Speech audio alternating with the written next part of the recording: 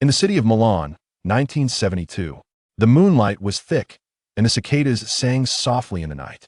Quick, quick, be quiet and don't wake up that little bastard Xiao Zhendong. Mom, are you sure this will work? Xiao Zhi tightly held Li's hand. This is my fiancée, Lily Griters of Weichi. Annie, seeing her useless son, old lady Xiao instantly flew into a rage. You dare say that? If it weren't for your incompetence, not even getting a job, would I have to resort to such a trick? Her eldest son was her most beloved treasure, but he was truly hopeless. You can choose, she snapped. Either take the girl with you down to the countryside, or stay in the city as a worker. With that, old lady Xiao turned and stormed away. The two whispered sweetly together. Seed, I swear on my life, I won't let that bastard Xiao Zhendong touch me even once. From body to soul, I belong to you. Lily, I know you've suffered. Once I take Xiao Zhendong's job and send him down to the countryside, we'll live our lives behind closed doors. Xiao Seed grinned wickedly, playfully lifting Li's chin. Then he'll be your big brother-in-law. Ah, you're so annoying. The bed creaked slightly as Lily quietly climbed onto it. The door shut, and soon, the steady breathing beside her signaled sleep. In the darkness, Xiao Zhendong silently opened his eyes, tears streaming down his face. He never expected to be reborn back to the moment before everything went wrong. There were 4 children in the Xiao family. The eldest was Xiao Seed. The second was Xiao Zhendong himself. The third and fourth were twins Xiao Wendong and Xiao Yu. Of all 4, the firstborn was the apple of their parents' eye. The twins were seen as lucky charms. Only he, the second son, was a nobody, unloved by father and mother alike. Even his younger siblings took joy in bullying him. In his past life, he had been set up by his own mother and older brother. Early the next morning, he was caught red-handed in an embarrassing situation. He couldn't explain why the bride promised to his brother was found in his bed. In total confusion, he was forced to accept the blame. To atone, he gave up his accounting job to his elder brother and left for the countryside with his suitcase, beginning a lifetime of being exploited.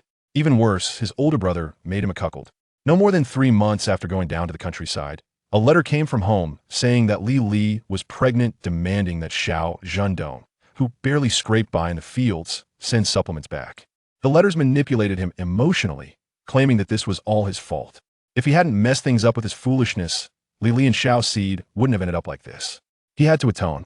Believing every word, Xiao Zhendong cherished the unborn child as if it were his own flesh and blood. Despite his own hardship, he saved every bit of food and sent gifts home, hoping his parents and elder brother would treat Li kindly out of gratitude. Hunting in the mountains, fishing in rivers, no matter how hard his life became, he always managed to scrape something good together for them. But the very child he loved and protected grew up to pull the oxygen tube from his lungs, steal his entire inheritance, and tell him coldly, all of this was fake. My real father is Xiao Seed. Xiao Zhendong took a deep breath. Unable to stop himself, he raised his hand and slapped himself across the face. Deserved it. You fool. Last life had been screwed over like a pawn. This time, no way. Xiao Zhendong got up carefully, afraid Lily might wake up and ruin everything. So he reached out and gently struck her neck, knocking her out again. His young body was full of energy, but also prone to accidents. He slipped, fell flat on his face, scraping his palm until it bled.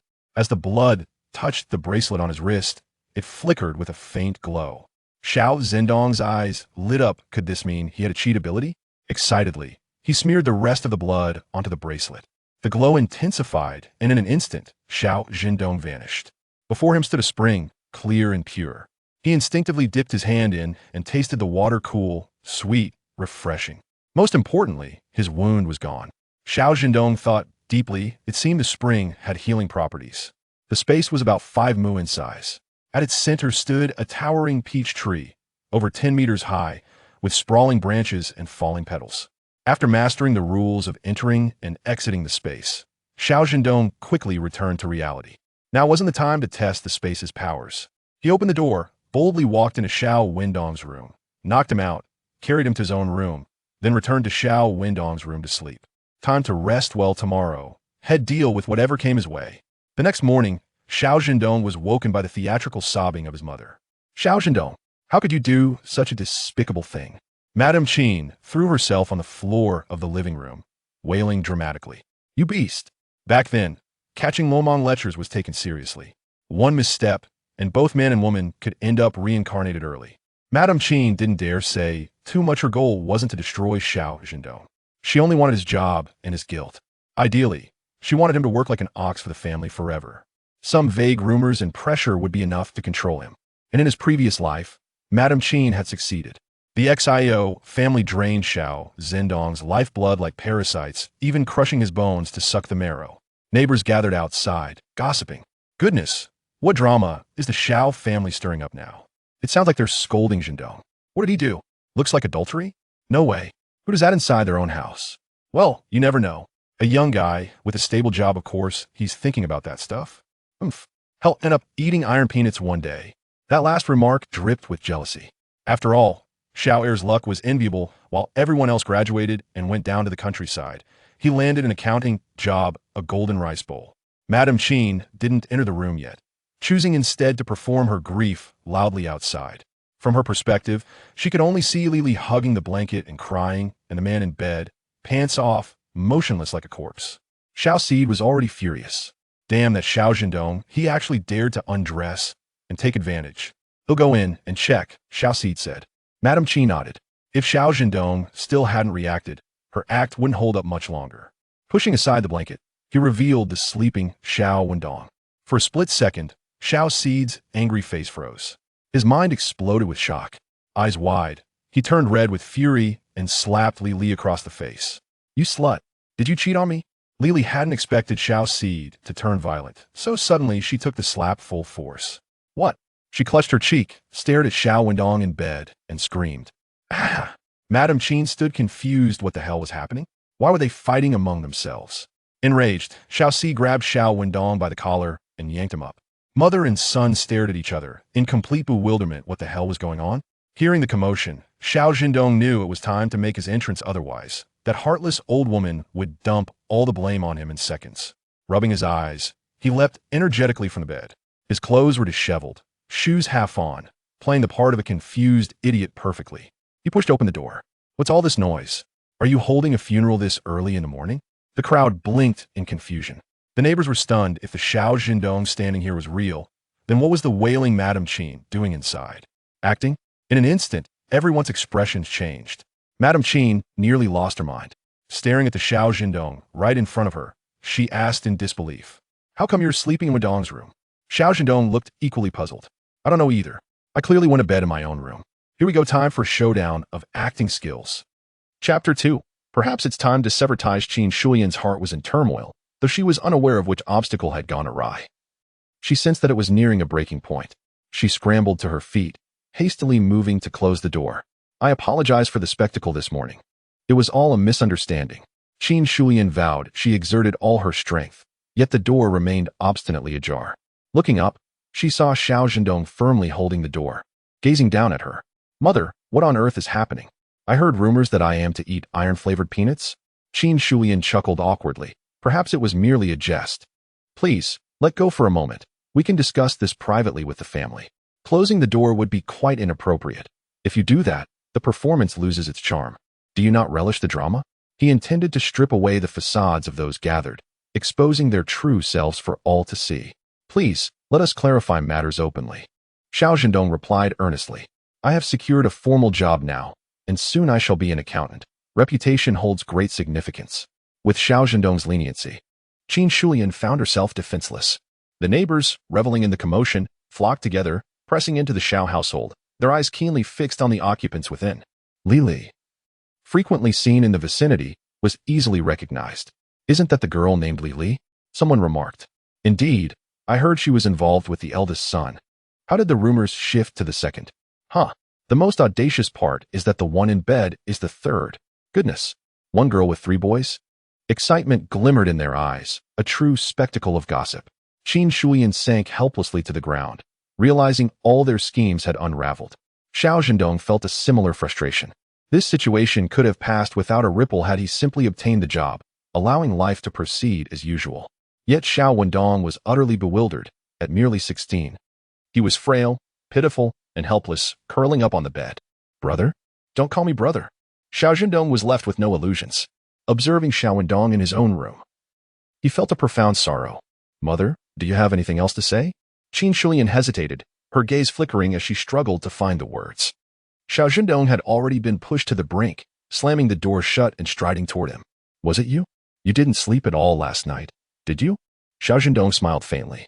Brother, what are you talking about? I do not comprehend. Xiao Zhendong reminded himself to remain composed, inhaling deeply before suddenly breaking into a grin. Xiao Zhendong, you clever lad. Do you truly believe that this means you can avoid going to the countryside? Calm within. Xiao Zhendong had never intended to stay in the city. After living for so many years, his memories of the neighbors had blurred. Remaining here would only instill fear of exposure. It would be far preferable to venture to the countryside, where he could find space and draw upon the experiences of his past life, ultimately better than staying in the city. Seeing Xiao Zhendong's silence, Xiao Zhendong misinterpreted it as fear, laughing mockingly. Brother, you are still too inexperienced to play this game with me. I have already registered you. Your fate is bound to the mud. Do you understand? Xiao Zhendong raised his fist, determined to go to the countryside. Yet it was not with the intent to strike his brother. With one punch, Xiao Zhendong collapsed, gasping for breath on the ground. Qin Shulian hurried to protect Xiao Zhendong, urging him to strike her too. Yet, Xiao Zhendong refrained from retaliating. To hit a brother might be deemed impulsive, but to strike one's own mother? He refused to allow such a creature to tarnish his integrity. Wait until night falls. There will come a time when you will regret it. Mother. Xiao Zhendong gazed at her. Am I truly your flesh and blood? Why is it that throughout my life, it is always I who must be sacrificed? Qin Shulian clung to Xiao Zhendong's leg, weeping, My son, I care for you dearly, but both the palm and the back of my hand are flesh. If you possess the ability, even in the countryside, you can carve out a path for yourself. Your elder brother is different. We rely on him for our future. No matter how many times one argues, favoritism will always remain favoritism. Exhausted, Xiao Zhendong closed his eyes. Mother, I will go to the countryside. But I no longer wish to be part of this family. Let us sever our ties. What? Qin Shulian immediately ceased her act, leaping up and pointing an accusing finger at Xiao Zhendong. You ungrateful wretch. I have toiled tirelessly to raise you. You utter the word sever ties and wish to cast away your mother? How dare you? Xiao Zhendong shrugged. Then I shall report Xiao Zhendong for his illicit affairs. ISNTE 16 this year? I wonder if that age is sufficient for severe consequences. The crowd gasped.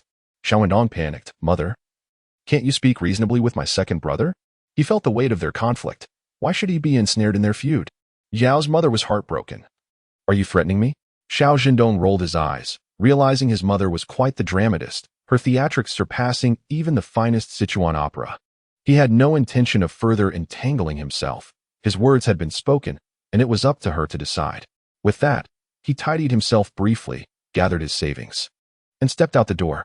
The last time he was sent to the countryside, it was a harrowing experience. This time, Xiao Zhendong resolved to ensure a better beginning, at the very least avoiding those desolate, forsaken lands. As he departed, the onlookers dispersed in small groups. Xiao Zhendong headed straight for the youth volunteer office, needing to confirm if his assignment to the countryside had changed.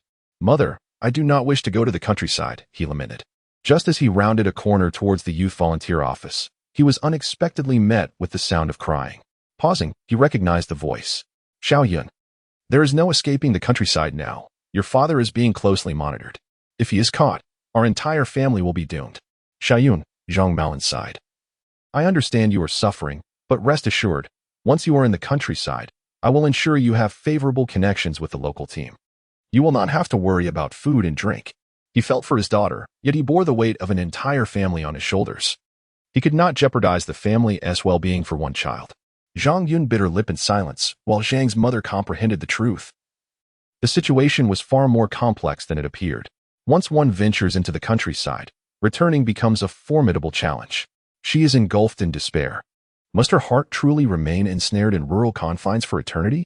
Just then, a voice, laced with mirth, unexpectedly emerged, startling Zhang Maolin's family. Who are you? He demanded, instinctively shielding his wife and daughter behind him, eyes filled with suspicion. Observing the family's neat appearance, Xiao Zhendong chuckled inwardly, initially pondering how to discreetly propose his offer. Here they are, the unsuspecting lambs, arriving right at his doorstep. Fear not. Xiao Zhendong raised his hand in a gesture of goodwill. I harbor no ill intentions. I happen to possess a job opportunity that we might discuss, should it be convenient. Not only did Zhang Maolin find this hard to believe, but even Zhang's mother and Zhang Yun shared his skepticism. Such serendipity is rare in this world, particularly in these trying times. One must wonder if this is a blessing or a poison. The trio's eyes reflected their disbelief, prompting Xiao Zhendong to provide further clarification. There was but one job available, and though it could be sold to anyone, the price varied significantly.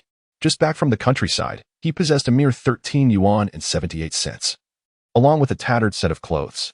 Preparing for rural life required considerable resources. Without money or tickets, matters became arduous. I am Xiao Zhendong, he stated succinctly, presenting his household registration book. I have recently secured an accounting position at the steel factory, but due to my parents' favoritism towards my elder brother, I have been sent to the countryside instead. This job is of no use to me now, so Zhang's mother was already convinced, and at this moment, she could hardly contain her tears, embracing her daughter with elation.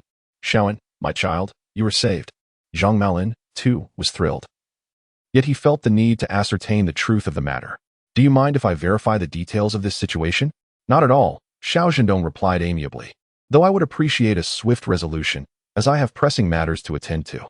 Leaving his wife and daughter behind, Zhang Maolin, unable to quell his unease, instructed them to take Xiao Zhendong's household registration book for verification. Zhang Yun glanced back at Xiao Zhendong with eyes that sparkled with curiosity, akin to that of a child beholding a precious treasure. Zhang Maolin, feeling the discomfort of standing idly in the alley, suggested, Xiao, why don't we find a tea house to sit and enjoy some refreshments while we wait? Xiao Zhendong readily agreed, having consumed nothing since dawn. A visit to the tea house for a hearty meal would suffice. As for whether the women of the Zhang family would find their way back, that was of no concern to him. Upon arriving at the tea house, Zhang Maolin ordered 3 plates of dim sum and a pot of tea, and the two of them sat leisurely, eating and waiting. Not long after, Zhang's mother returned with her daughter and 2 sons. Maolin, Maolin. She almost leapt into his arms, exclaiming with excitement, It's true, it's true. Witnessing his wife's exuberance softened Zhang Maolin's heart. Good, it is indeed true. Turning back to Xiao Zhendong, he adopted a more serious demeanor. Xiao, shall we move to a quieter place to discuss this further? The tea house, bustling with patrons, was hardly an ideal venue for such a conversation. In the end, they found a narrow alley where Zhang's 2 sons stood guard, one at each end, allowing for a private discussion to unfold. Brother Zhang, I shall not speak in riddles. The job at the steel mill is indeed rare, and an accounting position is particularly lucrative. However, if you believe that a young lady in accounting may struggle to find a suitable partner, perhaps we could devise a way to exchange her for a broadcaster instead.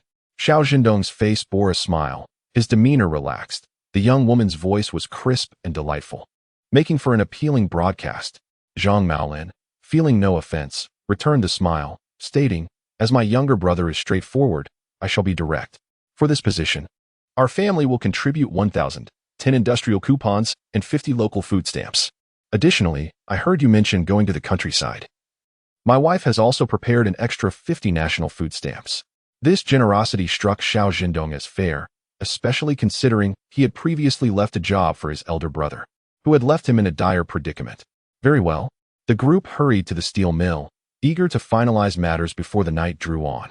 Upon seeing the steel stamp affixed to his daughter's identification, Zhang Maolin let out a heavy sigh of relief, only then noticing that his shirt was drenched in sweat. Zhang's mother and Zhang Yun, on the other hand, displayed more exuberant emotions, the mother-daughter duo weeping tears of joy.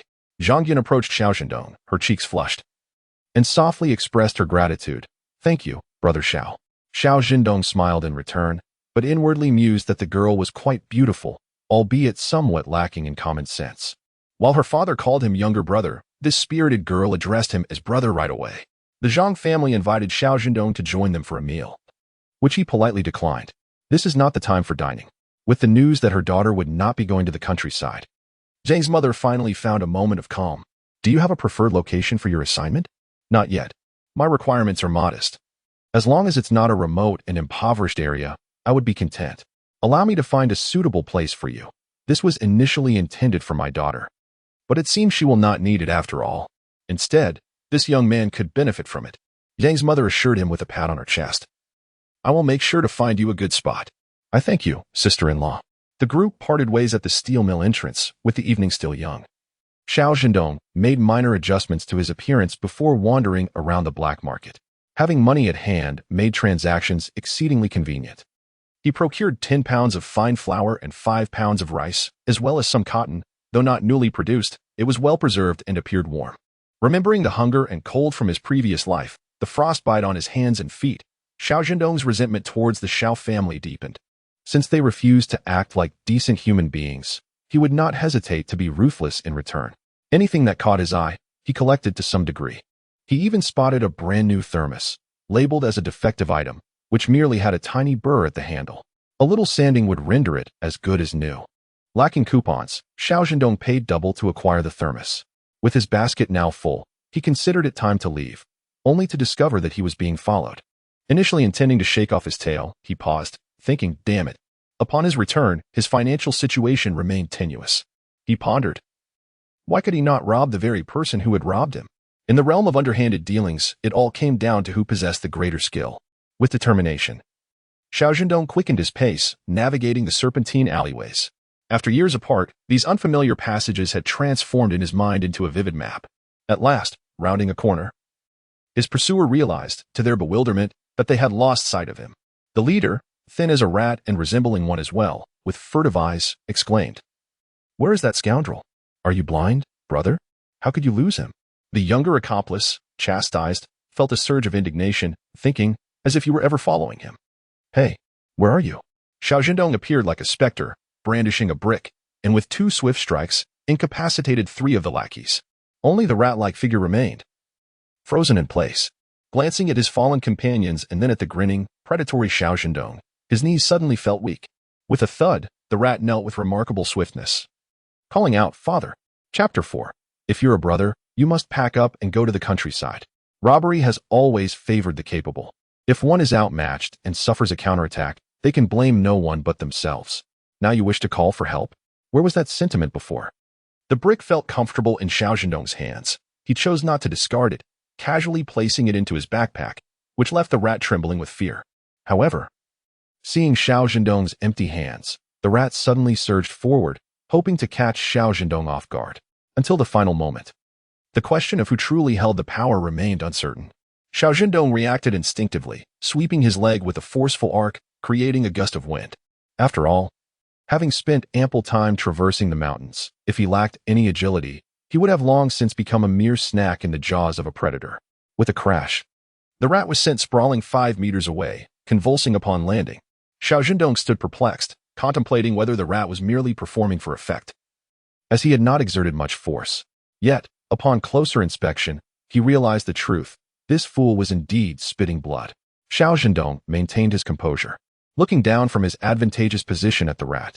"A sneak attack, and just you?"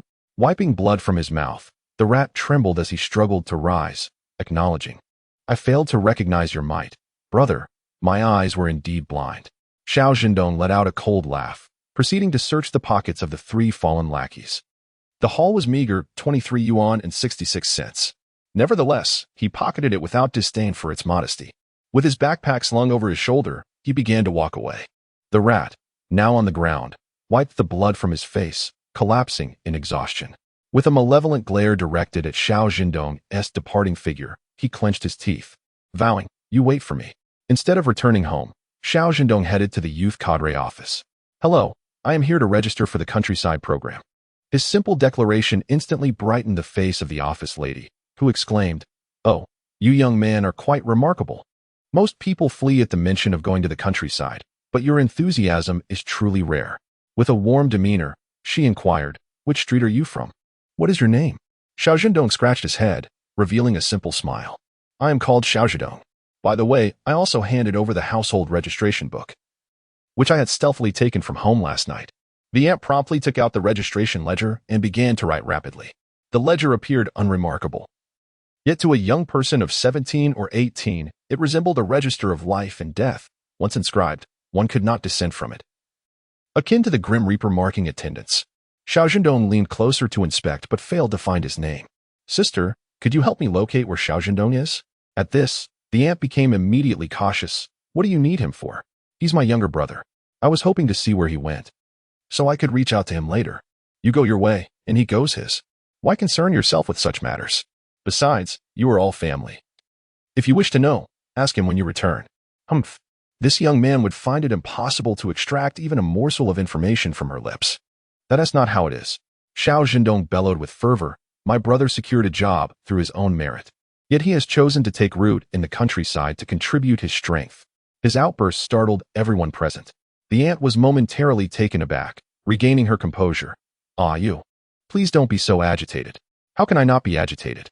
Xiao Zhendong exclaimed with heartfelt distress. "My brother is leading the charge. As his elder, I cannot lag behind. I shall venture to even more arduous places."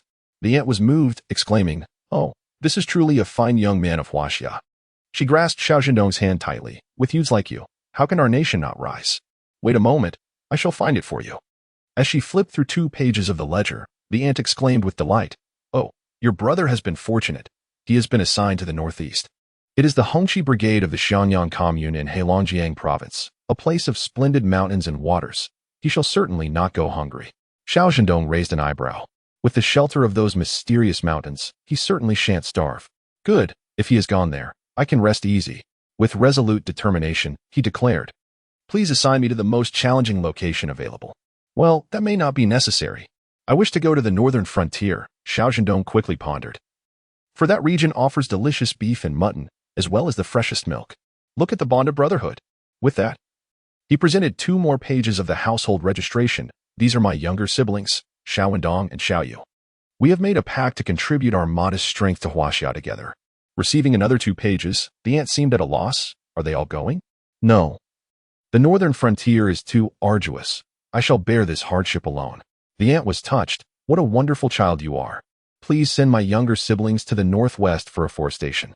Don't they always enjoy teaming up to tease you? Let them have their wishes fulfilled this time." Provided Xiao Zhendong has the opportunity to go to the countryside. With determination, she inscribed all 3 names, holding the pen aloft. "Is there anyone else?" Xiao Zhendong replied, "Aunt, have you truly come here to stock up on names? Is 3 not sufficient? Is that all?" Xiao Zhendong inquired, recalling that all sent-down youth received subsidies. Upon checking the records, he discovered that his subsidy had already been withdrawn. The ant then produced 3 envelopes containing the allocated funds, 50 yuan per person, along with 20 jin of grain coupons. "Once you arrive there, remember to conserve your resources," she advised. As he accepted the items, Xiao Zhendong added, "Aunt, please keep the news of my brothers and me going to the countryside under wraps. I fear that my parents may not take it well and cause a scene." The ant eagerly agreed, assuring him, "Rest assured, I won't utter a word." With the items in hand, Xiao Zhendong exhaled a breath of frustration and strode away confidently. In the corner, 2 individuals exchanged glances, accompanied by awkward laughter. "You must admit, your nephew is quite amusing," one remarked. "Look at this child. His awkwardness might lead to great achievements." The 2 conversing were Zhang's mother and her companion. She had just arranged for Xiao Zhendong's relocation address to be altered. And before she could leave, Xiao Zhendong had arrived, making bold declarations that made her chuckle at the mere thought. He played his part convincingly. Zhang's mother, reflecting on the hardships faced by the youth, decided to support him wholeheartedly. "Let us refrain from discussing this. We'll pretend to be oblivious and let them stir things up," she resolved. "I understand." The ant from the youth office sighed. "People's hearts are inherently biased. Perhaps it's for the best that he decisively moves on. In the vast northeast, he shall carve his own destiny." The 2 women engaged in playful banter about the ant who was registering Xiao Zhendong. The ant looked taken aback, but the names were already inscribed, and erasing them was out of the question. "Well," she remarked lightly, "isn't this all voluntary? The Xiao family is commendable, raising 4 sensible children. They should be pleased." Chapter 5. Severing ties. Zhang's mother pondered, a mischievous glint flashing in her eyes. "I have an idea. Would you like to hear it?" "Do tell." "The boy's train leaves tomorrow morning. Once he departs, let us unfurl a banner at his home to commend him." The staff member from the youth office exchanged silent glances with her companion, silently giving Zhang's mother a thumbs up. Clever indeed, though rather underhanded. "Now, remember to keep this under wraps. After all, several spots have opened up, and it wouldn't hurt to do a favor," she added. "Everyone residing nearby understands the reluctance to send their children to endure hardship in the countryside. Yet, the street office has its own obligations. It's unavoidable. However, now that the roster included 3 individuals who should not have been sent down, matters became much simpler." The 2 ants were instantly elated. Bang! The door closed. And after decades, Xiao Zhendong once again confronted his estranged father. To be honest, a wave of emotion washed over him. "Back already?" Xiao Taizhu, seldom warm toward Xiao Zhendong, offered a rare smile. "You've always been obedient and sensible. What has prompted you to disregard boundaries this time?" though his tone was gentle. The words carried an undercurrent of reproach as he chastised Xiao Zhendong for his perceived lack of understanding. Why not continue to endure hardship? Xiao Zhendong wished to eschew meaningless words, opting instead for brevity. Have you completed the dissolution letter? He inquired. You. Xiao Taizhu was incensed, slapping the table with vigor. Are you contemplating rebellion? What will you do if this letter remains unwritten? He continued. Let Xiao Zhendong endure the hardships of life. My existence has already been thrown into chaos by your actions, rendering me indifferent. You dare. Xiao Zhendong retorted with a cold smirk. I am already on a path of no return. What is there to fear? Those who are reckless fear nothing. In the eyes of the Xiao family, Xiao Zhendong had become that reckless individual. Father. The confrontation escalated, and Xiao Zhendong was genuinely afraid.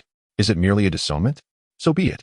After all, you two still have me and my elder brother by your side. What difference does it make if one unfilial son is excluded? Exactly. Xiao Yu chimed in, refusing to be overshadowed. She nonchalantly reclined on the sofa, legs crossed, exuding disdain. Regardless, Xiao Zhendong's life is set. He is but a lump of clay, destined for the countryside. A dissolution would enhance our family's reputation. She raised her chin proudly, asserting, our entire family is employed. Xiao Yu had always looked down upon her second brother, deeming him incompetent, a mere fool. Xiao Zhendong, wearing a gloomy expression, agreed, Father. Let him be cast out from the Xiao family. This is what he owes me. Xiao Zhendong was at a loss for words. Brother, are you quite well? Your skin is so thick that even bullets could not penetrate it.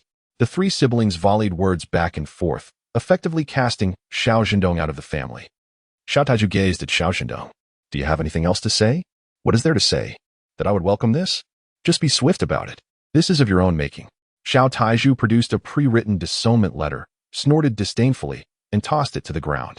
Take it and leave. Having secured the document, Xiao Zhendong examined it, deciding to publish the dissolution in the newspaper the following day. Qin Shuyan wiped her hands and retrieved an envelope from the room, her tone dripping with sarcasm. Here, this is the subsidy from our youth office for your rural assignment. Do take care of it. Ignoring Qin Shuyan's caustic remarks, Xiao Zhendong thought to himself, laugh now, but let us see how much mirth remains by tomorrow. I respect the Xiao family as true men. He opened the envelope to find 30 yuan in subsidies, a voucher for 20 jin of grain, and a train ticket for 5 o'clock in the morning. The destination of the ticket was the same desolate place he had previously been sent to.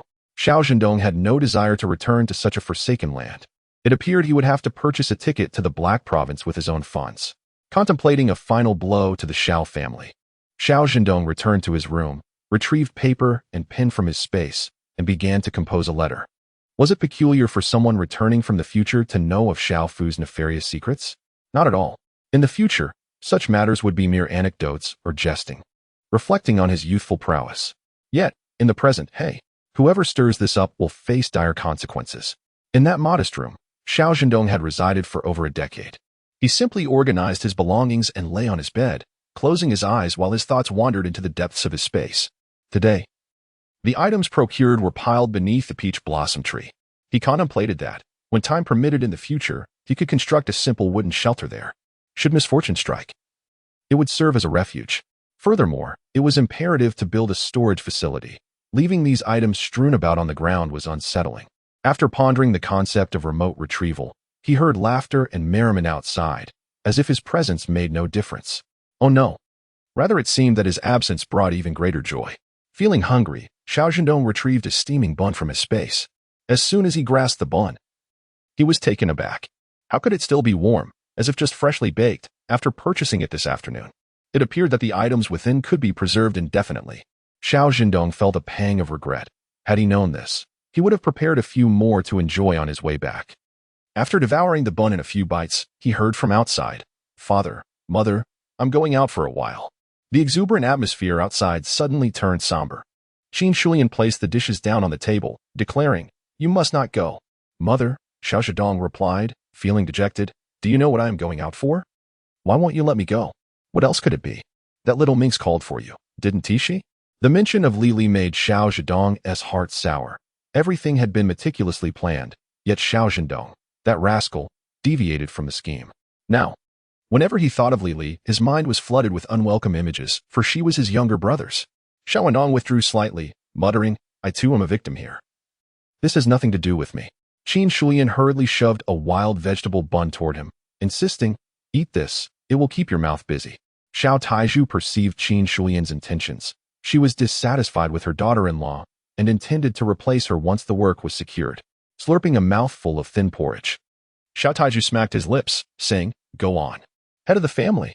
Qin Shulian retorted with discontent, her voice low, "I've never thought much of that little minx. Lili, if it weren't for her being somewhat useful, I wouldn't have agreed to her relationship with the eldest." Initially, she had contemplated that if she could win Xiao Zhendong over, Lili could remain at home. In that case, no matter how she behaved with the eldest in private, turning a blind eye would suffice. After all, she was merely his nominal sister-in-law, not hindering the eldest from marrying. However, this morning's events had taken a turn. "No, I cannot agree. Sudong and Wendong are my dear children. Must Wendong marry Lili?" Chapter 6. A vicious beating for Xiao Zhendong. Xiao Taizhu clicked his tongue, admonishing, "If you wish to stir up trouble, feel free to come up with foolish ideas." Observing Qin Shulian's bewildered expression, a fleeting glimmer of disdain crossed Xiao Taizhu's eyes. "Ah, these women, with long hair yet short-sightedness," he thought, feeling a sense of superiority. "I know you look down on Lili. I do as well. My son is so capable. What kind of girl would be unworthy of him? However, you must comprehend the concept of expediency. We had to enlist her to perform in this charade. Regardless of whether it succeeds or fails, she has indeed assisted us. As we turn our backs on one another, do you think she will cause a ruckus when she looks back?" Qin Shulian felt a twinge of anxiety. Yet she gritted her teeth and stubbornly declared, "Let her cause a scene. I simply do not believe she can be so shameless. If our family is unwilling, how can she force herself upon us? Humph, ignorant fool. Indeed, she cannot impose herself, but should she resolutely decide to stir trouble, do you truly believe our family is without blemish? Is there not a single fault to be found?" Observing the silence that enveloped the group, Xiao Taizhu felt a sense of satisfaction as he lifted his bowl and slurped a mouthful of porridge.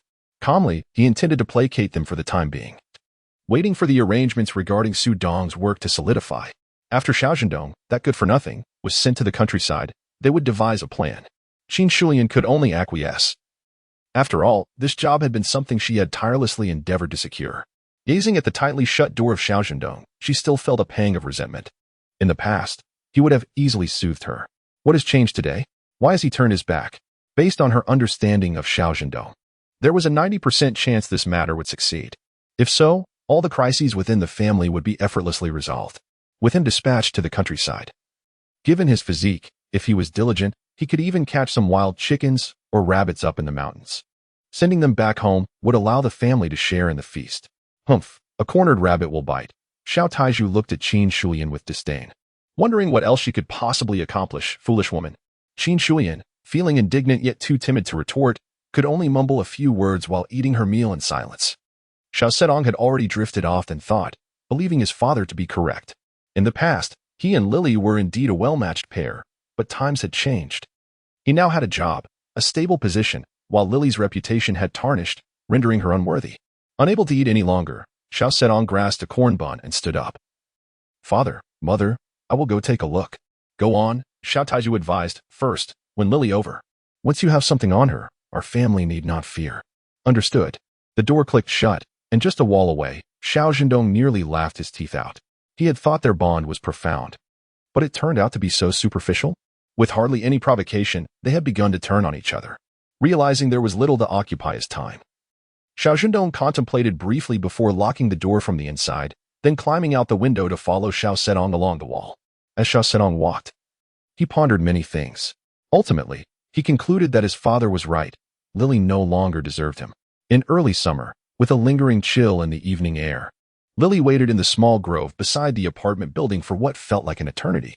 When she finally spotted Xiao Zhendong approaching, despite her anxious heart, she endeavored to maintain her usual demeanor. "Why are you only arriving now?" Lili chided.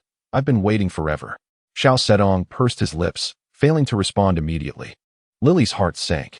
In the past, he would have playfully approached her, embracing her for warmth, perhaps teasingly squeezing her hands. Those moments had been the sweet nothings of young love. But now, Zhendong, Lili dared not be presumptuous any longer and took a step closer, leaning into Xiao Zhendong's embrace. Voicing her grievances, "What is the matter with you?" She grasped Xiao Zhendong's hand and pressed it against her face, exclaiming, "Look at my face. You truly have no understanding of cherishing beauty. You turn your back so easily. Xiao Zhendong's fingers gently traced her skin as he replied softly, this morning. I saw Xiao Zhendong, and I was simply overwhelmed. At the mention of this matter, Lily felt a wave of anxiety. Zhendong, with things escalating like this. What should we do? Do not worry. I have already stated that it was merely a misunderstanding. Seeing Xiao Zhendong's nonchalant demeanor, Lily could not help but feel a twinge of unease. Then, this won't affect our marriage, will it? Marriage? In the dim light. A fleeting smirk crossed Xiao Zhendong's face. What marriage? I, Xiao Zhendong, have a bright future ahead. What does Lily have? Yet recalling Xiao Tieju's words, he reluctantly reassured her, it is fine. How could it possibly affect us? Really? Indeed. Then, when do you plan to come to my house to propose? Lily pressed eagerly. There are so many rumors swirling outside, and my days at home have become unbearable. Let us wait a bit. My job is not yet secured. Once everything is finalized, we can discuss it further. Although she felt reluctant and discontented, Lily could only acquiesce and offer Xiao Zhendong some comfort. In such an environment, combined with the youthful exuberance of young men, it did not take long for their banter to reach a fever pitch, resulting in a delightful chaos. Xiao Zhendong clicked his tongue twice, lurking not far off, biding his time. After 5 minutes, Xiao Zhendong wore a content expression. I have told you this. Do not boast about it outside. We will discuss everything once my job is settled, understand? Lily adjusted her clothing, leaning against Xiao Zhendong. I understand. But you must be quick. I am waiting for you. This chapter does not conclude here. Please click the next page to continue reading. Nearby, Xiao Zhendong sniffed, observing his own reaction, and could only find solace in himself. Ah, young men are all the same.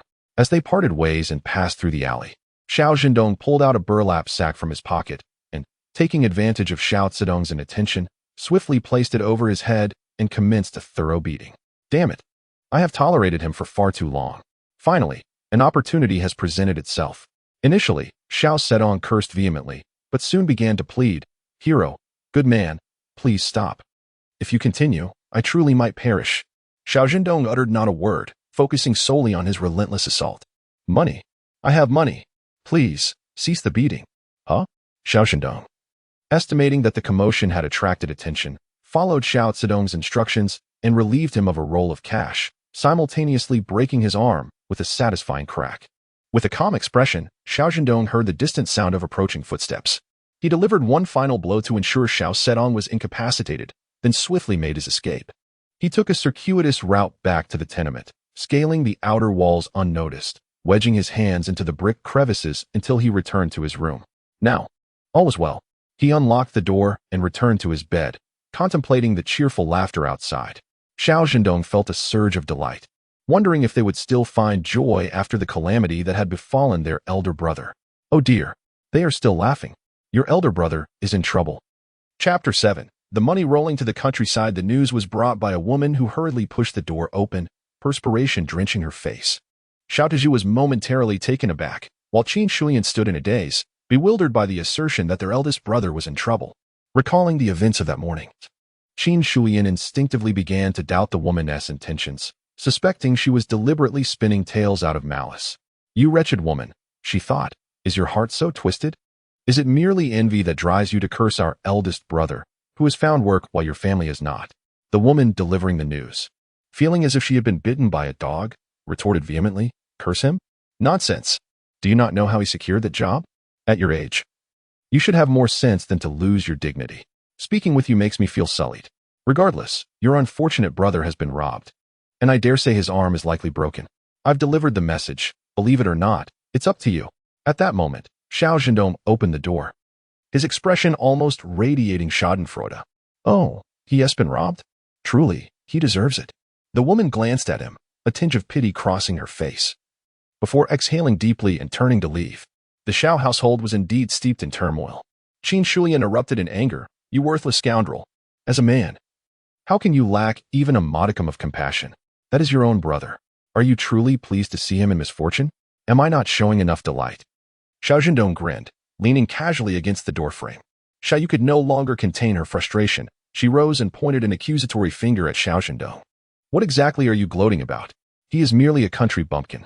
Even if my brother is robbed and suffers broken limbs, he will still be a worker, far beyond the reach of someone like you. She examined Xiao Zhendong disdainfully, declaring, "You, in this life, will only scrape by in the fields, marrying a poor woman and raising a brood of beggars." Unable to endure any longer, Xiao Zhendong raised his hand and slapped Xiao Yu. "You're a disrespectful wretch. No matter what, I am still your brother. What gives you the right to point fingers at me? Do you want me to break that finger of yours?" Xiao Yu covered her face, meeting Xiao Zhendong's cold gaze, her words faltering. Her eyes darted about, filled with trepidation. Was this truly her second brother? The one who could barely muster the strength to kick even a small stone? Enough. Xiao Taizhu interjected, disappointment etched on his face. Is it truly admirable to squabble within our own home? What would others think if they heard? Enough of the pretense. When anyone mentions the Xiao family, all they do is spit in disdain. Xiao Zhendong chuckled. The strife within the family, once it leaks out, will only become a source of ridicule. And now you wish to save face? Where was that concern before? I have treated this family well. After enduring hardship in the countryside for a decade, the Xiao family never showed concern unless they needed something from me. The only reason I returned was that I risked my life to save a leader, thus earning the chance to return to the city. Meanwhile, the Xiao family has thrived quite well during these 10 years. Xiao Zhendong, through his employment as an accountant at a steel factory, married and was blessed with a pair of children. Although Xiao Zhendong was struggling, his father, Xiao, generously provided him with 1,003 to secure a job. They welcomed a lovely daughter, and the family of 3 basked in happiness and sweetness. Xiao Yu married an only son, the last of a 3-generation lineage, and upon entering her new home, she swiftly bore 2 robust sons, commanding both respect and authority among her in-laws. Xiao Taizhu, donning his reading glasses, sat on the sofa perusing the newspaper, while Qin Shuyan, now considerably more amiable, held a bowl as she chased after and fed her little grandson. Even his nominal wife, Li, wore a beaming smile as she conversed with their son. Decades later, Xiao Zhendong still vividly recalled his initial feelings of helplessness and the disdain and rejection he faced from the Xiao family. They greeted him not with joy, but with astonishment.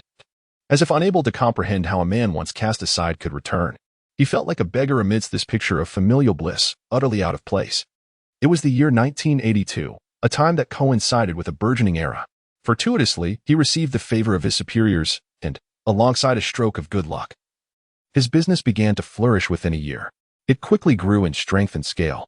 Subsequently, the Xiao family reattached themselves to him like leeches. Yet he was oblivious to their true nature, feeling instead a sense of astonishment at their acceptance and forbearance. He poured forth his resources, money, effort, and connections, sustaining the Xiao family's extravagant lifestyle. In the end, however, they stood outside the hospital room, their faces brimming with glee, watching through the glass as that illegitimate child removed his oxygen tube. As Xiao Zhendong reflected, a smile crept upon his lips. He understood that tonight would be the final moment of tranquility. With dawn's arrival, his vengeance would surge forth like a flood, shattering the already precarious Xiao family. He did not perceive his actions as excessively harsh. Rather, he believed he had not yet been ruthless enough. Xiao Taizhu and Qin Shulian headed to the hospital, and before their departure, they whispered to the twins with watchful eyes fixed on Xiao Zhendong. Listen closely. All the money is in the room shared by your father and me. Your elder brother is injured, and we must go keep him company. We might not return tonight. That little scoundrel will leave by 5 tomorrow morning. So you two must stay alert and ensure he doesn't steal the money. Do you understand? She wished to take the money with her, yet the crowded hospital posed risks. Should it be lost, she would have nowhere to lament her misfortune. Yes. Xiao Yu nodded earnestly. Mother, I understand. With a resounding bang, the front door shut, leaving behind a profound silence in the house. Left on the table were remnants of their meal, which the siblings did not spare a glance at as they retreated to their rooms. Xiao Zhendong sensed that it was time for him to make his entrance. Though he had secured his space and sold a job, essential items were scarce, some of which could not be bought with money, such as iron pots and ladles. This time, he washed the pots and dishes with a sense of willing dedication. In the dead of night, as Xiao Zhendong and Xiao Yu fell asleep, Xiao Zhendong yawned and rose from his bed, gathering the provisions he had previously selected: rice, flour, sweet potatoes, dried vegetables, cured meats, sausages, and various condiments into his space. After the cast iron skillet and ladle had been dried, he proceeded to the living room, shifting the wooden sofa aside to unearth the bricks in the corner of the wall. This revealed the hidden cash and vouchers concealed within. The family's wealth was not stashed away in the house at all, but rather in the inconspicuous living room. This was a remnant from his previous life, a gesture from Xiao Taizhu to win back his affection, as he had taken out a piece of jade from within. Reflecting on this, Xiao Zhendong reached in once more, extracting a small red lacquered box. The box, no larger than a palm, was exquisitely adorned, exuding an aura of antiquity. Upon opening it, he found the jade still intact. He hung the jade around his neck and tossed the box into his spatial storage. Following this, like a locust swarm, he ravaged the house, leaving nothing behind, lest he incite panic. Although the wooden furniture could be dismantled and burned for warmth, he refrained from leaving anything for the Xiao family. At 3 in the morning, Xiao Zhendong set off to deliver the complaint letters to the factory where Xiao Taizhu worked. Otherwise, he feared he would run out of time. Chapter 8. Bicycle, a tale of opportunity with the iron skillet and a modest amount of luggage on his back. Xiao Zhendong's gaze was instantly captivated by a brand new bicycle. If memory served him right, this was the very bicycle that Xiao Taizhu had purchased for Xiao Zhendong. Bending down, he picked up a stone from the ground and aimed it at the lock, shattering it with a satisfying snap. Climbing onto the bicycle, he reveled in the gentle glow of the moonlit night, feeling an overwhelming sense of contentment. Ah, how swift and convenient it was to seize an opportunity. Now, he no longer had to trudge along, time was abundantly on his side.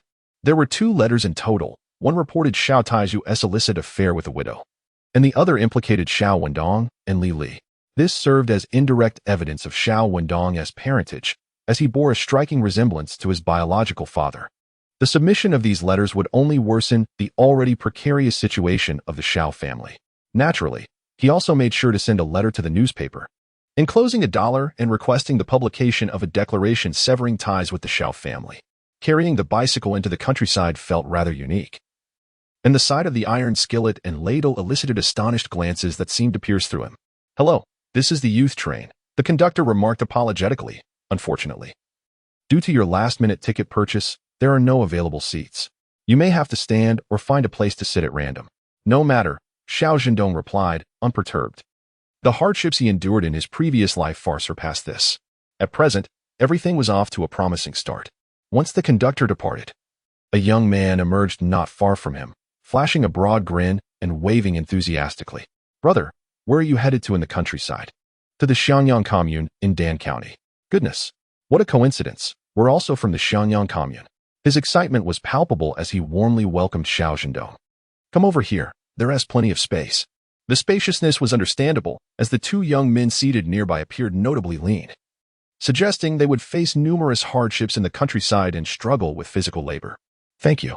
He neatly arranged his belongings, only to be pushed onto a seat by a young man, which felt rather inappropriate. "There's nothing inappropriate about it. If you sit next to me, I reckon half of you will be hanging outside, and that will be just fine." He sat on the thin quilt of Xiao Zhendong, gazing enviously at his sturdy arms. "I am Zhou Fuxing, and this is my friendly Fuqiang. We are both sent to the Xiangyang Commune's Hongqi Brigade." Xiao Zhendong was momentarily taken aback, realizing he would be spending time with these 2, and a smile crept onto his face. "I am Xiao Zhendong, from the same place as you." Zhou Fuxing was momentarily stunned, then suddenly overwhelmed with joy. "Really? No way. Brother, our luck is simply extraordinary." Li Fuqiang, wearing glasses and exuding an air of scholarly modesty, glanced at Xiao Zhendong and said hello. Zhou Fuxing, being quite the chatterbox, was convinced of Xiao Zhendong's capabilities, and the rapport among the 3 blossomed throughout their journey. "Brother Dong," Zhou Fuxing said with a grin, "now that we are all brothers, we must look out for each other." Of course, both were genuine and straightforward, making it easy to get along. He had no intention of being a lone wolf in the countryside, whether with the educated youth or the locals. He understood the importance of maintaining a balance. He had come to the countryside to make a living, and having taken his revenge, it felt like a chapter had closed. To let hatred consume him would mean living a life in vain. The train rumbled forward, carrying Xiao Zhendong toward a path entirely divergent from his previous life. Life on the train was excruciatingly slow, the meals were unsatisfactory, the drinks unpalatable, and sleep was elusive. Xiao Zhendong lamented, feeling as if he might wear out his backside. "I need to step out for a moment." Zhou Fuxing, equally dispirited, replied, "Go ahead, brother. I'll keep an eye on your bicycle. It will be safe with me." As he spoke, he yawned, wrapping himself around the bicycle like an octopus. It was as if he were saying, "If you want to take my brother's bike, you might as well take me along too." Resolving urgent matters on a train required courage. Xiao Zhendong drifted toward the restroom, navigating through throngs of people and various belongings. each step requiring utmost caution to avoid stepping on someone else's possessions and causing a scene. Suddenly, he was bumped into. The newcomer was small and scruffy, and upon noticing the situation, he hastily clasped his hands together, exclaiming, "Sorry, brother, I really need to urinate." Urgency? It didn't seem so. Xiao Zhendong patted his pocket, realizing that this little miscreant had torn it, and his belongings had vanished. "Stop." The little man, utterly unprepared for Xiao Zhendong's alertness, attempted to flee. However, his short legs hindered his escape. After barely 2 steps, he was seized by Xiao Zhendong. Struggling, he found Xiao Zhendong's grip as unyielding as iron. In desperation, he resorted to pleading, "Oh, big brother, I was just in a hurry and accidentally bumped into you. I already apologized. Why can't you be magnanimous and let me go?" He wept with genuine emotion, lamenting that I simply cannot afford such a sum. Even if they were to dismantle and sell me, I would scarcely fetch $5. Have mercy on me, I implore you. As soon as these words escaped his lips, the atmosphere became somewhat uncontrollable, with the crowd beginning to chastise Xiao Zhendong. "Comrade, you are truly insincere. Was it not merely a bump? An apology would suffice. Why do you cling to this matter so tenaciously? $5 in compensation? How absurd." Stepping forth was a young girl with twin braids, her appearance quite charming, yet her piercing gaze betrayed a hint of mischief. Xiao Zhendong found himself at a loss for words. After all, he was a thief who had stolen my money. Was it not reasonable for me to apprehend him? "I am not."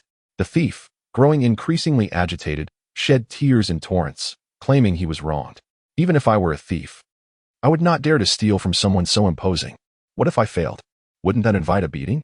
The girl with the braids began to consider the thief's argument and turned to reproach Xiao Zhendong. "Enough is enough. Release him at once." "Excuse me, madam.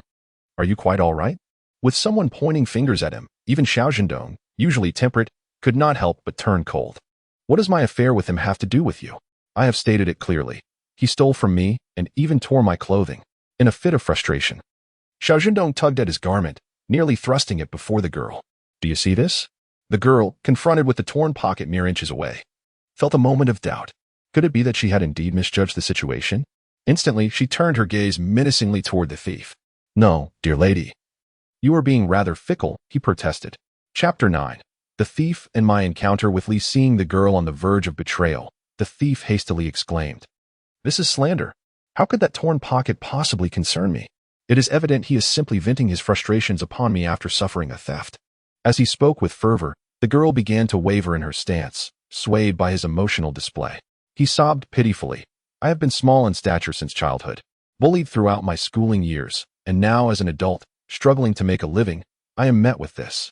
Upon hearing this, the crowd's sympathy surged, and they unanimously directed their ire towards Xiao Zhendong. "How shameful it is for one of your stature to bully someone like him. Clearly, you are accustomed to being overbearing. And what a waste it is to have such a handsome face." The girl, overwhelmed with compassion, nearly wished to rend Xiao Zhendong limb from limb for the thief's sake. Her eyes ablaze, she pointed an accusatory finger at him. "Did you hear that? Release him at once. Is it truly amusing to bully others?" Xiao Zhendong felt a surge of frustration. The pig heads displayed in the museum must surely be fake, for this entire carriage was filled with genuine swine. He too became irate. "Do not waste your breath on these trivialities. Let us report this to the conductor. Once he arrives, the truth will be revealed." "On what grounds?" The girl believed Xiao Zhendong to be obstinately stubborn, refusing to apologize even in the face of such an outcry, a level of stubbornness that could drive anyone to despair. "What if you bribe the conductor in advance?" This remark was uttered in anger. Xiao Zhendong took a deep breath, yanked the thief's belt, binding him securely, and casually stripped away 3 or 4 wallets from his person. They came in various styles, along with a roll of tickets and a nearly new watch. Holding the ill-gotten gains, Xiao Zhendong let out a cold laugh, challenging those around him to open their eyes and discern whether this man truly was a thief. Indeed, he had caught a thief, and the crowd could no longer remain passive. They hurriedly began to check their belongings. Some, seeing the wallets and tickets in Xiao Zhendong's grasp, rushed forward, claiming, "That's mine. Get lost." Xiao Zhendong retorted without a hint of politeness, "You claim it's your property. Does that make it so?" "I really lost something," came the feeble response. Xiao Zhendong was not swayed by such excuses. He had initially intended to hand the thief over to the conductor without delay, believing that any subsequent losses were not his concern. However, faced with a compartment full of clueless individuals, who were more of a hindrance than a help, He felt compelled to act decisively, gathering the evidence of the theft to vindicate himself. If someone had indeed lost something, they should report it to the conductor.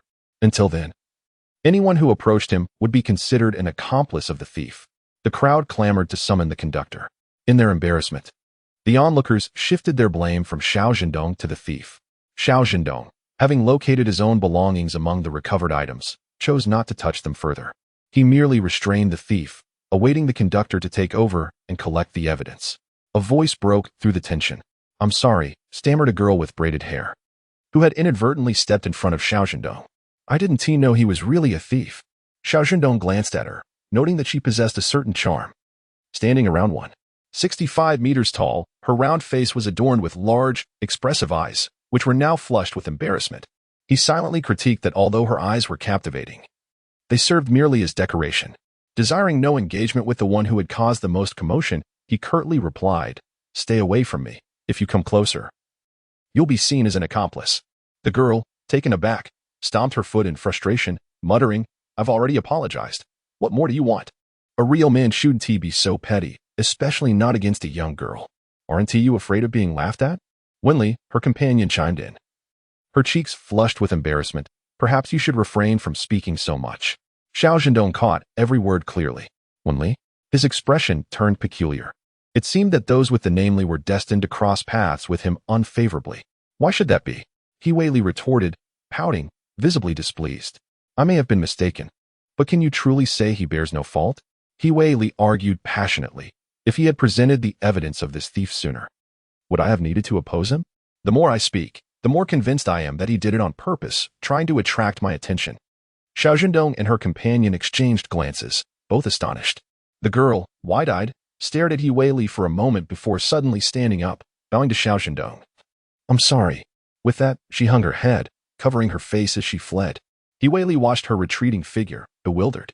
"Feng Qianqian, where are you going?" The railway police received the news swiftly. After apprehending the thief, they returned Xiao Zhendong's wallet to him, thanking him profusely. The tall and handsome officer firmly shook Xiao Zhendong's hand twice, inquiring about his unit, expressing the intention to send a letter of commendation on behalf of the train station. Xiao Zhendong, adopting a formal demeanor, respectfully saluted and replied, "I am a sent-down youth from the countryside." He provided his rural address, and while recalling the indignation he had just experienced, he discreetly set a trap for the officer. Leaning closer, he whispered, "Comrade, although I have caught a thief, we must remain vigilant. Such crimes are often committed by gangs, and there might be accomplices still at large." The officer, solemnly agreeing, asked if Xiao Zhendong had any suspects in mind. Initially shaking his head, Xiao Zhendong then shifted his tone, stating, "However, there are a few individuals who seem suspicious, especially those who fervently defended the thief." With a serious expression, he noted the names of those who had protested the loudest, including He Weili, and walked away with his hands in his pockets, exuding nonchalance. A mother seeks to marry, a father seeks revenge, none shall impede. Yet, the immediate priority was to find a restroom. His bladder was about to burst. The minor incident on the train did not trouble Xiao Zhendong. After enduring 3 exhausting days and nights on the train, he finally arrived in Heilongjiang province. As he disembarked with his bicycle, a sense of vitality surged within him. Though the air was not particularly fresh, it was 1,000,000 times better than that within the train. Zhou Fuxing and Li Fuqiang resembled 2 feeble chicks. Their faces contorted as they were jostled by the crowd. Particularly, Li Fuqiang, standing just over 1.7 meters tall, found his feet barely touching the ground amidst the throng. Had it not been for Xiao Zhendong, who carried his bicycle while vocally clearing a path and encouraging the two, they would have surely become separated at the train station. Upon exiting, they plunged into an entirely different realm, vast Heilongjiang, abundant in resources, fertile lands, and endless mountains. Chapter 10. Hongqi Brigade. Each brigade was busy receiving newcomers, and the trio's disheveled appearance was hardly noticeable in the crowd. It was still 1972, and the tensions between the sent-down youth and the local collective members had not yet escalated to an unbridgeable divide. Enthusiasm radiated from the faces around them as people hurried with ox carts, welcoming the distant guests. The 3 took a moment to breathe, piling their belongings onto the bicycle before pushing it forward, finally able to relax. "Thank heavens!" Zhou Fuxing exclaimed dramatically, "I truly feel alive now." Even Li Fuqiang, usually reserved, wore a bright smile. They first located the Hongqi Commune, then the Hongqi Brigade, taking a full half-hour to do so.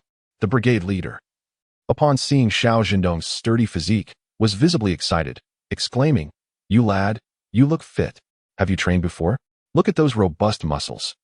The brigade leader appeared to be quite affable, in his 40s, with slightly disheveled hair interspersed with a few strands of silver. His skin was a deep shade of ebony. And when he smiled, his teeth bore a slight yellow hue, a testament to years of indulging in coarse tobacco. He gave a hearty pat, exclaiming, "Solid." Xiao Zhendong chuckled. After all, it was their first encounter, and this captain seemed to resonate with him. Li Fuqiang quietly accepted the bicycle, but stumbled as the heavy load above threatened to topple him. Had it not been for Zhou Fuxing's quick reflexes to assist him, he might have ended up in a heap with the bicycle and luggage. The captain visibly grimaced, pondering what use this frail figure could be in the countryside. Unfazed, Xiao Zhendong magically produced a pack of Dakiamin cigarettes from his pocket, offering one to the captain and the old cart driver. With deftness, he slipped the remaining cigarettes into the captain's pocket without a hint of hesitation. The captain's eyes lit up. He appreciated someone who knew how to navigate social situations. "You kid, not bad," he remarked. Xiao Zhendong grinned broadly, striking a match to light the captain's cigarette while attempting to extend the gesture to the old driver, who, smiling warmly, declined and instead cherished the cigarette, placing it delicately behind his ear. As the captain savored the smoke, he pulled out a small notebook. "All right, what is your name?" he inquired. "I am Xiao Zhendong," he introduced himself, "and these two are my brothers, Zhou Fuxing and Li Fuqiang." The captain marked a tick beside their names, indicating their arrival. Observing the two slender figures struggling to maintain their balance on the bicycles, he sighed wistfully. "Ah, another pair of mouths to feed. Quit dawdling. Hurry up and load your luggage." Right away, the trio, having arrived early, settled their belongings and sought refuge in a shaded spot. The captain, noticing his water flask still held a generous amount, offered it to Xiao Zhendong as a gesture of camaraderie. "Wait a minute," Zhou Fuxing interjected, eyeing the captain's beaming face with a tinge of envy. "Didn't we arrive together? Why is the captain smiling at you like a blooming flower?"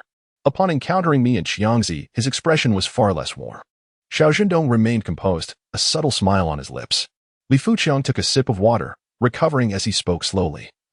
"If only you had the perceptiveness of Donggu, and a physique like his, the captain would smile at you too." Zhou Fuxing opened his mouth to retort, but found no counterargument, gazing at Xiao Zhendong's sturdy shoulders, utterly perplexed. "How come we're all from the city? Yet you are so robust?" Xiao Zhendong sighed, attributing his strength to Qin Shulian. She had never favored him, and growing up, he often went hungry. Once, in his desperation, he scavenged for food in an abandoned factory and encountered an elderly gentleman who offered him a meal and imparted some Tai Chi techniques to overcome strength with gentleness, to conquer 100 with one. This old man was formidable, his teachings were profound, and a single punch from him could obliterate a wooden post as thick as a man's waist. There was a time when he thought he could never attain such prowess. Yet, as fate would have it, sharing meals and learning from the old man allowed him to nourish his body and gradually build his strength. As he grew larger, he began to seek opportunities after school to carry heavy loads and transport vegetables. It was during this time that he developed his sturdy physique. Otherwise, in his previous life, he would have been hard-pressed to send anything home, let alone fill his own stomach. Nevertheless, Xiao Zhendong could assure himself that he was undoubtedly more robust in this life than in the last. Moreover, that wretched old man was truly detestable. He vanished without a trace, neither seen alive nor dead. Before Xiao Zhendong had the chance to honor the old man's memory, he seemed to evaporate into thin air. Reflecting on this, Xiao Zhendong felt a pang of sorrow and even harbored a glimmer of hope that he could defy fate and alter his destiny. "Zhendong, what are you thinking?" He was abruptly brought back to reality by Zhou Fuxing, who stood up and gestured for him to join the main group. Everyone had gathered, and the team leader signaled for them to set off. There were quite a few educated youths heading to the Hongqi Brigade, 13 in total, both men and women. Each carried various bundles of luggage, filling the ox cart to the brim. Had the team leader not brought a rope, it would have been impossible to contain them. "Why does your departure resemble a move? This thick quilt, you don't mind carrying it, do you?" the team leader remarked, though he also expressed concern for the brigade's ox. The educated youths laughed, saying, "Uncle, we were just thinking that winters can be quite harsh here. If we don't bring things over now, we might freeze in the winter." The team leader replied, "But it's summer now." The youths, sweet-tongued, managed to keep the team leader in good spirits. and after a few grumbles, he didn't take offense. Then one of the younger recruits, seeing Xiao Zhendong carrying a cast-iron pot and holding onto his bicycle, nearly had his eyes pop out. "Now that's what I call moving," he exclaimed, having never seen anyone bring such items, pots, ladles, and bicycles, when heading to the countryside. After placing their belongings on the ox cart, the group began to jog along behind. Xiao Zhendong, Zhou Fuxing, and Li Fuqiang fared better, taking turns riding their bicycles. The team leader commenced his self-introduction, noting that since not everyone was present earlier, he hadn't said much. "I am Chao Dihu, the team leader of the Hongqi Brigade. From now on, it is best for you all to resolve any issues within the brigade yourselves. If you cannot, then seek me out." The Hongqi Brigade was nestled against the mountains, established at their foothills. A small creek flowed through, providing water for daily needs and irrigation for the fields. There were also several ponds, large and small. As for the mountains, they were abundant in resources, offering the legendary bounty of wild game and fish. Of course, whether one could partake in such provisions depended on individual skill. Chapter 11. The mischievous Wang Linlin, the educated youths, anticipating a soon-to-come respite, became animated and began to introduce themselves. Since the team leader had shared his name, they felt encouraged to do the same. "Let's get to know one another, as we will be eating and living together, like a family of brothers and sisters." The girl who spoke had a bright, melodious voice and a radiant smile. With her leading the way, the introductions flowed seamlessly. "I am He Ling, 17 years old. I graduated from high school and answered the call to go to the countryside. My name is Shin Mana, and I am 18 years old." Listening to the laughter of my companions, Zhou Fuxing has become quite the lively spirit. Even the naturally shy and introverted Li Fuqiang has displayed two charming dimples, exuding a refined demeanor. Xiao Zhendong takes a deep breath, feeling entirely at ease. "Hey, why is the one on the bicycle so quiet?" He turns his head, introducing himself. "I am Xiao Zhendong, also 18. "You too are 18? Have you graduated from high school?" "Yes, I have." Soon, others begin to engage Xiao Zhendong in conversation, and he responds intermittently, while the group adds their own comments, keeping the atmosphere lively. However, such delightful moments are fleeting. The combination of talking, laughing, and walking proves to be quite exhausting. As they gaze upon the endless greenery, their faces grow pale. "Captain, when will we arrive?" "Indeed, I've been on the train for 3 days and nights. I'm utterly exhausted and can hardly wait to take a shower and enjoy a hot meal." With these words, everyone's appetites are stirred, their stomachs rumbling in unison. The captain sits cross-legged at the front of the ox cart, puffing on his pipe, squinting his eyes. "What are you all in a hurry for? We haven't covered even half the distance." He Ling is taken aback. "Is it really that far?" The captain raises one eyelid with a smile. "Far? You should consider yourself fortunate. Our Hongqi Brigade is the closest to Dan County. If we were assigned to another brigade, reaching the county town would take twice the time." The group exchanges glances, suddenly realizing they might have been overly optimistic. Throughout this journey, Xiao Zhendong remains composed, having endured much hardship in his previous life. Thus, he can only say that his current circumstances are quite leisurely. The ensuing stretch of the journey is marked by a somber silence, and Xiao Zhendong does not make an effort to lighten the mood. Are the sheltered flowers prepared to face the storm? He muses to himself. Yet, at this moment, he feels that his primary concern should be himself. He has had his fill of the communal dormitory at the sent-down youth compound, with its lingering foot odor, the cacophony of snoring, and a few inconsiderate comrades who seem to take pleasure in their flatulence, almost as if threatening to rupture the bedding. He reflects that it is essential to endure several years in the countryside. Establishing a small homestead has become particularly significant. "Uncle Xiao." Xiao Zhendong pedals his bicycle and initiates a conversation with the captain. "Can the youth in our brigade build their own houses?" "What do you mean?" Chao Diho glances at Xiao Zhendong. "You don't want to stay in the youth dormitory?" "Well," Xiao Zhendong replies with a smile, "I've shared a bed with my brothers since childhood. I've truly had enough of that. I'm just thinking that once we reach the countryside, having a small room of my own would be quite comfortable. Moreover, it is not merely about comfort. It also serves to effectively avoid unnecessary disputes. With more people come more complications. Do not underestimate men's tendencies to be petty. Some can be more meticulous than a needle, capable of driving one to the brink of despair. Additionally, he carries a burden of secrets. Safeguarding them is paramount, and the ability to indulge in meat at will is indeed of utmost importance." Reflecting on this, Xiao Zhendong silently concluded that even if he were to build a house, it should be situated in a remote area, lest the fragrance waft away, causing a sense of guilt. Very well, the captain said with a smile. You can either build your own house or rent one from our brigade. After a brief pause, he addressed the half-hearted, yet persevering youth. You may also listen in. Anyone wishing to move out must adhere to this protocol. The youth perked up, their curiosity piqued, yet none contemplated relocation. After all, in their eyes, in an entirely unfamiliar place, it was preferable to stick together. Furthermore, having never experienced communal living, they found it difficult to envision what it entailed. The brigade had vacant houses available for rent, ranging from 5 to 10 yuan per year, with the cost increasing according to the quality of the dwelling. If they chose to construct a house, the brigade would approve the land, but the youth would only possess the right to reside there, not own it. Upon their return to the city, the house would revert to the brigade's management. The youth murmured in discontent, What? That's quite unfair. We are the ones building the house. The captain remained unfazed, stating, While it is true you are building it, the land belongs to us, and we won't charge you for the lot. Besides, once you return to the city, what use is a little mud hut? This sentiment resonated with the listeners. After all, everyone yearns for home. As Xiao Zhendong pondered whether to build or rent, he overheard a mutter, faint yet clear enough for all to hear. Honestly, Xiao Zhendong lacks grace. Hoarding that bicycle without allowing others a moment's respite. Upon hearing this, the crowd fell silent. The captain raised an eyebrow, discreetly observing Xiao Zhendong's reaction. Curious about how the young man would respond, Xiao Zhendong chose to feign ignorance. Indeed, who isn't weary? He had endured 3 days and nights on a train, his rear nearly numb, and now he was expected to relinquish the bicycle he had painstakingly carried? It was simply beyond him. Having endured too much hardship in his previous life, this time, he merely wished to indulge himself a little more, to do as he pleased. After a quiet 3 minutes, the speaking young woman turned pale and then flushed with embarrassment. Infuriated, she shot an irate glance at Xiao Zhendong and muttered, What a lack of grace. Enough, Wang Linlin. Someone interjected, That's his bicycle, not yours. Wang Linlin shot another glare at He Ling, who had spoken on Xiao Zhendong's behalf, retorting with a sharp tone. Am I addressing you? You're just looking for trouble. He Ling replied mockingly, Who is causing trouble here?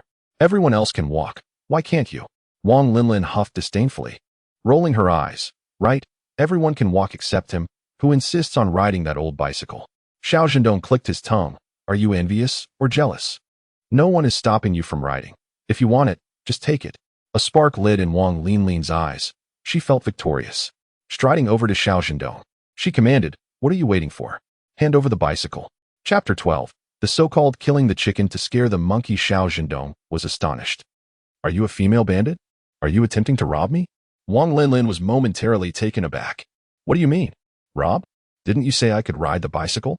Xiao Zhendong was equally bewildered. When did I say that? What I meant was, if you wish to ride the bicycle, you should manage it on your own. It has nothing to do with me. Seeing Wang Linlin being toyed with, He Ling burst into laughter, teasing, You truly have thick skin. Humph. Wang Linlin bit her lip in frustration. You're such an ungentlemanly man, completely oblivious to how to treat a girl. With your demeanor, you would be the laughingstock back home. Oh, right. I would be the laughingstock, Xiao Zhendong replied with a hint of annoyance. But could you please keep your mouth shut? It's really noisy and bothersome. At his words, Wang Linlin felt as though her fragile heart had been shattered. She had never endured such humiliation in her life. Stifling a sob, she plopped down on the ground, hugging her knees and starting to cry. With a quivering voice, she muttered, It's all your fault. You all just know how to bully me. I'm done. We agreed to help each other after coming to the countryside. I was just too tired and wanted to borrow the bicycle for a bit. Is it necessary to bully me like this? Whoa. Her outburst caused the entire procession to come to a halt. Despite the commotion, they truly did not dare to leave her in this unfamiliar place. He Ling was taken aback by Wang Linlin's sudden display of tears and felt awkward, scratching her head. Had it not been for Shinmana's intervention, she would have rushed forward to apologize. Don't go, Shinmana frowned, a fleeting look of disdain in her eyes. People like her are the most detestable, wanting to take advantage of others, then throwing a tantrum when they don't get their way. When they succeed, they rejoice.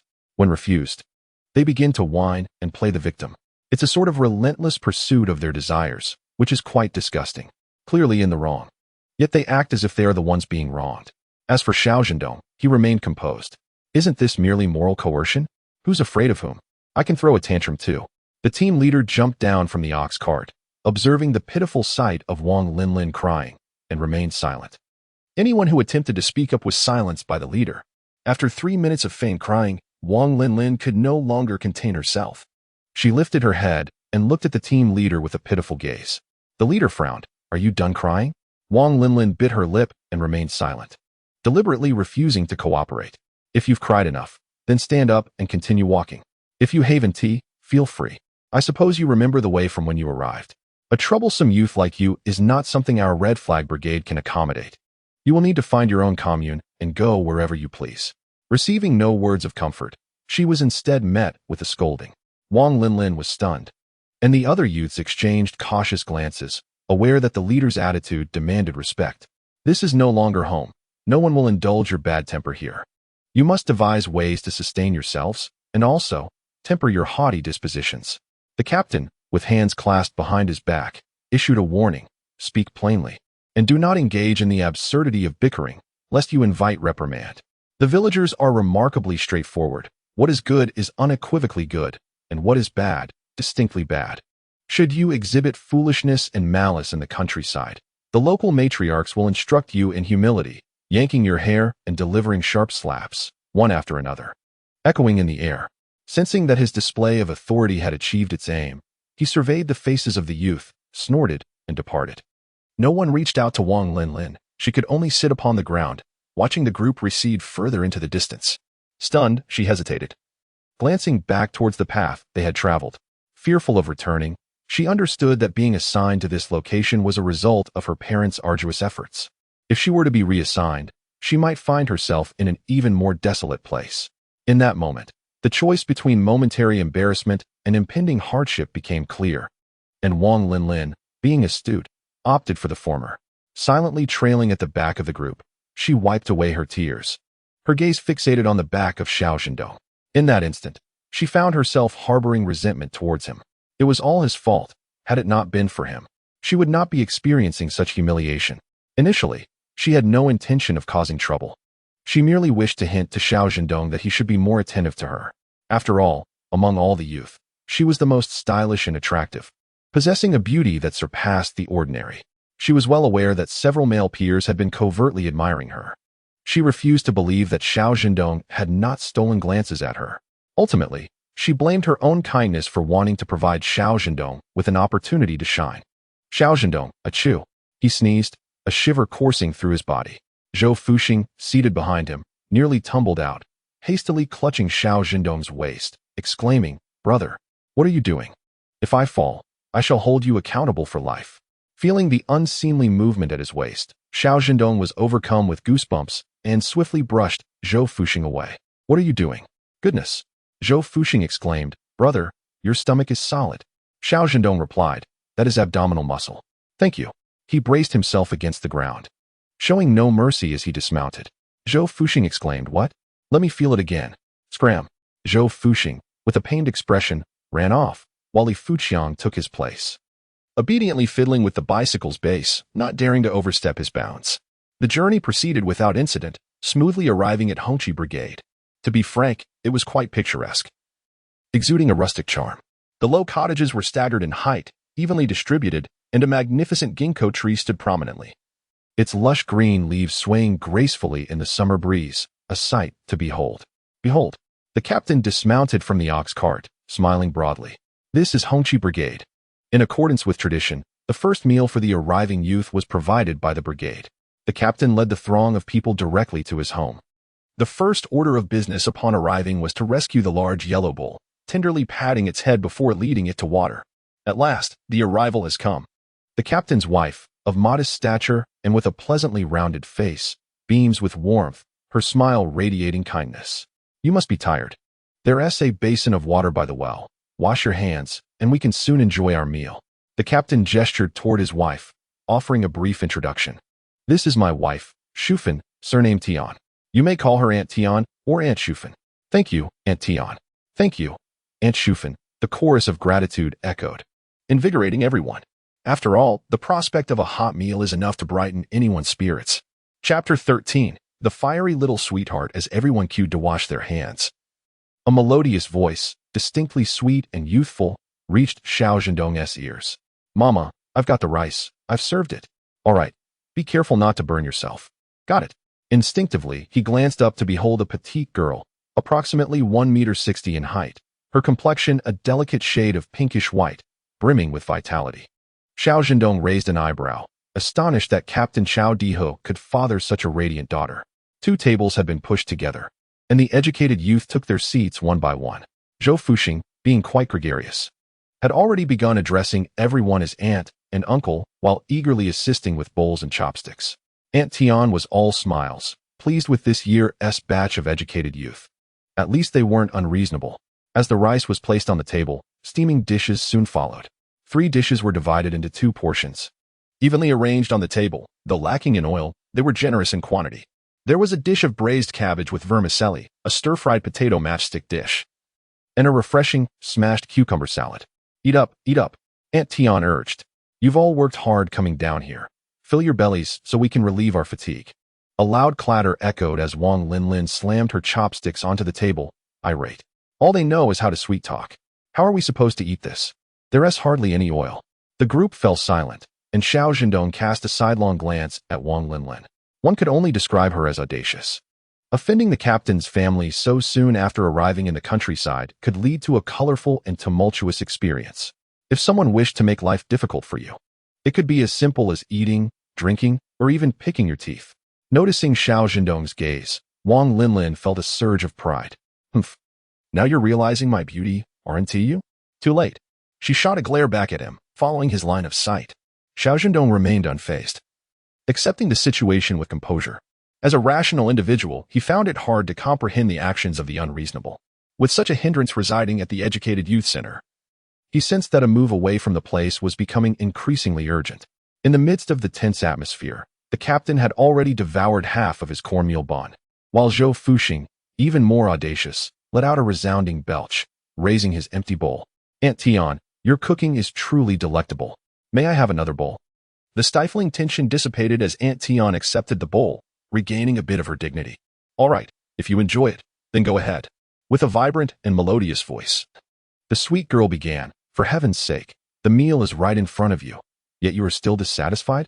Complaining this and that, if you won't eat, then just leave. You really are asking for it. Xiao Zhendong stood there, holding his bowl, his eyes wide in disbelief. Meanwhile, Aunt Tian rushed to intervene. All right, Tian. My leg is a bit uncomfortable. You go serve the rice. Tian took a deep breath, shot a fierce glare at Wang Linlin, and went into the house to fetch the rice. She placed the bowl in front of Zhou Fuxing with a resounding thud. Zhou Fuxing, trembling with fear, dared not utter a sound. As she served him, he nervously nodded and expressed his gratitude. Thank you. Tian ignored him, her gaze fixated on Wang Linlin, who felt intimidated and could hardly meet her eyes. The captain tapped his bowl. All right, Tian, no more nonsense. With a smile, the captain took a bite of his steamed bun. This is our fare. If you don't wish to eat, no one will force you. However, I must make it clear, my temper isn't the best. In less than a day since we met, you have already complained twice. In matters such as these, one must adhere to the principle of 3 strikes and you're out. Should there be another instance, you won't need to plead to leave this wretched place. I will personally see to it that you are sent to the commune. At that point, even if it costs me my position as captain, I will ensure your departure. We shall see whether the commune will keep you or me. Wang Linlin, holding her steamed bun, surveyed her surroundings with a look of bewilderment. The sense of isolation was unbearable. She cast a desperate glance at Xiao Zhendong, her voice trembling. Xiao Zhendong, why won't you say something to help me? Xiao Zhendong, slurping his noodles, responded, Wait, hold on. Are we that familiar? Didn't we just have a quarrel? He swallowed his food and sincerely suggested, If you truly don't want to eat, you could give the bun to me? Not that I crave it, but merely to vex you. You. Wang Linlin sprang to her feet, flinging the bun onto the table. Who would want to eat this awful thing? With that, she covered her face and ran off, sobbing. Tian gazed at Xiao Zhendong with admiration. Oh my, he is truly remarkable. He knows how to get under her skin. As everyone was famished, they paid no heed to Wang Linlin's departure. Aunt Tian, however, expressed concern. I hope nothing happens to her out there. Just eat your meal, the captain urged, pulling Aunt Tian down to sit. You are grown. Even if something were to happen, she must bear the responsibility herself. Worry less and take care of yourself. Exactly, Tian declared, plopping herself into Wang Linlin's vacant seat. picking up the bun and beginning to eat, her words muffled as she savored the unremarkable food. The captain maintained a calm demeanor, strategizing in his mind, yet he felt troubled. The youth commune was inherently prone to unrest, and introducing another troublemaker might spell the end of their peaceful days. After satisfying their hunger, the group, under the captain's leadership, proceeded to the youth commune. The youth commune is situated on a gentle slope at the foot of a mountain. The courtyard is quite spacious, but appears rather antiquated and dilapidated. In front of the yard, some fields have been cultivated, growing vegetables such as greens, tomatoes, and cucumbers. This is the youth commune, the captain declared, raising his voice. Zhang Xianqian, are you there? Yes, yes. A tall, lanky figure emerged briskly from the commune. His eyes were small, and he had a slight hunch. Captain, is this the new batch of youth? Indeed. Zhang Xianqian rubbed his hands together, smiling warmly. Welcome, welcome. You must all be tired. The room is ready for you. Just take your luggage inside. The captain, having exhausted himself from the commotion, waved his hand, saying, I shall leave this in your hands. Discuss among yourselves. I will return home now. Tomorrow, the new youth need not work. Remember to come to my house at 9 in the morning. I will provide you with some rations, which you can repay when the work points are calculated at the end of the year. Understood. As the captain walked away, Zhang Xianqian's smile faded. He surveyed the group of youths, his tone lacking energy. Come on, everyone. Chapter 14. Entering the youth commune. Conflicts arise. The group exchanged glances, feeling a sense of apprehension, yet still followed Zhang Xianqian. The courtyard of the commune was expansive but not well maintained, with fields haphazardly cultivated, resembling the work of a dog gnawing at the earth. Directly opposite the main entrance was the building for male youths, while to the left was the accommodation for female youths. On the right was a kitchen, with 2 simple bathing areas on either end, and in the center stood a well, alongside a bamboo enclosure housing 3 chickens. In the far corner was a firewood shed. Half collapsed. Zhang Xianqian counted the number of occupants. There was just enough room for the female youths, but the male dormitory could only accommodate 5. What is this? Zhou Fuxing had initially anticipated a refreshing shower and a chance to settle his belongings, hoping for a good night's sleep. To his dismay, there was no space for him. Zhang Xianqian shrugged, explaining that there were 3 rooms, 2 of which were fully occupied, leaving only one that could fit 5 individuals. But what about 7 male youths? I can't say, he replied. This is the situation at the commune. You will have to figure it out among yourselves. It would be best to make a decision soon. We have work to attend to and cannot waste time here. In stark contrast to his earlier, almost obsequious demeanor towards the captain, Zhang Xianqian now exuded an air of superiority. Zhou Fuxing felt incensed, but Xiao Zhendong intervened, urging him not to act impulsively. The number of youths sent to the countryside had been predetermined, and if there was insufficient accommodation at the commune, the captain would have certainly been aware. Judging by their interactions thus far, the captain of Hongqi Brigade, Xiao Zhendong, seemed to be a decent man, unlikely to cause unnecessary distress in such matters. Thus, there must be some underlying issue at play, though it was not the captain's doing. Xiao Zhendong smiled. Shall we take a look? Certainly, Zhang Xianqian replied cheerfully. Go ahead. He gestured for Zhou Fuxing to remain calm while Xiao Zhendong pushed open the door to the male dormitory. As the door swung open, tears welled in Xiao Zhendong's eyes. What is that smell? It's overwhelmingly pungent. He hurriedly pushed open the window to let in some fresh air, blinked a couple of times to moisten his eyes and alleviate the dryness, then took another glance at the room. The Kong was quite large, roughly estimated to be 5 or 6 meters in length. In one corner stood a cabinet, cluttered with various items strewn about in front of it. There were also 3 tables with wobbly legs, propped up with square stones underneath. Setting aside other matters, it was clear that the Kong could accommodate several people, as the bedding was spread out rather loosely. With a slight adjustment, there would still be enough space for a small portion. Yet the new educated youth were left with a pitiful little spot. Even if 5 could lie down, it would be a tight fit, far from the comfort of the others. If it weren't for the deliberate scrutiny, Xiao Zhendong would have made himself at home. What could he do? He was unsure of the origin of this male educated youth, who appeared rather unruly. Could it be that he wouldn't fit? Given this limited space, fitting in 5 was already commendable. Any more, and it would truly be unbearable. Xiao Zhendong, with his good-natured disposition, pondered whether to rearrange the bedding. Rest assured, I won't stay long. I just need a place to settle temporarily. Once I find a house in the production team, I will move out. Having just arrived in the countryside, Xiao Zhendong was cautious, not wanting to stir up trouble. Moreover, even if trouble arose, he preferred not to be the first to act.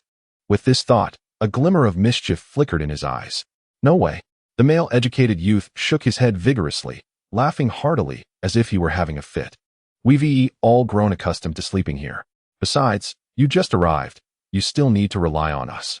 How can you be so inconsiderate and not even understand a few basic rules? Xiao Zhendong licked his lips, refraining from further argument, and directly began to tug at the bedding. If you're too lazy to move, then I shall assist you. Zhang Xiangqian immediately grew anxious. Hey, what do you think you're doing? Who gave you permission to touch our things? Avoiding Zhang Xiangqian's outstretched hand, Xiao Zhendong replied, I haven't moved much. I'm just helping you rearrange. You're the point leader of the Educated Youth Institute. Surely you don't want to see us left on the streets? Zhou Fuxing seized the opportunity amidst the chaos to slip in and joined in the tugging. Li Fuqiang, being more cautious, first removed his glasses and carefully placed them in his pocket before rushing to help. One after another, the male-educated youth surged forward, fully aware that if they did not unite now to defend their rightful claims, they would surely be bullied in the future. The female-educated youths exchanged glances, hesitant yet contemplative. After all, it was the male-educated youths who had nowhere to stay, not them. Moreover, with a crowd of men in a fray, it would be quite embarrassing if things escalated. After some thought, He Ling decided to take the lead, while Shenmana, not wishing for a fight, aimed to mediate. As the situation spiraled into chaos, with shoving and pushing, it was on the verge of turning violent. Zhang Xiangqian was infuriated, never anticipating that the newly arrived educated youth would be so reckless as to act without hesitation. Reflecting on his own miserable experience upon arrival, being bullied, Zhang Xiangqian felt even more indignant. After all, they were both newcomers. What gave them the audacity? It was crucial to remember that everyone had endured bullying. It was a legacy of sorts. The flames of fury surged within Zhang Xiangqian, who pushed forward, exclaiming, Hey, who dares to meddle with my belongings? Meanwhile, Xiao Zhendong deftly evaded Zhang's grasp, a smile playing on his lips. How could this be considered meddling? Clearly, your bedding was not arranged properly, and I, along with my comrades, was merely tidying up. We are newcomers and understand the rules. Regardless, we should respect our elders. Though his words were eloquent, his actions betrayed him. Zhang Xiangqian gritted his teeth, warning, if you touch my things again, I will not hold back. This is robbery. Xiao Zhendong, determined to provoke him further, retorted, Do not jest. This shabby stuff is hardly of interest to me. In fact, I would refuse it even if offered. His demeanor began to mirror that of a man he once encountered, one who surveyed others with disdainful eyes. Why, no matter how much he transformed, did he still face contempt?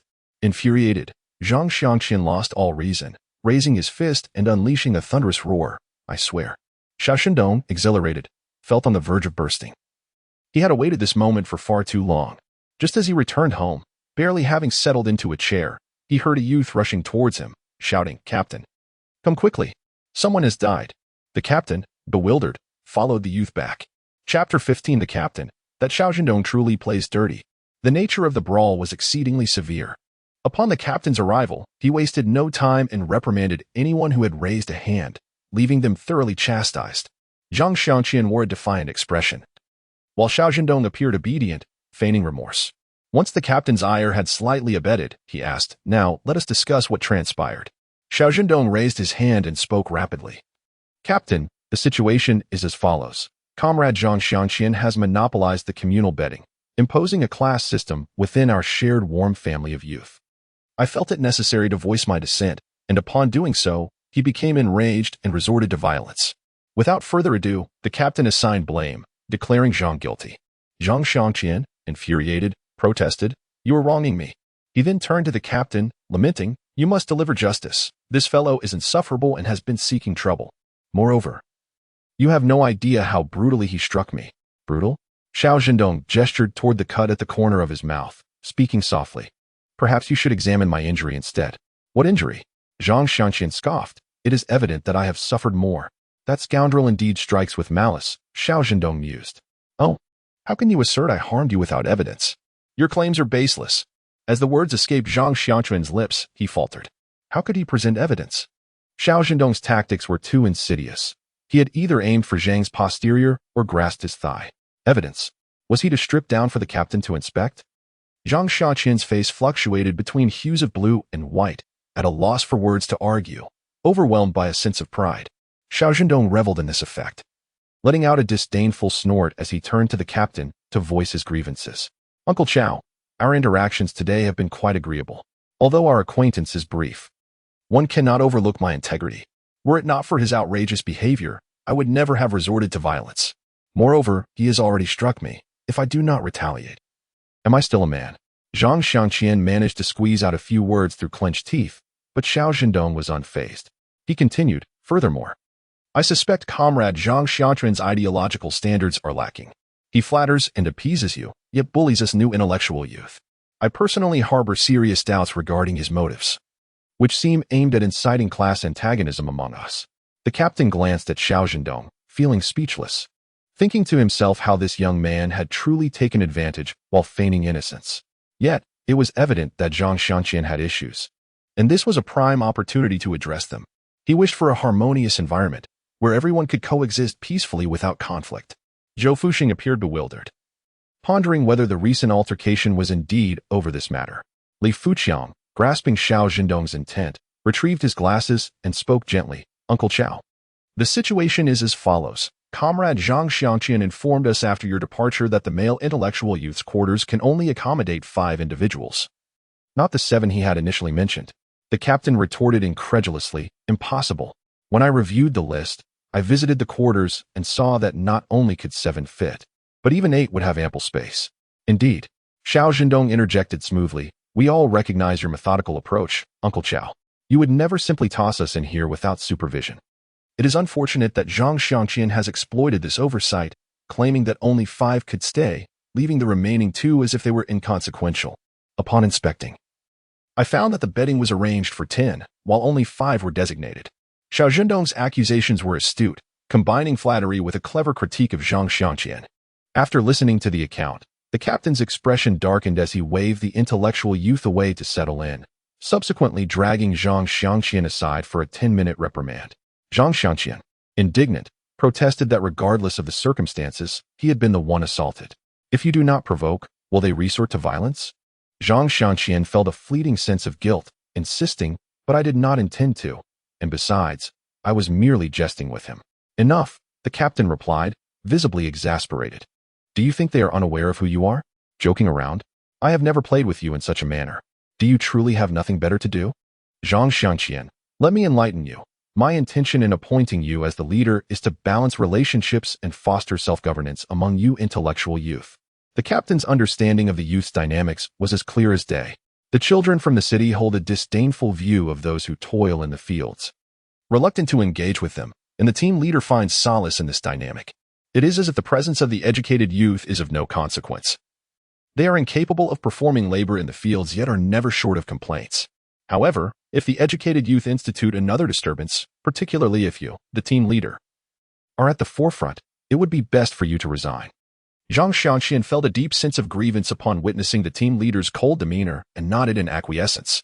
Being a team leader certainly has its advantages. Not only does he wield influence within the educated youth community, but he also receives an additional monthly stipend of 2 yuan from the commune. Should an opportunity to return to the city arise, his position as a team leader would render him more qualified to seize it. Xiao Zhendong had little to pack and, having organized his belongings, planned to step outside to converse with the team leader. Coincidentally, the team leader, having grown weary from scolding, intended to leave. Uncle Xiao, wait. At this moment, the team leader cast a disapproving glance at Xiao Zhendong, for he was one of the 2 main instigators of the recent unrest. He half lifted his eyelids, grunted, and walked away with his hands clasped behind his back. Zhang Xiangqian, feeling dejected, returned indoors, casting a scornful glare at Xiao Zhendong as he passed. Xiao Zhendong called out, Uncle Xiao, Zhang, the team leader, glared at me. The team leader's anger flared, Zhang Xiangqian. In an instant, Zhang Xiangqian cowered, offering a hurried apology. I didn't mean to glare at you. My eyelids just twitched involuntarily. Enough with your nonsense. Uncle Xiao, please don't be angry, Xiao Zhendong chuckled, offering the team leader a cigarette. I am compelled by circumstance. Who wouldn't he wish for a peaceful life in the countryside? However, when faced with unreasonable individuals, we cannot allow ourselves to be bullied. The team leader nodded in agreement, inhaling deeply and slowly exhaling a ring of smoke. He then remarked coolly, I understand. Today's display of authority, was it gratifying? Indeed, it was quite satisfying, Xiao Zhendong admitted, his subtle actions not particularly cunning, merely wagering that Zhang Xianqian would prioritize his pride. He dared not remove his trousers in front of everyone, for otherwise there would be footprints on his posterior. And the tender flesh on the inner thighs bore bruises of varying hues. Chapter 16. Hunting in the mountains and fishing in the rivers. What are the rules? Observing that the team leader did not delve deeper into the matter, Xiao Zhendong smiled. Uncle Xiao, you have worked hard all day.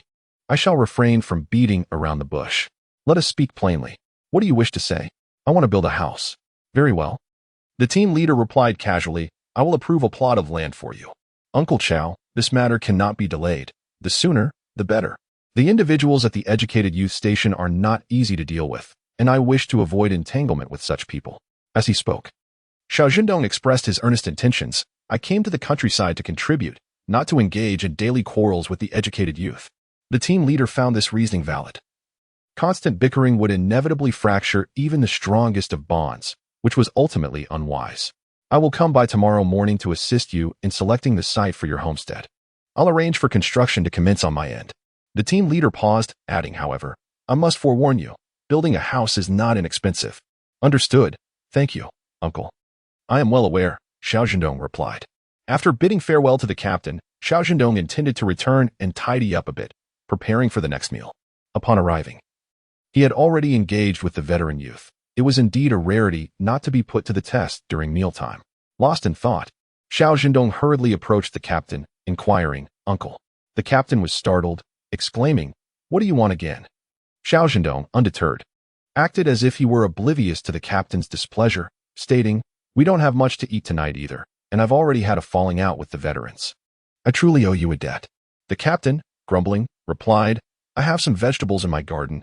I'll have my wife pick them for you. No, uncle. Xiao Zhendong interrupted, You misunderstand my intentions. Since we've already benefited from your generosity, we cannot take advantage of you further.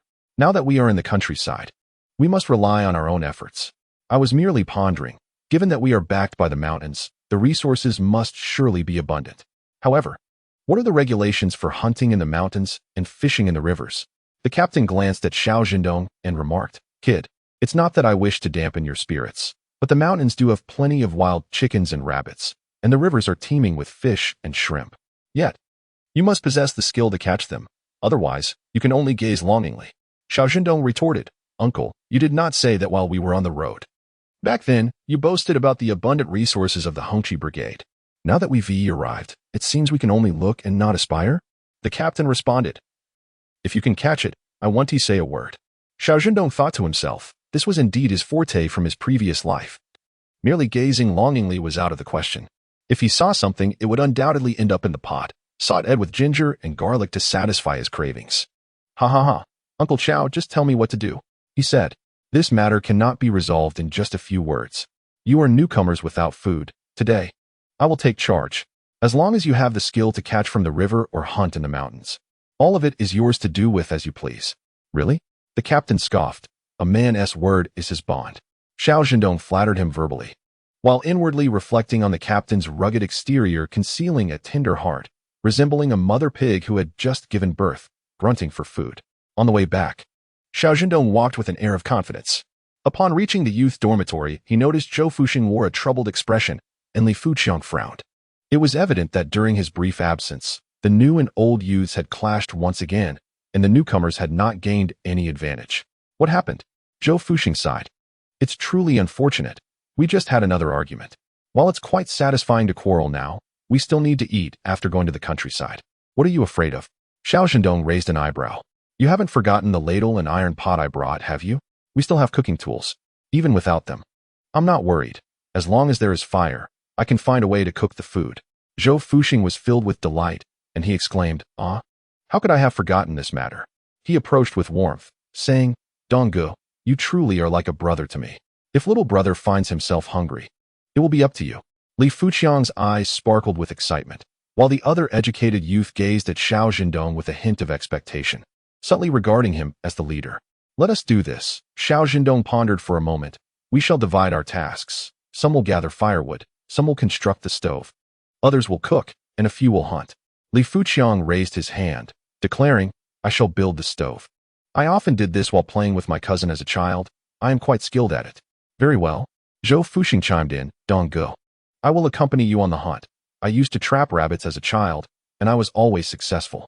The rest eagerly volunteered for their respective roles. Just as Xiao Zhendong intended to find some tools, Zhang Xiangqian interjected ominously, This is not yours. Who permitted you to touch it? Xiao Zhendong surrendered, thinking, Fine. If I cannot take it, so be it. He feigned rummaging through his luggage, and under the cover of space, he discreetly retrieved a small curved knife, no larger than the palm of his hand. Zhou Fuxing, let us depart. All right, Dong Go. Zhou Fuxing replied eagerly, trailing behind him. Once Xiao Zhendong's figure vanished from sight, Zhang Xiangqian scoffed, and his sycophantly Lai Wang promptly groveled, Brother Zhang, rest assured, these two fools will be utterly useless on the mountain. Seeing Zhang Xiangqian remain silent, Li Laiwang continued, let alone hunting. If they don't end up injuring themselves on the mountain, it would be a miracle. Hearing this, Zhang Xiangqian cast a glance at Li Laiwang, inquiring, What do you suggest? Li Laiwang chuckled, Brother Zhang, you are busy managing the educated youth station. It is only natural you would not have time for idle chatter. It seems the village has been troubled lately by wild beasts, judging by the footprints. It appears to be a herd of wild boars. What? Zhang Xiangqian gasped in alarm. The wild boars have come down from the mountains? Indeed, they have. Wild boars are an entirely different matter from domestic pigs. While domestic pigs are docile, wild boars are fierce, with sharp tusks and tough hides. And they possess a particularly bad temper. Even if you do nothing to provoke them, should they catch your scent, they will charge at you with great speed. With luck, one might escape with their life. Without it, one could bid farewell to this world. Zhang Xiangqian chuckled maliciously. These wild boars are no joke. If things go awry, our Xiao Zhendong might head to the countryside today and return home tomorrow. If he does, the whole region will surely envy him. The two exchanged glances, laughing wickedly. Hold on, Li Fuqiang interjected, noticing their increasingly outrageous remarks. Do your mouths taste of filth? Why speak so unpleasantly? Chapter 17. Zhang Xiangqian's mockery. The hunt up the mountain. Zhang Xiangqian did not believe his words to be harsh. In fact, he considered himself quite benevolent. He had not even wished for Xiao Zhendong to perish on the mountain. Moreover, was it so easy to hunt the creatures that dwell there? After our time in the countryside, we have scarcely tasted any game.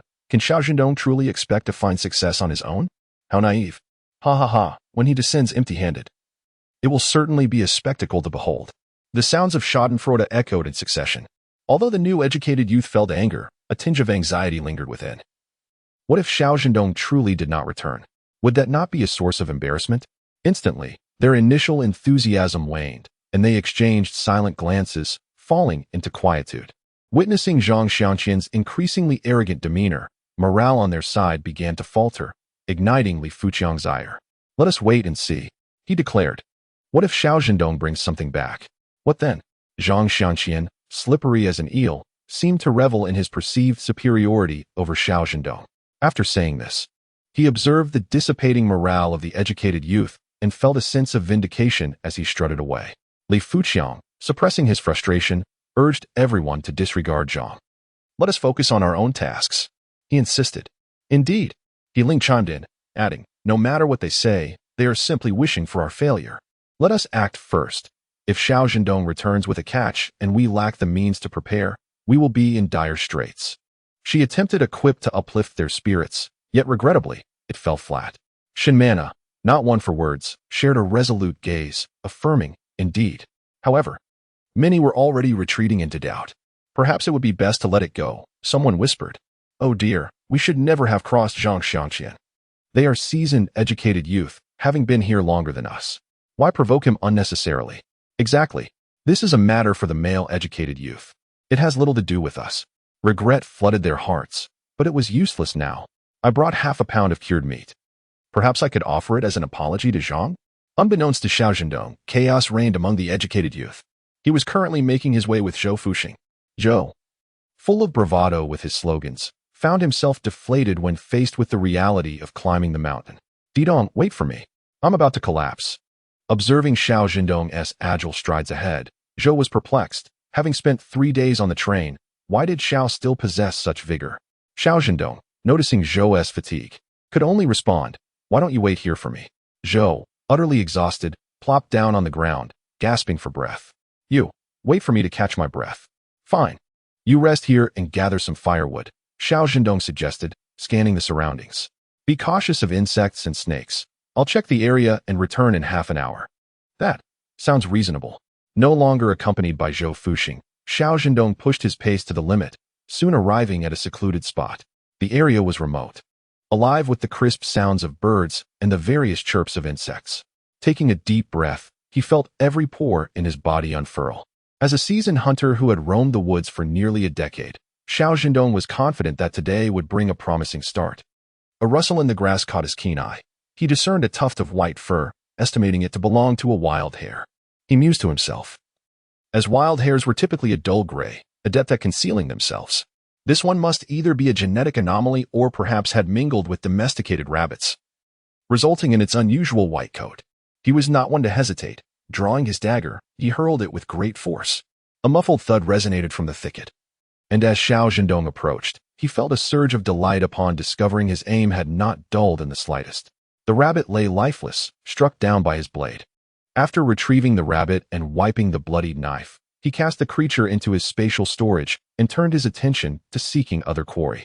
With a plethora of new recruits around, he mused that to satiate his hunger, he ought to secure at least 5 rabbits. However, the team leader had mentioned sending some vegetables, which led him to believe that 3 would suffice for the time being. Being new to the area, it was prudent to conceal some of his capabilities and assess the situation within the Red Flag Brigade before making further plans. For the next half hour, Xiao Zhendong skillfully dispatched 5 rabbits and 3 chickens, in addition to discovering a wild chicken nest from which he collected 13 eggs. Though his haul was not insignificant, he felt a twinge of dissatisfaction. In his past life, he had hunted with a firearm, and the equipment at his disposal now was decidedly lacking. Just as he was contemplating his return, a sudden cry echoed above him. Instinctively, he looked up to see a white eagle gliding gracefully at low altitude, casting a vast shadow as it soared past. Clutched in its talons was a twisted strip of spicy snack, which made Xiao Zhendong feel somewhat queasy. Yet the thought of a delectable snake stew had his mouth watering. On his way back, he casually caught a squirrel, but after toying with it for a moment, he released it. There was little meat to be had, and it required more effort than it was worth. Perhaps it was merely his imagination, but he sensed an enhancement in both his vision and hearing. He could effortlessly discern the patterns on tree bark 10 meters away, and the sounds of foraging wild chickens allowed him to pinpoint their location with ease. As for his strength, it was abundantly apparent. Suddenly, Xiao Zhendong heard a commotion in the distance, resembling a struggle, a low growl akin to a wolf's howl. His lips twitched in disbelief. Was it truly possible that he had encountered such a thing so soon after ascending the mountain? If he was not mistaken, the sound seemed to be drawing closer. Swiftly, he scaled a tree, and within a minute, he beheld 3 wolves pursuing a large wild boar, locked in a fierce battle. The boar was robust, with a greenish face and prominent tusks, showing no signs of weakness against the wolves' onslaught. Xiao Zhendong's thoughts turned to the age-old adage of the clam and the snipe fighting, with the fisherman benefiting. He contemplated sitting back on the branch, reaching for a tree limb to break off, and using his small curved knife to fashion a sharp point. At this moment, he felt a pang of regret for not procuring some weapons from the black market before venturing into the countryside. Alas, time had been of the essence then, and he had been somewhat rushed. He wondered how the Xiao family was faring now. Surely they had received the substantial gifts he had left behind. The thought was bittersweet, realizing he could not witness the outcome of the situation he had orchestrated. Suddenly, the wild boar crashed into the tree beneath him, the impact nearly causing him to lose his balance. "Oh, dear," he exclaimed, hastily steadying himself as the wolves seized the opportunity to launch a fierce attack while the boar was disoriented. Chapter 18. The Battle of Wolves and Wild Boars. Upon witnessing the unfolding chaos, Xiao Zhendong took aim at the position of the wolves and swiftly plunged his wooden stake downward with precision and force. This implement, when wielded with sufficient strength, was akin to an arrow released from a bow. Aside from the initial 2 attempts that were somewhat awkward and slightly off-target, Xiao Zhendong quickly regained his rhythm. Observing the battle below, he intervened whenever the eastern winds seemed to overpower the western, or vice versa, employing subtle tactics to assist the dominant side. It was essential that the conflict did not reach a lethargic stalemate, where both parties were left gasping for breath. Only then could he reap the rewards as a passive observer. Although wolf meat was not particularly palatable, it was still meat, and the hides held considerable value. Even if he did not sell them, a simple tanning could transform them into warm blankets or cloaks, effortlessly acquired. As for the wild boars, despite their pungent odor, if one was adequately prepared, such concerns were negligible. Under Xiao Zhendong's deft manipulation, one wolf soon lay prone, and the wild boar gradually succumbed to exhaustion. The remaining two wolves, however, hesitated, torn between their desire for the prize of fresh meat. At that moment, Xiao Zhendong leaped from a height of 3 meters, landing squarely upon one of the wolves, his thoughts echoing a silent prayer, Amitabha, do not blame me. With a swift motion, he severed the wild boar's neck nearly in half. A quick roll allowed him to evade a wolf's ambush as he instinctively grasped the creature, murmuring a command to draw it in. In an instant, the wolf vanished from sight, while the wild boar, panting heavily, gradually fell silent. Xiao Zhendong stored both the wolf and the wild boar within his spatial realm, contemplating briefly before releasing one back into the world. Covered in blood, returning without a wolf would be difficult to explain. He wiped his curved knife against the grass and proceeded to slice open the wolf's abdomen, hanging its entrails from a tree as an offering to the mountain spirits. This was a tradition among seasoned hunters. After all, wolf meat was unappetizing, and giving back to nature held no detriment. Bearing the wolf upon his shoulders, he retraced his steps, walking for over 10 minutes when he heard the fluttering of wings. What could this be? Perhaps a flock of ground-dwelling chickens? Intrigued, Xiao Zhendong slowed his pace and approached, discovering a white eagle ensnared by the vines of a tree. Its wings were injured, blood staining its feathers a vivid crimson. Upon noticing Xiao Zhendong, the eagle struggled more fiercely, attempting to intimidate him with its cries. However, to Xiao Zhendong, this display was akin to a kitten revealing its tender claws. Casting the wolf's carcass aside, he extracted a piece of meat from its body and climbed the tree with ease. Finding a secure perch, he muttered to the eagle, "Little one, I mean you no harm. Please do not attack me." He carefully proffered the piece of meat with his curved knife. The white eagle blinked, tilting its head before swiftly snatching the morsel. The sharp clack of its formidable beak against the blade resonated painfully in Xiao Zhendong's ears, making him wince. He dared not imagine the consequences had this small creature chosen to strike him instead. It could have easily torn away a chunk of flesh. Retrieving the curved dagger, Xiao Zhendong felt a lingering unease. Upon closer inspection, he discovered a small dent on the blade. "I must admit defeat. This is truly astonishing," he murmured. Gazing at the wound, he summoned some spring water from his space, daring only to sprinkle a bit upon the white eagle rather than feed it directly.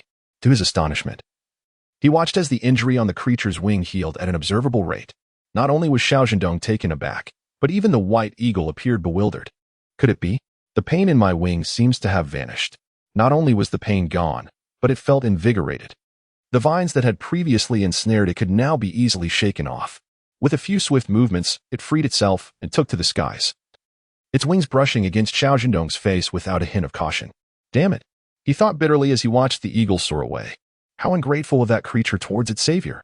Nonetheless, this incident served as a wake-up call. The powers of the space and spring water were indeed formidable, necessitating greater caution in the future. He couldn't help but wonder if the spring water would retain its efficacy after being diluted. "I must devise a method to test this when I return," he resolved. Climbing down from the tree, he carried the wolf to seek out Zhou Fuxing.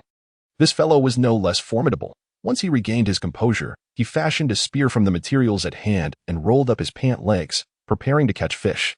"Zhou Fuxing," Xiao Zhendong called out, causing the latter's heart to leap into his throat. Oh my goodness, what a relief! But turning around, he was met with a shriek of horror. He felt as if his very soul had left his body. The fishing spear was dropped in a panic as he exclaimed, "A wolf! A wolf!" Xiao Zhendong grinned widely, tossing the wolf to the ground and mockingly taunted, "Come on. A real man isn't afraid of a wolf. What else with all the fuss?" Zhou Fuxing slapped himself across the face with a resounding crack. Ouch, that truly hurts. In that moment, he had no thoughts of fishing. Instead, he slid over and clung to Xiao Zhendong's leg, nearly on the verge of tears. "This is no longer Brother Dong. You are clearly Father Dong." He looked up, his eyes brimming with sincerity. "From this day forth, you shall be my second father." Xiao Zhendong, at a loss for words regarding Zhou Fuxing's antics, kicked him playfully. "Enough of your theatrics. Get up. How many fish have you caught? The day is waning. We should return." As the chapter was not yet over, readers were urged to turn the page to continue the tale. On the subject of fishing, Zhou Fuxing sheepishly pulled a scale from his pocket. "Brother Dong, does this count?" Xiao Zhendong was momentarily speechless, thinking, what a clever lad. "I shall prepare a broth for you with this upon our return." He stepped into the stream, shedding his shirt and rinsing it in the water, at least washing away the blood and grime. Tossing his damp clothing aside, he lifted the spear and began searching the waters. With swift precision, Xiao Zhendong speared 4 fish, each weighing 3 pounds. He initially intended to conserve his catch, but upon seeing the fish, his hands itched uncontrollably. Stringing the fish together with some grass rope, the two of them descended the mountain, bearing their spoils back to the youth commune. Upon reaching the foot of the mountain, our garments were nearly dry. Li Fuqiang, we have returned. By this time, the sun was approaching the horizon. The magnificent twilight cast a vibrant glow over the quaint village, enveloping it in a layer of resplendent light. Li Fuqiang, holding his breath, was taken aback upon seeing the triumphant return of Xiao Zhendong and his companion.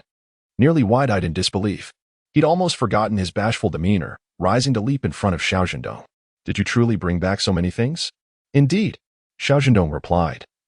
Shouldering a wolf, while Zhou Fuxing carried a fish in one hand and a chicken in the other, his grin stretching from ear to ear. He Ling and Shen Mana were equally exhilarated, genuinely thrilled by their catch. This bountiful haul left Zhang Xiangqian, who was savoring some cured meat nearby, feeling rather discontented. Damn it, that cursed Xiao Zhendong actually has a bit of luck on his side, like a blind cat stumbling upon a dead rat. If Zhang Xiangqian harbored jealousy, then the new educated youth who attempted to ease relations with Zhang Zhendong while brandishing the cured meat was filled with regret. He Ling, feeling stifled moments before, could hardly contain herself as she retaliated against the others who were relishing the cured meat. Oh, with both chicken and fish, how on earth can we consume it all? There's simply too much.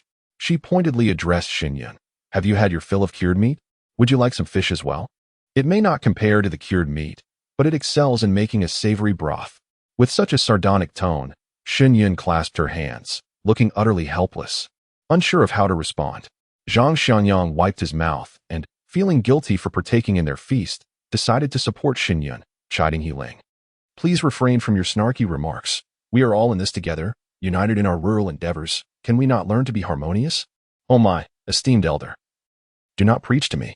I, He Ling, am merely a student slacker, incapable of comprehending such lofty ideals. However, if you were to apologize for your earlier remarks, I might consider sharing a taste of the fish broth with you. As she spoke, He Ling cautiously gauged Xiao Zhendong's expression, aware that the bounty was his, even if she had no intention of truly sharing. Yet, since she was acting under his banner, she would cease her remarks immediately if he appeared displeased. Xiao Zhendong found the situation rather amusing, noting that He Ling was no different from a supportive mouthpiece, the strongest of advocates. Zhang Xiangqian, speechless, eventually stormed off in frustration, though not before remembering to take the stir-fried cured meat with him. Left behind, Xinyan and the other educated youths exchanged bewildered glances, caught in the wind's disarray. Xiao Zhendong, perplexed by the unfolding drama, called upon Zhou Fuxing and the others to help pack up their gear while inquiring what transpired. Did we go hunting only to stir up trouble again? He Ling, incensed, recounted the entire incident with fervor, her words flowing as swiftly as her hands, which fumbled yet worked diligently to prepare the catch. Allow me to handle this, Xiao Zhendong asserted, for he was well versed in such tasks. Though his motivation stemmed not from benevolence, but rather from an insatiable hunger, his stomach growling in anticipation. First, let us indulge in our meal, and we can deliberate on the remaining matters later. When Xiao Tiantian arrived, carrying a pumpkin and a bag of vegetables, the fish prepared by Xiao Zhendong had already reached perfection, bubbling in a creamy broth that filled the air with an irresistible aroma. Zhou Fuxing, unable to contain his excitement, pulled out the beggar's chicken, still sizzling and too hot to handle. Xiao Tiantian was taken aback, exclaiming, "Wait, you've already started eating? Where did this come from?" Xiao Zhendong, grateful for the captain's favor, softened his tone towards her. He had informed the captain that they had ventured into the mountains to hunt, and anything they caught would rightfully belong to them. Xiao Tiantian set down her belongings and circled the pot twice, swallowing her saliva in quiet awe, remarking, "I can't believe you actually managed to catch something." She became so engrossed that she inadvertently kicked an object. Initially indifferent, she glanced, and, upon realizing what it was, let out a piercing scream, launching herself into Xiao Zhendong's arms in a panic. Ah! Xiao Zhendong was startled and instinctively pulled Zhou Fuxing in front of him as a shield.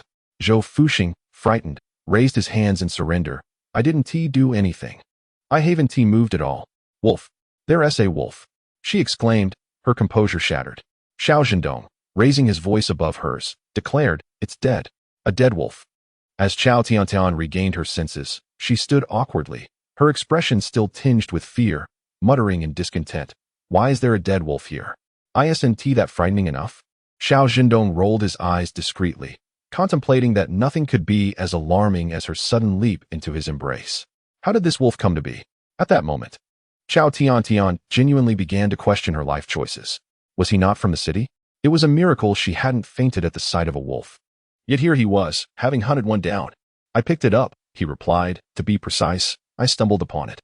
While I was up in the mountains, I witnessed a wild boar and a wolf fighting, and I brought one back. Xiao Tiantian was nearly overwhelmed. You saw them fighting, and didn't he run away? I couldn't outrun it. I climbed a tree, he explained nonchalantly. Coincidentally, Xiao Tiantian had brought cilantro along. As Xiao Zhendong spoke, he began to prepare the vegetables. Not a problem, but how do we handle this? I'm not sure. I'll have to ask my father, she replied, attempting to leave, only to be stopped by Xiao Zhendong. Wait, the fish soup is still warm. Have a bowl before you go. After washing the cilantro and tearing it into pieces, he tossed it into the simmering broth. It's ready. Zhou Fuxing, He Ling, and the others approached eagerly, clutching their enamel mugs, desperate for a taste. Having just arrived in the countryside, they lacked even bowls for their meal. Although Xiao Tiantian verbally declined, her actions betrayed her as she accepted the bowl Xiao Zhendong offered. Refusing to let go. Go ahead and drink. She might have a fiery temperament, but she was, in truth, quite a sweet girl. Xiao Tiantian expressed her gratitude softly and took delicate sips of the soup. With each taste, she found the flavor utterly divine. The freshness so remarkable that she felt she might swallow her own tongue in delight. Delicious. Her eyes sparkled, and there was not even a hint of fishiness. Naturally, this fish was unlike the ordinary pond variety. The streams in the mountains, mostly spring-fed, offered a sweet and clear taste. Dear reader, there are more chapters to follow. Please turn to the next page to continue reading. It only gets more thrilling.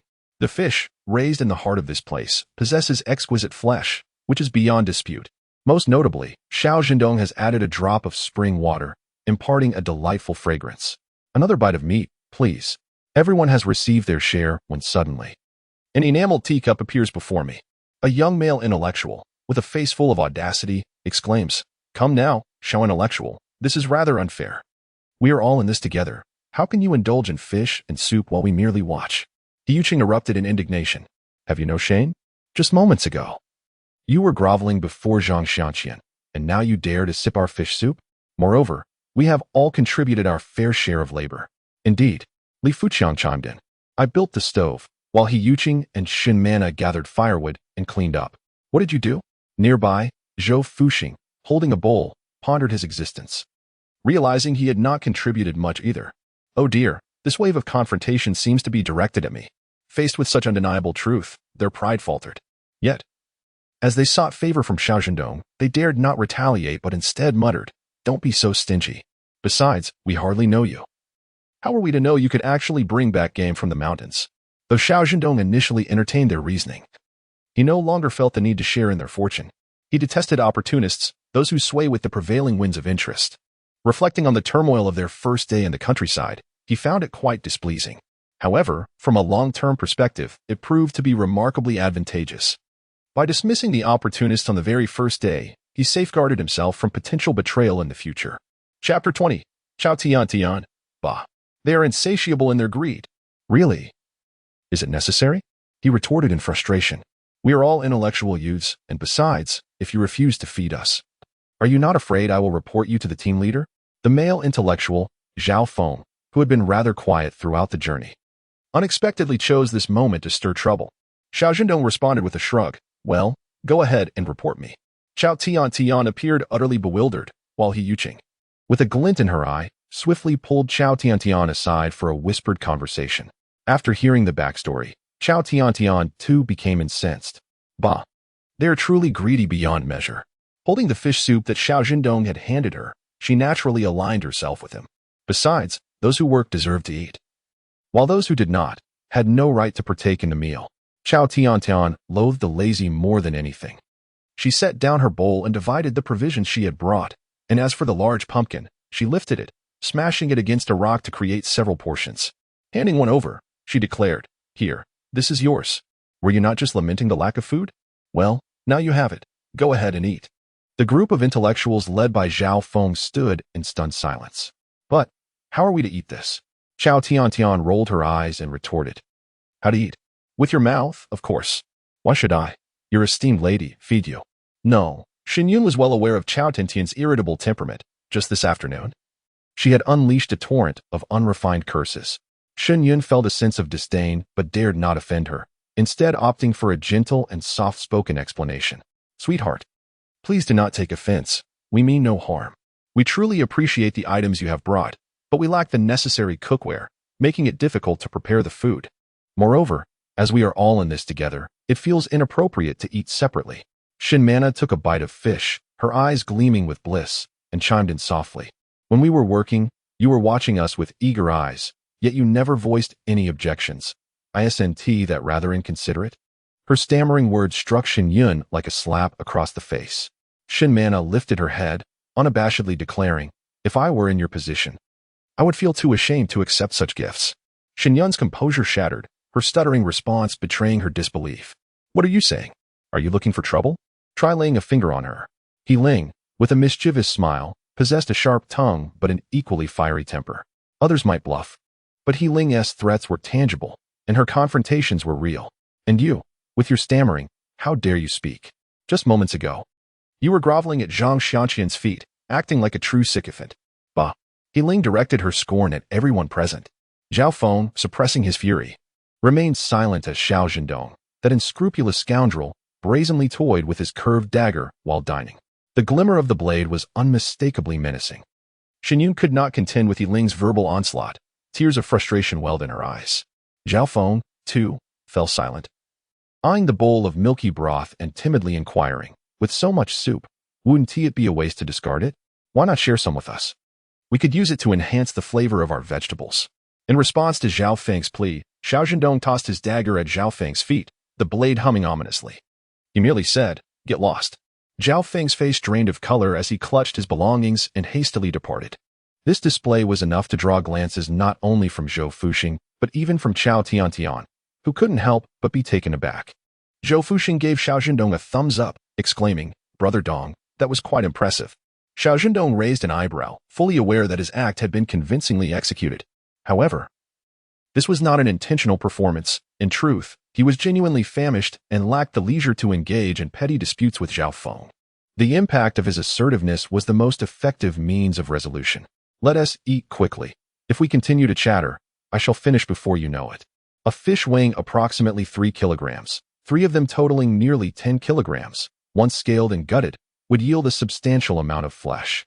He Ling, concerned about not having enough to eat, washed the items Xiao Tiantian had brought and unceremoniously tossed them into the pot.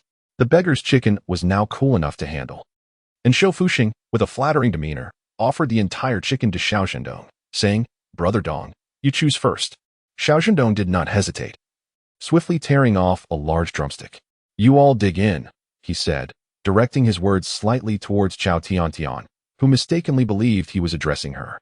She had already resolved that even if Xiao Zhendong offered her the drumstick, she could never bring herself to accept it. One thing leads to another. She brought some dishes. And indulging in fish and soup was already quite a treat. To eat chicken on top of that would be quite excessive. As Xiao Zhendong tore into the chicken, Xiao Tiantian had already composed her refusal in her mind, meticulously preparing her words. However, as Xiao Zhendong effortlessly tore off a chicken leg and devoured it without hesitation, Xiao Tiantian felt a mix of embarrassment and annoyance. Rising abruptly, she stammered, I'll be leaving now. Xiao Zhendong, bewildered and with his mouth full, thought, why leave when you've barely eaten? What is the point of departing halfway through a meal?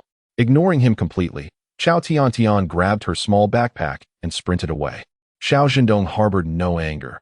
He merely gazed at her retreating figure, experiencing a strange sense of watching over a granddaughter. She is quite a lovely girl, he mused. Meanwhile, Zhou Fuxing, lacking in decorum, seized the leftover soup and poured it into his own bowl, muttering about the importance of not wasting food. Ultimately, a large pot of fish, soup, and the accompanying vegetables were consumed entirely. The beggar's chicken fared no better, with barely a few bones left, all chewed and swallowed for their calcium benefits. However, the remaining individuals faced a dire situation. They lacked a pot, having to borrow one from Zhao Feng and Zhang Xiangqian for a mere 30 cents. The educated youth cast resentful glances at Xiao Zhendong, feeling a mixture of anger and impotence. Having retrieved clean clothes, the young men sought a secluded spot for bathing. Xiao Zhendong, using soap, emerged feeling refreshed and clean. By the way, Brother Dong, Zhou Fuxing remarked, while you scrub down, what are you planning to do about that wolf? I've heard wolf meat isn't palatable, though I've never tasted it myself. Xiao Zhendong replied, let us prepare the wolf hide. We'll deal with the rest later. Afterward, he retired to his room for sleep, maintaining a respectful distance from others. Yet, throughout the night, he endured the torment of incessant foul odors, making him feel utterly miserable. Gazing at the luminous moon through a hole in the window, Xiao Zhendong vowed in his heart that a house must be built immediately. He could not endure this existence any longer. The next morning, before he was fully awake, the wake-up call rang out. Hearing the commotion, Xiao Zhendong sprang up from the bed. Zhou Fuxing, with his wild hair, exclaimed, what is going on? Are we charging ahead? The wake-up call was akin to a charge into battle, leading the way. The older educated youth were leisurely, especially Zhang Xiangqian, who, upon rising, wore a disdainful expression, remarking, what a lack of insight. This is merely the wake-up call. At this, Xiao Zhendong promptly lay back down. The new educated youth weren't required to work today, allowing him to savor a little extra sleep. Observing that his jibe had elicited no reaction from Xiao Zhendong, Zhang Xiangqian pondered and decided to adopt a more forgiving attitude. After all, they all resided in the same educated youth commune, sharing the same bed. Fostering animosity was not ideal. Reflecting on the game Xiao Zhendong had brought back the previous day, Zhang Xiangqian couldn't help but feel regret. Had he known of Xiao Zhendong's capabilities, he would have treated him with more respect from the outset. Forging friendships with such individuals may yield personal benefits in the future. How frustrating. Now, Zhang Xiangqian, with a beaming smile, addressed Xiao Zhiqing, regarding yesterday's incident, I acknowledge my fault. I have a penchant for jesting and a somewhat irritable temper. Henceforth, let us reside together. Alternatively, let us each take a step back and consider this matter resolved. The wake-up call had sounded. Xiao Zhendong believed he might steal a few moments of slumber. Yet Zhang Xiangqian commenced his incessant chatter, akin to a duck quacking incessantly in his ear, which was utterly exasperating. He turned over, offering a perfunctory, yes, yes. You are absolutely right. This pleased Zhang Xiangqian, who exclaimed, today we begin work, and since you have no pressing matters, breakfast shall be your responsibility. Such audacity. Taking advantage of the situation, Xiao Zhendong remained unresponsive, leading Zhang Xiangqian to presume he had acquiesced. Once dressed, he descended with spirited enthusiasm. The remaining youths were left bewildered, particularly those who had endeavored to curry favor with Zhang Xiangqian while inadvertently offending Xiao Zhendong. How could these two, who had been at odds the previous night, awaken in such amiable spirits? Are men truly this capricious? Zhou Fuxing felt indifferent. After all, following Xiao Zhendong was a surefire path to success. Li Fuqiang bore a look of skepticism, but seeing the two sleep soundly, he too turned back to slumber. In the grand scheme of things, sleep reigned supreme. Any issues could be addressed upon waking. As dawn broke, the thin mist dissipated, revealing the rising sun. The world was bathed in brilliant light. Before Xiao Zhendong could seek out the team leader, the latter approached him, accompanied by 3 young men, each bearing a load of provisions. Xiao Zhendong. The team leader bellowed with vigor. Xiao Zhendong splashed water on his face, wiped away the sweat, and inquired, what is it, Uncle Xiao? Tian mentioned you were hunting wolves in the mountains? It was no wonder he found it hard to believe. The mere notion seemed fantastical. Oh, not quite. Xiao Zhendong replied. The team leader sighed with relief, yet the next statement caused him to question his reality. There is a wolf in the woodshed that I caught by chance, Uncle Xiao. Would you like to see? The team leader gasped. I'd like to have a look. Indeed, the wolf was there. The team leader glanced at Xiao Zhendong, perplexed. This foolish lad truly had remarkable luck. What do you intend to do with it? Xiao Zhendong planned to sell it, but he knew it must be done with some renown. Otherwise, with Zhang Xiangqian's unscrupulous character, he would undoubtedly find ways to harass him. Uncle Xiao, Xiao Zhendong courteously offered the team leader a cigarette. As a newcomer, I am quite ignorant of these matters. But you are the esteemed leader of our team. He gestured with his thumb to express his admiration for the team leader before continuing. I am uncertain about how to handle this wolf. Perhaps you could advise me? As you know, in our region, free trade is prohibited. That would be considered speculation. If caught, one would face dire consequences. The team leader then suggested, you currently have 3 options. First, you could give the wolf to the team. and they will credit you with work points. Second, you could take the wolf to the supply and marketing cooperative and sell it in the name of the team. Third, you could simply wait.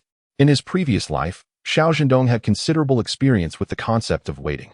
This waiting referred to the procurement officers from various factories venturing into the countryside for supplies. Their performance directly influenced the offerings at the factory cafeteria, dictating what would be served at midday, and was intricately linked to the welfare benefits available. Reflecting on his foolish past, he had often interacted with these procurement officers, exchanging a myriad of goods, which he dutifully sent back to Milan City to support those ungrateful souls. Returning to the present, Xiao Zhendong decisively stated, "Uncle Xiao, let us allocate these wolves to the brigade. However, I must inquire, how many work points can I earn? I'll calculate 100 for you." 100 points equated to the labor of a strong worker for 10 full days. For the educated youth, it would require them to toil for 15 days to earn such a sum. Ultimately, it was Xiao Zhendong who profited, particularly since he still had 2 wolves and a large wild boar in his possession. Agreed. With this affirmation, the young man delivering the grain promptly unloaded his burden, shouldering the wolves and hastily departing. The brigade leader commenced the distribution of grain, informing the educated youth that although they possessed grain tickets worth several dozen pounds, it would not suffice to last until the year's end. This was a loan from the brigade, to be deducted from their shares when the year's harvest was distributed. Each would receive 10 pounds of potatoes, 30 pounds of sweet potatoes, 30 pounds of corn, along with 5 pounds each of miscellaneous grains such as black beans, yellow beans, and red beans. As for vegetables like cabbage, they were produced from the communal plots. Some resourceful individuals would even covertly cultivate in the mountains, occasionally watering their crops. And when harvest time arrived, they would discreetly bring their bounty home without drawing attention. However, this had little relevance to the educated youth, who were oblivious to such matters. And the brigade remained silent on the issue. It was an unspoken understanding among them.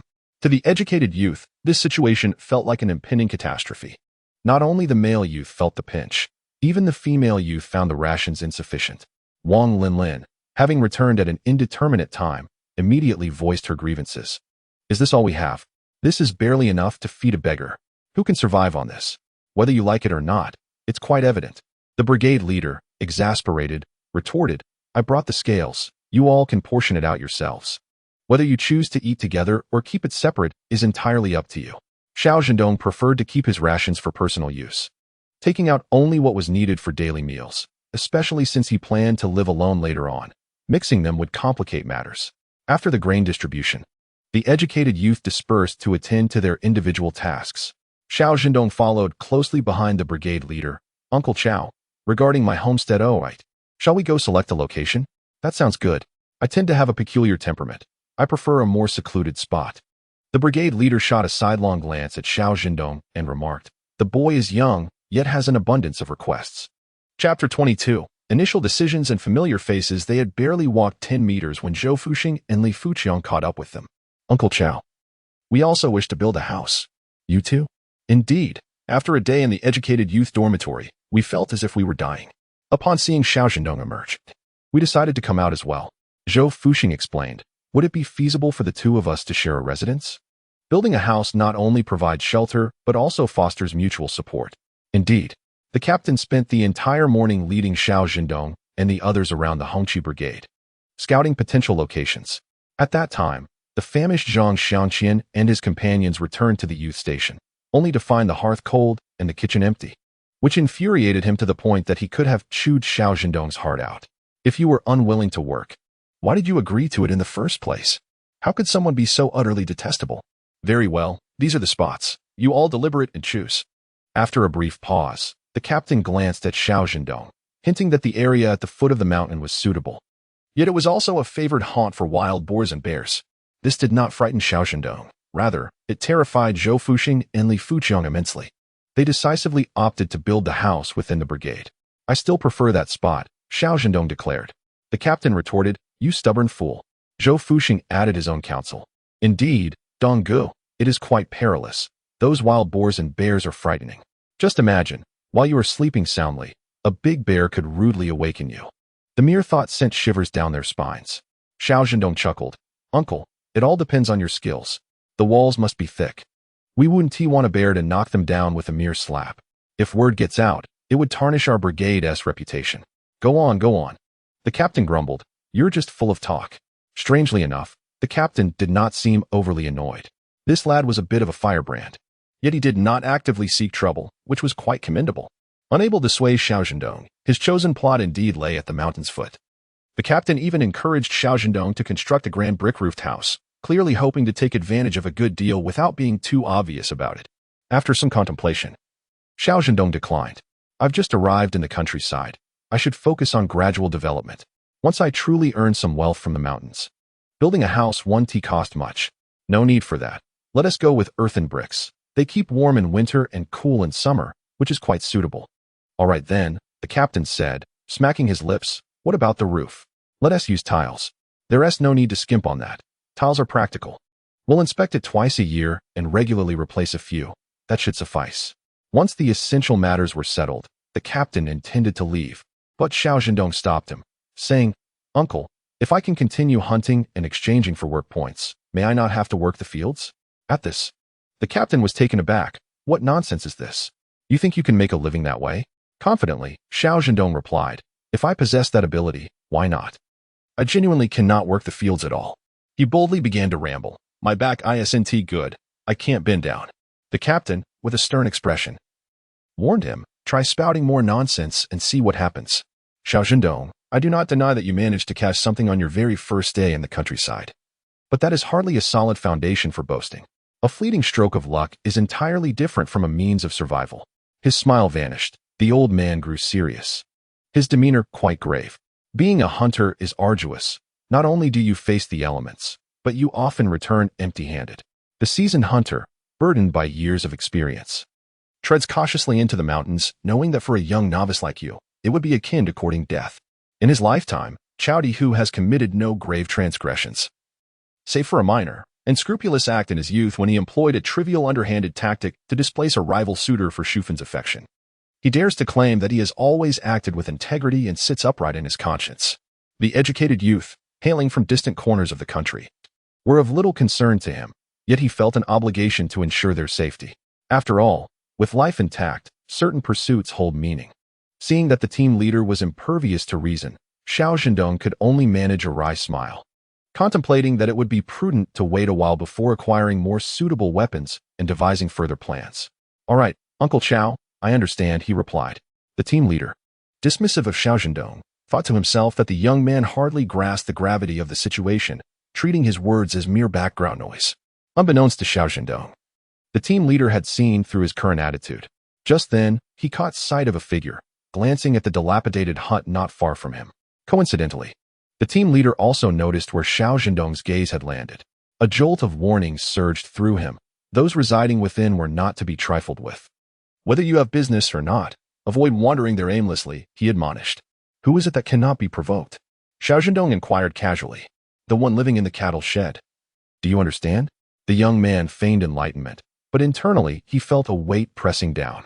After reiterating his caution against reckless actions, the team leader walked away, needing to devise a plan to complete their tasks promptly. The remainder of the day demanded his attention to the fields, with the others preoccupied.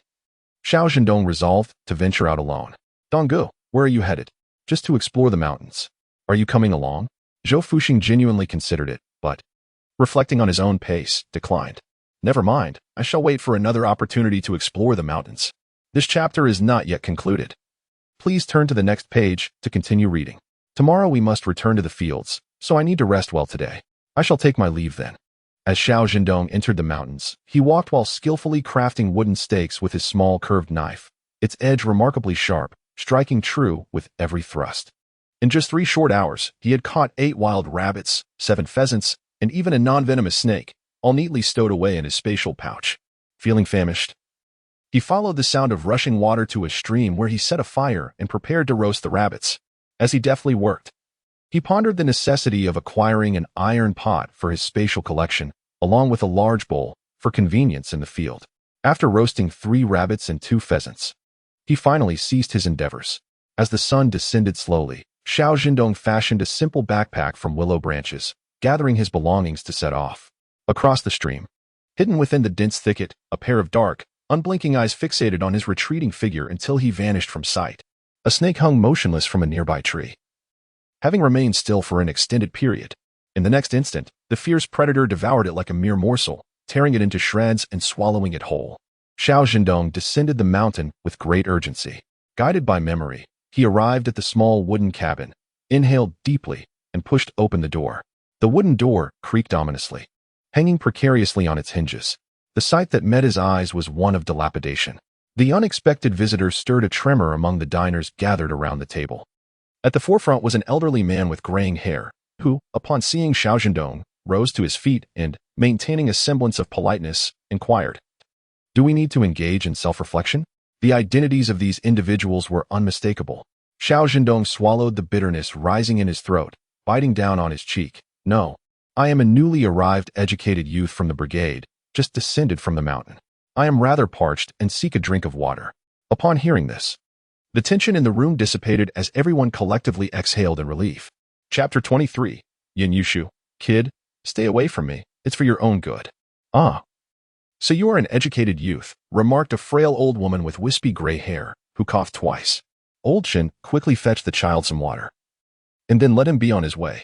"It's best if outsiders refrain from coming to our place. We don't want any complications." Old Shin acknowledged her request and was about to rise when a voice interrupted. "I'll go." It was Old Yin, who had been silent until now. He stood up, filled his teacup with water, and gruffly said, "Kid, drink up and leave quickly. You are not welcome here, and don't come back." Xiao Zhendong looked at the chipped enamel cup, his appetite suddenly vanishing. Old Yin, with an impassive expression, attempted to snatch the cup away, saying, "If you won't drink it, then give it to me."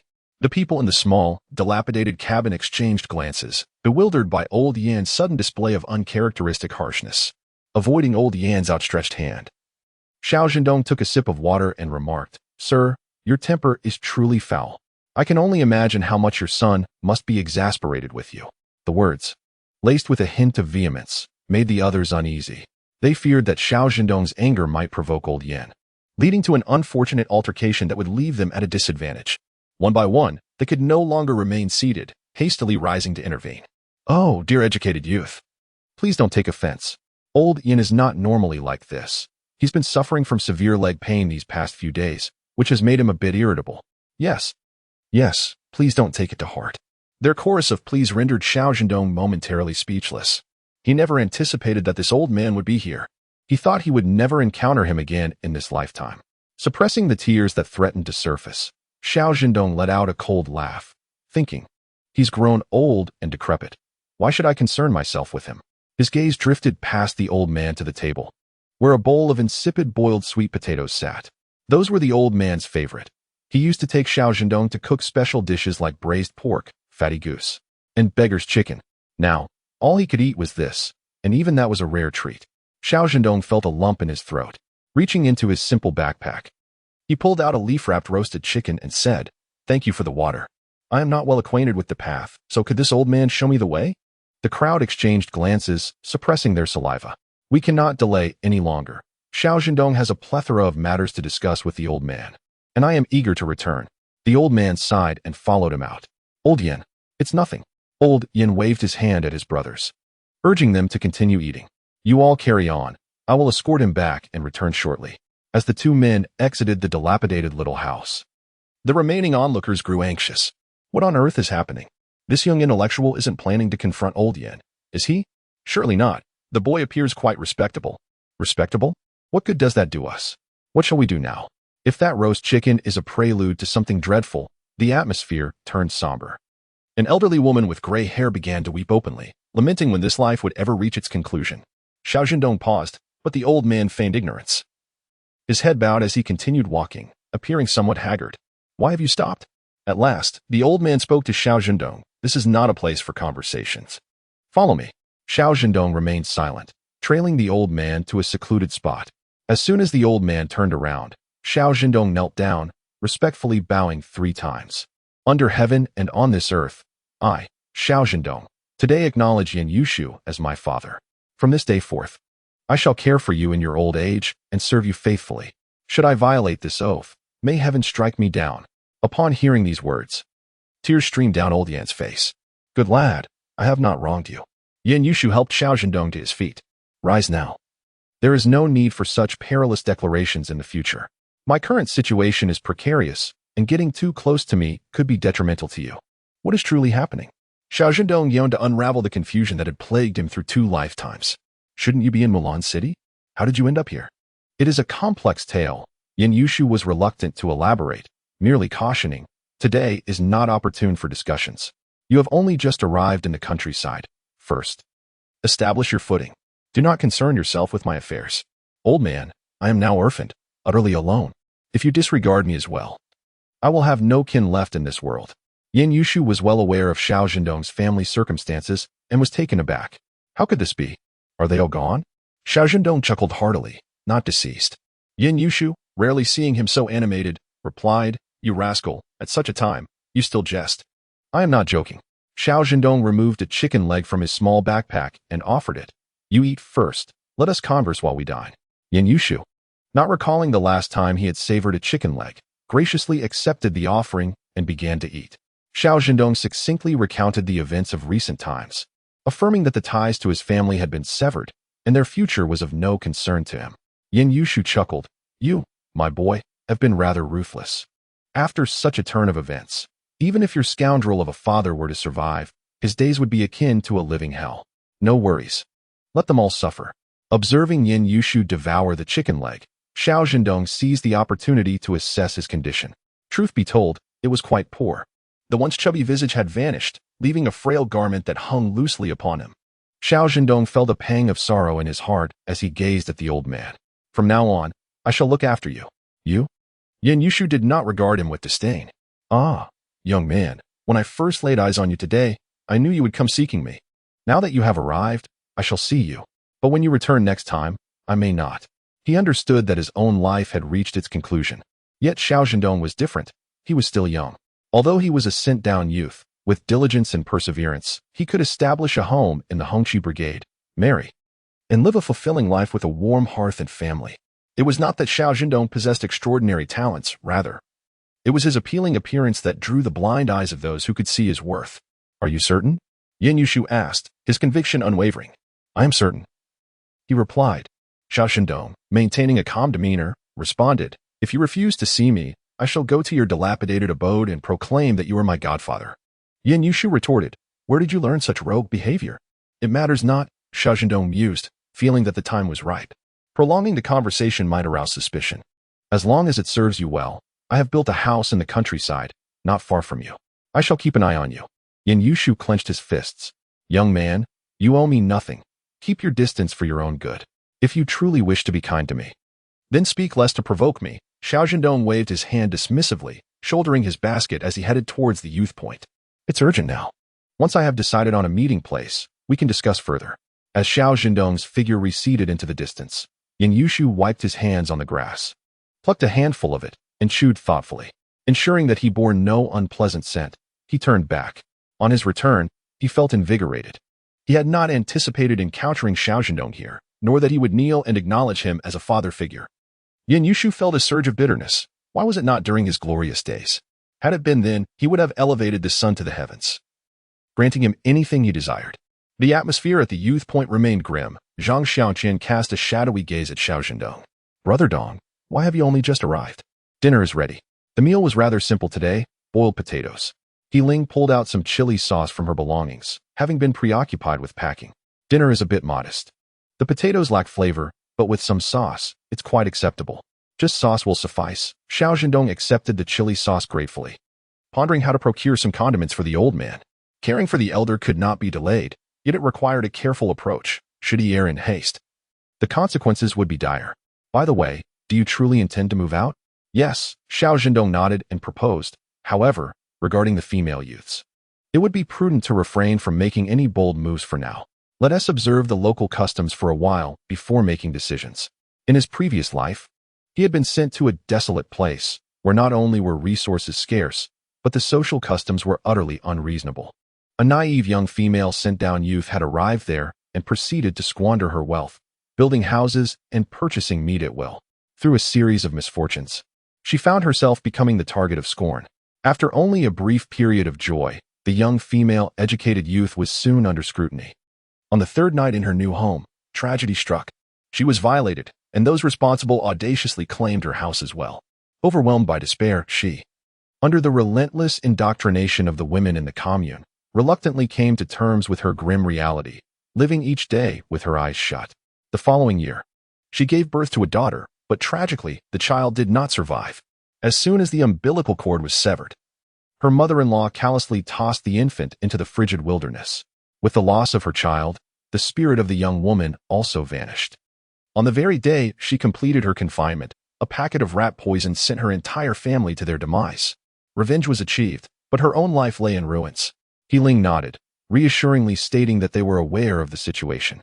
Even if they moved out, she and Shin Mana would still keep each other company, as being alone was ultimately unsafe. After satisfying his hunger, Xiao Zhendong returned to his room for rest. The day passed, as usual, laden with torment. When the morning call to rise sounded, Xiao Zhendong sprang from his bed. Zhang Xiangqian lingered a bit longer, only rising after everyone else had departed. After freshening up, he made his way to the assembly point, ready to collect farming tools and begin work. The village chief, upon seeing Xiao Zhendong, did not assign him to the fields. Instead, he instructed him to fetch water. "Uncle, I can't do that," Xiao Zhendong protested. Despite his robust physique and considerable strength, his inherent laziness prevailed. He wished to exert himself in the mountains, not in the fields. "Enough of your nonsense. You're strong, so you'll do this. I'll ensure you receive full credits," the village chief replied. Xiao Zhendong, feeling cornered, attempted to negotiate. "Then how about I go hunting instead? What do you think of that?" The village chief responded, "I don't think that's a good idea." Taking a deep breath, he turned to the young woman responsible for distributing tools, Xiao Lian, and instructed, "Give him a hoe and send him to clear the land." Xiao Lian, with her wheat-colored skin, large eyes, and petite mouth, cheerfully replied, "Okay, Uncle Xiao." The village chief glanced at her, cautioning, "Don't get distracted. Find 3 hoes, 2 sickles, and 2 shovels. Oh, and don't forget the baskets, bring me 5. Understood." After issuing further instructions to a group of men, half of whom were young and strong, and the other half newly arrived educated youths, he concluded, "That's it. Take your tools and follow me." Xiao Lian handed Xiao Zhendong a hoe and playfully winked. "Don't waste the grass you clear, it can be fed to the pigs." "Sure." Xiao Zhendong turned to leave, while others behind him teased Xiao Lian. "Oh, you're throwing those flirty looks," but he is not even interested. Xiao Lian retorted with a playful expletive, "You blind fool, when have I ever flirted?" Xiao Zhendong, drenched in sweat, thought to himself, "Thank goodness my taste does not align with Xiao Lian's." He hadn't closely observed her earlier, but now she appeared rather fierce. Marrying someone like her would surely lead to domestic violence. He decided it was better to prefer someone gentler and more virtuous. He found it difficult to navigate. The land cleared for cultivation had passed the foundation chosen by Xiao Zhendong yesterday, and someone was already on site with blueprints, beginning their work. Xiao Zhendong turned to the team leader and gave a thumbs up. "Chao Shu, your speed is impressive. Of course. By the way, after work today, I'll take you to see Wang the carpenter. You can plan out some furniture," he replied. "Sounds good. On the way." Xiao Zhendong glanced at the dilapidated wooden cabin but saw nothing of interest. "Keep your eyes on your own house." "All right." The clearing site was situated at the foot of the mountain, near a small stream. The location was advantageous, providing easy access to water, and the soil was rich. A dark loam. When a shovel struck the earth, it unearthed 2 plump earthworms, startling the youth. The team leader was left speechless. "You're afraid of this?" Gu Hongbing retorted, "One thing at a time. Not being afraid doesn't mean I find it pleasant. It's quite disgusting." The team leader scoffed, picked up the worms, and tossed them into the stream. "Enough of that chatter, let us get to work. Your goal today is to cultivate this piece of land." Xiao Zhendong grimaced, "Chao Shu. How far do we need to go?" "Just to that big tree over there." Xiao Zhendong gasped, realizing the area was quite extensive. It would take at least 10 seasoned hands a day to clear this wasteland, and they had a mix of experienced and inexperienced workers. It was a daunting task. Though Xiao Zhendong had experience, he was reluctant to toil. Hunting in the mountains was far more enjoyable, effortlessly earning work points. And he could even pocket some extra for himself. After fulfilling his daily quota, he could stash the rest away unnoticed. He needed to devise a way to persuade Chao Diho. Chapter 25. The hoe cuts deep. The first step in clearing was to burn. After creating a firebreak, the team leader pulled out a match from his pocket and struck it, watching as the dry leaves ignited. Only then did he wave his hand, signaling to begin. "Qingwei." Zhang Qingwei stepped forward. "Chao Shu, what are your orders?" "Let them in work." As long as no one slacks off today, everyone gets 8 work points. You'll have 3 days to adapt, and after that, it'll be pay for what you produce. Understood. The team leader had many matters on his mind and couldn't focus solely on Xiao Zhendong. Once he had given his instructions, he walked away with his hands behind his back. The young men eyed the task with intensity, despite the youth's trepidation. They picked up their hoes and began to work diligently. With someone leading the way, they managed to push through, though the men from the team watched their clumsy movements with a furrowed brow. Xiao Zhendong was adept, but after a long absence from using a hoe, he felt a bit rusty. However, amidst the crowd, even this slight awkwardness was a pleasant surprise. As Xiao Zhendong worked, he pondered about the possibility of going to the county town to procure supplies, ideally acquiring some weapons as well. At this moment, there were no restrictions on firearms. If the opportunity arose, he intended to secure a gun. He also needed to devise a plan for how to care for the old man while remaining discreet. Suddenly, a loud cry pierced the air, followed by the sound of a hoe clattering against a rock. Xiao Zhendong turned his face and, to his surprise, noticed that Gu Hongbing, who was 2 or 3 meters behind him, had misused the hoe, resulting in a deep gash on his own leg rather than breaking the ground. Blood stained the hoe as a significant chunk of flesh was sliced from his leg. Fortunately, Gu Hongbing had a penchant for idleness. Otherwise, this incident could have rendered his leg incapacitated. "My goodness!" Zhang Qingwei exclaimed, his face paling as he hurried over. Upon seeing that Gu Hongbing had not injured any bones, he let out a sigh of relief. He tore a strip of cloth from his clothing and swiftly wrapped the wound, preparing to carry Gu Hongbing to the captain. However, reality proved less accommodating than his aspirations. Despite Gu Hongbing's seemingly frail appearance, he was surprisingly solid, leaving Zhang Qingwei unable to lift him. Xiao Zhendong observed Gu Hongbing's leg injury, his expression contemplative. "Allow me," he offered. Zhang Qingwei, skeptical, questioned you. It was not that he looked down on the educated youth. It was simply that the impression left by them was one of ineptitude.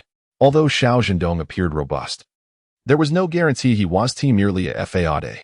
"Can you manage? I'd hate for you to cause him further injury." In response, Xiao Zhendong effortlessly hoisted Gu Hongbing onto his back. Zhang Qingwei stood bewildered, pondering whether he had recently lost his strength. Why was it that the educated youth could lift him while he could not? As Zhang Qingwei remained motionless, Xiao Zhendong, exasperated, urged, "Let us go. If you dawdle and Gu Hongbing bleeds out, who will be responsible?" "Oh, right, I'm coming." Zhang Qingwei, the leader, finally moved, and the others resumed their work. It was fortuitous that they encountered the captain at his home. Upon seeing Gu Hongbing, bloodied and wrapped in cloth, the captain nearly fainted. What on earth is happening? They harnessed an ox cart and transported Gu Hongbing to the barefoot doctor's residence. The doctor, elderly and bespectacled, shook his head upon examining the wound. "No, this requires stitches at the hospital, and we must check for bone damage."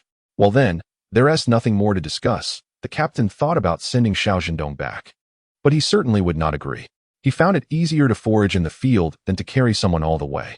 Eager to assist, he saw this as an opportunity to visit the county town. "Wait, I'll come along." Lifting him up and down, "I can help." The captain realized he might have underestimated Xiao Zhendong. The young man had a good heart and was quite kind, albeit a bit cunning. "Fine, then you may accompany us." On the way, Gu Hongbing, shivering and in pain, apologized to Xiao Zhendong. "I'm sorry for not believing you at the beginning." Xiao Zhendong felt a bit irritable. Whether Gu Hongbing believed in him or not mattered little, as he had not suffered any loss. However, he could not speak harshly to an injured person and simply reassured him, "It's all right. We'll be in this together for a long time. Just rest well now that you're injured." Enduring the pain in the jolting ride, Gu Hongbing finally arrived at the hospital in Dan County after 2 hours. As soon as the ox cart came to a halt, Xiao Zhendong took the lead, carrying Gu Hongbing inside. The captain followed closely after jumping off the cart. Zhang Qingwei, arriving a moment late, had no choice but to remain behind, watching the ox cart. There was little alternative. The entire brigade had only 5 oxen. In the Hongqi brigade, oxen were more precious than men. If an ox were to go missing, Zhang Qingwei would surely face severe repercussions from his father upon returning home. Gu Hongbing was ushered in for treatment of his wounds, while Xiao Zhendong felt an urge to escape. Before he could concoct an excuse, the doctor emerged, inquiring about the family members. The captain, though confident within the brigade, found himself intimidated in the hospital, stammering, I am. This is our brigade's educated youth." Educated youth? The doctor seemed to understand, realizing the injury was likely from someone new to the countryside. The wound required stitches. Although no bones were damaged, it necessitated observation for the afternoon, in case of any complications like fever, which we must monitor closely. The captain nodded vigorously in agreement. After the doctor offered a few more words of caution and took the medical record, he left. Leaning against the wall, the captain slid down to sit on the floor, muttering, "What a situation this is. Just arrived in the countryside and already faced with this calamity, truly unfortunate." Xiao Zhendong, maintaining a composed demeanor, suggested, "Uncle Xiao, seeing as it's almost mealtime and we won't be leaving anytime soon, how about I step outside to find something to eat?" The captain hesitated. "Oh, are you hungry?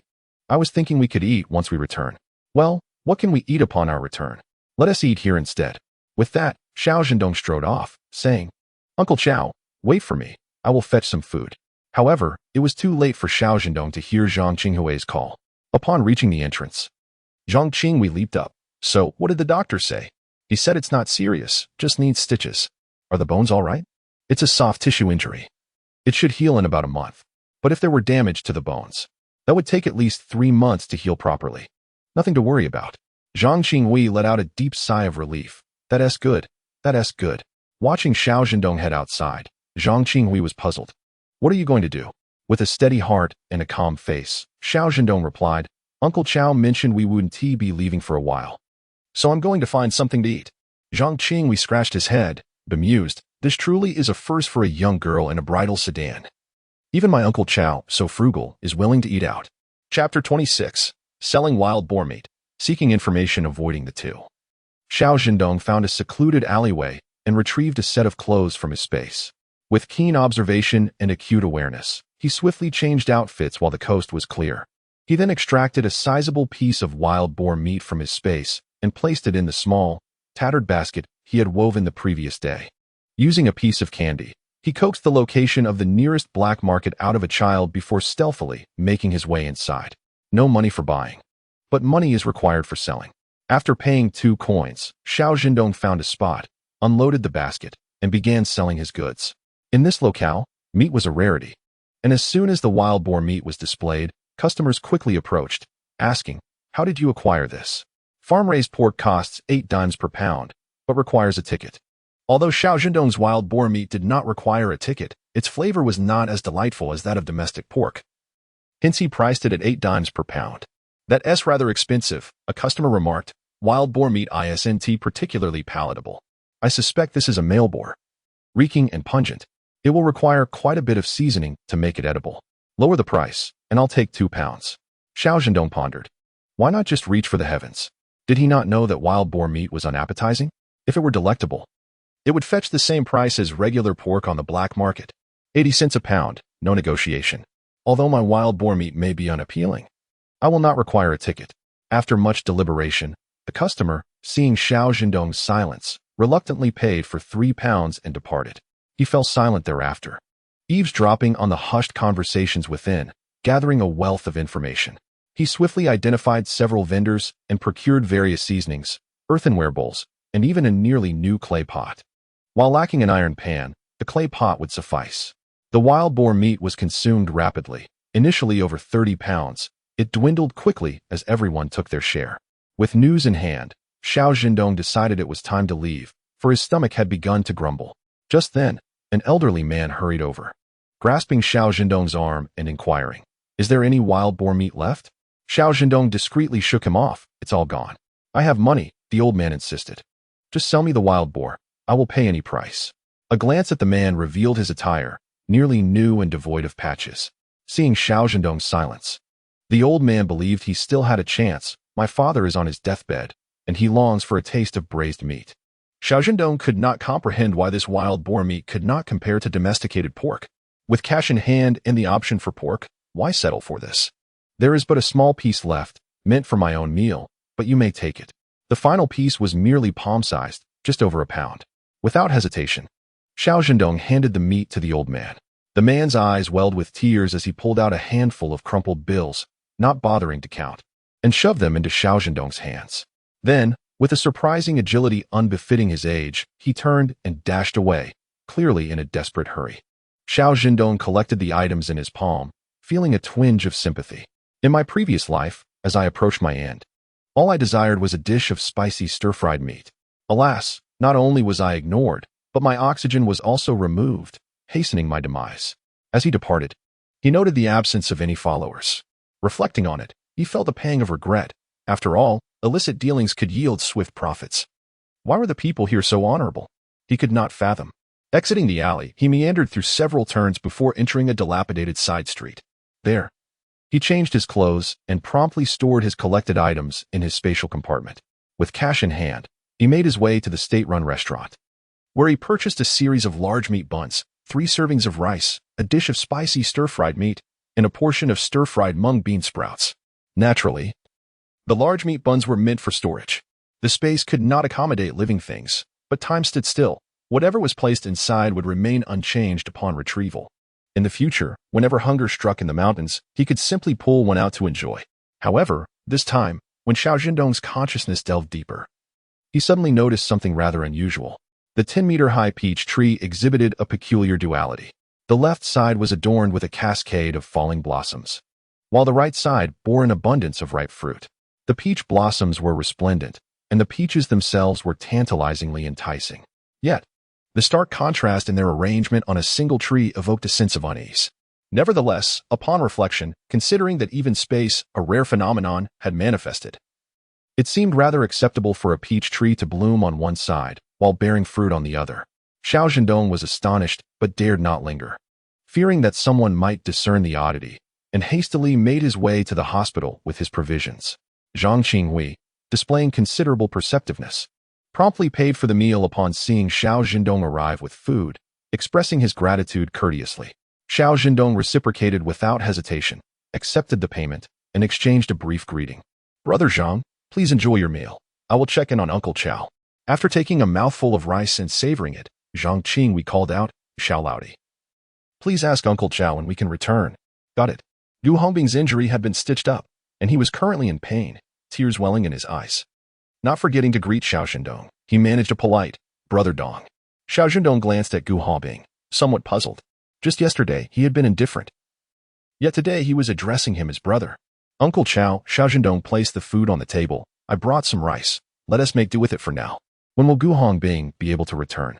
This chapter is not yet concluded. Please click the next page to continue reading.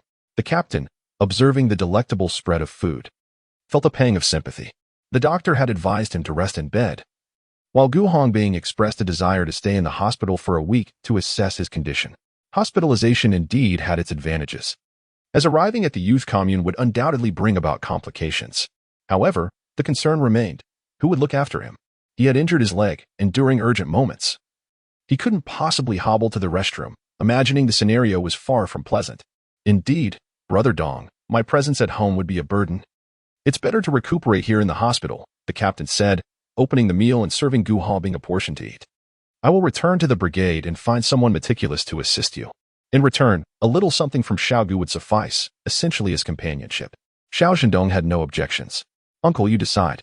When shall we depart?" "Once we are full, we shall leave." "Very well." This excursion was not entirely fruitless. Alongside basic supplies, he had exchanged 2 pounds of wild boar meat for a worn-out trident from an old man.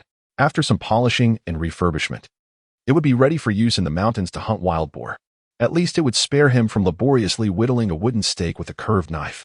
Zhang Qinghui was still preoccupied with the brigade's affairs. He simply could not remain idle. On the way, he began to chatter about opening up this piece of wasteland today and expressing the need to clear a few more plots tomorrow. His incessant prattling was beginning to vex the captain. "Be quiet. Didn't we already agree on a plan? We shall proceed as you suggested." Chapter 27. The wild boar descends the mountain. A crisis emerges. Zhang Qinghui, aware of his own annoying demeanor, chuckled softly. He turned to Xiao Zhendong and inquired, "Have you constructed your house yet?" "Let me tell you. Anyone who establishes an independent household is entitled to 2 plots of personal land and the privilege of raising 3 chickens. Zhang Qinghui winked at Xiao Zhendong, suggesting, "If you enlarge your courtyard a bit, you can cultivate crops there, and it won't count against your 2 plots of personal land." Xiao Zhendong, amused, found Zhang Qinghui's words to be enlightening. While living beings could not enter the space, he pondered the possibility of planting instead.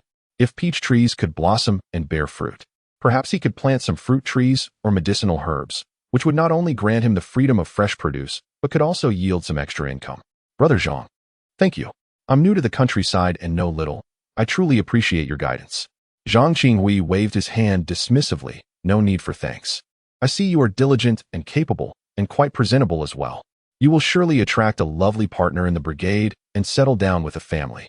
Xiao Zhendong refrained from commenting on this. His previous marriage had ended in failure due to manipulation, and he believed this life should not be dictated by past experiences. He was determined that, upon encountering the right person, he would indeed marry and have children. Ha ha, Brother Zhang, I understand. From now on, I shall leave it to fate.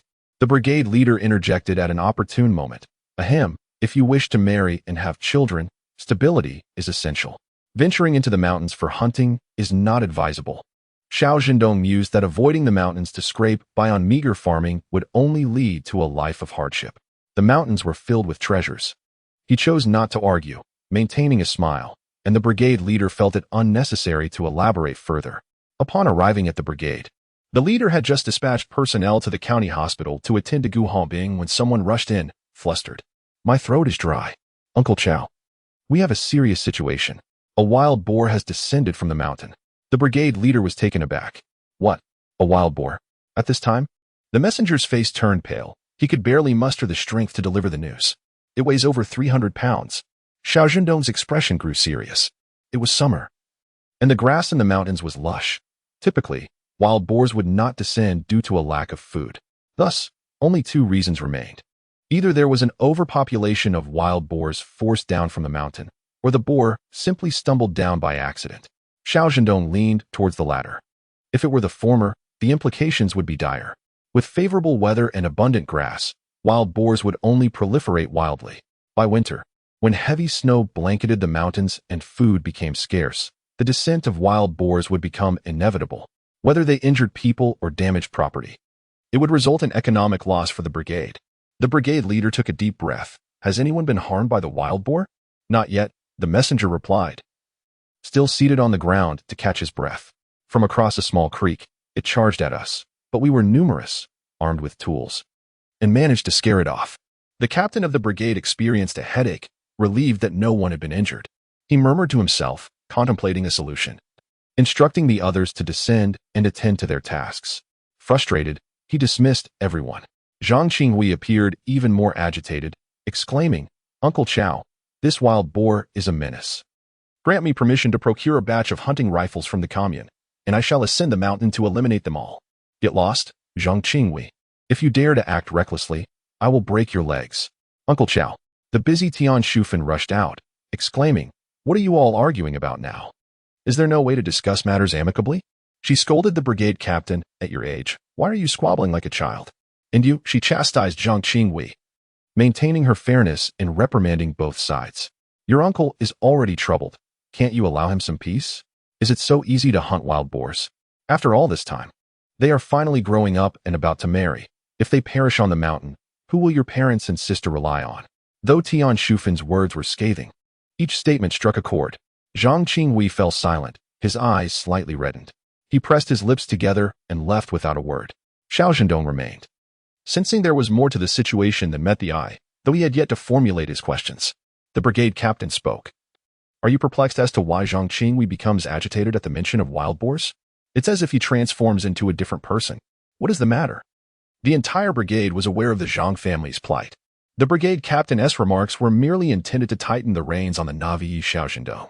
2 years prior, when heavy snow had sealed the mountains, the wild boars descended in search of food.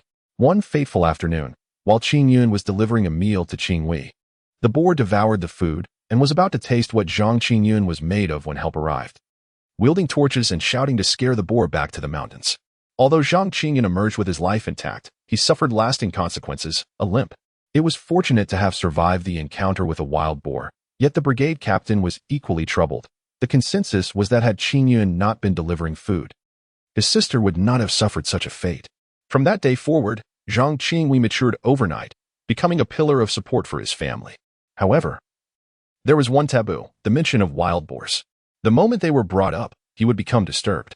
The brigade captain fell silent, casting a sideways glance at Xiao Zhendong. Hunting on the mountain is not as simple as you think. Wild boars are merely the beginning. Do you have any idea what lurks in the White Mountain Range? Xiao Zhendong earnestly inquired. What is there? Ah, leopards, packs of wolves, and tigers, each capable of erasing your existence from this world at a whim. Not to mention the countless venomous snakes and insects that dwell within. As they conversed, an unexpected shadow loomed overhead. Looking up, they beheld a magnificent white eagle soaring at an altitude of over 10 meters, occasionally issuing a call.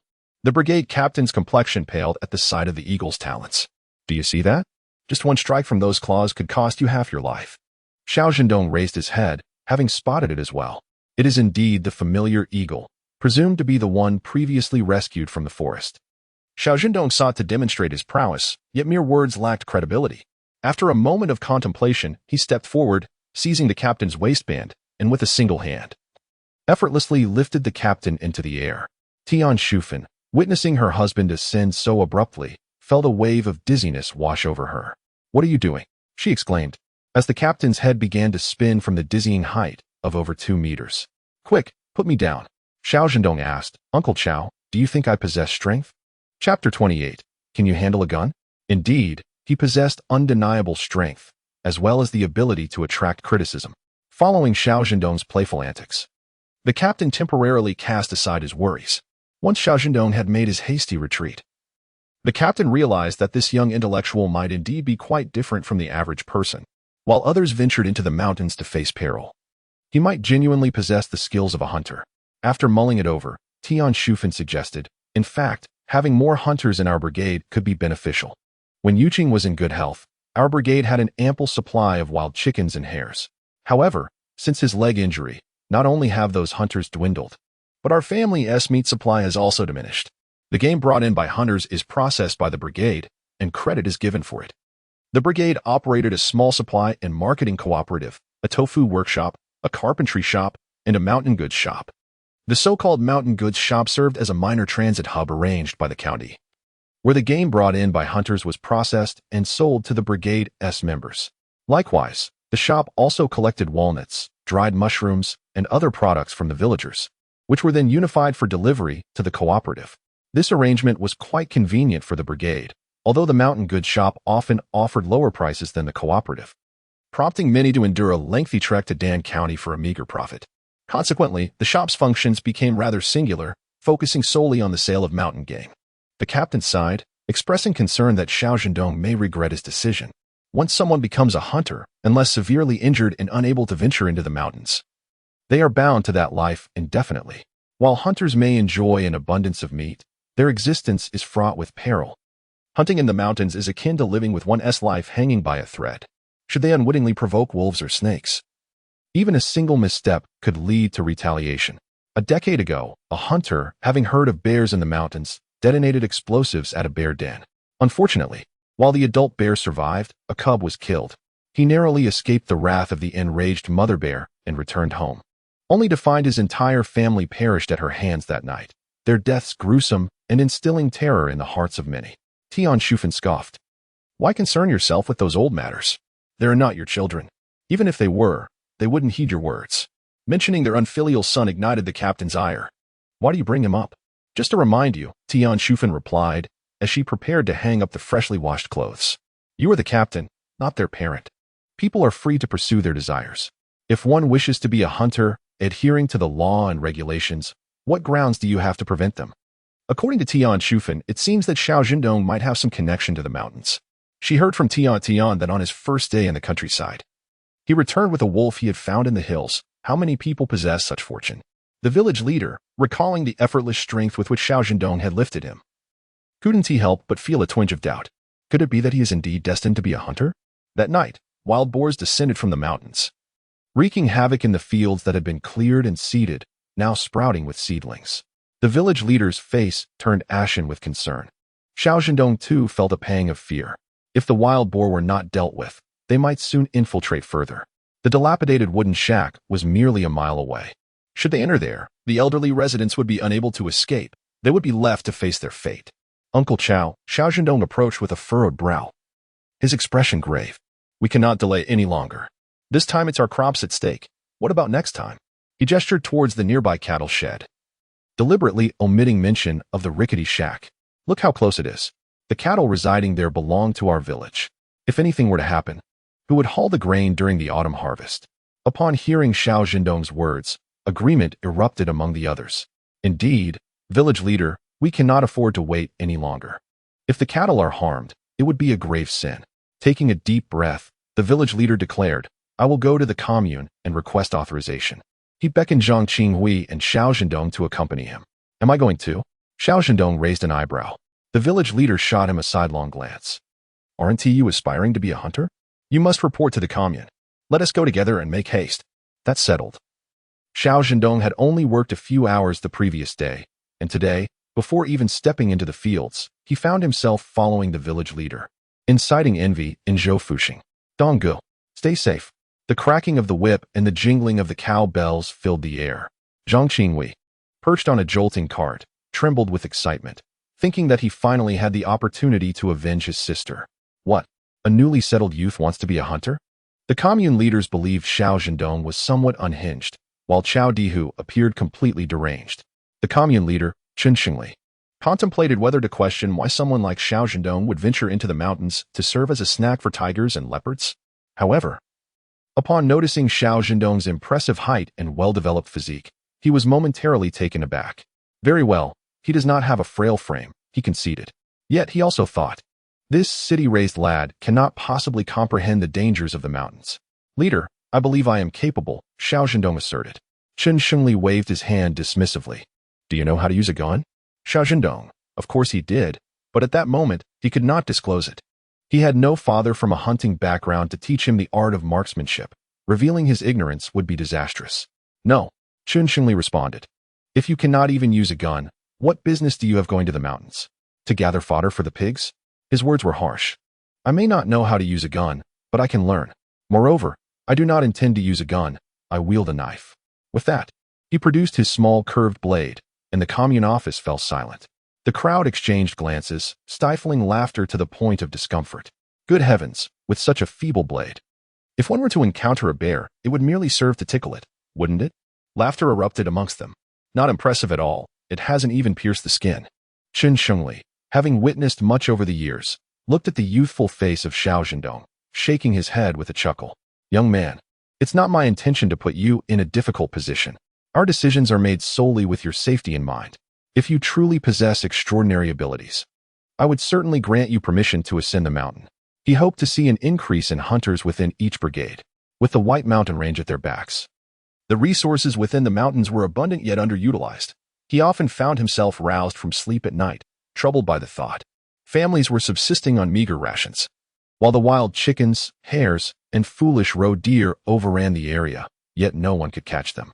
Just thinking about it filled Chen Xingli with despair. Seeing this, the captain could not help but speak a word of fairness on Xiao Zhendong's behalf, noting the young man's considerable strength. Strength? What good is strength if you cannot bring down the game? A young man stood at the door, gun tucked under his arm, leaning against the frame with disdain. He had been observing for quite some time, thoroughly annoyed. What nonsense is this? Does he truly believe anyone can venture into the mountains? Noticing that everyone's attention had turned towards him, the young man instinctively straightened his posture, realizing that if he could not perform, he was merely wasting time. Youthful intellect? It's merely a means of passing the time. Better to keep your head down. Xiao Zhendong's small blade struck the ground just an inch in front of the young man's feet. A step further, and it would have pierced his shoe. The atmosphere in the room grew tense as Xiao Zhendong smiled apologetically. "My apologies. I must have trembled. I hope I haven't harmed you." He retrieved the blade from the floor and returned to stand before the captain. Once Xiao Zhendong departed, the young man finally regained his breath, still wanting to voice his thoughts. But he was met with Chen Xingli's excited expression. "That was impressive. As a child, I had little to play with. So I practiced skipping stones and later used a slingshot to shoot birds, honing my aim." Chen Xingli realized he had been overly fixated on the situation. As a leader, one must be open to recognizing talent in various forms. "May I see just how strong you are?" Xiao Zhendong was about to move when the captain firmly held him back. "No, there are many ways to demonstrate strength. But you must never lift your superior by the waistband of his trousers." "Absolutely not." Chen Xingli, sharp-eyed, noticed the captain's subtle maneuvering and, dissatisfied, remarked, "You old rascal. What harm is there in letting this child showcase his abilities?" The captain reluctantly released his grip, his face a picture of frustration. He truly had no words to express his feelings. With the blade in hand, Xiao Zhendong gazed at the solid wooden desk, 3 fingers thick, contemplating before striding forward and throwing his hand. The wood was pierced, and Xiao Zhendong effortlessly withdrew the blade. Is this sufficient? The room fell silent. Sufficient? It is more than commendable. How is your aim? Quite good. With a wave of his hand, Chun Shengli commanded, go and fetch our commune's Type 56 rifle. The Type 56, a dependable firearm compared to the makeshift shotguns, boasted stability and was free from the risk of exploding upon firing. Armed with ammunition, Chun Shengli led Xiao Zhendong to the courtyard, where a shooting range awaited. I shall personally instruct you. Pay close attention to my movements. Although Chun Shengli had deliberately slowed his pace, his technique remained dazzling for a novice. Xiao Zhendong observed intently, hearing the distinct sounds of the rifle chambering rounds, followed by 2 resounding shots that resulted in 2 bullet holes on the target, both perfectly centered. Chun Shengli, satisfied with his performance, felt a sense of reassurance. Having previously served on the battlefield, he discovered that his skills had not dulled. Impressive. Xiao Zhendong never hesitated to offer praise. Chun Shengli chuckled heartily. Come, young man. Give it a try. When Xiao Zhendong took his turn, he fumbled slightly. A young man lurking in the corner couldn't suppress his disdain, muttering that allowing a novice to handle a firearm was an utter waste, especially since ammunition was scarce during these times. Moreover, Xiao Zhendong held a Type 56 in his hands, having only touched it 3 times and fired fewer than 10 rounds in total. Choosing to ignore the young man's snide remarks, Xiao Zhendong adopted the mindset of, a good cat is one that catches mice, regardless of its color. He smiled inwardly, contemplating the possibility of being a prodigy. As he resumed shooting, he was surprised to find his strength had increased, his hearing sharpened, and even his eyesight had improved remarkably. Hitting a stationary target 50 meters away felt as effortless as eating or drinking. With a series of 3 shots, bang, bang, bang, Xiao Zhendong's aim was impeccable. With each bullet finding its mark, he deliberately controlled his performance, wary of drawing too much scrutiny as a newcomer. After all, he feared the exposure of his family's less than reputable background. He couldn't afford to lose face. Chun Shengli's gaze upon Xiao Zhendong was filled with amazement. Young man, have you truly never handled a firearm before? No, I haven't. Would you consider enlisting in the military? I could recommend you. Xiao Zhendong hesitated momentarily before declining. He harbored too many secrets, and the thought of being in a military camp filled him with apprehension. Life in the countryside was quite satisfactory. With sufficient provisions and the prospect of obtaining a hunting license, he could traverse the mountains with ease. That was enough for him. No need. I am content as I am, Xiao Zhendong replied with a smile. If I become a hunter in the future, I'll still be able to contribute to the brigade and the commune. Chun Shengli nodded. I have seen your abilities, but you are still inexperienced and cannot obtain a hunting license just yet. Thus, when we go hunting wild boar this time, you shall accompany us. If you perform acceptably, your hunting license will be secured upon our return. Excellent. This was akin to opening a back door. The brigade leader was pleased. Yet the young man in the corner remained unconvinced, continuing to grumble under his breath. Chun Shengli observed for a moment and inquired, which brigade do you belong to? Young master, there's more to this chapter. Please click to the next page to continue reading. It gets even more exciting. I am from the Caixia Brigade. Zhao Yuzhu is my name, and I am here to obtain a hunting license. Your hunting license cannot be issued at this moment. Chun Shengli waved his hand, signaling him to leave. Zhao Yuzhu was taken aback. But why? On what grounds? Chun Shengli let out a cold snort. Simply because you are a child with an impure heart. The mountains are inherently perilous. When encountering a fellow hunter, one should offer assistance. Yet you, in the presence of a novice, exude disdain, with shallow and malicious thoughts. In such circumstances, who has to say whose hands you may ultimately fall into? In this world, while ghosts may be frightening, what is even more terrifying is the human heart. Zhao Yuzhu's face turned pale. He had not anticipated that a mere complaint would cost him his hunting license. Leader, this is a misunderstanding. I understand the rules of hunting in the mountains. I merely expressed my frustration at a newcomer occupying our time. I never meant any harm. A newcomer? What of it? Chun Shengli retorted. Is there any hunter who has not once been a novice? But I am no longer a novice. Zhao Yuzhu shot back, feeling indignant. In the Caixia Brigade, he was regarded as a capable hunter, possessing numerous skills. As an experienced hunter, am I not allowed to voice a mild complaint? Chun Shengli chuckled. Ah, young and impetuous. He turned to Xiao Zhendong. Give him the Type 56 rifle and let him fire a few shots. I shall observe. I am curious to see how skilled this so-called veteran truly is. Zhao Yuzhu brimmed with confidence, yet as he raised the rifle under the scrutiny of the crowd, his demeanor gradually shifted. His palms grew sweaty, and after taking a deep breath, he closed his eyes, steeled his heart, and fired 3 consecutive shots. Chapter 30. The hunting license. One shot missed completely, and the second merely grazed the target. Zhao Yuzhu was left dumbfounded as he stumbled to explain, No. This isn't reflective of my usual skill. Leader, grant me another chance. I can certainly, with a wave of his hand. Chen Shengli signaled a clerk from the commune to reclaim the rifle. Young man, your greatest issue at present is not your skill, but your mindset. Zhao Yuzhu was perplexed. He felt utterly wronged. He had committed no wrongdoing, yet the hunting license that was within his grasp had slipped away. The brigade leader, unfazed by his grievances, obtained a note from Chen Shengli and borrowed 5 Type 56 rifles along with 500 rounds of ammunition from the commune. He returned to the brigade with great enthusiasm. Though this was insufficient, the Hongqi brigade had reserves. In addition to the 5 rifles held by the brigade, there were also 7 or 8 privately owned by hunters. To present 17 or 18 rifles at once was indeed quite impressive. This time, while hunting wild boars, the brigade leader had come to a realization. It was better to be lenient than restrictive. Regardless of whether Xiao Zhendong could become a hunter in the future, he had fulfilled his responsibilities. With a clear conscience, he felt at peace. That afternoon, Xiao Zhendong hastily consumed his lunch and then headed out to cultivate the land. There was no alternative. The brigade leader had stated that until he secured his hunting license, he was merely a young intellectual laboring in the fields. The thought of obtaining a hunter's license ignited a fervor within Xiao Zhendong. With such a license in hand, he would possess a legitimate means to bear arms. And whether residing at the foot of the mountain or in a secluded corner of the hills, he would harbor no fears.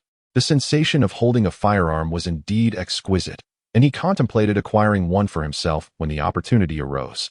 Zhou Fuxing, upon returning from the fields, was consumed with envy towards Xiao Zhendong's circumstances. He collapsed onto the ground, wailing, causing those around him to steer clear. He Geeling, bold and quick-witted, was nonetheless unnerved by Zhou's lamentations. Accompanied by Shinmana, she discreetly approached Xiao Zhendong, delicately inquiring if he had encountered any misfortunes during his rural endeavors. Xiao Zhendong appeared perplexed. What do you mean? I feel as though he has been bitten by a rabid dog, he Geeling remarked. Zhou Fuxing, overhearing this while still on the ground, abruptly sat up, his expression grave. I have contracted pink eye. He had no desire to toil in the fields. Li Fuqiang adjusted his glasses and reassured them, it will pass with time. What do you mean? Xiao Zhendong asked curiously. Are you planning to exorcise him? Not quite. Li Fuqiang grinned. In a little while, he will resign himself to his fate. A chilly joke indeed. Xiao Zhendong nearly froze in laughter. Nonetheless, the life of foraging in the fields was far from easy. Aside from Xiao Zhendong, both men and women alike had developed blisters on their hands. He took a sewing needle, sterilized it with a candle's flame, and began to lance the blisters, draining the fluid and applying antiseptic ointment. There, for tomorrow's labor. Simply wrap them with cloth or wear gloves. Shinmana, already in tears, raised her hand and sobbed. If I wear gloves, will the blisters not form again? At her words, the others looked at Xiao Zhendong with hopeful expressions. He smiled gently, of course not. Blisters are a recurring nuisance. They will continue to form and be punctured until calluses develop on tender hands. Enduring this hardship is a necessary phase. Early the next morning, Xiao Zhendong gathered a few essentials and headed directly to the captain's home. The captain, being of advanced age, was no longer able to ascend the mountain. Arriving early and unfamiliar with the others, Xiao Zhendong engaged the captain in conversation. Uncle Xiao, do you have any tools available? The captain, taken aback, inquired suspiciously. What do you mean? Xiao Zhendong shrugged helplessly. The higher-ups did not issue me any firearms. I cannot venture into the mountains unarmed. Regret washed over the captain as he contemplated advising Xiao Zhendong against the expedition. Just then, he spotted his daughter, Qiao Tiantian, emerging with a military sword in hand. Xiao Zhendong, how about this? Upon seeing the weapon, the captain's vision darkened, nearly causing him to faint. He dashed over, snatching the sword from her grasp, and gritting his teeth, exclaimed, Where did you find this? It was in the warehouse. Qiao Tiantian replied defiantly. It would only gather dust there. Better to let him use it. Having spoken, Qiao Tiantian gracefully stepped aside and addressed Xiao Zhendong. I see your small curved blade is quite adeptly wielded. Therefore, you should have no trouble using this one, right? In her eyes, all blades were fundamentally the same. As long as they could cut, their differences were negligible. She brandished the scabbard in her hand, exclaiming, "Look, I've even cleaned the scabbard for you." Xiao Zhendong, his face alight with surprise, had been troubled by the lack of a suitable tool, but now his worries dissipated. Gratefully accepting the scabbard from Xiao Tiantian, he expressed his thanks. "Thank you very much." "Why thank me?" Xiao Tiantian replied, believing herself to be a person of clear principles. "I am merely repaying you for sharing your fish with me earlier." She waved her hand, declaring, "Now we are even. I must take my leave." However, leaving was not an option. The captain's eyes blazed with fury, ready to erupt at any moment. She retreated, leaving Xiao Zhendong to face the captain. "Chao Shu." Feigning ignorance, the captain responded, "Well, let me find you something else." "Don't." Xiao Zhendong's gaze lingered on the military knife with envy. "This is the real treasure. Let me handle it for a moment. It's merely an old relic from years past." The captain remarked, "Kept for sentimental value. It is rather useless now." "Chao Shu, you are not being honest." Xiao Zhendong gestured toward his torn clothing. "Your garment has already been sliced." "What?" The captain looked down and indeed saw that the hem of his outfit had snagged on the blade, resulting in a gash. To claim it was dull would be a blatant falsehood. Reluctantly, he handed the knife to Xiao Zhendong, saying, "Take care of it. This was captured during the war against the Japanese by my late father, and that little devil was quite the official." "Thank you, uncle." Xiao Zhendong replied as he accepted the military knife. "I shall undoubtedly cherish it." The craftsmanship of the knife suggested it had cost a fortune, adorned with a string of foreign inscriptions and a prominent emblem. After scrutinizing it for a moment, Xiao Zhendong decided not to perplex himself further. Outside, the personnel had assembled, and the captain delivered a brief address before everyone prepared to ascend the mountain. This expedition had gathered a total of 40 individuals, with 20 armed. The remaining 20 possessed various skills. Some were adept at setting traps, while others excelled at locating wild boar. In short, true experts lie among the common folk. Chapter 31. Slightly unreliable Tian Erniu. Xiao Zhendong had no intention of standing out. Those who attract undue attention often meet unfortunate fates. Initially, he sought to lead a vibrant life, but now he preferred to quietly accomplish significant tasks while also caring for the elder. The team leader was an experienced hand in his 30s, possessing the appearance of an honest man, yet his words flowed with an exuberance reminiscent of a charged spirit. Despite this, Xiao Zhendong paid little heed, for he had spent many years in the mountains and considered himself quite seasoned. Zhang Qingwei emerged from the crowd and stood beside Xiao Zhendong. "You actually came. You are here as well?" Xiao Zhendong replied, somewhat astonished to see Zhang Qingwei. He could discern the captain's stance, which almost spelled out his disapproval of Zhang Qinghui's ascent up the mountain. Zhang Qingwei let out a wry smile, acknowledging that you must have heard about my troubles. The injury to Qingyun is a scar etched upon my heart. I cannot lay this burden to rest without having personally dealt with that wild boar. Xiao Zhendong replied, "Brother, don't jest. Even if one were to hunt a wild boar in the mountains, how could anyone discern which one harbored a grudge against Zhang Qingwei? Moreover, 2 years have elapsed. In that span, countless events may have transpired. That wild boar might have perished in a territorial dispute or perhaps been hunted by larger wild animals. Its flesh devoured and its belly filled." Before Xiao Zhendong could voice his thoughts, Zhang Qingwei waved his hand. "I did not seek you out to lament my plight. I have already conferred with Uncle. This will be my first and last journey up the mountain. From now on, regardless of circumstances, I shall remain at home to care for my parents and sister."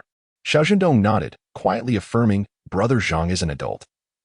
He undoubtedly possesses far greater discernment in his actions than I, a mere youth." Such words were indeed comforting to hear. Zhang Qingwei smiled broadly before regaining his composure, turning to Xiao Zhendong with a whisper, "What I wish to discuss is not this matter." Zhang Qingwei gestured toward a loquacious man ahead. "What I intend to speak of is him." "Who? What of him?" Zhang Qingwei understood. It was natural for Xiao Zhendong, being new, to be unaware of the intricate dynamics within the Hongqi Brigade. As the two subtly maneuvered, they positioned themselves at the rear of the line. Through Zhang Qinghui's discourse, Xiao Zhendong gleaned a rudimentary understanding of these hunters. The leader of the hunters in the Hongqi Brigade was surnamed Yu, named Yu Qing. He had previously served in the military but returned to the brigade as a hunter after being injured. Bold and meticulous, he quickly mastered the terrain of the mountains, and by the age of 30, he was unanimously elected as the chief hunter. Typically, the hunters ventured into the mountains independently, and Yuqing did not involve himself in their affairs. However, when the brigade organized a hunt, he would assume the leadership role. Is this Yuqing? Zhang Qingwei furrowed his brow, shaking his head. Certainly not. This is Tian Erniu. If Uncle Yu were leading the team, I would have no cause for concern. Although Zhang Qingwei did not state it outright, his words implied a lack of reliability regarding the current leader. Xiao Zhendong pondered, hoping he would not find himself in a predicament. Surely, fortune could not be so unkind to him? After another 10 minutes, the hunters began to grow restless. Only then did Tian Erniu drop his official tone, moistening his parched lips and contentedly declaring, "All right, brothers, let us ascend the mountain." Neither of them hailed from a hunting background, and thus they naturally fell to the rear of the group. Zhang Qingwei was somewhat at ease, being among familiar faces. As for Xiao Zhendong, the glances directed at him were tinged with disdain, and his role was clearly defined as that of a hindrance, a misguided youth with inflated self-importance. Unperturbed by the disapproving gazes, Xiao Zhendong chose not to take them to heart. Rushing forward to assert himself would only lead to folly. As the saying goes, a calico cat or a raccoon is only deemed a good cat if it catches mice. He would rather proceed steadily on his path. The Yu family's courtyard awaited them. The door swung open, revealing a middle-aged man leaning on a crutch, slowly making his way to the entrance. Just as he steadied himself, a voice rang out from behind. "Father." Yuqing sighed, unsure of how this always happened. Every time he stepped outside for some fresh air, his daughter caught him in the act. "Xiaofeng, I merely stepped out for a breath of air." Yufeng pouted, clearly annoyed. "Couldn't you at least call for me when you go out? What if you fall? The doctor at the county hospital said your leg injury requires rest."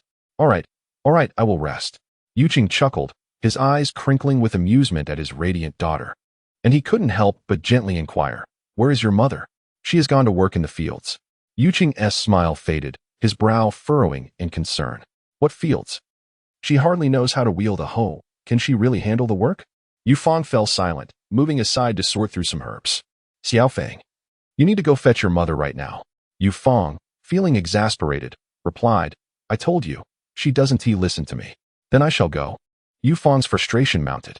"Father, what are you doing? Your only task now is to recover properly. Knowing I need to recuperate, why engage in this nonsense?" Yuqing's face flushed with irritation. "I am injured, not incapacitated. Hurry and call your mother back." With a resigned sigh, Yufeng set down the herbs. "All right, I will go right away. Please don't be angry, okay?" She turned to seek out her mother, leaving Yuqing alone in the courtyard. He lifted his gaze toward the distant, rolling green mountains, murmuring, "I hope this hunting trip goes smoothly." So far, it has been quite successful. A group, led by Tian Erniu, ventured deeper into the wilderness. Initially, there were narrow paths to tread, but as the trees grew taller and the underbrush thicker, the group resorted to using machetes to forge their way. Xiao Zhendong, who had been trailing at the back, was quickly pulled to the front by the keen-eyed Tian Erniu to tackle the labor. He harbored no objections, complying without hesitation. Taking a deep breath, Tian Erniu observed the group diligently following his instructions, and a sense of satisfaction washed over him. "Ha ha, Yuqing. You've held on to your position like a hen on her nest for so many years. Now, isn't it time for me, Tian Erniu, to take the lead?" "Ah." The feeling of being in charge is exhilarating. "Now, let us work hard." His voice turned stern as he admonished, "No slacking off. Being on the mountain is not the same as being in the village. I expect everyone to be on high alert." Zhang Qingwei rolled his eyes silently. What a show. Suddenly, a piercing scream shattered the tranquility of the forest. One of the young men clearing the path shouted and collapsed unexpectedly. Chapter 32. Bitten by a snake. The discordant hunting party. Xiao Zhendong, with his keen eyesight and the fallen youth just behind him, quickly turned at the commotion. He spotted a flash of green darting away. It was a snake bite. Remaining calm, he stepped forward and, in a swift motion, seized the snake by its vital spot just as it attempted to flee. "Ah, what are you waiting for? Kill it now." The cries erupted in chaos. A pack of over a dozen hunting dogs followed suit, baring their teeth and growling, causing Xiao Zhendong to furrow his brow. Fortunately, the crisis had passed, and the hunters managed to rein in their dogs, restoring tranquility. Xiao Zhendong examined the small green snake he held, scrutinizing it closely. Tian Erniu's face turned pale as he hurried over to the young man, inquiring about his condition. This was his first time leading a team in many years, and if any harm befell a member, the captain would undoubtedly hold him accountable. Wouldn't that scoundrel Yu Qing seize the opportunity to lord over him once again? The young man trembled as he rolled up his pant leg, revealing 2 bleeding puncture wounds, a clear indication of a snake bite. Uncle Tian, am I going to die? Before Tian Ernia could offer any words of comfort, Xiao Zhendong strode over, clutching the snake. No, this is Tsuiqing. It's non-venomous. Merely looks intimidating. The Tsuiqing and the Zweiqing are often confused by the untrained eye. A bite from a Tsuiqing would merely cause some pain, whereas a bite from a Zweiqing, given the current medical conditions, could be fatal. Really? The young man, believing he was on the brink of death, was relieved to hear he would survive. Xiao Zhendong pointed at the shoe prints on the Tsuiqing. These snakes are inherently gentle and timid. They flee from humans. This bite was purely accidental. The young man sheepishly admitted, yes, I stepped on it. Exactly. After carefully storing the Tsuiqing in his bag, Xiao Zhendong knelt down to apply pressure to the young man's wounds, bandaging them with care. There, all done. You're fine now. Regardless of whether the snake was venomous or not, the incident had cast a shadow over everyone's spirits. Xiao Zhendong noticed this, but chose not to step forward to uplift their morale. Assertiveness was not his style. He managed a faint smile. These were seasoned hunters. Each familiar with the mountains, could they truly not distinguish between a harmless Tsuiqing and a dangerous Zweiqing? As for their silence, only they knew their reasons. Continuing to lead the way, by noon, he had cleared a space, and a fire was soon crackling. Tian Ernie began instructing the others to scout the area for something to hunt. Seizing the opportunity, Zhang Qingwei pulled Xiao Zhendong aside. Once away from the crowd, he excitedly remarked, "You're quite impressive. You seem to know a lot about these things." Having been mischievous and frequently venturing into the mountains, he had learned a thing or two. As for why someone raised in the city would wander the mountains, who didn't he have relatives in the countryside? I feel Uncle Chao is right, Zhang Qingwei mused. Going into the mountains is nothing like farming. After this trip, I'll return home and focus on the fields. Xiao Zhendong smiled but offered no reply. He had not utilized the military knife he carried on his back, instead gripping a small curved knife in his hand, with a slingshot tucked in his pocket. Spotting a rabbit grazing in the distance, he slowed his movements, aimed carefully, and with a swift throw, the rabbit was struck and pinned to the ground. Zhang Qingwei gasped in shock, utterly astonished. Is this truly how hunting is conducted nowadays? Xiao Zhendong drew his curved blade, lifted the rabbit, and chuckled. Weighing over 5 pounds, once skinned and deboned, it would yield at least 3 pounds of meat. Zhang Qingwei murmured, "Goodness. I have never witnessed such a method of hunting before." Xiao Zhendong, with a hint of resignation, replied, "I lack a hunting rifle, and my tools are limited." In truth, these skills were honed in a previous life. When I first ventured into the countryside, I found myself in dire straits. Eventually, under the pressure from that group of scoundrels, I had no choice but to ascend the mountains. From being empty-handed at the outset to later setting traps, I developed my keen eyesight and dexterity. Acquiring a hunting rifle was a later endeavor. Zhang Qingwei, filled with eagerness, inquired, "Do you think you could hit something by throwing that wouldn't stake?" "Absolutely." Without hesitation, Zhang Qingwei rummaged for a stick, retrieved a machete from his backpack, and swiftly sharpened it into a pointed stake. "Give it a try and see if it suits you." "All right." Subsequently, Xiao Zhendong utilized the wooden stake to skewer a wild chicken and 2 fish. Feeling satisfied, he returned with Zhang Qingwei. Meanwhile, Zhang Qingwei, taking his time, had crafted over 10 wooden stakes for Xiao Zhendong. Though he had attempted to use them himself, he had yet to succeed even once. Resigned, Zhang Qingwei decided to assist Xiao Zhendong instead, sharpening stakes, gathering prey, and keeping a vigilant watch over their surroundings. The two returned to camp laden with spoils, where nearly everyone had reaped a bounty. At this juncture, distinctions of you and I faded as they collectively entrusted their catches to designated individuals for processing. After feasting and replenishing their energy, they tidied up the embers and pressed on. Zhang Qingwei, aware of Xiao Zhendong's prowess, chose to remain closely by his side. As for the younger fellow, upon realizing he was not afflicted, he took off running, attending to his own affairs. Later that afternoon, around 4 o'clock, under the guidance of Tian Erniu, the group finally stumbled upon a wild boar den. It was substantial, housing 7 or 8 adult wild boars and a litter of piglets, roughly estimated to number 12 or 13.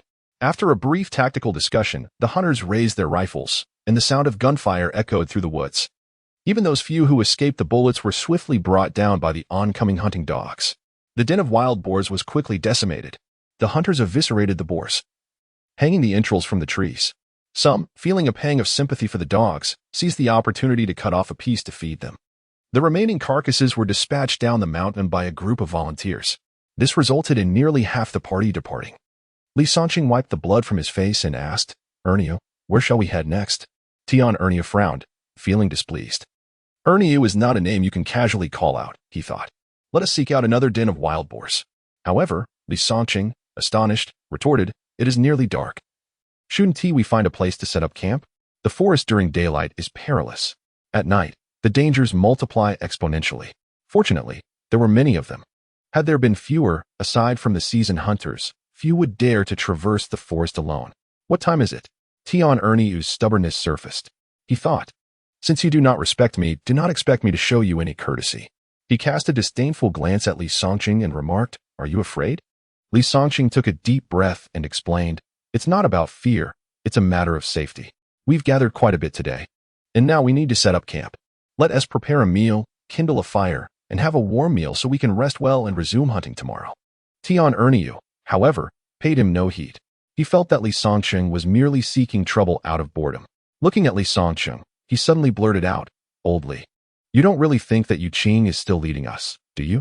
Li Songqing was taken aback, quickly regaining his composure and incredulously asking, "What do you mean?" "Just what it says." Having just taken down a group of wild boars without a scratch, Tian Erniu was feeling quite triumphant. He sneered, "Songqing, Yu Qing has injured his leg and will be a cripple from now on. He won't be able to climb the mountains again. Sticking with him holds no promise. Instead, you should follow me. As long as you heed Brother Erniu, I guarantee that I will be the leader, and you shall be my second." Chapter 33. Infighting in the hunting team. Li Songqing found himself both amused and infuriated. He stepped forward and delivered a sharp kick to Tian Erniu, exclaiming, "You wretched creature." Tian Erniu had never anticipated that his olive branch would lead to such a blow. Caught off guard, he stumbled back 2 steps and fell to the ground, stammering, You bastard. Who is the bastard here?" Li Songqing looked down at him. "It should be you. If it weren't for Brother Yu pulling you out of that trap, you'd be 6 feet under by now. He saved me, but must I be under his thumb for life?" Li Songqing believed Tian Erniu was beyond redemption. "Who is holding you down?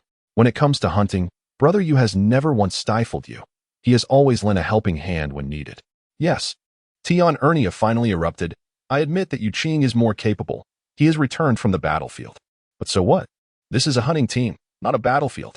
Previously, I was the head hunter of the Hongqi team, wasn't I? Even in hunting, when it came to encircling wild boars in the mountains, I was the one in charge. But since Yu Qing returned from service, look at how he's overshadowed me. In the past, Tian Erniu was the most respected figure in the Hongqi team. He was among the first batch of hunters and required a mentor to guide him into the trade.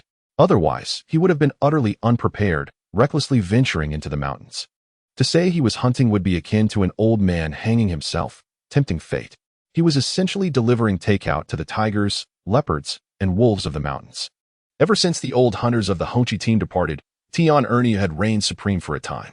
Every young man wishing to learn the art of hunting had to first visit Tian Erniu's home, pay a fee, and only then could they take their children to him for training. Indeed, money changed hands, but it did not guarantee real skills. One had to work as a laborer at Tian's for a year before anything else. They were tasked with menial chores, catering to Tian Erniu's every need.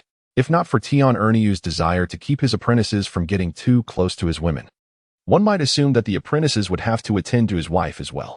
A year has passed, and in the second year, one can ascend the mountain to toil.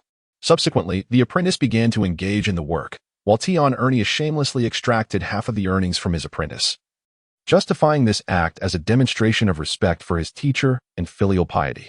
This comfortable existence persisted for Tian Erniu for 5 years, until Yu Qing's return shattered the traditional notions of master and apprentice.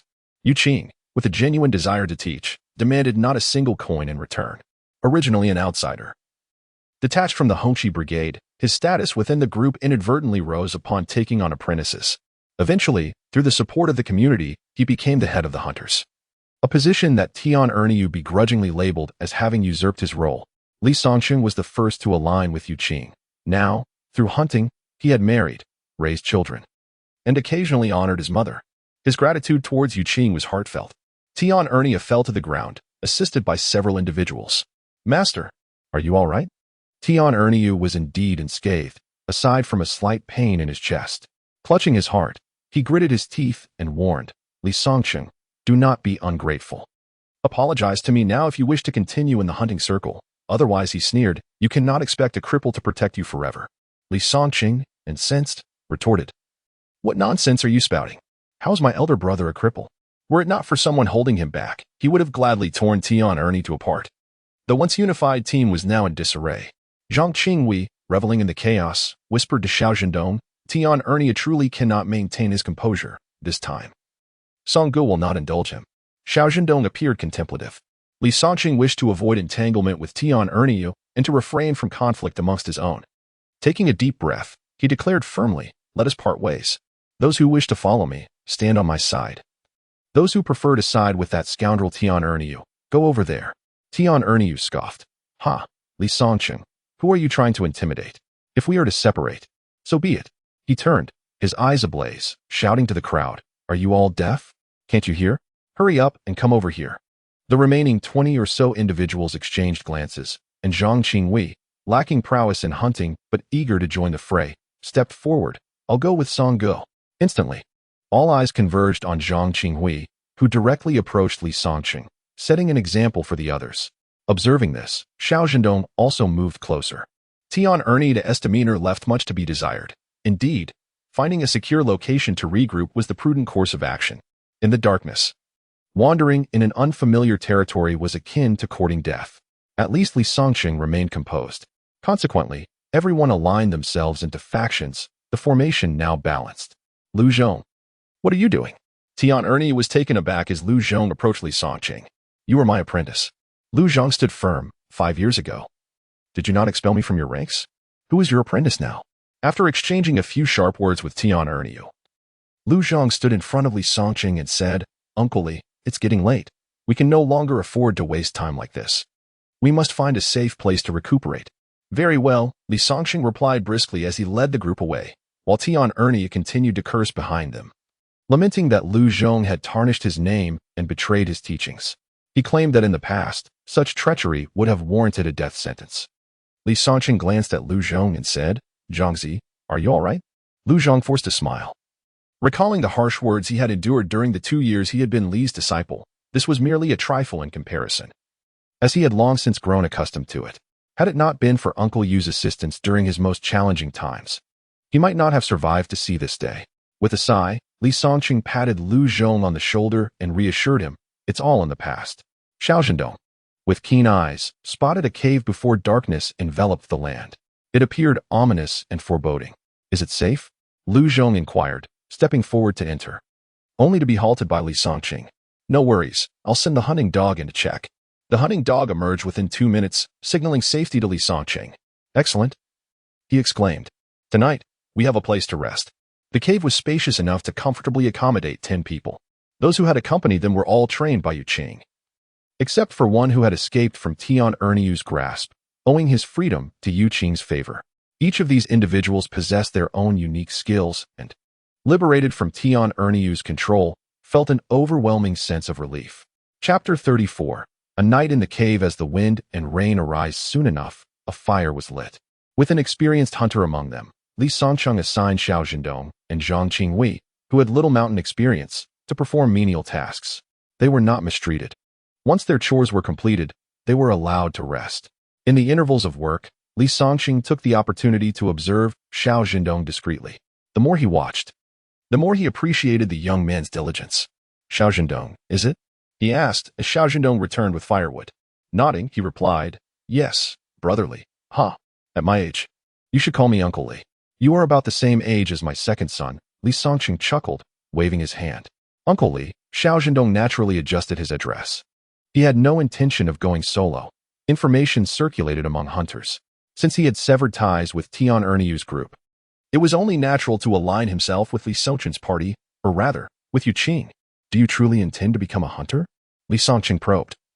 It's not an easy life. You face the wind and rain, and your sustenance depends entirely on the whims of nature. If fortune eludes you, you might go weeks without a catch. Xiao Zhendong smiled. Farming is no different. The harvest relies on the heavens. With favorable weather, one can reap a bountiful yield. But in a poor year, all your hard work may come to naught. He chopped the firewood with a decisive efficiency, his tone surprisingly composed for one so young. It's all a matter of personal choice. Li Sanqing gazed at Xiao Zhendong with admiration in his eyes. He believed that if he could introduce this young man to Brother Yu, it would be a remarkable opportunity. Unbeknownst to Xiao Zhendong, who had completed his tasks, he sought a dry spot in the cave to rest. Zhang Qingwei approached him, adopting a more familiar tone. Dongzi, I heard from Uncle Xiao that you plan to build a house in our brigade. Indeed, Xiao Zhendong replied. You possess foresight. You may not know, but some of the educated youth here are truly unreasonable, capable of driving one to despair. It is better to live independently, enjoying one's freedom. The thought of his own small home at the foot of the mountain brought a smile to Xiao Zhendong's lips. Qingwei was right. Living alone offered comfort, and later, if he wished to take a wife, it would be more accommodating.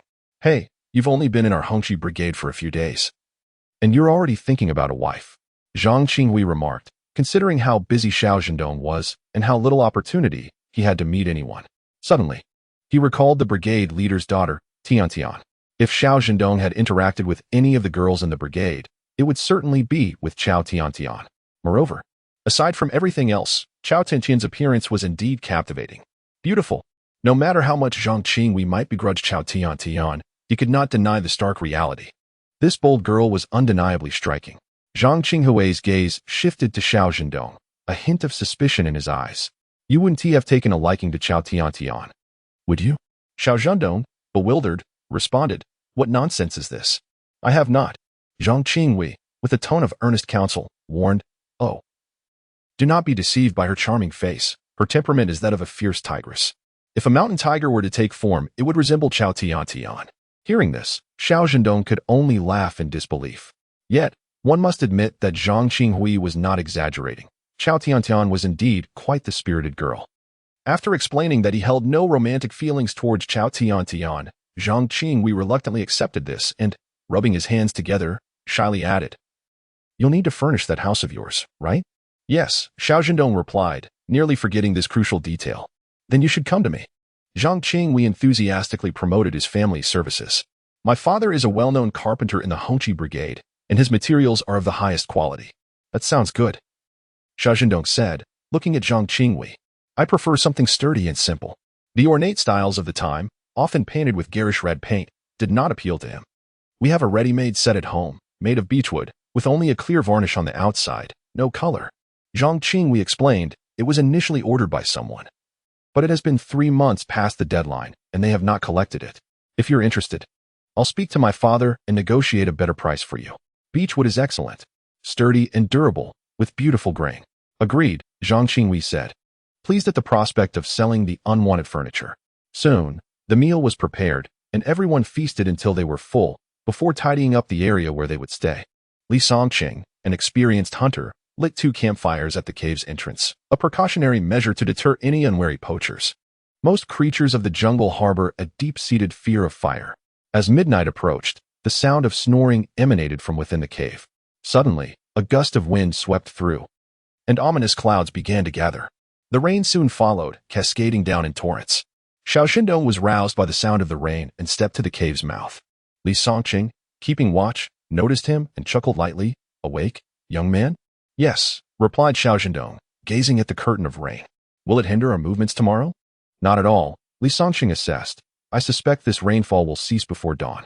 It's quite fortuitous that it's raining now. After all, it is summer, and the fields are parched, desperately thirsting for water. Indeed, Xiao Zhendong replied, stretching his limbs. Uncle Li, you should rest for a bit. I can take over the watch. Ever since acquiring that space, Xiao Zhendong had been brimming with energy, finding that 5 hours of sleep sufficed for his vitality. Are you sure? Li Sanqing hesitated. Rest easy. Should anything unusual arise, I will awaken everyone promptly. Very well, Li Sanqing yawned, tears of fatigue welling at the corners of his eyes. Observing Xiao Zhendong's youthful vigor, he couldn't help but feel a pang of nostalgia.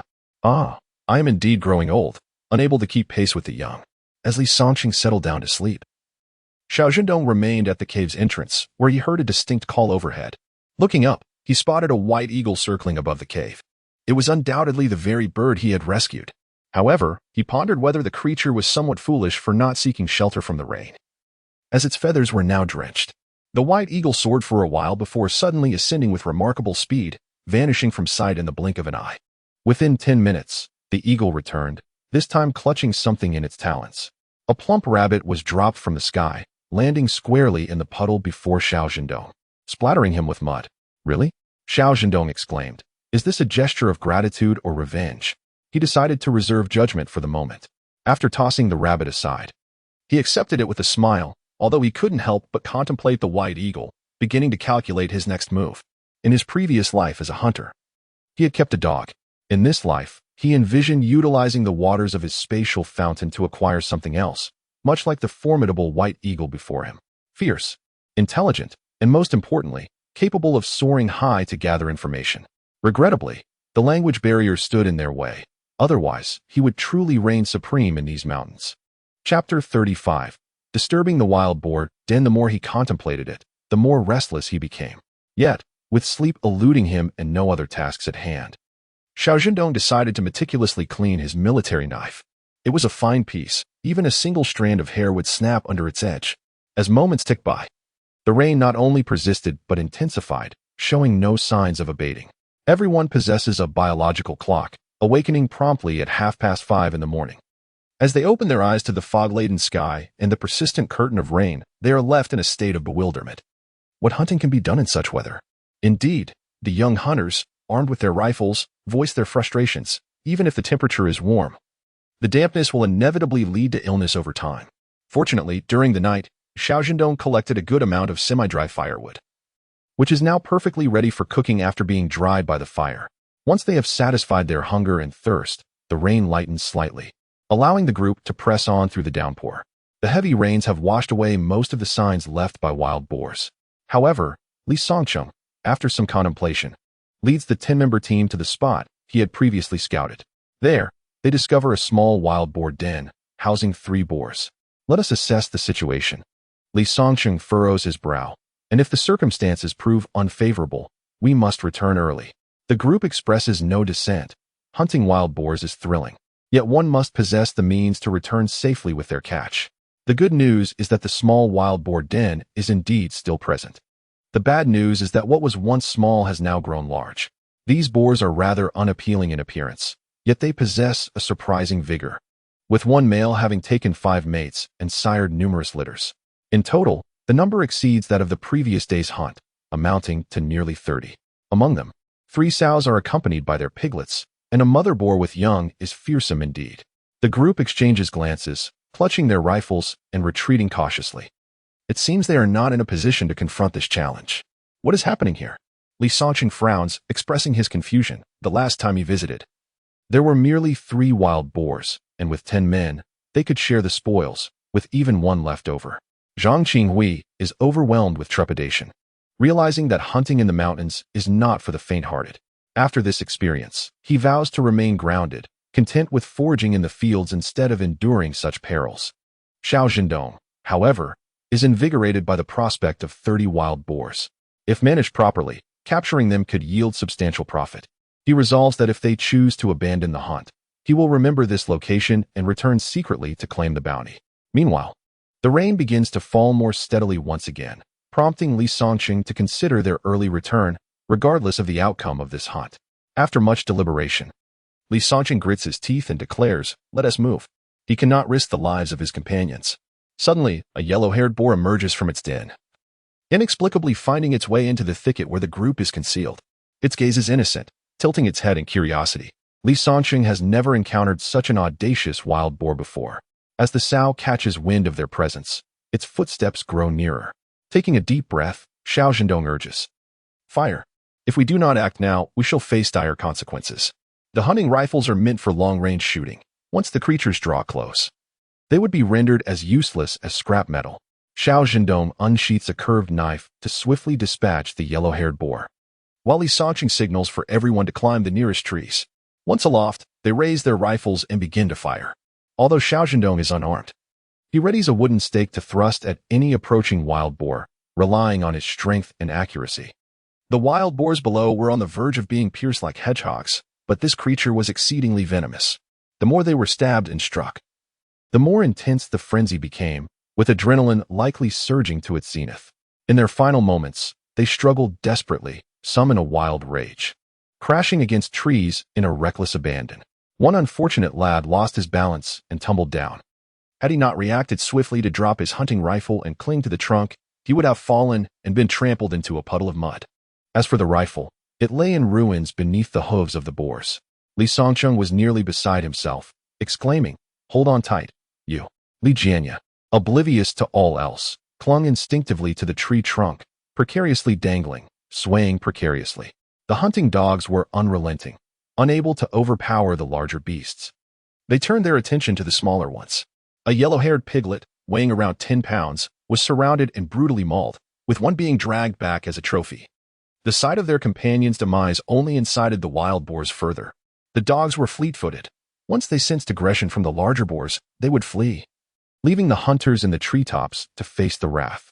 When the boars charged the trees, it was a truly life-threatening affair. One unfortunate soul was knocked down, but, quick on his feet, he scrambled back up, ignoring the pain, only to discover he had been bitten on the backside. As the chaos unfolded, Li Songqing was drenched in cold sweat. The boars were still not defeated, and ammunition was running low. "Damn it," he shouted. "Does anyone have spare bullets?" "I'm out," said Cheng Song. "I only have 3 left." "I have 7. When the tally was completed, fewer than 20 bullets remained. Xiao Zhendong took a deep breath. "I'm out too." Zhang Qingwei, clinging to the tree, shouted in despair, "Brother, are you kidding? You've been out of bullets the whole time." "What I mean is, I've lost my weapon as well," replied Xiao Zhendong. "This chapter is not over. Please turn to the next page to continue reading." The wooden stakes had all been used up. He was left with only a small curved knife and a military knife. Throwing the curved knife would only infuriate the boars further, as it could not pierce them. The wild boar king, the toughest among them, remained, along with a few half-grown piglets. This beast was indeed enormous, weighing an estimated 400 pounds, its tough skin thick and riddled with the stakes Xiao Zhendong had thrown. From a distance, it resembled a porcupine. The half-grown piglets weighed over 100 pounds, howling as they charged the trees.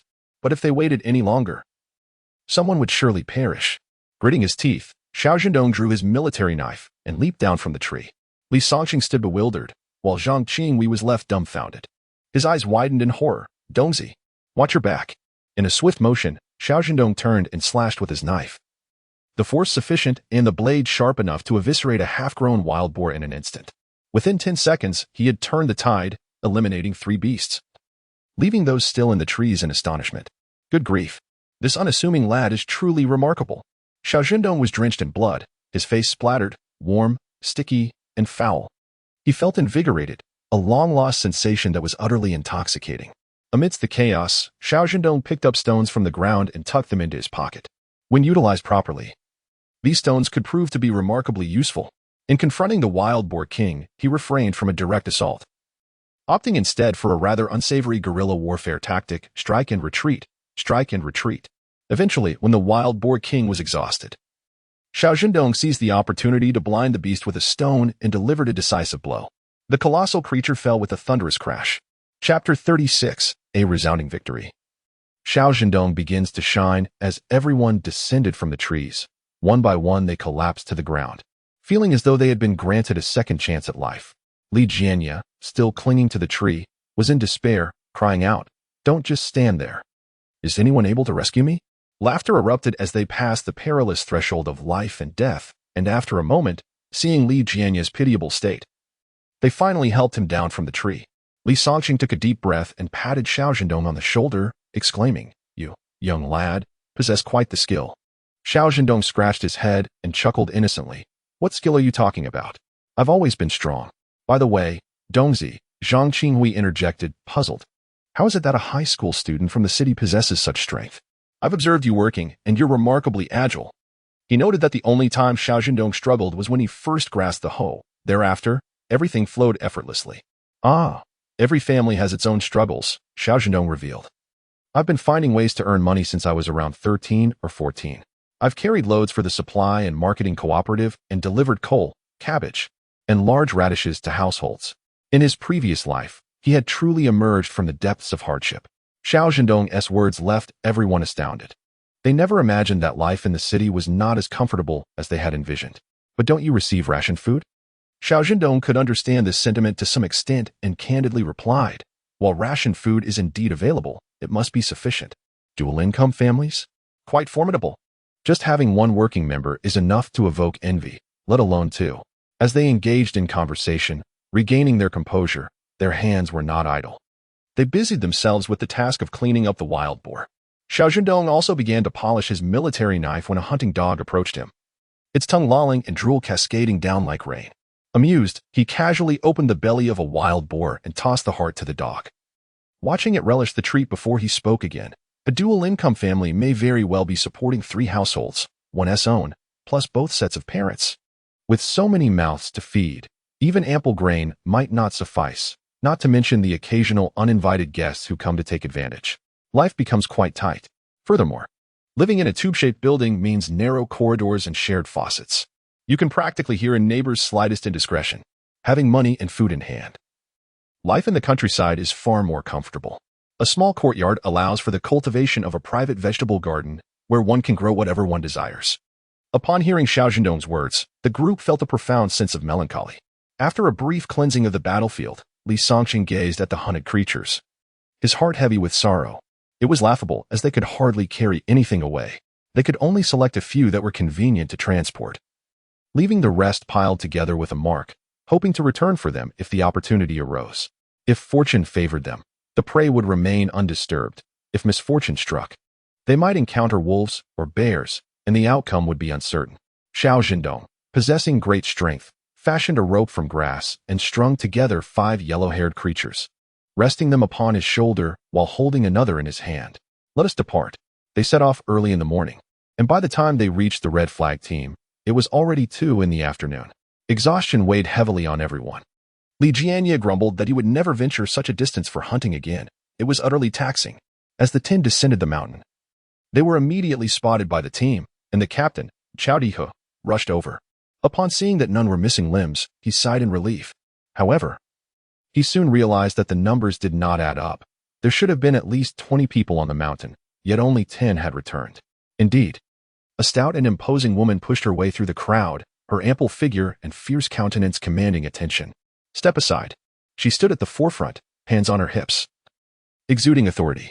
Li Songqing, you scoundrel, you haven't turned traitor, have you? Where's our Ernyo? Li Songqing rolled his eyes. Your Ernyo is quite capable. We parted ways last night. What? This revelation stunned not only the stout woman, but also caused a jolt of concern within the captain. Why did you part ways?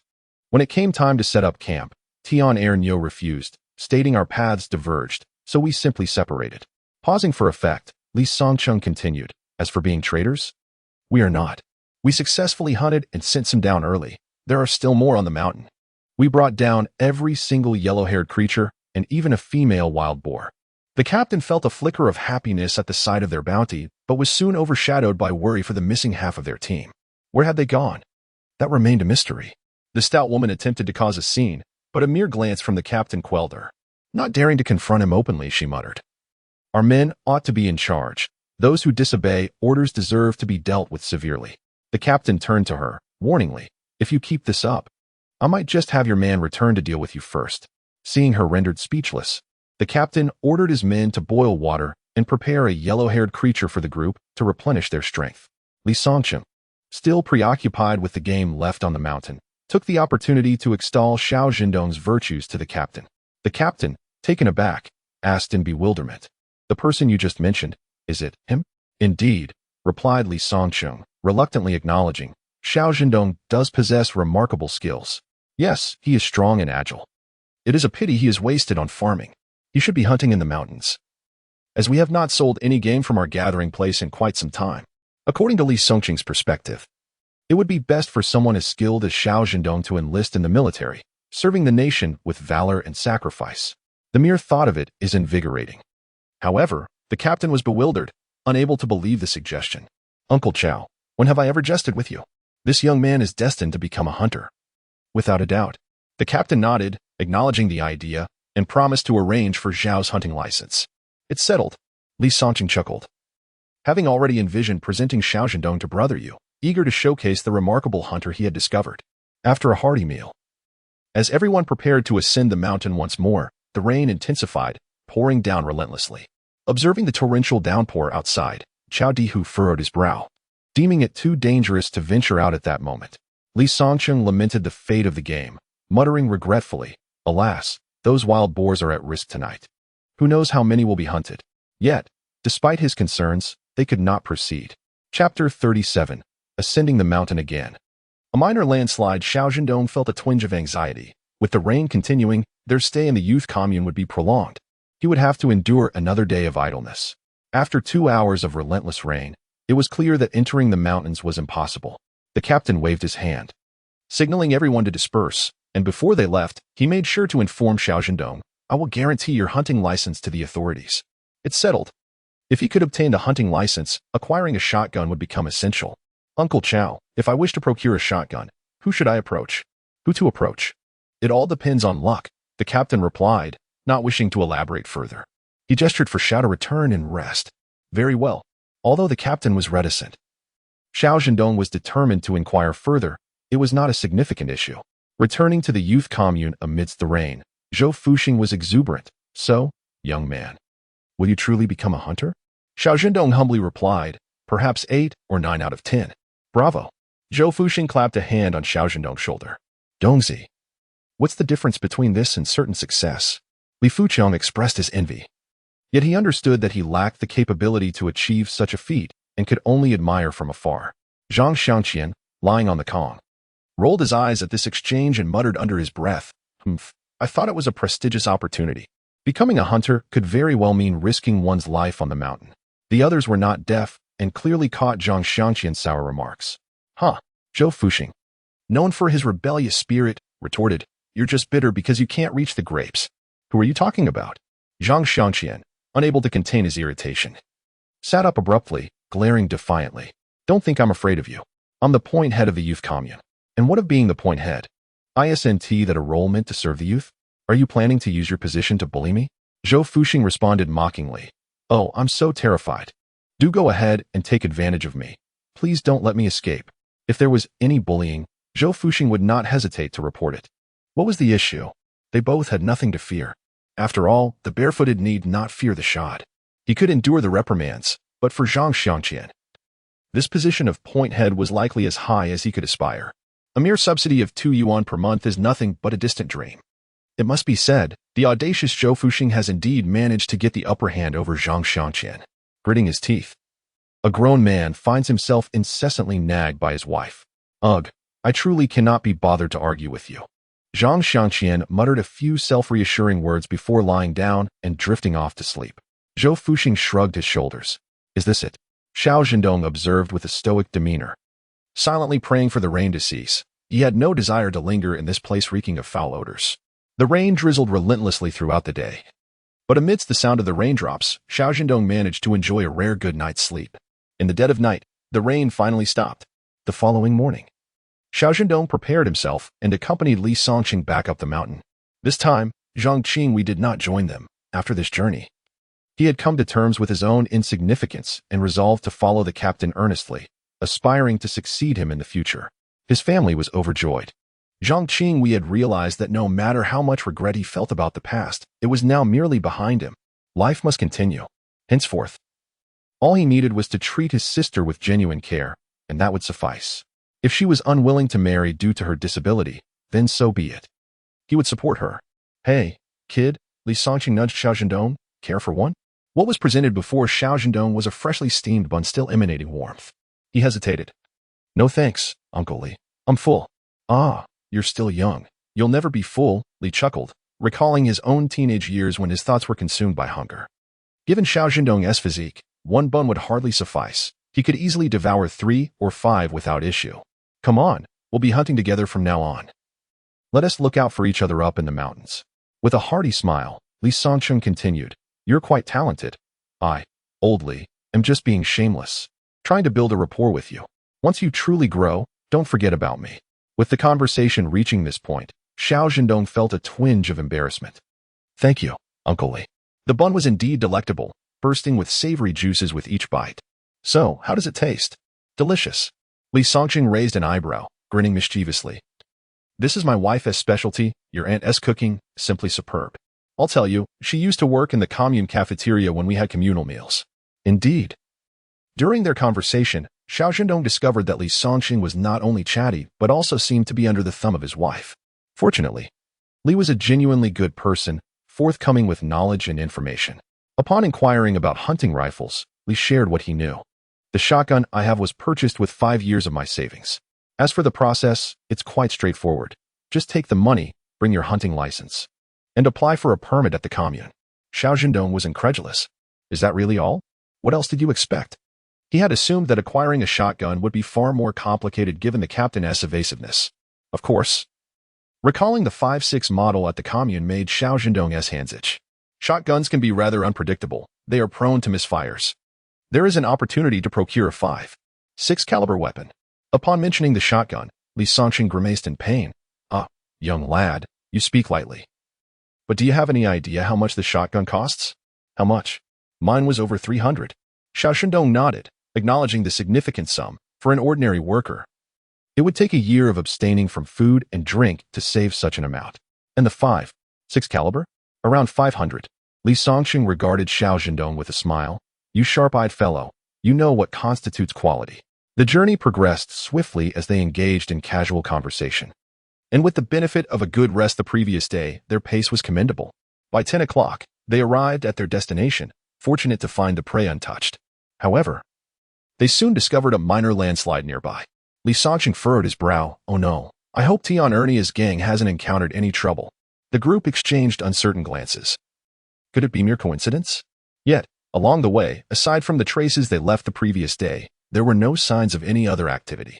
After a moment of contemplation, Li Songqing instructed, you all stay here and tend to the wild boar, disposing of anything unnecessary. I will take Dongzi to investigate. Understood. Chapter 38. The grateful white eagle. Li Songqing led Xiao Zhendong to the site of the landslide, searching for any signs of distress, but after a while, found nothing amiss. Moreover, the hunting dog showed no unusual reactions, indicating that it didn't appear to be a grave situation. Li Songqing sighed in relief. Despite his disdain for Tian Erniu's crew, there was no deep-seated enmity. They depended on each other in the mountains, and encountering trouble was something they could all relate to. Surely, they could not be that unfortunate. Xiao Zhendong suddenly covered Li Songqing's mouth, pulling him down gently. Through the cover of the bushes, Xiao Zhendong whispered, Uncle Li, look over there. Following Xiao Zhendong's finger, Li Songqing spotted a herd of sika deer. These creatures were of a different caliber compared to wild boars. Deer antlers, blood, and hides are all valuable commodities. Particularly, if the pelts were well prepared, they could fetch a handsome price. Ah, Li Songqing's eyes brightened. You sharp-eyed lad. Holding his gun, he caught a glimpse of Xiao Zhendong's expression. After a moment's hesitation, he handed the shotgun to Xiao Zhendong. Young man, do you wish to give it a try? Xiao Zhendong, taken aback, replied, but Uncle Li, what if I miss? Well, it was you who spotted them. If you hit, it will ease the burden on our brothers. If you miss, it's no great loss, as we already have prey. Li Songqing's open-mindedness impressed Xiao Zhendong, who smiled back. All right, I shall give it a shot. That's right, young man, one must have courage. As Xiao Zhendong grasped the shotgun, his demeanor transformed. With a satisfying click, the gun was loaded, and with a resounding bang, the sika deer fell at a distance of 50 meters. Regrettably, with only one shot available, he only managed to take down one, while the rest, alerted by the noise, scattered in all directions. Li Songqing was so astonished that he could barely close his mouth. You rascal, have you ever handled a gun before? I have. Xiao Zhendong replied with a grin. Uncle Li, this gun is surprisingly effective. Observing his demeanor, Li Songqing mistakenly assumed that Xiao Zhendong had frequently handled firearms in the past. In truth, this was only the second time in his reborn life that Xiao Zhendong had touched a gun. The first time was at the commune, using a Type 56 rifle. Well, my boy, Li Songqing said as he and Xiao Zhendong set off to carry a deer, I have a penchant for you. How about this? Once we descend the mountain, you accompany me to my brother Yu's house. He is either incapacitated or injured, and with some care, he might recover enough to join us on future hunts. What do you think? This proposition was both a test and an olive branch. In these times, regardless of one's profession, it was essential to possess connections. Otherwise, one could starve even while begging. Xiao Zhendong recalled the pompous demeanor of Tian Erniu and nodded. Sure, Uncle Li, as long as you don't mind my lack of experience. I'll pay my respects when the time comes, and we can maintain a suitable distance in our dealings. Just a nominal association would suffice. Ah, you may lack experience, but you can't deny your talent. Besides, no one is born running. As the two carried the deer back, they turned their faces to see a white eagle soaring majestically above. Li Songcheng gazed enviously. Imagining the thrill of capturing an eagle chick from a nest to accompany him on future hunts, the mere thought was exhilarating. Xiao Zhendong recognized it as the white eagle he had previously saved. He glanced at it, but remained silent. The eagle circled overhead twice before flapping its wings and departing. After loading the wild boar and the sika deer, the group prepared to descend the mountain. Not 20 minutes later, the white eagle circled back above, its gaze fixed on its prey. Xiao Zhendong felt a twitch in his brow and sidestepped slightly as the eagle released its grip. With a thud, a large, plump rabbit fell to the ground, its legs twitching, perhaps not quite dead. Goodness! Everyone was dumbfounded. What happened to this white eagle? Has it aged? How could it let such a large rabbit escape? Li Songqing observed the eagle, which appeared to be only 2 years old. How did that rabbit fall? Looking at Xiao Zhendong's composed expression, Li Songqing couldn't help but question, Dongzi, what is the story here? Xiao Zhendong had already picked up the rabbit. When I first came to the countryside, the youth station had little to eat. I mentioned it to Uncle Qiao, and during a hunting trip, I happened upon that white eagle. It had injured its wing and was entangled. I freed it. It must have healed and returned to express its gratitude. The group was left speechless. You know, someone remarked, sometimes animals have more heart than certain humans. Xiao Zhendong nodded in agreement. Isn't that the truth? The people in the Xiao family were truly despicable. They consumed his resources and, in the end, it was those very beasts who led him to his demise. Curious about the white eagle's tail, the young men pressed Xiao Zhendong for details. As their conversation flowed, familiarity grew, and before they had even descended the mountain, they were already addressing him as Dongzi. Dongzi, tell me, is there any possibility of bringing back a white eagle? The young man speaking stood over 7 meters tall. His complexion dark, yet his smile radiated the warmth of sunshine. If I were to present the white eagle to my master, he would surely be at a loss for words in his praise. As soon as these words left his mouth, a chorus of laughter erupted around him. Aha, Zhao Wei. We wouldn't dare to burst your bubble. Your intentions are clear. What intentions? Zhao Hui's face flushed a deep crimson, resembling a monkey's backside, as he retorted. I am simply honoring my master. If it weren't for him taking me up the mountain to hunt, I wouldn't even know what life I would be living now. Haha. You rascal, let us be clear. Is this honoring your master? This is repaying kindness with ingratitude. Indeed. Who doesn't know you have your eyes set on our master's lovely daughter? With a target for their teasing, the descent became remarkably harmonious. However, midway through their journey, the sudden sound of gunfire pierced the tranquility of the forest, accompanied by the frantic barking of hunting dogs. Li Songqing could no longer muster a smile. Observing the dogs at his feet, ears perked and tails wagging anxiously. Something amiss, he said, shouldering his rifle with a grave expression. I'm going to check it out. Let us go, said Xiao Zhendong, feeling a disquieting premonition, sensing that misfortune loomed. All right. As it turned out, Xiao Zhendong's intuition proved accurate. The situation of Tian Erniu and his companions was indeed dire. Brother Erniu, a frantic man, just rushed out of the cave. My nephew's fever is worsening. If we don't descend soon, Tian Erniu might just lose his mind. Gripping his rifle, he thought, damn it, do I want to descend now? Glancing at the ravenous wolves outside, he felt a wave of despair. Today might truly be their last. Chapter 39. Misfortune knocks at the door since parting ways the previous night. Although Tian Erniu had taken his men, he felt his authority had been undermined. While Li Songqing's group had set up camp, prepared meals, and comfortably awaited their feast, Tian Erniu and his party were still trudging through the wilderness. Tian Erniu vowed to return with more game, determined to crush Li Songqing beneath his heel. The others complained bitterly, yet at this stage, they had no choice but to follow Tian Erniu into the depths of despair. One could only wonder if fortune had favored Tian Erniu, as by sheer chance. They stumbled upon a small herd of deer. Overcome with excitement, Tian Erniu felt a wave of dizziness as he raised his rifle to shoot.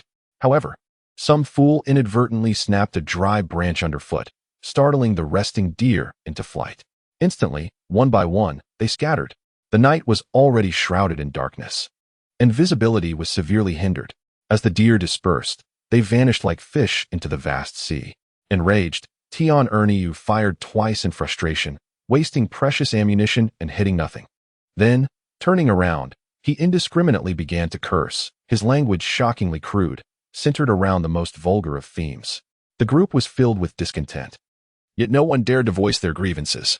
As for who had stepped on the withered branch, it remained unacknowledged since no one was caught in the act. With the tantalizing prize slipping away, Tian Erniu felt a wave of frustration wash over him, compelling him to muster his spirits and seek the next opportunity. After some commotion, it was already midnight. His companions requested a respite, but Tian Erniu remained resolute. An unexpected incident occurred when a careless member of the group stepped on a small snake.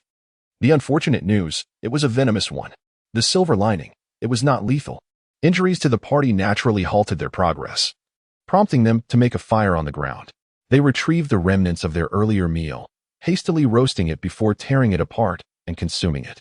Yet, before they could finish their meal, rain began to fall from the heavens.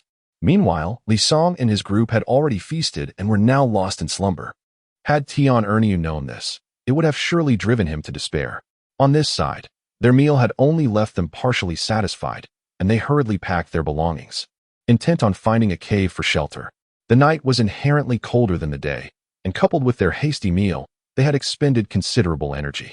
A gentle breeze accompanied by light rain began to wear them down, and by the latter part of the night, 3 of them succumbed to illness. If one were to experience such misfortune, acceptance might be the only solace. Yet, Tian Erniu felt that with Yu Qing's downfall, his own moment of glory had finally arrived, a testament to his defiance against fate. Early the next morning, he set out once more with 3 ailing companions. Continuing their arduous journey, they did yield some results: 5 wild chickens and 3 hares. Regrettably, a single shot from the shotgun reduced the birds and hares to mere pulp. Before they could showcase their prowess in the afternoon, the wretched rain resumed. After scouring for suitable caves and finding none, they reluctantly returned to their previous location. The rain persisted, drenching them throughout the day. Their garments oscillated between wet and dry, and even the sturdiest of souls could not withstand such conditions. Among the 10 or so who ventured forth, all suffered varying degrees of colds, with one unfortunate lad, already bitten by the snake, finding his weakened resistance further compromised by the rain and wind, leading to a feverish state. They contemplated descending the mountain, but a landslide in the distance rendered them hesitant. The collective sentiment was clear: to leave now would be perilous. Should another landslide occur, it could spell disastrous consequences. On that day, they failed to secure any substantial game, subsisting instead on their meager rations soaked in rainwater. Fortunately, by the second day's light, the rain ceased.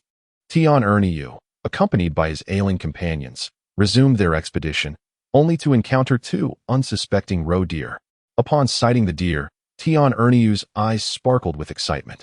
He knew that if they managed to catch one, it would be imperative to roast it immediately to fill their empty bellies. With his shotgun raised, he unleashed a barrage of shots. The good news: 1 deer fell.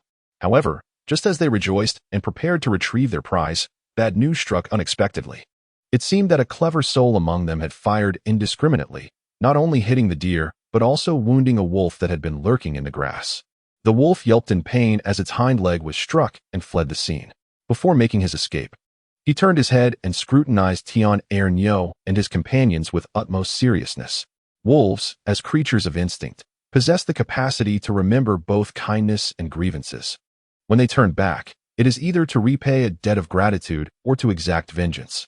Considering the circumstances, the likelihood of gratitude seemed slim. After all, Tian Erniu had not even come close to tasting the flesh of a roe deer, let alone its fur, as he hurriedly retreated down the mountain with his companions. While the allure of prey is undeniable, the value of one's life far outweighs it. However, a 2-wheel drive vehicle simply cannot compete with a 4-wheel drive. Along the way, they were ultimately pursued by a pack of wolves. Just before being surrounded, Tian Erniu and his group sought refuge in a cave, but one wolf, seizing the moment of surprise, lunged and sank its teeth into a man's calf, causing blood to flow profusely. The scent of blood sent the pack into a frenzy. Though they yearned to feast, their fear of the firearms in human hands created a stalemate that lasted for 3 hours, until the wolves could no longer contain their impatience and launched their assault. This marked the moment when Xiao Zhendong and his party heard the gunfire mingled with the howls of the wolves. Li Songqing and Xiao Zhendong climbed a tree, observing the encircled Tian Erniu and his group, and Li could not help but take a sharp breath. "Dongzi, do you have any tricks up your sleeve?" Xiao Zhendong furrowed his brow and replied, "None. For now, we can only confront them head-on. We must strike first." Yet, there was at least a silver lining. "What is it?" Li Songqing inquired. Xiao Zhendong forced a wry smile. At least we are safe up here. Wolves are not as large as wild boars. They cannot shake the trees, and they can only leap but cannot climb. Li Songqing's grin widened, though it resembled a grimace, akin to being submerged in bitter herbs. Who could have anticipated encountering such a wretched predicament? Truth be told, no one wishes to confront a pack of wolves. These creatures are notoriously vengeful, and once offended, they retaliate without mercy. The group dared not approach too closely, keeping a distance of 70 to 80 meters, perched in the trees with their guns at the ready. With a command from Li Songqing, gunfire erupted, catching the wolves off guard and resulting in the immediate demise of 3. Xiao Zhendong was swift and precise, aiming for the heads, ensuring that each bullet found its mark without wasting a second. After all, bullets are not free. One must be frugal in life. The pack of wolves, tails tucked, fled in haste, and Xiao Zhendong was the first to descend from the tree, cautiously leading the way. As for Tian Erniu, he could not fathom the feelings of Xiao Zhendong and his companions, but the remaining hunting buddies were elated, as if they had reunited with long-lost family. Woo-woo. I nearly thought I would never return. It was far too perilous. The harrowing experiences of the past 2 days and nights combined were more tumultuous than the entirety of most of their lives. Truly, misfortune had taken residence at their doorstep. Chapter 40. Descent down the mountain. The wolves, recognizing their disadvantage, swiftly retreated, but not without glancing back, as if to remember the hand that had dealt them harm. In the days to come, they would recuperate and plan a precise act of retribution. Xiao Zhendong took aim, and as one wolf turned its head, he pulled the trigger, delivering a fatal shot. Take that. I shall not indulge you. Always looking back, attempting to intimidate whom?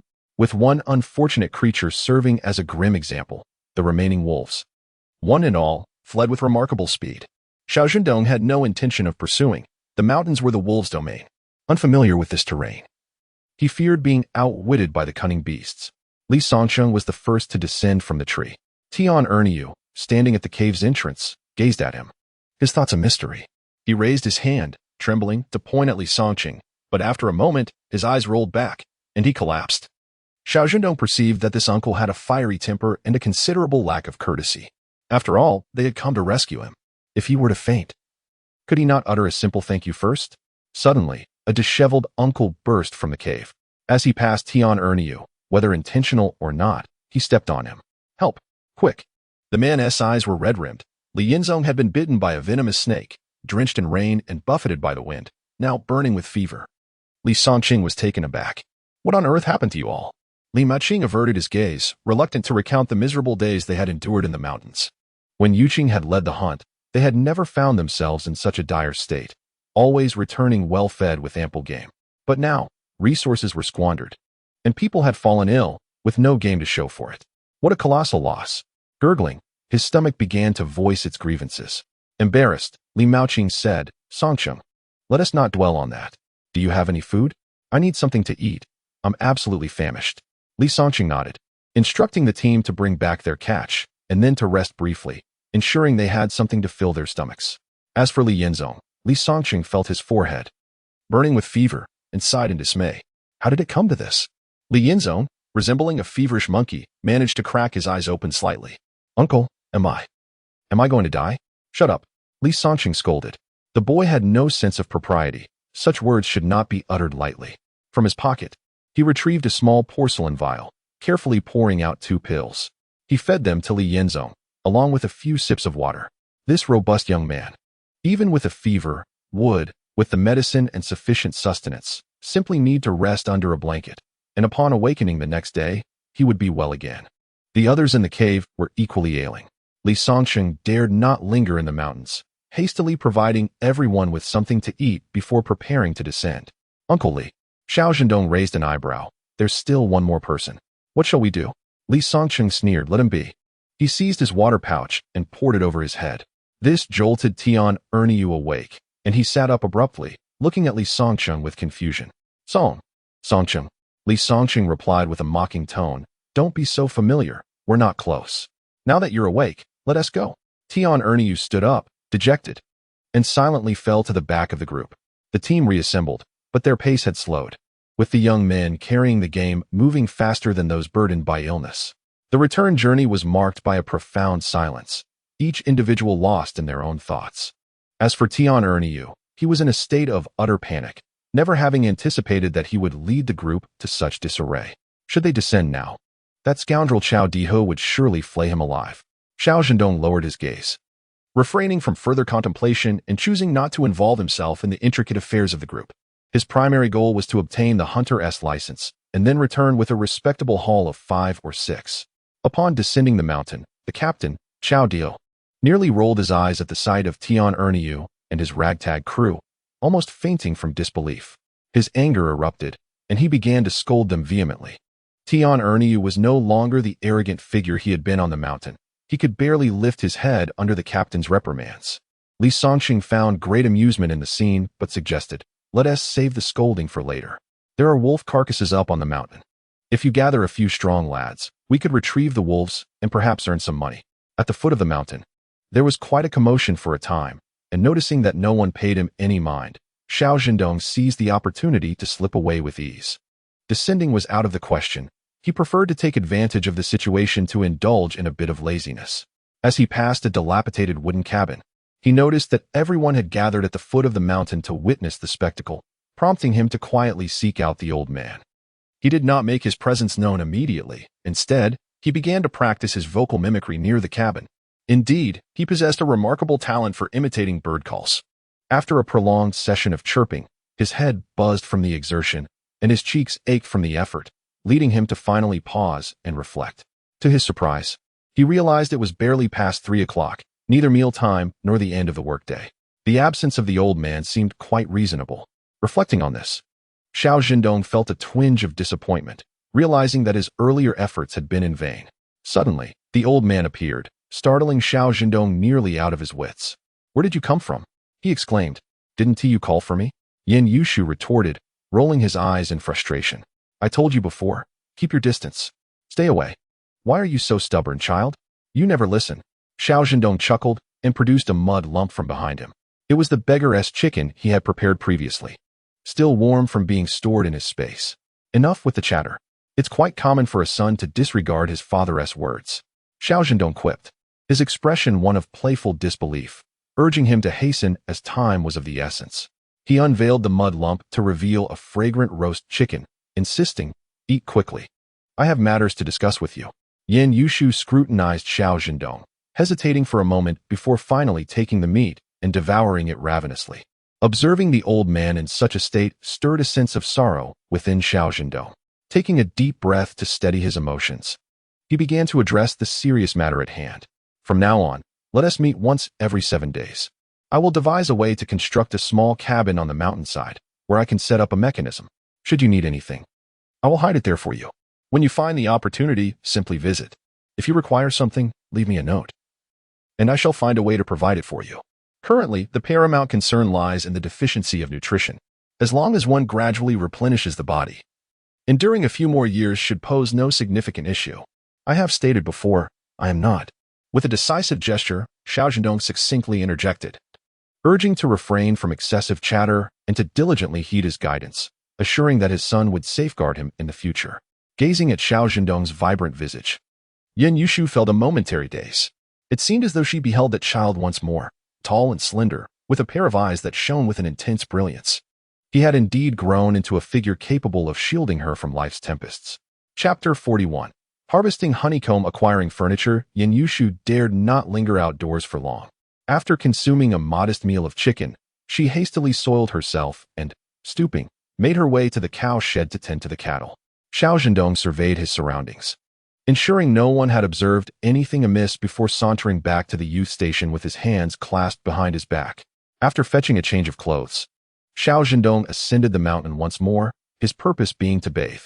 In the valley, there was a small creek that he had spotted while descending, and he was wary of being conscripted for labor upon returning to the youth station. Instead of wasting time, he decided to sneak away and attend to his own affairs. The creek's waters were crystal clear. Xiao Zhendong found a large stone to place his clean clothes upon. Shedding his garments, he waded barefoot into the water. As he bathed, his mind wandered. There were numerous matters to ponder, such as where to construct the house and what materials to utilize. Furthermore, how could he discreetly provide additional sustenance for the old man without attracting attention? Truth be told, evading the members of the brigade was not overly challenging, But avoiding the prying eyes within the dilapidated wooden cabin proved to be considerably more complex. Given their constant proximity, Yin Yushu's changes could elude others' notice. Yet they would not escape his keen perception. The very thought was enough to induce a headache. Buzzing. Turning his head, Xiao Zhendong suddenly noticed a bee buzzing in close proximity. His curiosity piqued. Could there be a beehive nearby? Scanning the area, his sharp eyes quickly spotted a sizable beehive. Roughly the size of a head, hanging from a tree over 10 meters tall. If he could extract this hive, it would yield at least 7 or 8 pounds of honey. The thought of that sweetness caused his mouth to water profusely. With a splash, he emerged from the creek, hastily donned his clothes, and began contemplating how to procure the honey. Remembering the mystical peach tree in his space, an idea sparked in Xiao Zhendong's mind. He darted into a thicket, and in a flash, he entered his space. The peach tree remained as it was, half adorned with blooming blossoms and half laden with ripe fruit. Climbing the tree with nimble agility, he swiftly plucked a branch of blossoms and a peach. Upon emerging, he discarded the blossoms onto the ground and made his way to the creek to rinse the peach briefly before taking a bite. Delightful, sweet, and crisp. As he savored the peach, he couldn't help but feel a twinge of regret. This peach was too exquisite, clearly not a product of the mountains. Otherwise, he might have taken a couple to sweeten the old man's palate. After finishing, Xiao Zhendong, rather uncouthly, tossed the pit aside and stood beneath the tree with the branch of blossoms in hand. Sure enough, the bees atop the tree began to stir with anticipation. A swarm of bees descended from the tree, prompting Xiao Zhendong to sprint a good 10 meters in a rather frantic manner. He tossed the peach blossom branch to the ground and swiftly climbed back up the tree. Producing a small curved knife, he made a decisive cut, severing half of the beehive. The reason he did not attempt to eradicate the entire hive was not due to any sense of decorum. Rather, he intended to regard this location as a resource replenishment point until he discovered another hive. After carefully retrieving the half-hive into his space, Xiao Zhendong took off running. Once he confirmed that the bees had not pursued him, he leisurely caught a couple of fish in the river. Observing the village with its curling wisps of smoke, he inhaled deeply and began his descent. Realizing that honey is a fine delicacy and noting that it bore no markings, he decided to cut a piece from the honeycomb, wrapped it in leaves, and discreetly inserted it through the crack of the dilapidated wooden house's door. However, it was rather late. Where could they be? Just as he exited the rickety house, he encountered Zhang Qingwei, who had come looking for him. Dongzi. Zhang Qingwei waved energetically and quickly approached, rubbing his hands together as he said, "Hee, do you have a moment?" Xiao Zhendong glanced at Zhang Qinghui's obsequious demeanor and wondered what was amiss. "Well, you remember we had spoken earlier about my father, the carpenter? Oh, regarding the furniture." Xiao Zhendong smiled. "I truly apologize for troubling you, Brother Zhang. I've been so preoccupied that I nearly forgot."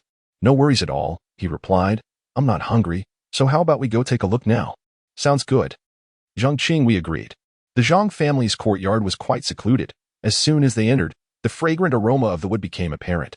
Suddenly, a woman in her 40s emerged from the house, though years of labor had aged her, making her appear to be in her 50s. "Ah, Xiao Jiqing," she greeted. "And Zhang," he replied. "Dear, this child is always busy," Zhang's mother remarked. "I had mentioned that you had just returned from the mountains today. Yet he insisted on seeking you out right away." "It's fine. I'm not tired today," Xiao Zhendong reassured her. Curiously, Zhang's mother inquired, "What happened up in the mountains? I saw that quite a few came down looking rather unwell, and some were even bitten by snakes." Xiao Zhendong shook his head. "That group was led by Tian Erniu. I'm not entirely sure of the specifics." "All right then," Zhang's mother replied, somewhat disappointed, as she had hoped to glean some insights from Xiao Zhendong. Zhang's father, grumbling, interjected, "What are you rambling about? He's here to discuss furniture, not to chat about family matters." "That was merely a casual remark. You're rather bothersome," Zhang's mother retorted, casting a sideways glance at her husband as she retreated to the kitchen. Zhang's father forced a smile. "Please don't take offense. She means no harm. She just has a tendency to chatter." "So, do you want that set of furniture?" "Yes," Xiao Zhendong affirmed. "Let us go," Zhang's father said, brushing off the wood shavings from his clothes. "I'll take you to have a look."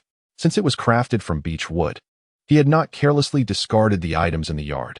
Instead, they were neatly stacked in the storage room. Though referred to as a storage room, it was filled with an array of wooden creations, rocking horses for children, chairs, stools, and wash basin stands, among other things. Zhang's father led Xiao Zhendong deep inside, revealing a complete set of furniture. This had been agreed upon 3 months prior with the neighboring team. I sent someone to convey a message, yet no reply came back, suggesting they might no longer want it. At this point, Zhang's father felt somewhat helpless. If the goods could not be sold, he would incur a loss. There were indeed good quality woods on the mountain, but they lay deep within the forest, and making a trip for a single log seemed a waste of time and rather unsafe. These logs had been specially ordered from the timber yard and had cost him a considerable sum, particularly the beechwood, which was quite precious. Upon seeing the furniture set, Xiao Zhendong took an immediate liking to it. He tested its sturdiness and decisively declared, "Uncle, I have my eye on this. Let us speak frankly. What is your asking price?" Zhang's father, pleased, replied, "I can give you a discount of 3 yuan. You can take the whole set for 30. It was indeed a delightful surprise given the current prices. A bed table, a cabinet, a dining table, 4 chairs, and 4 stools for merely 30 yuan. Perfect. Xiao Zhendong eagerly explained, "Uncle Zhang, my house is not yet completed, so I estimate the furniture will need to be stored at your place for a while." "No problem at all. Just let me and Qingwei know when your house is ready, and we will deliver it to you," Zhang's father responded gratefully. Afterward, Xiao Zhendong took a stroll around the house and requested a few more drying baskets. Noticing Zhang's father's desk was exquisitely crafted, he asked for an additional desk. Though it wouldn't be immediately necessary, it would serve as a handy place for miscellaneous items. The Zhang family joyfully bid farewell to Xiao Zhendong, marveling at his generosity, for he truly was a boy from the city. Chapter 42. The defamation of Zhang Xiangqian from a distance. The raucous sounds of commotion reached Xiao Zhendong's ears, leaving him feeling quite disheartened. He paused, casting a sorrowful glance at the site where his house was to be built. Why was the construction progressing so slowly? If only a miraculous force could swiftly erect his house, how delightful that would be. Being constantly entangled with those two felt like it was shortening his lifespan. Damn it. Zhang Xiangqian, I warn you, you must have evidence when you speak or act. If you keep babbling nonsense, I will not let this go. A mocking voice replied, Oh, Zhang Xiangqian, look at you. I haven't even mentioned your name, yet you're so anxious. You truly are Xiao Zhendong's dog. Zhou Fuxing felt his temper flare. Were it not for Li Fuqiang holding him back, he would have charged at Zhang Xiangqian in a fit of rage. Calm down, Li Fuqiang urged, his glasses askew. You need to stay composed. Acting out now would only play into his hands. Calm down. Did you not hear how offensive his words were? He is slandering Dongzi, accusing him of theft. Zhou Fuxing shouted, his voice nearly shattering his own eardrums. Yet, he understood that quarreling or fighting would not resolve the issue at hand. This is not a trivial contradiction. It involves financial matters and cannot be clarified merely through words without presenting evidence. Xiao Zhendong shared this sentiment. Yet he found himself at a loss, never expecting that this situation would also implicate him. What was going on? Upon his return, Zhou Fuxing appeared as though he had found a pillar of support, his eyes reddened with indignation. Dongzi, come quickly. He says you stole something. Stolen? Xiao Zhendong chuckled. It seemed that his overly amiable demeanor since going to the countryside had led others to view him as a mere lamb. Where's the evidence? Without it, I find it hard to acknowledge any theft. Zhang Xiangqian scoffed. Xiao Zhendong, do not feign ignorance. I would not make such claims without solid proof. After all, I am the leader of the youth station, and such a disgrace reflects poorly on me as well. Xiao Zhendong retorted, spare me the self-aggrandizement. He turned to the relatively composed Li Fuqiang and inquired, what exactly is happening? Li Fuqiang adjusted his glasses and explained, it's like this. We finished work early today, and Zhou Fuxing and I were in good spirits, chatting about how we should take you up the mountain for a barbecue when we got back. However, upon arriving at the youth hostel, we found Zhang Xiangqian and several others blocking our path, loudly proclaiming that you were a thief. They insinuated that those of us who associate with you must also be guilty of wrongdoing. Zhou Fuxing, hot-headed by nature, reacted immediately, and a heated exchange ensued. Li Fuqiang, looking helplessly at Xiao Zhendong, said, Donggu, what should we do now? This is pure slander. Zhou Fuxing exclaimed, I refuse to accept this. Xiao Zhendong understood that Zhang Xiangqian was once again finding fault with him. However, he could not fathom how he had offended him to such an extent. Might I boldly inquire, where is the evidence? Zhang Xiangqian chuckled, while I may not have caught you in the act, the physical evidence lies within your own cabinet. Oh, Xiao Zhendong realized, the items were still in his cabinet. Very well, this is splendid news. Had he taken the items, I would have been in a difficult position. With this understanding, Xiao Zhendong felt a sense of calm. Damn it, Zhang Xianqian has resorted to such despicable tactics. He cannot blame me for acting without honor now. How can you prove that what is in my cabinet is yours? Zhang Xianqian dismissed him with a sneer. Of course, I marked them beforehand. Seeing your calm demeanor, I cursed internally. He had personally placed the items there, and no matter how he squirmed, he would remain unable to explain himself. Oh, Zhang Xianqian continued. I did this as a precaution. Previously, those residing at the youth hostel were familiar faces, and leaving items around was undoubtedly safe.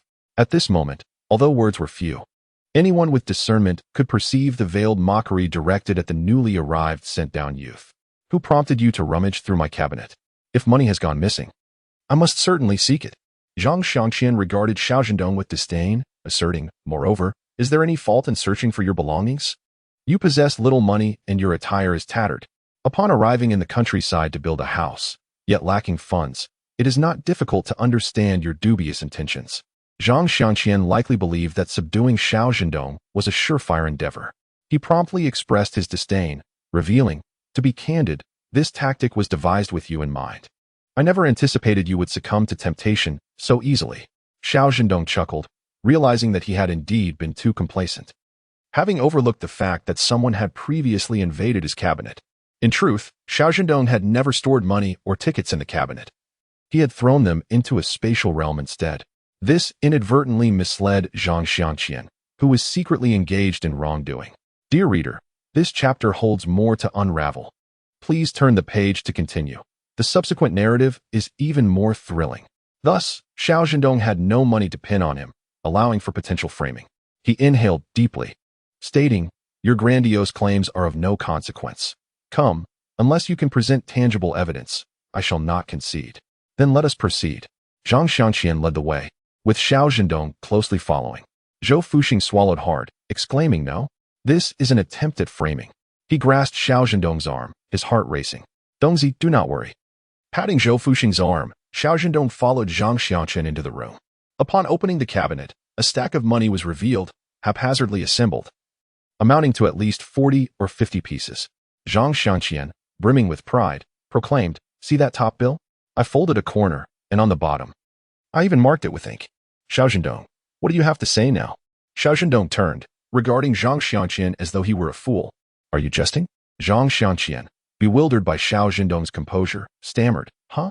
Look, there is no money here at all. Zhang Xianqian slowly raised his gaze to meet Xiao Zhendong's smiling face, suddenly gripped by an icy dread. He stuttered, don't joke. This is no time for frivolity. Xiao Zhendong rolled his eyes, stepping back to allow space. Let us not misrepresent our relationship. Who has the leisure to jest at this juncture? See for yourself. Where is the money you claim to have found? Zhang Xianqian leaned in to inspect, struck by disbelief. The funds he intended to use to frame Xiao Zhendong had vanished without a trace. The dilapidated cabinet contained only Xiao Zhendong's toiletries and a tattered towel with a hole. Zhang Xianqian, in disbelief, rummaged through the contents. There was not a single cent, nor even a mere caterpillar to be found. What the hell? Where is my money? The money did not solely belong to Zhang Xianqian. It was a collective effort, cobbled together from various sources in hopes of implicating Xiao Zhendong. His eyes reddened. He seethed, Xiao Zhendong, you are exceedingly cunning. Return the money now, and I may show you mercy. Otherwise, Zhou Fuxing, who stands at the door, will be utterly bewildered by this turn of events.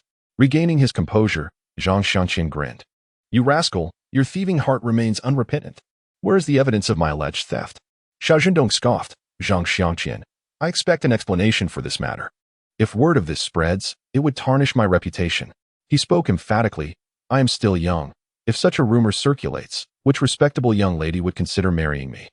Chapter 43. Xiao Zhendong turns the tables. Zhang Xianqian glanced at Xiao Zhendong, his vision darkening as he nearly lost his footing. That sum of 45 yuan and 82 cents comprised all his possessions. Xiao Zhendong, he bit his tongue. I know you are behind this.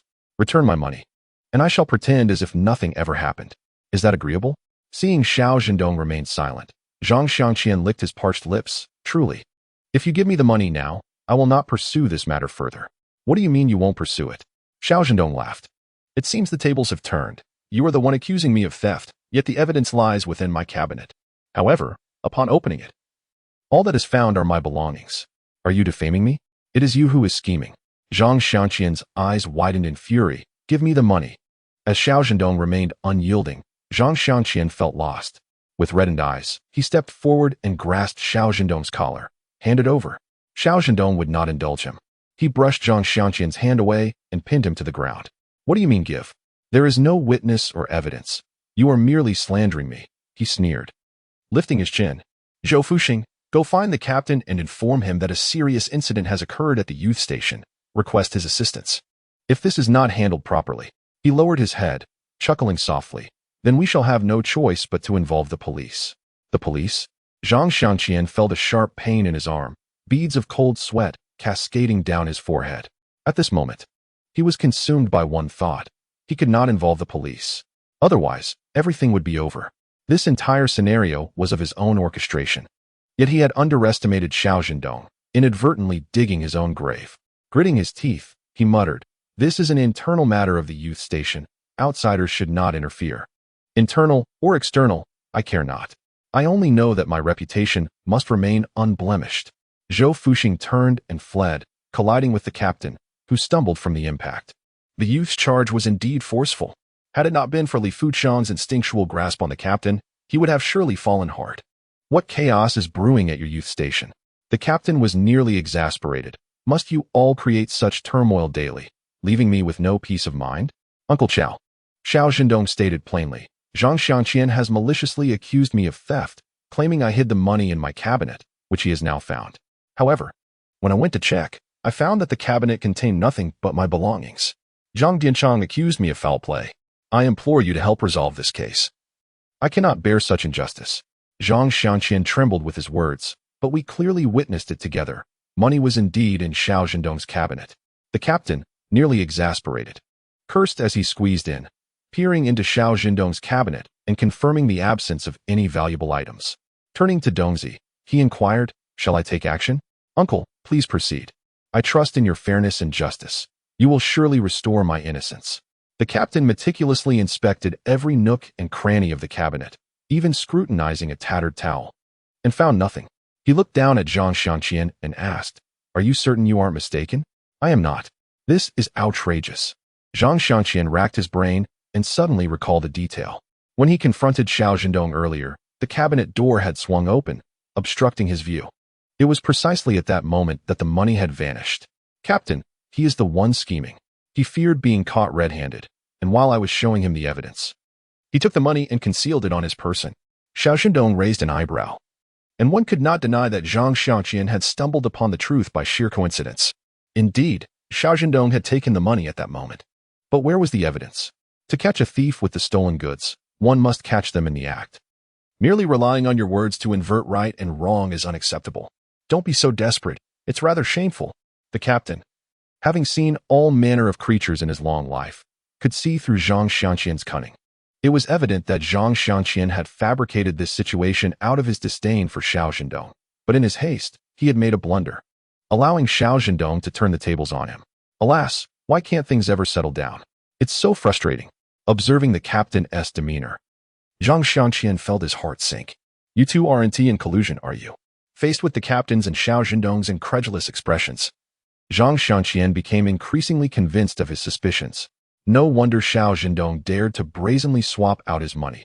He must have already conferred with the captain, emboldened by their alliance. How else could one explain the captain's swift arrival at the scene? As for the leak, it was likely noticed when he borrowed money previously. How infuriating! Which treacherous scoundrel has betrayed me? If I catch them, they shall never enjoy a peaceful life again. I will report this to the authorities. You are conspiring and deceiving. The chapter is not yet finished. Please click the next page to continue reading. The captain, thoroughly annoyed, replied, "Then go ahead." Before he could finish, Xiao Zhendong interjected, "Zhang Xianqian, are you suggesting that you want to search me?" "Yes." Zhang Xianqian fixed his gaze on Xiao Zhendong, convinced that the evidence must be on him. "If you refuse my search, it only confirms your guilt." Xiao Zhendong walked with purpose and sat with composure. He was open to scrutiny, yet what if nothing was found? Zhang Xianqian, meeting Xiao Zhendong's gaze, contemptuously thought, what could possibly be undiscovered? Surely, something must be concealed upon him. If there were no findings, I shall kneel and bow my head in apology, even address you as grandfather.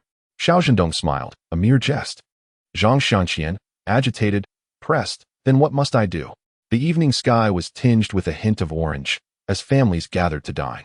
If nothing is uncovered from my person, then you shall run a lap around the Hongqi brigade, shouting that Zhang Xianqian is the grandson of Xiao Zhendong. How does that sound? The atmosphere instantly fell into a profound silence. Confronted by Xiao Zhendong's provocative gaze, Zhang Xianqian understood that Xiao Zhendong aimed to use this distasteful wager to compel him to concede. However, he was resolute that the goods were indeed on Xiao Zhendong. This wager, he would undoubtedly win. Very well, Zhang Xianqian replied, a chilling smile gracing his lips. But what if I do find something? Xiao Zhendong responded more decisively. Then I shall do the same. Agreed. Their hands clashed together, sealing the wager, while Xiao Zhendong called out to the brigade leader to bear witness. Uncle Xiao, you must act as a witness. All right, just hurry up. I have pressing matters. Listening to the banter between Xiao Zhendong and the brigade leader, familiar and casual, Zhang Xianqian ground his yellowed teeth in frustration. This damned old man, whom he had once tried so hard to please, had ignored him entirely. Yet now, with Xiao Zhendong present, he was all smiles. How disgusting. Hurry up. Zhang Xianqian glared at Xiao Zhendong, eagerly anticipating the moment he would be called grandfather. Chapter 44. I, Zhang Xianqian, am the grandson of Xiao Zhendong. As for the search, Xiao Zhendong had no qualms about cooperating. He released his grip on Zhang Xianqian, stepped back, and promptly removed his outer garment, revealing a chiseled set of abs. A sharp gasp echoed from outside, followed by the scornful shouts of female-educated youth. Yet their tone lacked force. What a despicable man Xiao Zhendong is. How could he just strip off his clothes like that? What's the big deal? It's not as if they haven't seen before. Besides, it's not like he's removing his trousers. Ha ha ha. Your words evoke a sense of regret, don't they? Shut up. What nonsense are you spouting?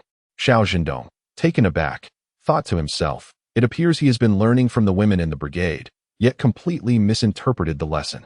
What decent daughter laments that a man has not removed his trousers? Though he internally scoffed, Xiao Zhendong maintained a calm facade, tossing his clothes aside. Zhang Xianqian lunged at the discarded garment like a famished tiger, frantically rummaging through it, muttering, "Impossible. How could this be? Why is there nothing?" Xiao Zhendong observed his frenzied state and taunted, "What of the trousers?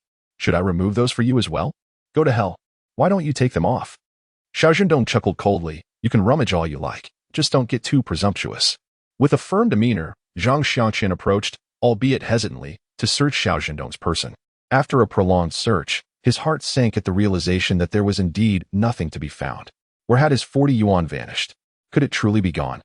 Xiao Zhendong, with a swift kick, pushed Zhang Xianqian away, succinctly stating that he was perplexed as to how he had offended Zhang, who seemed to have nothing better to do than to incessantly pursue him and provoke trouble. However, there are limits to forbearance, just as the saying goes. Once is an accident, twice is a coincidence, but a third time would warrant a reckoning. Considering the previous incident, today's debacle marked the second occurrence. Should a third arise, Zhang should not expect leniency. As he leisurely donned his attire, Xiao Zhendong took the opportunity to sow discord. Remarking that while he was unaware of the whereabouts of the money, Zhang should be acutely aware of the implications of his actions. When Zhang had claimed that the money was missing, a couple of unsavory characters in the crowd had reacted conspicuously. Even if they were not complicit, they certainly possessed some knowledge of the matter. I didn't, Zhang Xianqian stammered, fully aware that his words now held little weight. Perhaps he had erred in his assumptions. He attempted to withdraw, but Xiao Zhendong interjected, "Hold on, Zhang. Surely you haven't forgotten our wager so soon?"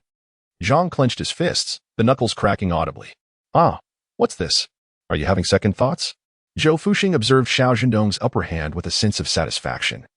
His expression almost smug, as if the phrase, "a petty person reveling in misfortune," were written across his face. TSK, how embarrassing. Can you not handle this? Who cannot handle it? Zhang Xianqian's eyes reddened with indignation, his teeth gritted. This is a matter between me and Xiao Zhendong.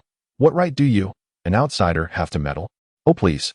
Zhou Fuxing scoffed. Xiao and I are close friends. His affairs are my affairs. Are you going to concede or not?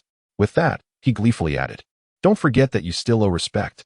Li Fuqiang adjusted his glasses, his tone calm as he suggested that if Zhang were to bow and shout slogans at the commune, it would be fortuitous, as the others were currently dining, perhaps sparing him some embarrassment. The implication was clear. Prolonging this would only amplify the humiliation. Are you going to proceed or not? Noticing Zhang's continued silence, Xiao Zhendong grew impatient and directed Zhou Fuxing. Fuxing, take my bike and report this to the police. Inform them that there are ill-intentioned individuals among us trying to sow discord. Zhou Fuxing, relishing the unfolding drama, exclaimed and dashed outside. Faced with Zhou's determination, Zhang Xiangqian found himself unable to withstand the pressure any longer. With a resounding thud, he knelt before Xiao Zhendong, his head bowed low like a defeated rooster. No, I acknowledge my mistake. This has been a complete misunderstanding. I misjudged the situation and recklessly spread rumors, nearly tarnishing the reputation of Xiao Zhiqing. As he spoke, Zhang's gaze appeared vacant, his complexion pale. It would not be an exaggeration to say that his heart felt like ashes. Indeed, an apology was insufficient to avert disaster. It is merely a matter of losing face. For one with a thick skin, the loss can be deemed as approaching insignificance. As for reputation, it is not an exaggeration on Xiao Zhendong's part. The standing of the educated youth within the brigade has long been irreparably tarnished. They are the very epitome of cunning and deceit. However, the crux of the matter lies in the fact that Zhang Xiangqian has also incurred a monetary loss exceeding 40 yuan. That money, in its entirety, now resides comfortably within Xiao Zhendong's possession. It is earnings he acquired through his own efforts, and he has no intention of returning it to Zhang Xiangqian. The elder has often remarked that misfortune can be a blessing. Let this fortune be bestowed upon Zhang Xiangqian. Observing Zhang Xiangqian bowing deeply in apology before rising unsteadily to exit, it appeared he was on his way to call out in the brigade. Zhou Fuxing, halfway to reporting to the authorities, was pulled back by Li Fuqiang, harboring a lingering sense of resentment. The chapter is not yet concluded. Please turn to the next page to continue reading. Witnessing this, he followed closely behind Xiao Zhendong, eager to witness the unfolding spectacle to its conclusion. Li Fuqiang, feeling helpless and fearing Zhou Fuxing's impulsiveness might stir further trouble, nodded to Xiao Zhendong, indicating he would accompany him. Very well. Once the spectators had dispersed, the brigade leader finally heaved a sigh, clutching his chest, lamenting the toll of leadership. One might lose 30 years of life. Nevertheless, it's a worthwhile trade, Xiao Zhendong replied calmly. To live to 120, even with 30 years deducted, one would still reach 90. The brigade leader chuckled, stating that reaching 90 would be commendable enough. Uncle Xiao, did you come by today for a particular reason? The brigade leader smacked his forehead, nearly forgetting the matter at hand. I came to deliver your hunting license. Yet, upon arrival, he had not attended to the main purpose but rather witnessed a comedic farce. As he retrieved the hunting license from his pocket, the brigade leader expressed his satisfaction, urging Xiao Zhendong to continue performing well, as they all held high hopes for him. The hunting license, a vivid red booklet, revealed all necessary details: name, identity, and place of origin, along with an official stamp in the lower right corner. Thank you, uncle, for making this trip. Not a bother at all. It was a simple task, the brigade leader remarked. You have been a great help this time. Furthermore, regarding the wolves you dispatched, the pelts fetched a commendable price, which I have credited to your work points. This was excellent news for Xiao Zhendong. Thank you, uncle. No need for further pleasantries. Just keep up the good work, young man. I genuinely see a bright future ahead for you. He chuckled, also mentioning the hunting rifle. With your hunting license, you can apply at the commune to purchase a gun, but you must have the funds ready yourself. Firearms are not inexpensive. If you find yourself short, you may borrow from the brigade and purchase the ammunition on your own. Does that work for you? Absolutely, I am quite grateful, Xiao Zhendong replied, moved by the gesture. Oh, no need for such formality. The evening glow enveloped the small village. In the brigade, the cooking smoke had nearly ceased. Some industrious families had already feasted, attending to laundry or feeding chickens, while a few children were playfully tussling. However, the arrival of Zhang Xiangqian shattered this tranquility. As he ran, shouting, Zhang Xiangqian is the grandson of Xiao Zhendong. Behind him, Zhou Fuxing, with his beady eyes and sinister demeanor, taunted, Hey, Zhang Xiangqian, speak up. Haven't you eaten? Is such a feeble noise meant to embarrass someone? Or do you wish to be obstinate? Upon hearing these words, Zhang Xiangqian could no longer endure it. With reddened eyes, he raised his voice slightly and declared once more, I am Zhang Xiangqian, the grandson of Xiao Zhendong. I lost the bet, and I am willing to accept my defeat. Cut it out. Zhou Fuxing scoffed, rolling his eyes in disdain. Speak louder. I can hardly hear you. His contempt was palpable, questioning the significance of one's lineage. I am Zhang Xiangqian, the grandson of Xiao Zhendong. As he shouted this, It was not long before curious onlookers emerged from their homes, intrigued by the commotion. Zhang Xianqian's innocence was evident. Such sensational news would attract attention regardless of one's activities, be it enjoying a meal or attending to chores. Even while dining, one would inevitably grab a few morsels before rushing out, bowl in hand, to witness the spectacle. This trait is deeply ingrained in the Chinese psyche, farming and gathering in groups for shared enjoyment. The adults, though somewhat restrained, whispered among themselves, seeking to understand the unfolding events. At this moment, the enthusiastic Zhou Fuxing rolled up his sleeves, akin to a dog spotting its master, and plunged into the crowd. Unbeknownst to outsiders, he was well aware of the underlying tensions. During Xiao Zhendong's absence, he had endured countless jabs from Zhang Xianqian. Now, the opportunity for retaliation had arrived. Thanks to Zhou Fuxing's explanations, an increasing number of people became aware of the relationship between Zhang Xianqian and Xiao Zhendong. The children, blissfully naive, did not grasp the concept of hurtful words, circling around Zhang Xianqian, chanting in high-pitched, somewhat grating voices, "Grandson, grandson, grandson." Zhang Xianqian is Xiao Zhendong's grandson. At that moment, as the brigade leader descended the mountain, he fortuitously encountered this tumultuous scene. Zhang Xianqian's face flushed, betraying his extreme restraint. The brigade leader frowned, questioning the situation. Is everything all right? After all, Zhang Xianqian was an adult, and should he be pushed to the brink, he could easily lash out and injure a few children in the process. Unbeknownst to him, the brigade leader misinterpreted his concern. With a hint of coldness, the brigade leader remarked, "But you reap what you sow." Casting a sidelong glance at Xiao Zhendong, he expressed his disappointment. "You should consider whether he has brought this upon himself. How can a grown man be so soft-hearted?" Xiao Zhendong, with a wry smile, replied. "Can he claim that he is worried about Zhang Xianqian harming the children? Good to know," the brigade leader continued. "A man should indeed possess a tender heart." Satisfied that Xiao Zhendong was no longer being obstinate, he imparted a few words of wisdom, albeit directed at family matters. "Once you marry, you must cherish, protect, and accommodate your wife. And when children arrive, it goes without saying that dealing with such petty individuals requires the ruthlessness of autumn winds sweeping away fallen leaves. Do you understand?" "Yes, yes, I will remember. In confronting villains, one must not show leniency. Should you display compassion, there may come a day when you find yourself in distress, and they might turn against you with a vengeance." Xiao Zhendong wore a foolish grin, yet within, he was already contemplating how to ensnare Zhang Xianqian with a sack. This troublesome individual had consistently opposed him since joining the team. It was imperative to subdue him thoroughly. Allowing him to frolic about was simply intolerable. Eventually, Zhang Xianqian succumbed to madness, perhaps feeling that his dignity had been trampled by this group of children. He lashed out violently, toppling one of them, which led to chaos erupting around them. The team leader, unable to reprimand Xiao Zhendong, hurriedly rushed over to address this urgent situation. Zhou Fuxing remained amidst the crowd, reveling in the spectacle, and when Xiao Zhendong dragged him out, he was brimming with indignation. "Wait, let me observe a while longer," he protested. "What are you looking at?" Xiao Zhendong scolded, pushing through the throng, threatening to strike anyone who dared interfere. Zhou Fuxing paused, taken aback. "No, surely not? Why not?" This retort came from Li Fuqiang as he squeezed through the crowd, his glasses askew, voicing his complaints. "You really know how to stir up trouble. Let's keep our distance. If we retaliate, that should suffice. If we provoke Zhang Xianqian too much, he could lose his mind and take us down with him. Wouldn't that be a loss?" Zhou Fuxing faltered, trembling. "Really? Is he that petty? Do you think otherwise?"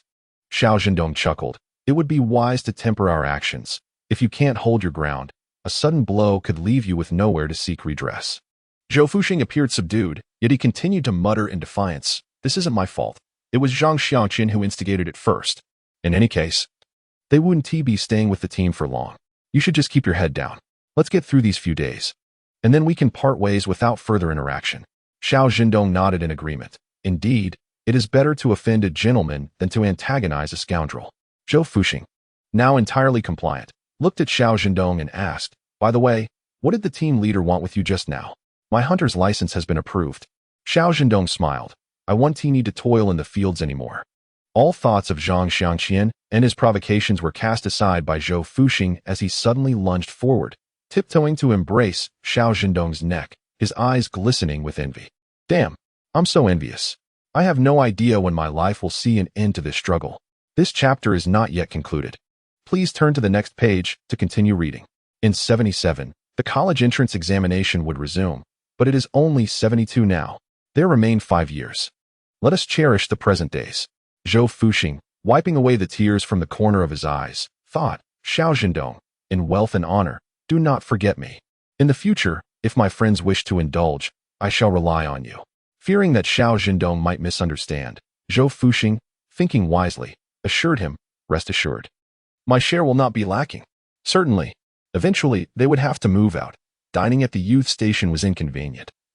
But this did not imply that they would be constrained in their own territory. The moon hung high above the treetops, and a gentle breeze brought a hint of coolness to the oppressive summer heat. Simultaneously, it carried an indistinct, unsettling scent. Xiao Zhendong's nostrils flared in suspicion. A thought crossing his mind. What on earth is that foul odor? He had just bathed, and even if something had soured, it shouldn't have turned so quickly. Li Fuqiang, with a blank expression and veins pulsing at his temples, realized that Zhou Fuxing had not bathed for 2 days. Xiao Zhendong was taken aback, sensing the impending trouble. Zhou Fuxing attempted to flee. A glance exchanged between Xiao Zhendong and Li Fuqiang conveyed a remarkable understanding between them, despite their sparse conversation of less than 30 words. We must toss this scoundrel Zhou Fuxing into the river to cleanse him. Xiao Zhendong seized Zhou Fuxing by the shoulders and, with a firm grip, lifted him off the ground. As Zhou Fuxing screamed for help, Li Fuqiang grasped his ankles. Together, they sprinted towards the river, the splash of water synchronizing with Zhou Fuxing's curses. You two beasts. Once steady in the water, Zhou Fuxing splashed water at Li Fuqiang with reckless abandon. You rascal. Ha ha. A drenched dog. Chapter 46. Ascending the mountain to hunt sheep the following days settled into a rather predictable routine. Zhang Xianqian, having suffered a setback at Xiao Zhendong's hands, began to avoid him whenever their paths crossed. You may borrow the hunting rifle, but the bullets are not free. They cost 4 dimes each. Take as many as you need. I'll take 10 rounds, then. By the way, uncle, this is brown sugar. Since you've looked after me in the countryside, I thought to offer this small token of gratitude. No need for that, the team leader replied, swallowing hard at the sight of the brown sugar. In these times, every household struggled financially, especially for something like brown sugar, which was valuable yet scarce. Even if one had money, it was impossible to obtain without a ration ticket. No objections, Xiao Zhendong insisted, pressing the brown sugar into the leader's hands. Calling you uncle, we are all family here. As a younger generation, isn't it only right to show respect? His words brought a smile to the leader's face. Accepting the brown sugar, he also brought up the matter of housing, assuring Xiao Zhendong, rest assured, your issue is on my mind. I estimate that the house will be ready in about 10 days. I'll push for it to be done sooner. Is that so? What do you mean by is that so? The team leader responded generously. The youth dorm was quite chaotic. Moving out for a more comfortable solo living arrangement was indeed preferable. Then I thank you, uncle.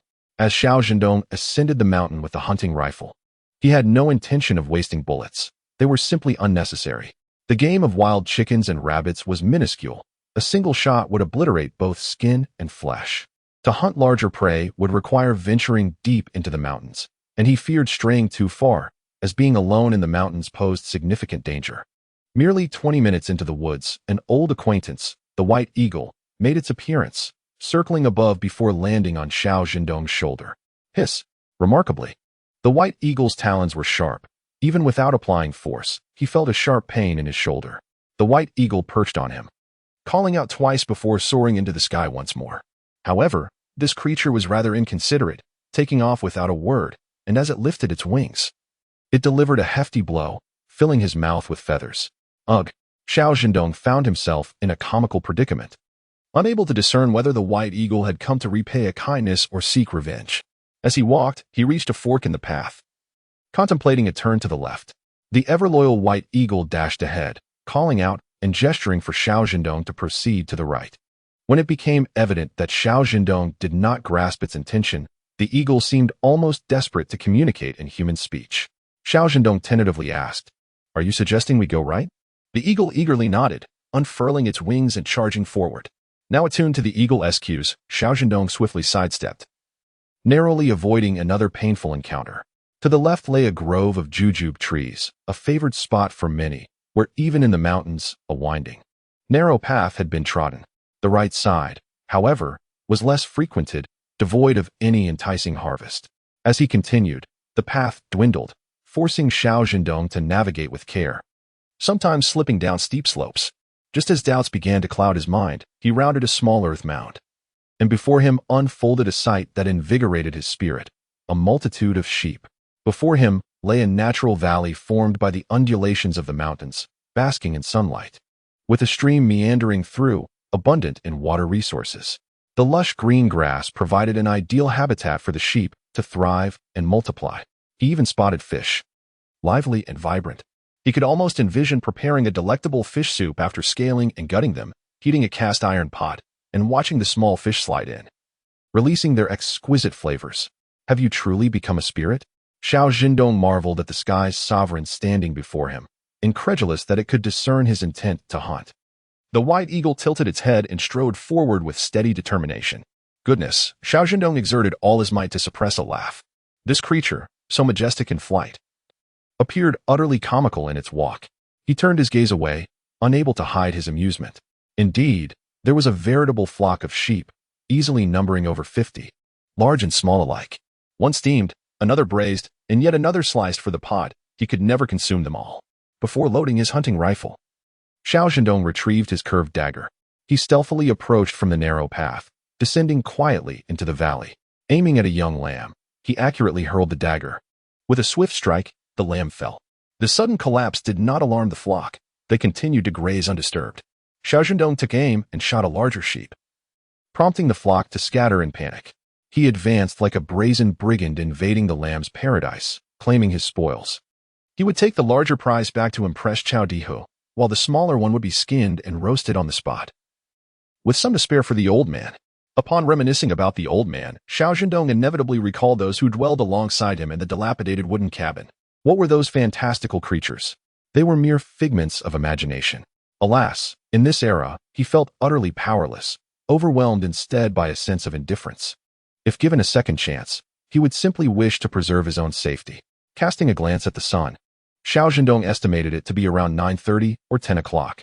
If he began now to heat the water and prepare the lamb, by the time the meat was tender, it would surely be noon. Fortunately, he had previously prepared a clay pot. Without it, he would not have been able to savor the lamb broth. First, he drained the blood from the large sheep, mixing it with salt and water, allowing it to rest for a while until it coagulated. Then it was ready to be added to the pot for stewing.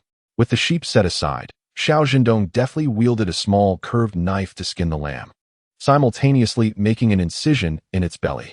After extracting the innards, he kept the parts he wished to consume, discarding the rest for the white eagle, which eagerly accepted the offering, holding the entrails with its claws and consuming them in a few swift bites. Subsequently, the eagle stood by, diligently preening its feathers. Xiao Zhendong cut a piece of tender meat for the soup, while the remainder was skewered over the fire to roast the entire lamb. Regrettably, the seasonings were rather inadequate. Otherwise, the flavor would have been exquisite. Just as he set the lamb on the spit, the flock of sheep, startled by his earlier shot, returned. Some even bold enough to approach him, bleating as they came near. The little lambs, with their dark eyes and a hint of milky fragrance, were unafraid. Xiao Zhendong thought to himself, what a delightful treat delivered right to his doorstep. He could not let this opportunity slip by. With a swift motion of his knife, he added another to his stock. Chapter 47. The elusive hunter Xiao Zhendong resolved that henceforth, he would occasionally hunt in this area, capturing sheep to sell on the black market. Of course, this was a time of strict enforcement, and one had to tread lightly in all endeavors. He had often fantasized about being transported back to the 1980s, envisioning a swift ascent into the world of commerce. Yet, he reminded himself that one should not be overly greedy. Simply having this lifetime was already a blessing. He could find solace and secretive joy within his abode. Once the roasted lamb and soup were ready, Xiao Zhendong feasted until he was satiated, intending to tidy up and then explore the mountain, familiarizing himself with the terrain to scout for a good location to eventually construct a small dwelling. However, before he could rise from his spot, the white eagle swooped down beside him. At the same moment, a living snake, about the thickness of his wrist and over a meter long, fell to the ground, writhing as it attempted to escape.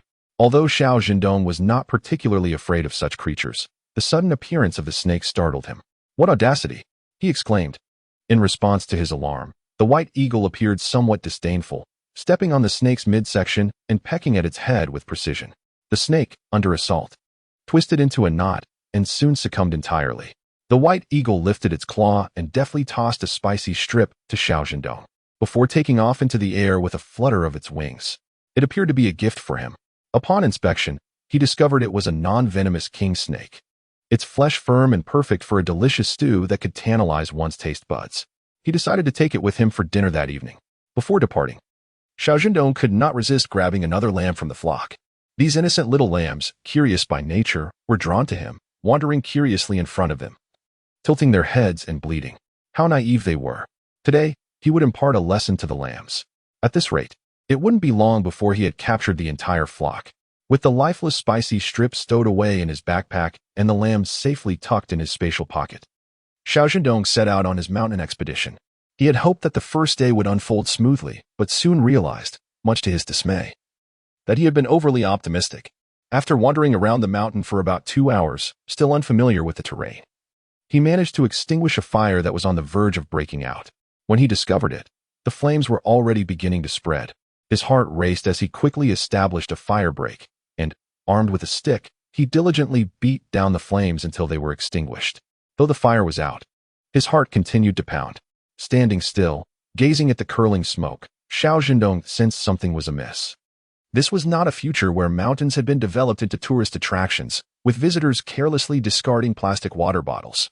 The dry weather, coupled with the sun's direct rays, could lead to the water in those bottles concentrating sunlight at a specific point, generating enough heat to ignite a fire.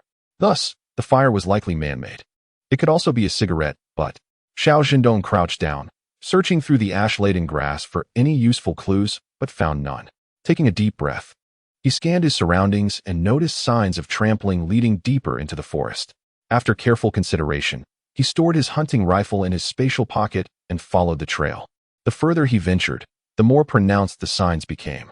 After more than half an hour of pursuit, he finally heard voices. What on earth is the boss thinking? Making us go through all this trouble just to catch an old geezer? Shut up. How many times must I tell you? Just follow the orders from above. Why all the questions? Remember, your only duty is to obey.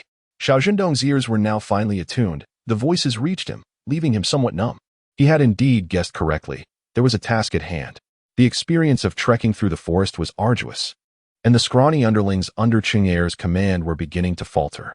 With a sigh, he expressed his frustration. Cheng Er, let me reiterate, the one you are pursuing is not just any old man. Do not underestimate him.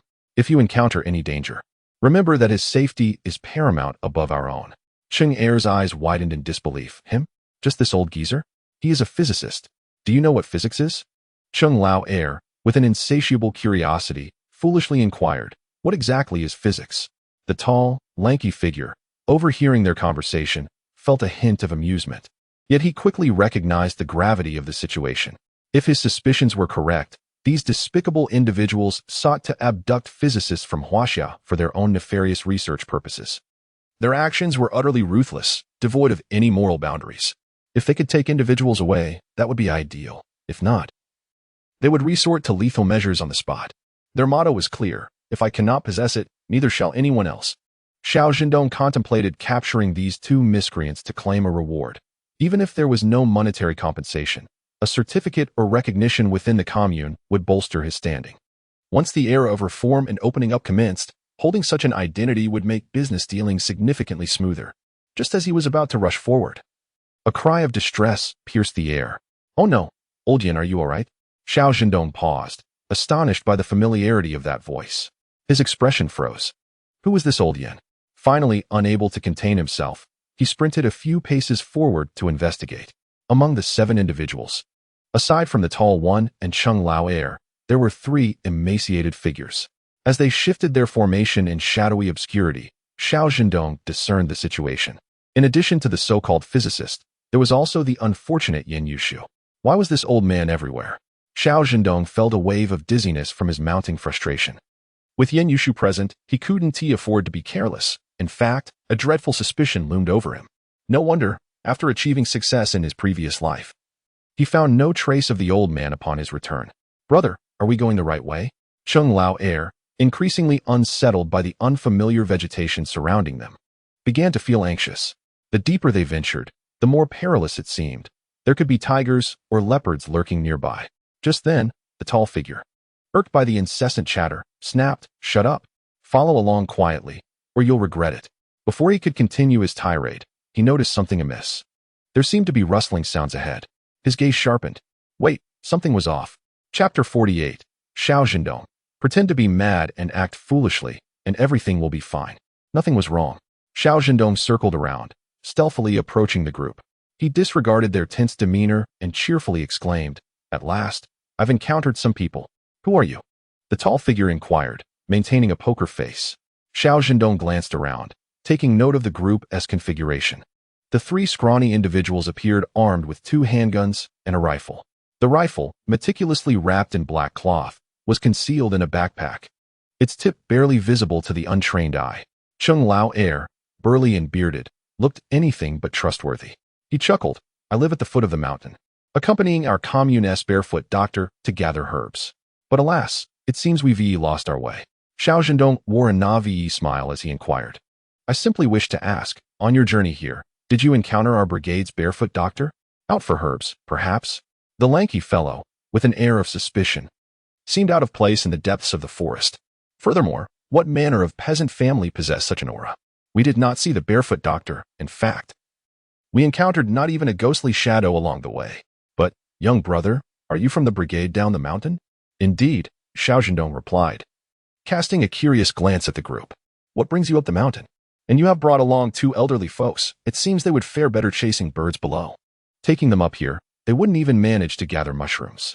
The lanky man responded with an air of calm. You certainly have a way with words. As he spoke, he extended his hand toward Xiao Zhendong. Taken aback for a moment, Xiao Zhendong, somewhat flattered, grasped it. "Ah, you are quite the gentleman," initiating a handshake upon meeting. "What gentlemanly conduct?" The lanky man replied, "You seem rather extraordinary yourself, not at all like a mere peasant." Their hands parted swiftly. "Ah, it's innate," Xiao Zhendong remarked. Glancing around, "You all carry on. I still need to find our brigade's barefoot doctor." After assessing the situation, the lanky man concluded that Xiao Zhendong posed no threat.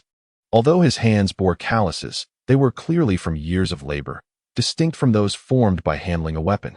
Satisfied that Xiao Zhendong was harmless, the lanky man drew out a pistol, commanding, "Don't move."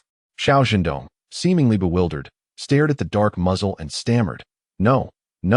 Who exactly are you? Be compliant." Cheng Lauer stepped forward, swiftly binding Xiao Zhendong's hands behind his back with a firm knot. "Apologies, young brother, but you must blame your misfortune." Xiao Zhendong appeared on the verge of tears, pleading, "No, even if I must die, allow me to understand why. Whom have I offended?" "Huh," the lanky man scoffed. "You have not offended any deity. You merely found yourself in a place where you ought not to be. Upon reaching the underworld, remember to plead your case." Raising his hand, he instructed, "Lauer, grant him a swift end. We cannot afford delays." Cheng Lauer produced a dagger from his trousers, ready to act. "Wait." Xiao Zhendong hastily retreated. "You cannot kill me. If you do, you will find it impossible to escape these woods." Cheng Lauer feigned ignorance, lifting the dagger to slit Xiao Zhendong's throat. "Stop." The lanky man's caution, rooted in deep suspicion, prompted him to hesitate. "What did you say?" "I said, if you kill me, you will not find your way out of these woods." "Ha ha ha. Absurd," the lanky man scoffed. "We have already scouted this area. How could we not find our way out?" "Because the path is blocked." The lanky man squinted in confusion. "What? It rained 2 days ago, causing a landslide on one of the paths. Now, to pass through, you must take a detour," Xiao Zhendong said, beads of sweat forming on his forehead, his voice tightening. "Only I know how to navigate that route." His words caused the lanky man to waver. A slender monkey, burdened by a rifle, furrowed his brow. "Boss, hold your fire for now. Let us first assess the situation. If what he says holds true." The tall, slender figure nodded and instructed Cheng Lauer to step back. "Very well, if you can guide us, I shall certainly grant you your freedom. You will keep your word?" The tall figure replied confidently, "I, Shinjua, am a man of my bond. If I vow not to take your life, then I shall not." "Agreed." Xiao Zhendong turned and extended his hand. "Now, might I request that you untie me?" Shinjua gestured toward Cheng Lauer, indicating he should proceed. Cheng Lauer, taken aback, had never anticipated that in just a few exchanges, the boss would consider releasing the man. "Wait this." Shinjua frowned and shot him a glance. prompting Qing Lauer to comply without hesitation. He stepped forward to untie Xiao Zhendong and allowed him to lead the way. After half an hour of intermittent walking, they indeed encountered the section of the hillside that had succumbed to a landslide. Shinjua's suspicions regarding Xiao Zhendong began to dissipate. With a smile, he remarked, "What brings you, a mere herbalist, so far into the woods? Are you not aware of the dangers that lie ahead?" The words, though light, bore a hint of reproach. Internally, Xiao Zhendong scoffed, but maintained a serious demeanor. Fortune favors the bold. Anyone can roam the outskirts, but valuable herbs are found deeper within the mountains. Indeed, Shinjua mused, a faint chuckle escaping his lips. Fortune and danger often walk hand in hand. Xiao Zhendong glanced around the vicinity, deeming it relatively safe. "Shall we not pause for a meal?" Qing Lauer felt an urge to curse, but he refrained. Yet, when Xiao Zhendong retrieved a king cobra from the depths of his backpack, he swallowed hard. "It's a cauliflower snake." The remaining words were lost on him. He glanced at Shinjua. "Brother, perhaps we should indulge in a warm meal. The coming days will find us deep in the woods, where sustenance may elude us." Shinjua regarded the two elderly men, contemplating for a moment before acquiescing. "Should we perish along the way, it would be troublesome. Very well, prepare yourself mentally. Such privileges will not be extended again." To put it plainly, their journey had proceeded remarkably smoothly. Otherwise, Shinjua would not have allowed his guard to relax. A fire was quickly ignited, and Xiao Zhendong deftly began to roast the snake. As he sprinkled chili and cumin over it, he cursed himself for not having brought any knockout drugs or poisons. Had he possessed even one of those items, he would not have felt so anxious. The flames licked hungrily at the serpent's flesh. Yan Yushu and Zhang Zhongheng huddled together. One was engulfed in despair, resolved to fill his belly before facing death. He vowed that even in death, he would not betray the Han people. Zhang Zhongheng cast a solemn glance at Yan Yushu, silently apologizing. "Old friend, I am sorry. Gathering firewood has brought you into this plight." Chapter 49, A Clever Strategy Won't Apologize. Yan Yushu, deep in thought regarding Xiao Zhendong's antics, was taken aback by Zhang Zhongheng's apology. "What?" I said. "I am sorry," Zhang Zhongheng stammered. "It is I who have implicated you." Yan Yushu patted Zhang Zhongheng's hand. "Old Zhang, let us not dwell on that. What is there to say?" The short figure drew a rifle, chambered a round, and pressed it against Yan Yushu's forehead, demanding, "Have you been allowed to speak?" Xiao Zhendong, who was roasting a snake, momentarily halted, his teeth clenched in a painful grip. Yet he understood that movement was not an option now. "Stop." Zhang Zhongheng nearly fainted, exclaiming, "None of you are allowed to harm him. Otherwise, I will perish alongside him." Noticing the evident resolve to die in Zhang Zhongheng's eyes, Shinjua subtly furrowed his brow. The operation was proceeding smoothly and barring any interference. He was confident he could escort Zhang Zhongheng back, thus accomplishing the mission flawlessly. Even if complications arose and they were pursued, he could activate a contingency plan, leaving no survivors and eliminating Zhang Zhongheng. However, such an outcome would significantly diminish the perfection of the mission, and he felt a pang of guilt for the arduous reconnaissance Zhang had undertaken earlier.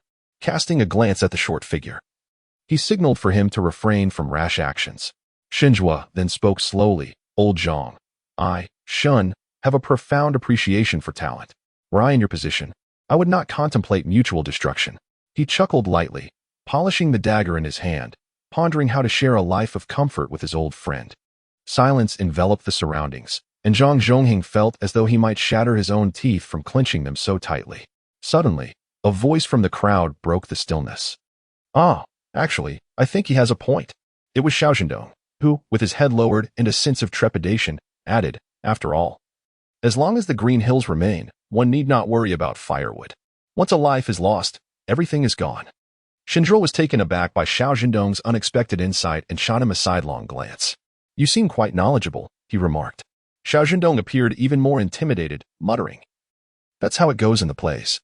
It seemed he had reverted to his previous timid demeanor. Shinjua shifted his gaze, mockingly observing Zhang Zhongheng and Yan Yushu, secretly hoping they would exhibit some sense. Yan Yushu tremulously raised his hand, gripping the barrel of the short figure's gun. "Little brother," he pleaded, "we haven't said anything. It's just that he feels guilty about today's commotion." He attempted to shift the gun away, realizing that an accidental discharge could result in fatal consequences. Unfortunately, the short figure remained unmoved. Shinjua spoke coolly. "1." The short figure squinted, threateningly warning as he adjusted the gun's position, "Behave yourself. If you dare to entertain any ill intentions, Be wary of where my gun is aimed. Yes, yes, Yin Yushu nodded eagerly. Little brother, rest assured. We won't do anything reckless. We are both seasoned veterans and too slow to escape. We wouldn't dare seek our own demise. Shinzhuo retrieved a handkerchief from his pocket and leisurely began to wipe the dagger. Out there, nothing is amiss, old Zhang. Your hands are naturally suited for wielding a pen, yet you deal with dung daily. What sort of life is this? Zhang Zhongheng attempted to speak, but Yin Yushu firmly grasped his arm, nodding in agreement. Indeed, who wishes to die if they can live? A miserable end is preferable to a good death. Observing Yin Yushu's awareness of the situation, Shunzhua offered a smile. It is commendable that you think this way. Following the threats and intimidation, Shinzhuo began to weave grand visions for Zhang Zhongheng and Yin Yushu. As for some individuals, once they venture outside and diligently fulfill their duties, they can lead lives of opulence and earn universal respect. At that time, their acquaintances will all be of distinguished status, hailing from exceedingly affluent families. Xiao Zhendong could not help but roll his eyes upon hearing this. Is it done? Shinzhuo furrowed his brow, questioning the sluggish pace of his actions. All right, all right. Xiao Zhendong responded with exaggerated flattery, moving closer to Shunzhua, offering him a generous portion of the finest meat. Commander, do indulge yourself. The conditions outside are limited, so let us make do for now. Once we are out there, I can prepare anything you desire. Shunzhua chuckled lightly, graciously accepting Xiao Zhendong's flattery as he savored the tender snake meat, a glimmer of astonishment flickering in his eyes. Your culinary skills are quite impressive. Oh, it's nothing extraordinary. Xiao Zhendong replied modestly. This is simply my versatile seasoning, which, to put it plainly, is just barbecue spice. With the right ingredients, even the soles of shoes can be savored. The commander has given praise. As the last of the snake meat was consumed and Shinzhuo prepared to set off again, Xiao Zhendong suddenly clutched his stomach, exclaiming in discomfort. What is it? Shinzhuo asked with a frown, his tone less than pleasant. What are you up to now? I have a stomach ache. Xiao Zhendong's face contorted in agony, beads of cold sweat forming on his forehead. Just handle it on the spot. But I'm not yet married, Xiao Zhendong replied, his cheeks flushing with embarrassment. I won't go far, just over there. He pointed to a nearby spot, kindly suggesting that the commander could send someone to accompany him if he was concerned. Thin monkey, Shunzhua casually pointed to an individual. You go with him. Understood. Thin monkey, armed with a handgun, followed Xiao Zhendong closely. Xiao Zhendong bent low and hurriedly slipped into a patch of grass. Thin monkey caught sight of Xiao Zhendong's rear, turning his face away in disdain. Suddenly, as Xiao Zhendong crouched down, he sprang up, swiftly covering Thin monkey's mouth, executing a precise strike. In an instant, Thin monkey collapsed, unable to utter even a whimper. Regaining his composure, Xiao Zhendong took a deep breath, reminding himself to remain calm and proceed slowly. He relieved Thin monkey of his handgun and dragged him into the grass. Then, in a fluster, Xiao Zhendong rejoined Shunzhua's group, exclaiming, This is bad. Thin monkey has been bitten by a snake. What? Shunzhua frowned again. How did he get bitten? I don't know, Xiao Zhendong stammered in panic. I couldn't manage him alone. Could someone come help me carry him? Shunzhua randomly called out. Yao Ji, go check on him. All right. Upon arriving at the location, they found it deserted, leading to suspicion. What you said? Xiao Zhendong swiftly seized him from behind, applying a chokehold. In less than 3 seconds, Yao Ji lost consciousness. Having experienced once, Xiao Zhendong now replicated his method on Thin monkey, methodically disarming and immobilizing both, first taking their guns, then sequentially dislocating their arms and legs, before finally retrieving rope to bind them securely. With 5 having dispatched 2, facing 3 now, Xiao Zhendong felt more confident, realizing this method had succeeded twice purely by chance. With 3 remaining, he picked up a rifle, silently chambering a round. It was time for a direct confrontation. Chapter 50, Counterattack, the most powerful support by Ying. Shinzhuo led the group ahead, feeling a peculiar unease that made his heart race. He halted abruptly. Old Cheng. What's wrong? Cheng Lao Air asked innocently. I sensed something amiss. Suddenly, 2 gunshots rang out. Shinzhuo watched helplessly as a spray of blood erupted from Cheng Lao Air's shoulder. The warm, viscous blood blurred Shinzhuo's vision. He drew his pistol, ready to retaliate. But just a moment before pulling the trigger, Bai Ying descended from the sky, seizing Shinzhuo's weapon and rendering one of his hands useless. Xiao Zhendong caught sight of Bai Ying, and darkness enveloped his vision in excitement. Damn it! Thank you to Bai Ying's ancestors. Like a cheetah, Xiao Zhendong swiftly reached Shinzhuo's side, and, utilizing his extraordinary strength, crushed Shunjua's shoulder. Overwhelmed by pain, Shunjua fainted, devoid of the strength to counterattack. Having taken a bullet, Chung Lao Air, tough-skinned and resilient, attempted to retaliate with a hefty stone against Xiao Zhendong. However, Xiao Zhendong avoided the full brunt of the attack and countered with a swift kick to Chung Lao Air's back. He did not linger but remained vigilant, efficiently binding the incapacitated group. Moreover, Xiao Zhendong rifled through their belongings. Xinjua, it turned out, was quite wealthy, as he discovered a substantial stack of money. Without a flicker of hesitation, Xiao Zhendong pocketed a significant portion, tossing it into his space with a sense of practicality. After all, it would be a pity not to reward oneself after such an endeavor. Pondering the remote wilderness, Xiao Zhendong realized that losing a few items here would likely go unnoticed. Thus, he saw no reason for mercy. Before he could resume his search, a handgun fell before him. Xiao Zhendong looked at Bai Ying and gave a thumbs up, commending its splendid work. Yin Yushu and Zhang Zhongheng exchanged glances, brimming with astonishment. Yet, at that moment, Zhang Zhongheng's mind was consumed with thoughts of escape. Had he been more observant, he would have noticed the pride mingling with Yin Yushu's excitement. This capable and promising child was one he had watched grow up, his godson. "Call me father, young comrade." Zhang Zhongheng stood, tears in his eyes. "Thank you, truly. Without you, we old bones would likely have met our end here." "Don't mention it." Xiao Zhendong replied tersely. "Now is not the time for idle chatter. We must devise a plan to summon help."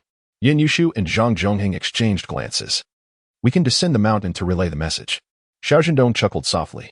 "No need. After all this commotion, I imagine your energy is already spent. Moreover, given the dangers of the mountain, sending 2 elderly men down to deliver news would be akin to delivering a feast to a carnivorous beast." Gazing at the white eagle, Xiao Zhendong pondered for a while before retrieving a half-used pencil and a small notebook from his pocket. He penned a brief letter, rolled it up, and secured it with a thin string, fastening it to the eagle's leg.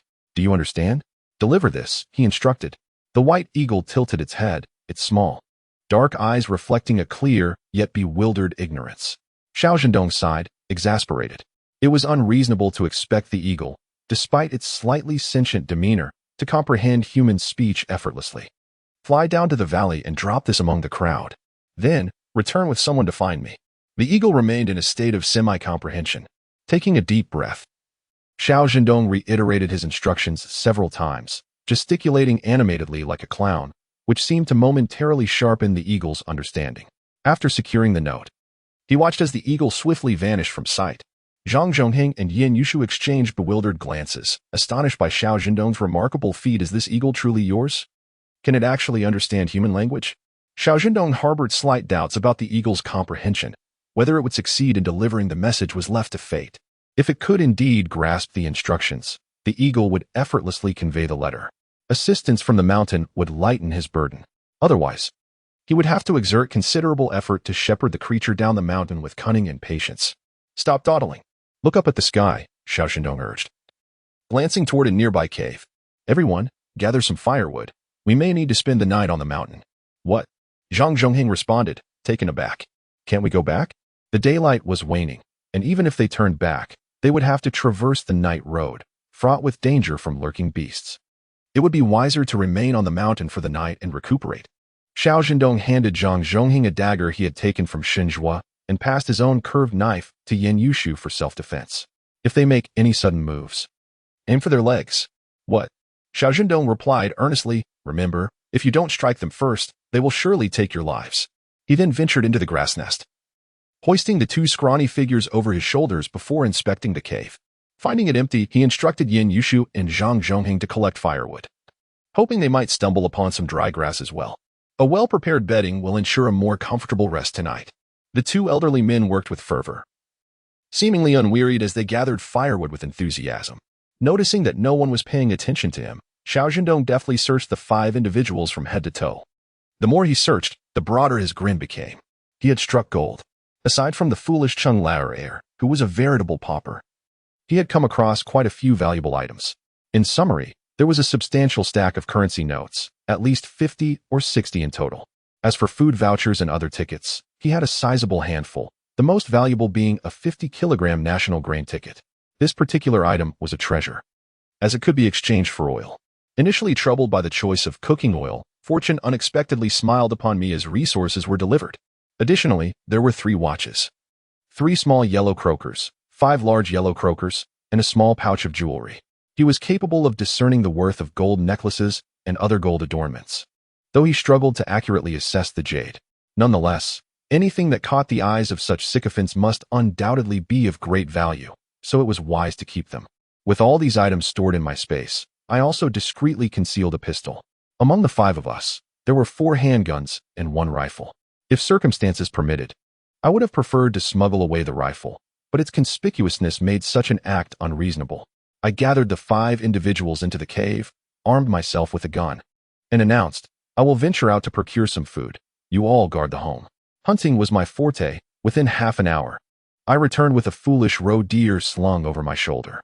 Yet, before I even reached the cave, I was greeted by a cacophony of anguished cries. My heart sank, and I hastened back, only to realize my worries were unfounded. Yin Yushu and Zhang Zhongheng were fine, but unfortunately, it was Shun Zhua who had suffered. Just an hour prior, he had commanded the fates of 3 lives, yet now he found himself a prisoner. "You've returned," Yin Yushu exclaimed, rising. "Is everything all right?" "All is well," I replied, discarding the deer onto the ground. Stretching my neck, I turned to Shun Zhua's bloodied leg, my lips twitching in concern. "What happened here?" The 2 elderly men, perhaps overly earnest, exchanged glances when Shun Zhua regained consciousness and began to speak recklessly. Wordlessly, they commenced their vengeance. One wielded a dagger while the other brandished a curved blade, both stabbing mercilessly into his leg as if in a competition. His once whole limb was reduced to a sieve. Yet, I could empathize. Had I been threatened as he was, my actions would have been even more severe. A glance at the Sher family would confirm that. Reflecting on the Sher family, I felt a twinge of regret. I believed I had handled matters rather deftly. Yet I was oblivious to the subsequent developments. It seemed likely that they harbored intentions of consuming me alive. You were deceiving me all along?" Shun Zhua, drenched in cold sweat and pale from blood loss, stammered. "You are not a herbalist. You wield a gun." I flashed a grin. "Apologies, I am a hunter." Shun Zhua swallowed hard. "You will regret this. Whether I will regret it remains uncertain, but you," I crouched to meet his gaze, "are doomed." With a swift motion, I delivered a lethal strike to Shun Zhua, whose head slumped to the side, silenced forever. I proceeded to tear away Shun Zhua's clothing and applied rudimentary bandages to his wounds, fearing he might perish from excessive blood loss on the mountainside. I even extracted a drop of spring water to prolong his life. While the fates of others mattered little, Shun Zhua was the leader. If I could pry open his lips, the information I might glean would be far more valuable than that from the likes of Shouho or Yaoji. Such a life is worth the reward. Young man, Zhang Zhongheng, now overwhelmed with fervor, gradually regained his composure, though his hands trembled. He won't die? Will he? It's nothing. Xiao Zhendong rose and casually remarked, "I won't die. How's the firewood gathering going?" "We've collected quite a bit," replied the 2 elderly men, one more honest than the other. "We've amassed a large pile of dry wood and even brought in a piece of withered timber as thick as a bowl." "Let us get a fire started," Xiao Zhendong said, gazing at the darkening sky. At that moment, the white eagle had successfully reached the foot of the mountain. As it circled in the air, it caught the attention of many, including the Yu family. "Xiaofang, truly, there is a white eagle outside." Yu Fang, carrying a basket on her back, brightened at the words. Let us go quickly and take a look." Standing amidst the crowd, Yu Fang tilted her head to watch the soaring white eagle. "Heavens, it's so beautiful. If only this white eagle belonged to our family. Then when my father goes hunting in the mountains, it would surely assist him as if aided by divine grace." Haha, what a beautiful thought. The white eagle is inherently proud. If deprived of its freedom, it would starve itself to death. Is that true? Indeed. As they spoke, the white eagle swooped down. The crowd instantly fell into a state of panic. Goodness, it wouldn't mistake us for sheep, would it? Xiao Fang, be careful. Get out of the way. Yu Fang, momentarily dazed, stood frozen as the white eagle grew larger in her line of sight, before precisely landing on the basket behind her. Seeing that the eagle had not harmed anyone, the onlookers were bewildered. Yu Fang regained her composure, only to turn her face and find a massive claw reaching towards her. Yu Fang? Still in a daze, someone in the crowd with keen eyes exclaimed, "Is there a note tied to its claw?" The note was unfurled. "The Red Flag Brigade is in motion." That night, 50 robust young men, armed with 10 hunting rifles from the brigade, along with powerful flashlights and torches, solemnly ascended the mountain under the guidance of the White Eagle. In the middle of the night, with the moon shining faintly amidst scattered stars. The crackling of the campfire filled the air as Xiao Zhendong dozed at the cave entrance with his rifle. Zhang Zhongheng and Yin Yushu, however, could not find sleep. Today feels like a dream. Indeed, Yin Yushu thought of the warm sensation in his stomach from the roe deer meat they had just eaten and smiled blissfully. Today truly feels like a dream. Zhang Zhongheng shed tears in that moment. I thought I would be a burden to you today. Ah, Yin Yushu patted Zhang Zhongheng's shoulder. We are brothers. There's no need to speak of burdens. However, this young man felt immense gratitude towards Xiao Zhendong, acknowledging that they were indebted to him today. Yet, their current status made their closeness to him rather unfavorable. It's all right. Let us keep the favor in our hearts, Yin Yushu reassured him. Fortunes shift. We may be down today, but who knows when we might rise again. Do you think, in our lifetime, we will have such a day again? Yes. Yin Yushu replied with conviction. Certainly. Really? Dear friend, there's more to this chapter. Please click the next page to continue reading. The best is yet to come. Indeed. In this pitch-black night, Yin Yushu expressed his most cherished wish. I wish to live to be 100 years old. Haha. You old fool. You're quite greedy. Living to 100, wouldn't you just become a tortoise? A turtle is a turtle, yet I aspire to live to 100. Yin Yushu mused. Having reached the age of 45 this year, the preceding decades had been lived like a fool, aimlessly wandering through life. In the years to come, he yearned to witness Xiao Zhendong establish a family and a career. He wished to embrace his little grandson. If that rascal's wife did not mind, he could pass down all his possessions to the young couple. He desired nothing more than to quietly observe Xiao Zhendong's happiness. That would suffice. Xiao Zhendong slept soundly. Still dazed when the captain lifted him up, instinctively wiping his mouth, he wondered if dawn had arrived. It had not. Yet, the flashlight and torches surrounded him, illuminating the area as bright as day.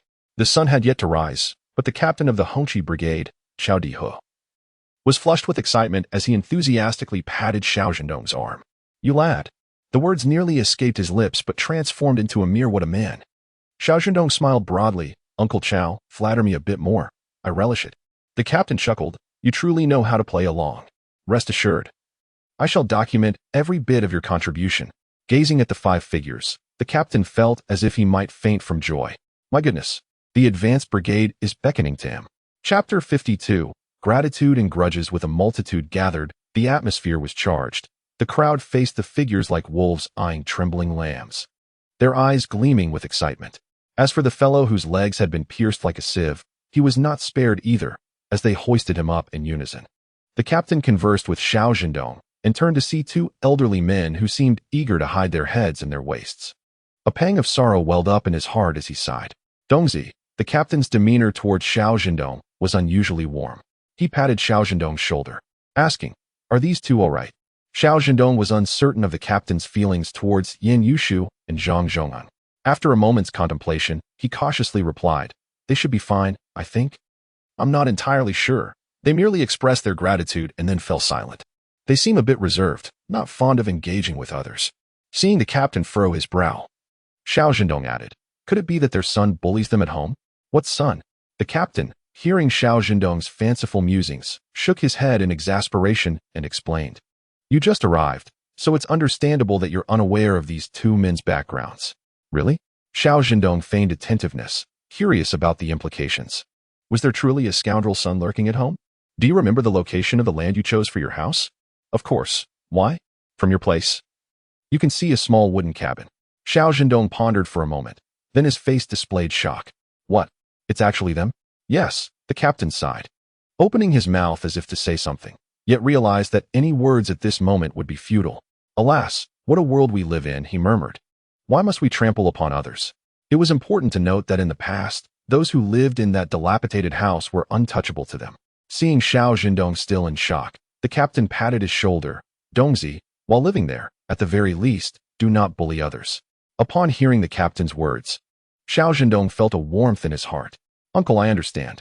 We are all born of the same parents. We are all human. The captain took a deep breath, acknowledging that these were capable and skilled individuals. With this understanding of the captain's attitude towards them, Xiao Zhendong felt bolder in his endeavors. The captain instructed him to go ahead, and he hurried over to converse with Yin Yushu and Zhang Zhongheng. After a moment, he turned back, his expression considerably more solemn. Xiao Zhendong refrained from intervening, for the white eagle that had been circling above had now gracefully landed upon his shoulder. Upon seeing the majestic bird, the crowd began to shower it with compliments. Surrounded by admirers, Xiao Zhendong found it difficult to extricate himself. Indeed, young man, once you become accustomed to this white eagle, it would be prudent to mark it. This way, as it flits about the brigade, other hunters will not mistakenly harm it. Understood. Xiao Zhendong contemplated, intending to find a vibrant red string to tie around its leg, ensuring it would be conspicuous. Of course, he knew this strategy would only deter honorable men, not the unscrupulous. The 5 pieces of game, along with the deer that had been partially butchered, were taken down the mountain. As they reached the base, the morning light was just beginning to glow. Xiao Zhendong yawned, while the captain, despite his age, was brimming with excitement. Good lad. Refrain from venturing up the mountain during the day. I will credit you with full labor points, including that deer. I'll have my youngest son send you 5 pounds of meat. Hunters earned points based on their catches, but once a game was submitted, it was largely detached from the hunter's concerns. If one desired to eat meat, they would have to purchase it from the brigade. This time, the captain was genuinely pleased and waved his hand, granting Xiao Zhendong an additional 5 pounds of deer meat. Excellent. Thank you, Uncle Xiao. The captain, growing increasingly fond of Xiao Zhendong, declared, rest well during the day. I shall ensure you receive full credit for your labor today. In response, Xiao Zhendong could only give Qiao Dihu a thumbs up. Uncle Qiao, you are truly generous. Having arranged for the special provisions to be loaded onto the ox cart, the captain set off with a steady gait, saying, I'm off now. You all take care at home. He was representing the Red Flag Brigade to receive accolades. Xiao Zhendong, feeling quite fatigued, noticed that the white eagle was more at ease, having taken the opportunity to relax during the descent. Initially standing on his shoulder, but eventually tumbling into the backpack with a loud thud. From that moment on, it seemed to have resigned itself. Sprawling with its claws in the air, sleeping soundly within the confines of the backpack, Zhou Fuxing, who had been worried about Xiao Zhendong, breathed a sigh of relief upon seeing him return unscathed. Dongzi, you nearly scared us all to death. No worries, he replied, noticing the dark circles under Zhou Fuxing and Li Fuqiang's eyes, indicating they too had spent a sleepless night in concern. His heart softened. I caught 5 pieces. The captain awarded me 5 pounds of deer meat, and we shall feast together tonight. Zhou Fuxing's eyes lit up instantly, and he could hardly contain his excitement. Li Fuqiang, while equally pleased, maintained a semblance of caution compared to Zhou Fuxing. He tugged at Zhou Fuxing before stepping forward to say, all right, but we will need to spend some money. Xiao Zhendong was taken aback, while Zhou Fuxing nodded repeatedly, saying, yes, spending money. Wait, that's not right. Zhou Fuxing cast a reproachful glance at Li Fuqiang, adding, that's not spending money, that's a trade. Don't say anything careless in the future. It's only right. Li Fuqiang replied earnestly. These days, life is tough for everyone. Besides, if we become accustomed to relying on you for meals and drinks, it might cultivate bad habits. We may find ourselves with no brothers left. Even among close siblings, clear accounts must be maintained. Furthermore, he reasoned, if Xiao Zhendong weren't present, would they even have the chance to savor such fresh venison? Ha ha ha. We might as well find a place to sleep and dream of feasting, which is far more practical. Xiao Zhendong pondered this and agreed. After all, one must maintain a sense of boundaries. Fine, he conceded, watching Zhou Fuxing and Li Fuqiang quickly tidy themselves before heading off to work. Meanwhile, Zhang Xiangqian, overhearing their conversation, felt a pang of jealousy that twisted his expression. Having suffered losses at Xiao Zhendong's hands, he dared not cause any trouble for the time being. After Xiao Zhendong prepared some hot water and took a shower, he lay down on the Kong and drifted off to sleep, hoping to slumber until noon, rising only when hunger beckoned. However, he realized he had been overly optimistic. Suddenly, the team leader burst into the youth station, precisely yanking the blanket off Xiao Zhendong. With a jolt, Xiao Zhendong awakened, bewildered as he removed his sun-blocking hat. Uncle? What's wrong? Stop sleeping. The leader wants to commend you. Hurry up and go. Commend? Xiao Zhendong felt a surge of excitement, leaping off the Kong. They were about to receive praise. Why dawdle? Naturally, it would be even better if they were offered something tangible alongside the commendation, such as a pistol or rifle. He was not picky at all. Chapter 53. Yu Qing. Why does the team leader have such a troublesome daughter? The team leader had arrived on a bullock cart from another brigade, so Xiao Zhendong simply suggested, let us ride my bicycle. As he looked at the nearly new bicycle before him, the team leader rubbed his hands together and remarked, Writing this would be a waste. Not writing it after purchasing is what truly wastes it, Xiao Zhendong replied lightly.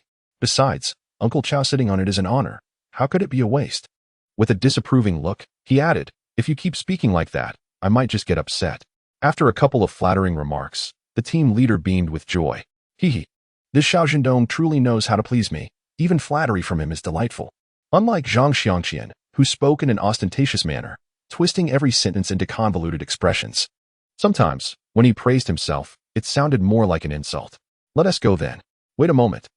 Xiao Zhendong returned to his room and soon emerged with a slightly thicker garment, neatly folded and secured with a fine rope to the back seat.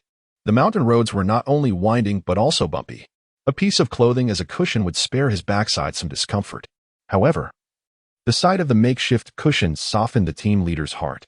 This Xiao Zhendong is truly a good lad, though they may not express it openly.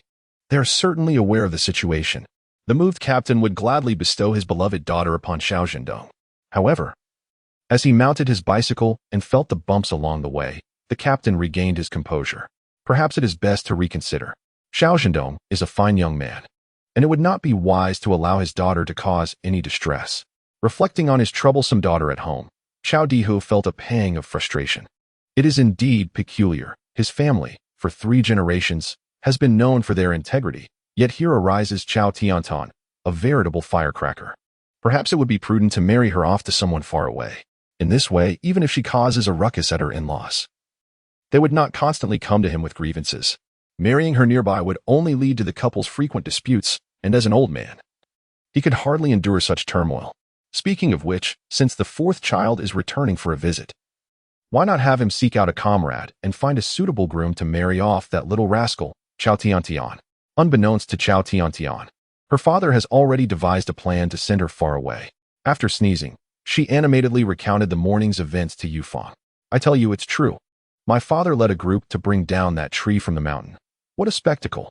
And there was this poor soul whose leg was punctured like a sieve, carried down by my elder brother on a door plank. Yufang was both amused and bewildered. You really have a penchant for excitement. Who do you take after? Qiao Tiantian crossed her legs and replied, of course, I take after my father. You wouldn't believe him. Wherever there is a commotion, there he is. Whenever I can't find him, I simply inquire where the excitement is, and I can count on finding him there. Xiao Uncle is the captain, and his presence in such places isn't merely for amusement. He also has to address issues and conflicts. Is that so? Qiao Tiantian, unfiltered and spontaneous, spoke without restraint, often drifting from one thought to another. By the way, I heard that those bandits took people from the little cabin. Indeed, Qiao Tiantian lamented. I think those bandits have become exceedingly bold, daring to raid our brigade. What else might they not attempt in the future? Indeed, the audacity of people today is astonishing. Yufang, seemingly casual, inquired, are those individuals all right? No worries, Qiao Tiantian assured her. They were rescued by our brigade's educated youth. Qiao Tiantian was now utterly convinced that Xiao Zhendong's ability to rescue those 2 unfortunate old men from the bandits was partly due to her military prowess. Yufang chuckled. Our brigade's educated youth seemed quite capable. When Yuqing noticed Yufang smiling, he sensed her improved spirits and decided to lean on his cane and make his way outside, albeit with a limp. Yufang saw him but said nothing. She merely paused her task of drying herbs and brought a chair to the courtyard. As Yuqing settled down to bask in the sun, Qiao Tiantian couldn't resist exchanging a few words with him. The two, one old and one young, shared hearty laughter.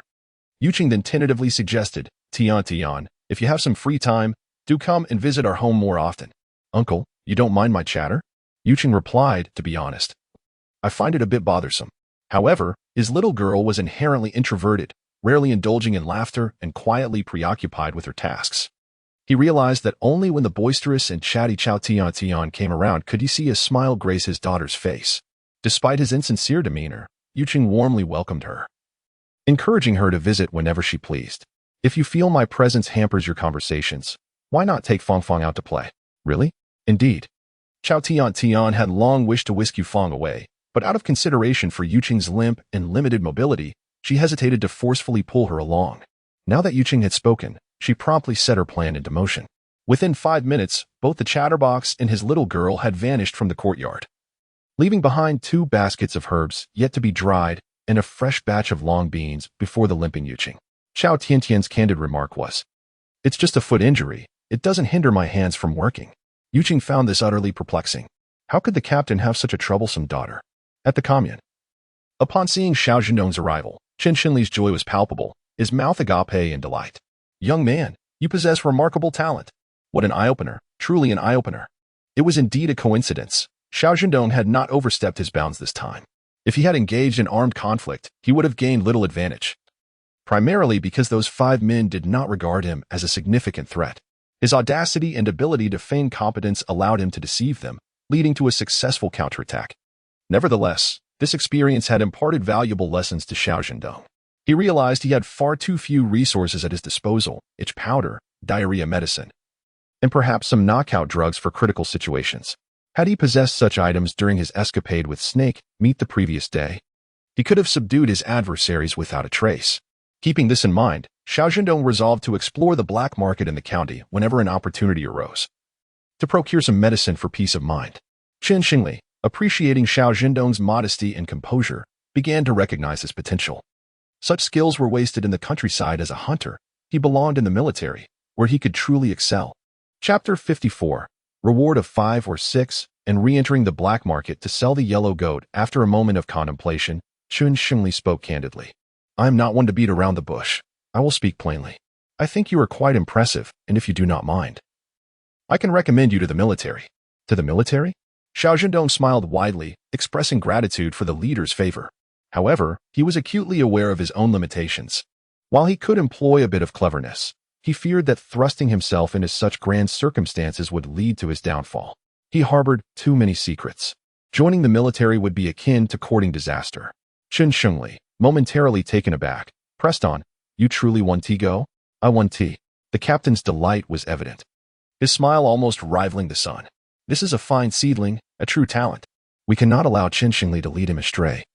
Given the abundance of troublesome youth already in the mix, it is rare to find someone willing to get things done. Whoever took him away, he would be aggrieved. Immediately, he protectively shielded Xiao Zhendong behind him, grinning at Qin Shingli. Leader, they have expressed their reluctance to go. We certainly shouldn't impose. Qin Shingli, having dealt with Chao Dihu for many years, chuckled. You old rascal, do you think I am oblivious to your thoughts? What I ponder is irrelevant. What truly matters is how you intend to reward our team's youth for their significant contributions, Xiao Zhendong replied, as they began a tug-of-war over the matter. Naturally, Qin Shingli was not one to back down. After a moment's contemplation, he affirmed that Xiao Zhendong deserved a reward, though the specifics would depend on the commune's decision. The brigade leader insisted, you must advocate for it. While you may observe, your opinion holds considerable weight. All right, Qin Shingli replied with a resigned sigh. I am aware of everything you've mentioned. However, I cannot dictate how the commune handles it, yet I can certainly influence the reward I offer. He raised his hand and summoned an assistant. Xiao Wang, go fetch the Type 56 rifle for me. Wang, the assistant, was taken aback, his eyes widening. Director, that is your favorite. Enough, Qin Shingli shot back. If I ask you to go, then go without further ado. Hesitating, Wang eventually complied. Upon retrieving the rifle, Qin Shingli held it nostalgically before handing it to Xiao Zhendong. I am uncertain how the commune will reward you, but I will certainly advocate for you. This is my gesture. Young man, give it a try and see if it suits you. A hero deserves a fine weapon. The rifle, in his hands, felt somewhat unworthy. Xiao Zhendong was tempted, yet felt hesitant to accept it. Observing Wang's demeanor, he discerned the rifle held significant meaning for Qin Shingli. No, leader, He instinctively declined. Before he could finish, he noticed the brigade leader, quite grandly, rubbing his hands on his trousers. Once satisfied they were clean, he accepted the rifle and thrust it into Xiao Zhendong's hands. Turning, he firmly grasped Qin Shinli's hand, shaking it vigorously. Thank you for your generosity, leader. This young man is too shy to ask for your things. I have no such qualms.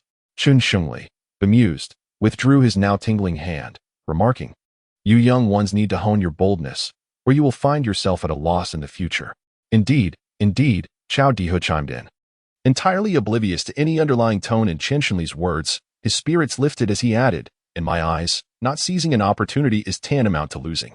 Hey, mind your words, you old fool. Not everything needs to be blurted out. Chuckling, Xiao Zhendong felt as if this long-desired rifle had come to him effortlessly, making life feel like a dream. He was utterly delighted. Observing Xiao Zhendong's expression, Qin Shingli couldn't help but feel a tinge of emotion. He generously presented him with 200 rounds of ammunition. Of course, once those were expended, any further requests would require payment. The matter concerning Xiao Zhendong has come to a decisive end, as the captain unceremoniously ordered him to leave, reminding him not to flaunt the firearm in public, for such a display could incite panic. The captain spoke with an air of nonchalance, stating that the firearm had been entrusted to our team's Xiao Zhiqing, and that it held no utility for the leadership. Let us help one another thoroughly. Let us settle this together, he suggested. Wang, the clerk, interjected, exasperated. This is too much. How can one person take advantage endlessly? Qin Xingli had long seen through Chao Diyu's character and cursed him vehemently. You truly are a scoundrel. Those who have brothers know that polite gestures among them are often disingenuous. When trouble arises, they are unlikely to lend assistance. They may feign sympathy, but turn their backs when it matters most, ready to undermine you. However, those who can exchange barbs one moment and laughter the next are the ones you can rely on. When issues arise, you can count on them without hesitation. Xiao Zhendong, having garnered substantial benefits and accolades, was swiftly dismissed by the captain. Go home. Rest up. We head to the mountains tomorrow, remember? Yes, he affirmed, pedaling away on his bicycle. This chapter is not yet concluded. Kindly proceed to the next page to continue reading. Of course, he did not return to the team. Having ventured out, he needed to procure a few items. Turning a corner, Xiao Zhendong concealed his bicycle and the firearm in a hidden space, then quickly followed the scent to the black market. He needed to sell the yellow sheep he had acquired, having left the tender portions untouched for his own feast. He was determined to sell the larger sheep. The yellow sheep, entangled in his belongings, appeared as an indistinguishable mass. He took precautions to disguise himself so that if fortune turned against him, he could abandon the sheep and flee. After paying 3 pennies, he entered and squatted in the most inconspicuous corner. The location mattered little. Wherever he was, that would be the epicenter of events. This was not mere confidence in himself, but rather in the yellow sheep meat he possessed. As the sheep revealed its true form, those wandering the black market were struck with astonishment. Who among them would sell a whole sheep? Instantly, a crowd surged forward, nearly clashing before him. Silence! Xiao Zhendong bellowed. Form a line, or I shall cease selling. This command proved remarkably effective as the crowd fell silent. When faced with a desire for meat, one must heed the butcher's words. The crowd obediently formed a line, and as Xiao Zhendong deftly sliced the meat, he suddenly realized a grave oversight. He had no scale. How careless of me, he muttered, just as he contemplated haphazardly improvising. A hook scale was offered to him from beside. Use mine. The individual wrapped themselves up quite snugly, with even their strands of hair concealed beneath a hat, leaving only a pair of obsidian eyes visible. In a muffled tone, she stated, once you finish selling, just give me a pound of lamb in exchange. Xiao Zhendong took the hook scale with gratitude. Selling a single sheep, even with Xiao Zhendong's swift pace, would still require half an hour. 180 pounds of meat would yield approximately 150 yuan, equivalent to an entire year's income for a family of 5. Xiao Zhendong felt content. The rewards of being a hunter were indeed substantial. As long as one possessed courage, they could accumulate wealth effortlessly. However, Xiao Zhendong was also aware of the risks. If one did not catch anything, it would be inconsequential, but should a catch occur, it could lead to dire consequences. Moreover, remaining in the same location for too long could lead to complications. There were several nearby areas worth exploring, and if he could connect with the leaders of the black market, he could ensure a stable supply without fear of being exposed. Thank you, he said, returning the hook scale to the young woman, along with a pound of lamb and several large bones. The bones were excellent for making broth, and when crushed, the marrow within could also be consumed. No need for thanks. There is plenty of this. Excuse me, may I inquire where you purchased this hook scale? He asked while tidying up his belongings. He wished to acquire one for his own supplies. Just apply through the brigade, she replied. Xiao Zhendong was left speechless. How could he approach the brigade? To stride up to Chao Dihu and boldly declare, Brigade leader, I wish to sell my game in the black market, but I lack a hook scale. Could you authorize one for me to facilitate my dealings? He imagined that such words would likely backfire spectacularly. Thank you. Though he had suggested something futile, he still appreciated her kindness. You're welcome, she began, but before she could finish, Xiao Zhendong had already gathered his belongings and strode away with purpose. Upon exiting the bustling alley of trade, Xiao Zhendong twisted and turned. Yet he could not shake off the persistent followers. With no other choice, he halted and spoke in a deep voice. What are you heroes hiding for? Standing at the crossroads of the alley, Xiao Zhendong watched as the crowd encircled him. Kid, you're clever and quite shrewd. If it weren't for the numbers on our side, you might have slipped away this time. Boss, if you step in, he surely won't escape. The higher the skill, the greater the challenge. No matter how capable he is, he cannot evade your grasp. The younger brother was evidently a master of flattery. After a round of praise, the cunning leader appeared thoroughly pleased. You, lad, have potential. Today, you may choose from what he has. All right. Observing their brazen demeanor, Xiao Zhendong could hardly suppress a laugh. It seemed they had no intention of allowing him to leave with his belongings. Engaging in underhanded dealings was their forte. Unfortunately for them, they had encountered Xiao Zhendong, the true master of such treachery. In his hands, everything would be stripped bare, and as for these ruffians, Xiao Zhendong contemplated seriously. He could leave them with a single pair of undergarments for modesty, while confiscating everything else. The lad, that little subordinate, possessed a pair of triangular eyes, a quintessential visage of malice. His sycophantic demeanor was repugnant, and when he turned menacing, it was even more distasteful. If you were wise, you would surrender the money in your backpack now, and then kneel before me, respectfully bowing your head 3 times. Call me grandfather, admit your faults, and pledge to honor me henceforth. This bout of corporeal punishment I could spare you from. His tone was audacious, suggesting a neglect of dental hygiene. Xiao Zhendong's expression darkened like stormy waters. What? He looked perplexed. Did you just ask me to repeat that? I didn't quite catch it. Might I trouble you to say it again? The triangular-eyed one, brimming with confidence, proclaimed, Grandfather, I was wrong, and from now on, I shall honor you. Upon finishing, he belatedly sensed the oddity of his proclamation. Xiao Zhendong's laughter was wild and unrestrained. Well said, dear grandson, but those trinkets in your pocket are beneath my notice. If you clear the way for me now, I shall overlook your transgressions and grant you mercy today. What say you? As laughter erupted around them, the triangular-eyed one flushed crimson. He could hardly fathom that someone, facing imminent peril, would dare to jest with him. If that were the case, he would not spare his hand from cruelty. Curse be it. The triangular-eyed one roared, charging at Xiao Zhendong, daring to mock grandfather. I shall fight you today.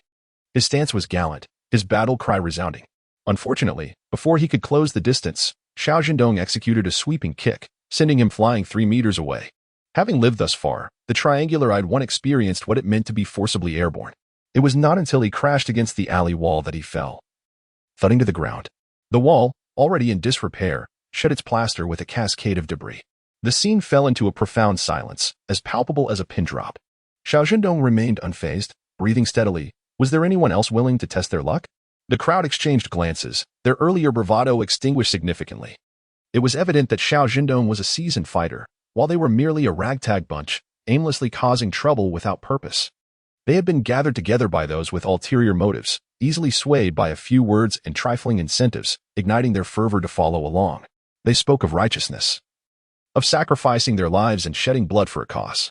In instances of collective robbery, the majority were quite pragmatic. As soon as one group shouted for a heist, the other would obediently surrender their belongings. Their intent was simple, to spend a little to avert disaster and secure peace. But Xiao Zhendong was different. He possessed genuine strength and was acutely aware of his rebirth, his power magnified, and his physical prowess elevated to a remarkable degree. However, he could not accurately gauge the extent of his enhancements. To train alone against a tiger would seem tantamount to courting death. After all, if the tiger mistook his head for a delectable morsel, it would be quite the tragic end. At this moment, a group of individuals is perfecting their skills. He set down his backpack, scoffing, Can this bunch not even handle one of me?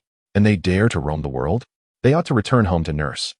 It must be said, Xiao Zhendong truly inspires animosity. With just a few words, he ignited the fighting spirit of the crowd. To hell with this. Charge at me. If I don't beat the crap out of this scoundrel, I'll shout for his father. This declaration came from the small leader of the robbery gang. His eyes ablaze as he rallied his brothers. We outnumber him, and even a war of attrition will wear this scoundrel down.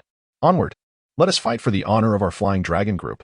The crowd surged forward, a mass of bodies, though individually, none could truly hold their own. In fact, the sheer density of the group led to friction and conflict among themselves. Yet, this was indeed a test of endurance. For everyone he knocked down, 2 more would take their place, seemingly impervious, like an indestructible cockroach. Lacking a suitable weapon, Xiao Zhendong targeted a short fellow, seizing the opportunity to pull him in close. He delivered a flurry of blows that left the bewildered short man even more dazed.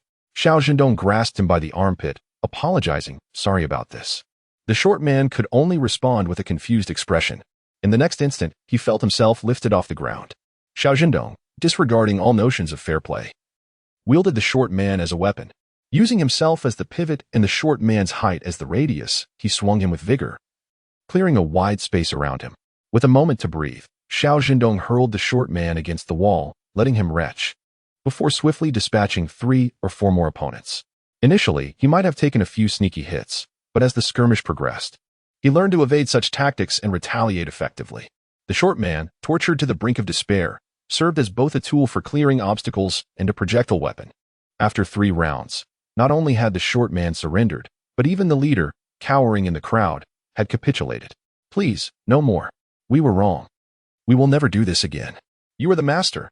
Wrong? That is unacceptable.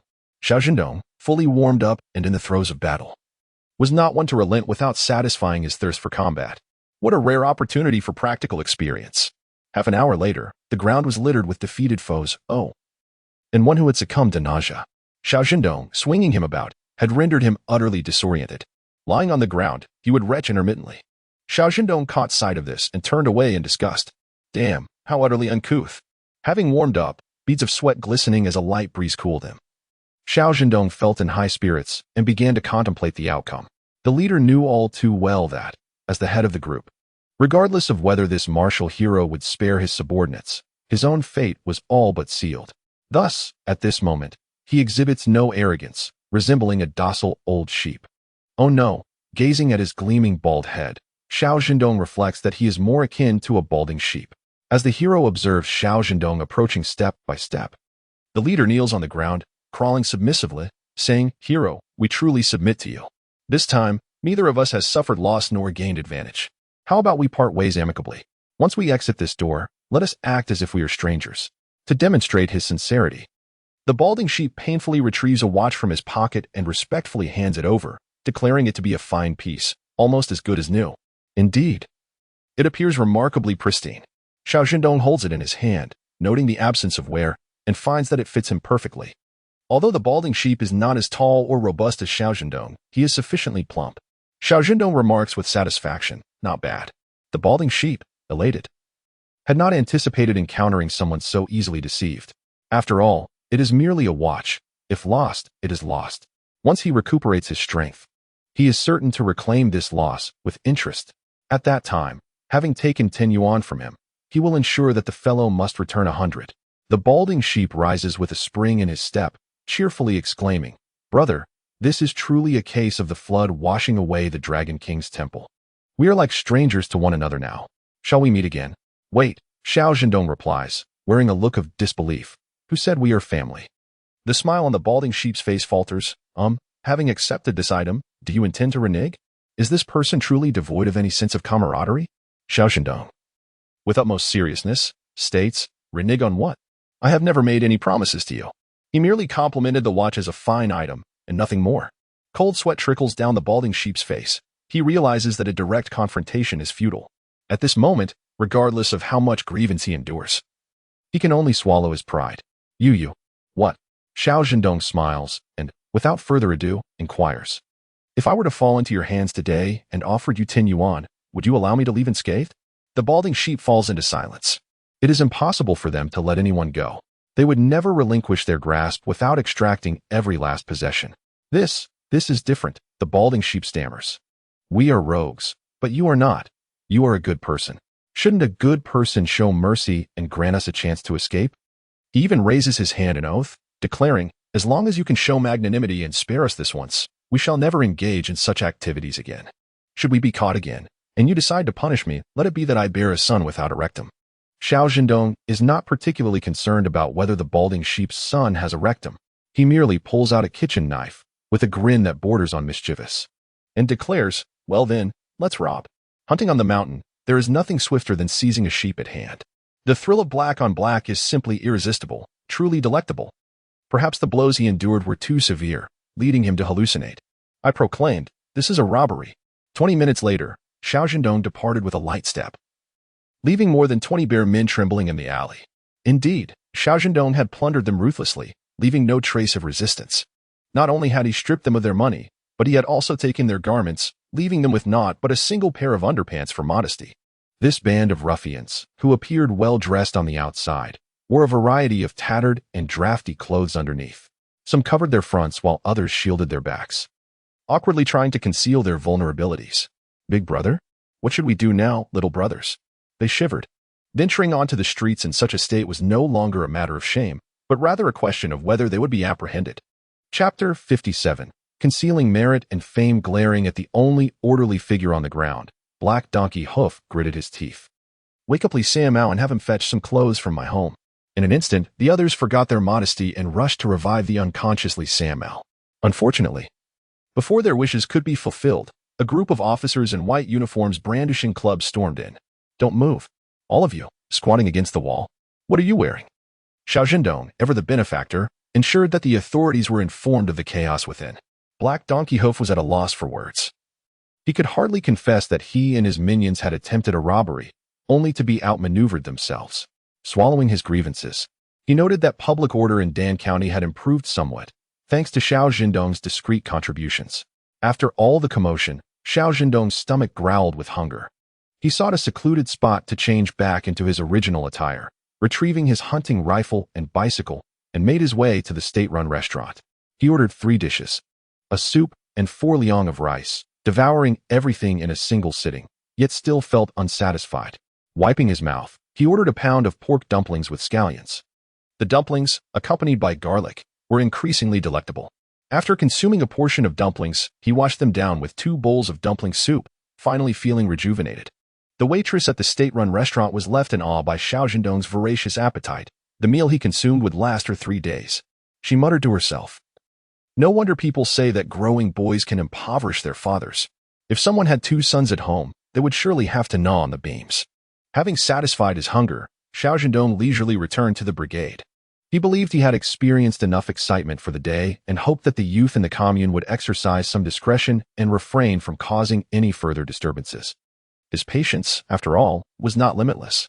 Upon arriving at the youth station, the young intellectuals had yet to return. Only Shinmana remained, having sprained her ankle and unable to work that day. Upon hearing the sound of Xiao Zhendong's return, her eyes brightened, and she limped towards the entrance. "Xiao, brother Xiao." Xiao Zhendong looked at Shinmana, noticing her injured foot. "What happened to your foot?" "Oh, it's nothing," Shinmana replied nonchalantly. "I just sprained it a little. A couple of days of rest, and it will be fine." As she spoke, her face flushed with embarrassment. Due to her stutter, she was typically reticent, often choosing silence unless absolutely necessary. Remembering the task entrusted to her by He Ling, Shinmana felt compelled to speak. She thought to herself that if Brother Xiao showed even a hint of impatience, she would immediately fall silent, not wanting to be bothersome. However, Xiao Zhendong parked his vehicle in a corner and, after locking it, spoke up. "If your foot hurts, you should rest. Do you have any medicine?" Observing Xiao Zhendong's frank demeanor and lack of disdain for her stutter, Shinmana felt a flicker of joy. With a smile, she replied, "Yes, I have some. The barefoot doctor from the brigade sent someone to give it to me. I have some liniment." "Good. Apply it for a few days, and you'll be fine." "That works," Xiao Zhendong said, hesitating slightly. "Do you need my help?" "No, it's all right." Shinmana took a deep breath. "Brother Xiao, could I possibly trade some deer meat with you for a bit of pork?" Pork required a ticket, and as for the mountain goods from the brigade, by the time they received word, all the ticket-free meat had already been snatched up. "That's fine," Xiao Zhendong agreed. "Are you planning to cut the meat and take it back to eat? Or shall we cook it together tonight?" He was in a good mood today, having had a bountiful harvest, and was eager to roll up his sleeves and cook, wanting everyone to share in his joy. "Is that possible?" "Absolutely." "Then I'll join you and Xiaoling and the others." Shinmana's stutter lessened the more she spoke, though she usually refrained from talking unless necessary. As for Xiao Zhendong, he was not well acquainted with the female youth, and his sudden remarks felt somewhat out of place. "All right," he nodded. "I'll tidy up first. Then I'll come back to stew the meat." Xiao Zhendong took a bucket to the corner for a quick wash, emerging refreshed. However, the soap at that time was not as effective as in later years, and he contemplated acquiring some lard once he moved to his own home for better use. Despite her limping, Shinmana kept busy, cleaning the vegetables and eagerly awaiting Xiao Zhendong to assign her a task. "Could you help me start the fire?" "Sure." Her response was succinct and filled with confidence. When Zhou Fuxing, Li Fuqiang, and He Ling returned from work, weary yet invigorated by the scent of meat, their fatigue vanished. They felt as if they could run 3 miles for a meal. The three raced back to the youth dormitory, with Yiling embodying the spirit of women being able to shoulder half the sky, leading the charge. Upon seeing the iron pot brimming with meat, her eyes sparkled with hunger.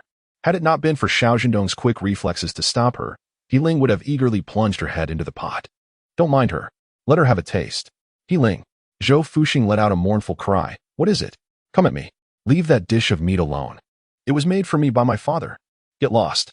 Xiao Zhendong, with a face of numb disbelief, recognized Zhou Fuxing's utter lack of boundaries. Yet he was still taken aback by his audacity. However, the joy of having a fine son made Xiao Zhendong chuckle heartily. The venison was cut into uniform cubes and simmered gently for an hour, resulting in tender meat that had absorbed the essence of the accompanying vegetables. With a single bite, Zhou Fuxing was so moved he felt compelled to bow in gratitude to Xiao Zhendong. Li Fuqiang, with tears glistening in his eyes, exclaimed, Brother Dong, this meat is exquisite. It tastes just like my mother's cooking. He wiped away a tear, his face contorting as if he might cry. Xiao Zhendong pushed him away gently, simply advising, if it's delicious, eat more. Of course, it was impossible to play both father and mother. He Yiling, witnessing Li Fuqiang's emotional outburst, found it hard to contain herself as well. What a disgrace. Have you truly never tasted anything good? Crying over a piece of meat. How absurd. Her scolding was fierce. Yet her eyes sparkled, not with tears, but with something deeper. Foolish child, this isn't merely about the meat, she thought. This is clearly a yearning for home. The mention of home made Xiao Zhendong's heart ache. How careless he had been. While contemplating revenge, he had completely forgotten that he was miles away. And even if he wished to know their situation, he was powerless to do so. Regret washed over him. Chapter 58. Do you want a wife or not? Through the collective efforts of the group, 4 walls rose from the ground, enclosing a small courtyard. As Xiao Zhendong gazed at the nascent structure of the little house, a profound sense of satisfaction welled up within him. He continued to hunt on the mountain, but moderated the quantity he brought back.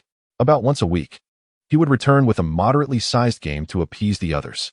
The remaining time was spent familiarizing himself with the terrain alongside Bai Ying, honing their mutual skills. While Xiao Zhendong felt he was merely passing time, the captain saw things differently. He thought, this boy is truly remarkable, a rare gem of sincerity. He consistently brought home a bountiful catch. With wild chickens and hares earning 3 work points each, Xiao Zhendong typically secured a minimum of 6 points daily. And on fortunate days, he might net around 10. On occasion, luck favored him, and he would return with a foolish roe deer, yielding a staggering 80 points. Though his time in the mountains had been brief, his accumulation of work points was nothing short of astonishing. Had he not known the hardships of hunting, envy might have taken root. By the way, Xiao Zhendong addressed the captain, Uncle Qiao, are there wild cattle on the mountain? Indeed, the captain replied eagerly. The Bai mountain range is rich in resources. This is no exaggeration. It truly abounds with wealth. He eyed the wild cattle with longing, yet he dared not act recklessly. One misstep could spell disaster. If only we could bring those wild cattle to our team to work for us. Imagine how much trouble we could save with a few more carts. Xiao Dihu, lost in thought, began to envision their delightful prospects. Xiao Zhendong nodded, understanding the unspoken implications. At last, Xiao Dihu recalled the primary purpose of their journey. Your house has been completed. While the construction workers are still present, we should make a trip to the Zhang family to retrieve your furniture. The more sincere Xiao Zhendong was, the more the captain felt compelled to assist him. A young man like him, who could endure and remain, was indeed worth keeping. With the house now built, a sense of belonging to the collective began to take root. In the future, he would orchestrate a match for him with a young woman from the team. Once settled, the house would transform from a mere resting place into a sanctuary, a haven that shields from the storms of life, a true home. Inside would be a wife and children. A place that evokes smiles filled with happiness at the mere mention. Uncle, during this time, I have truly been at a loss for how to express my gratitude. Xiao Zhendong remarked. The captain waved his hand nonchalantly, dismissing the notion of gratitude. It's no big deal. Just focus on hunting in the mountains. If you manage to catch something worthwhile, then I'll acknowledge your efforts. Rest assured, uncle. As they traveled to the Zhang family's home, the captain continued to impart various pieces of advice. Wild game in the mountains should not be hunted indiscriminately, but as for fish and shrimp, anyone can catch them if they wish. However, one must not be greedy. Take only what you can manage. He pondered, considering the limit of 3 chickens per household. Technically, Hunters were not supposed to raise livestock, yet no one particularly enforced this rule, and every household had chickens. I mention this merely for your awareness. You need not worry about the chicks. I have already asked your aunt to scout them out for you. When the time comes, I will catch some and deliver them to you. And regarding hunting dogs, while you may keep up to 3 for your hunts, more than that is not permitted. However, acquiring a dog depends on fate, and recently there have been few female dogs in our team. I will inquire about this in due course. With the assistance of the community, the beechwood furniture found its place in the home. The captain's wife also came to help, using mugwort to fumigate the house and sprinkling lime powder in the corners, claiming it would ward off pests. Ideally, the house should be aired for a day or 2 before moving in, yet Xiao Zhendong could not wait and relocated his scant possessions that very evening. The new home was filled with fragrant air, enveloped in tranquility, devoid of noise. This was truly the essence of life. Xiao Zhendong was adept at navigating social relations. Although he had built the house as a youth cadre and could not provide lunch that day, he ensured that no one was at a loss. The wages were generously settled, effectively converting meals into monetary compensation. During this time, he also arranged for the delivery of 3 rabbits and 3 wild chickens, all in accordance with proper procedures. Otherwise, the captain would certainly have been displeased. Once the house was completed, those who had assisted received a cigarette from Xiao Zhendong before departing. It was not made from homegrown tobacco, but rather rolled in newspaper, igniting easily for a smoke. This is a genuine cigarette, a true symbol of sophistication when taken out. Dongzi, if you ever need assistance after you leave, just call out. If I don't come, then I must be a turtle, haha. Tian Xiaorong, you truly have thick skin. With everyone gone, the captain and his wife stood hand in hand at the door, gazing at the small courtyard, increasingly satisfied with each glance, unable to resist nodding in approval. This will be home from now on. Living well in the brigade is sure to lead to a prosperous life.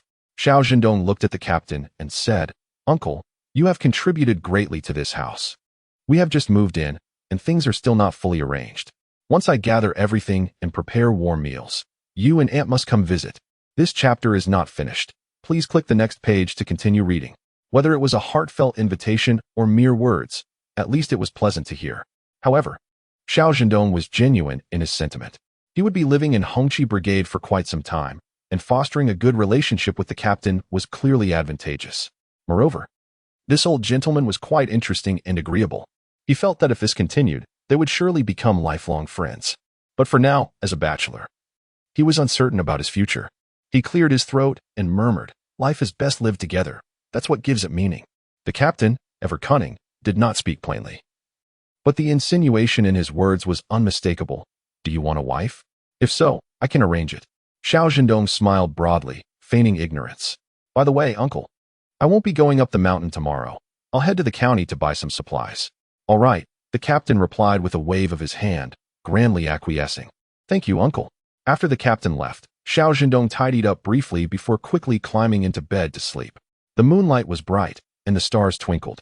In the night, a white eagle appeared uninvited, cautiously circling around the house before choosing a spot it found satisfactory, and swiftly took flight.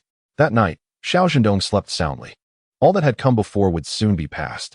He, Xiao Zhendong, was on the brink of a brand new life. Chapter 59. A letter from Mulan City. The next chapter for the Xiao family. Early the next morning, as dawn broke, Xiao Zhendong leapt from his clean bed, quickly washed up, and rode his bicycle towards the county. As he rode, he couldn't help but reflect, feeling grateful to Xiao Taizhu. Had it not been for his efforts in procuring the bicycle, he would not have been able to navigate this transition so smoothly. Thinking of the bicycle's origins invigorated him further. With a basket on his back, Xiao Zhendong headed to the supply and marketing cooperative to purchase goods. He sought small items like needles and threads, as well as larger essentials such as pots and pans, ensuring each was acquired in due course. Even if he couldn't procure everything in one go, it didn't matter. The process of managing a household unfolds in this manner, adding one item today and another tomorrow, ultimately leading to a flourishing life over time. People buy items piecemeal, one piece from here, another from there. Xiao Zhendong busied himself gathering various items, accumulating a considerable assortment.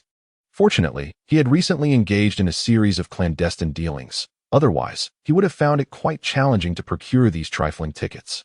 With everything in order, Xiao Zhendong intended to return home. Of course, he did not forget to procure 3 kilograms of premium pork belly and 5 kilograms of soybean oil before departing. This lavish expenditure drew the attention of many. In these times, who among the households wasn't rationing their oil? For a large family, even half a kilogram for the month was considered ample. Yet here was this lad acquiring 5 kilograms. Was this not an invitation for envy? Xiao Zhendong seized the oil container and hurried off. Today, we common folk are truly delighted. He chuckled as he made his way home with his burdens. Upon arriving at his doorstep, he spotted an individual waiting. He dismounted his bicycle cautiously, inquiring, "Who are you?" "Oh, you must be the educated youth, Xiao Zhendong." The stranger replied, "Indeed, that is I." Xiao Zhendong scrutinized the man's attire, plunging into contemplation. If his memory served him correctly, this individual was the local postman, responsible for delivering packages and letters. "Greetings, Xiao Zhendong. I am Gu Hongjun, and I have a package and a letter for you." A package and a letter? Xiao Zhendong's heart skipped a beat. Could it be that the Xiao family had discovered his whereabouts? That seemed unlikely. The Xiao family was likely still in disarray. "Thank you," he said, maintaining a calm facade as he accepted the items. He opened his door and offered Gu Hongjun a cup of tea, along with a handful of peanuts. Delivering letters and parcels was laborious work, and he felt a twinge of guilt, pondering how long the man had waited at his door. "This is unnecessary," Gu Hongjun replied, feeling a bit bashful. "Serving the people is my duty." "Nonsense. We are like brothers. What is wrong with sharing a few peanuts?" Xiao Zhendong laughed heartily. With his eyes slightly moist, Gu Hongjun expressed his gratitude. After sipping the water, he mounted his olive-green bicycle and continued his journey through the village, delivering hope and longing to others. Once Gu Hongjun had departed, Xiao Zhendong's smile faded. He pushed his bicycle inside and closed the door, finally examining the letter and cross-referencing the details on the package. The surname Zhang belonged to the family that had employed him. Although he was uncertain of their intentions in writing to him, he felt a sense of relief. As he unwrapped the package, he was met with a brand-new thick cotton coat, soft and substantial. The stitching was meticulous, indicative of the care invested in its creation. Xiao Zhendong could not quite articulate the emotions stirring within him. He held the garment against himself. It fit loosely. When the chill of winter arrived, he could layer it over a thermal shirt and a light sweater, perhaps even a small vest if conditions permitted. Ultimately, adorned in this coat, he would be well prepared for the season ahead. It promised to be a warm winter. Digging further into the package, he uncovered a pair of shoes. Wrapped securely within was a trio of tin cans filled with yellow peaches. They appeared to be military supplies, having journeyed a great distance, yet they were in perfect condition. 3 sausages and 2 pounds of big white rabbit milk candy. However, when combined with the sausages, the flavors became a perplexing medley. The taste was both delightful and unpalatable. As I opened the letter, before I could discern the words inscribed, a national grain ticket floated out from the envelope. 50 pounds. Xiao Zhendong, with a sense of disbelief, slowly picked up the ticket. Unfolding the letter, it began, "Greetings. I hope this letter finds you well. Hello, Xiao Zhendong. I am Zhang Yun. Since our parting in Mulan City, I have reminisced." The initial lines evoked a sense of melancholy in Xiao Zhendong, despite the fact that Mulan City housed a family he despised. Yet, he could not deny that it was his hometown, the place of his upbringing, evoking a sense of nostalgia and attachment. As he continued reading, his despondent mood lifted in an instant. His eyebrows arched, and a glimmer of joy illuminated his expression. "Ha! I was pondering how distant and disconnected I was from the Xiao family's misfortunes, unaware of their plight. But this thoughtful little angel, Zhang Yun, has sent me this letter from afar." Time rewinds to the day Xiao Zhendong was injured. Xiao Taizhu and Qin Shulian hurried to the hospital, leaving behind a few instructions for the twins to safeguard their household finances. Xiao Zhendong had sustained severe injuries. His arm was grotesquely contorted, broken beyond repair. The doctor was unequivocal. The damage was extensive, and recovery was impossible.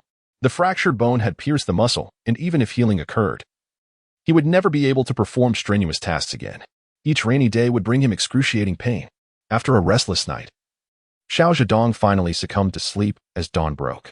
Xiao Taizhu and Qin Shulian fell into a heavy silence, their prideful eldest son rendered disabled.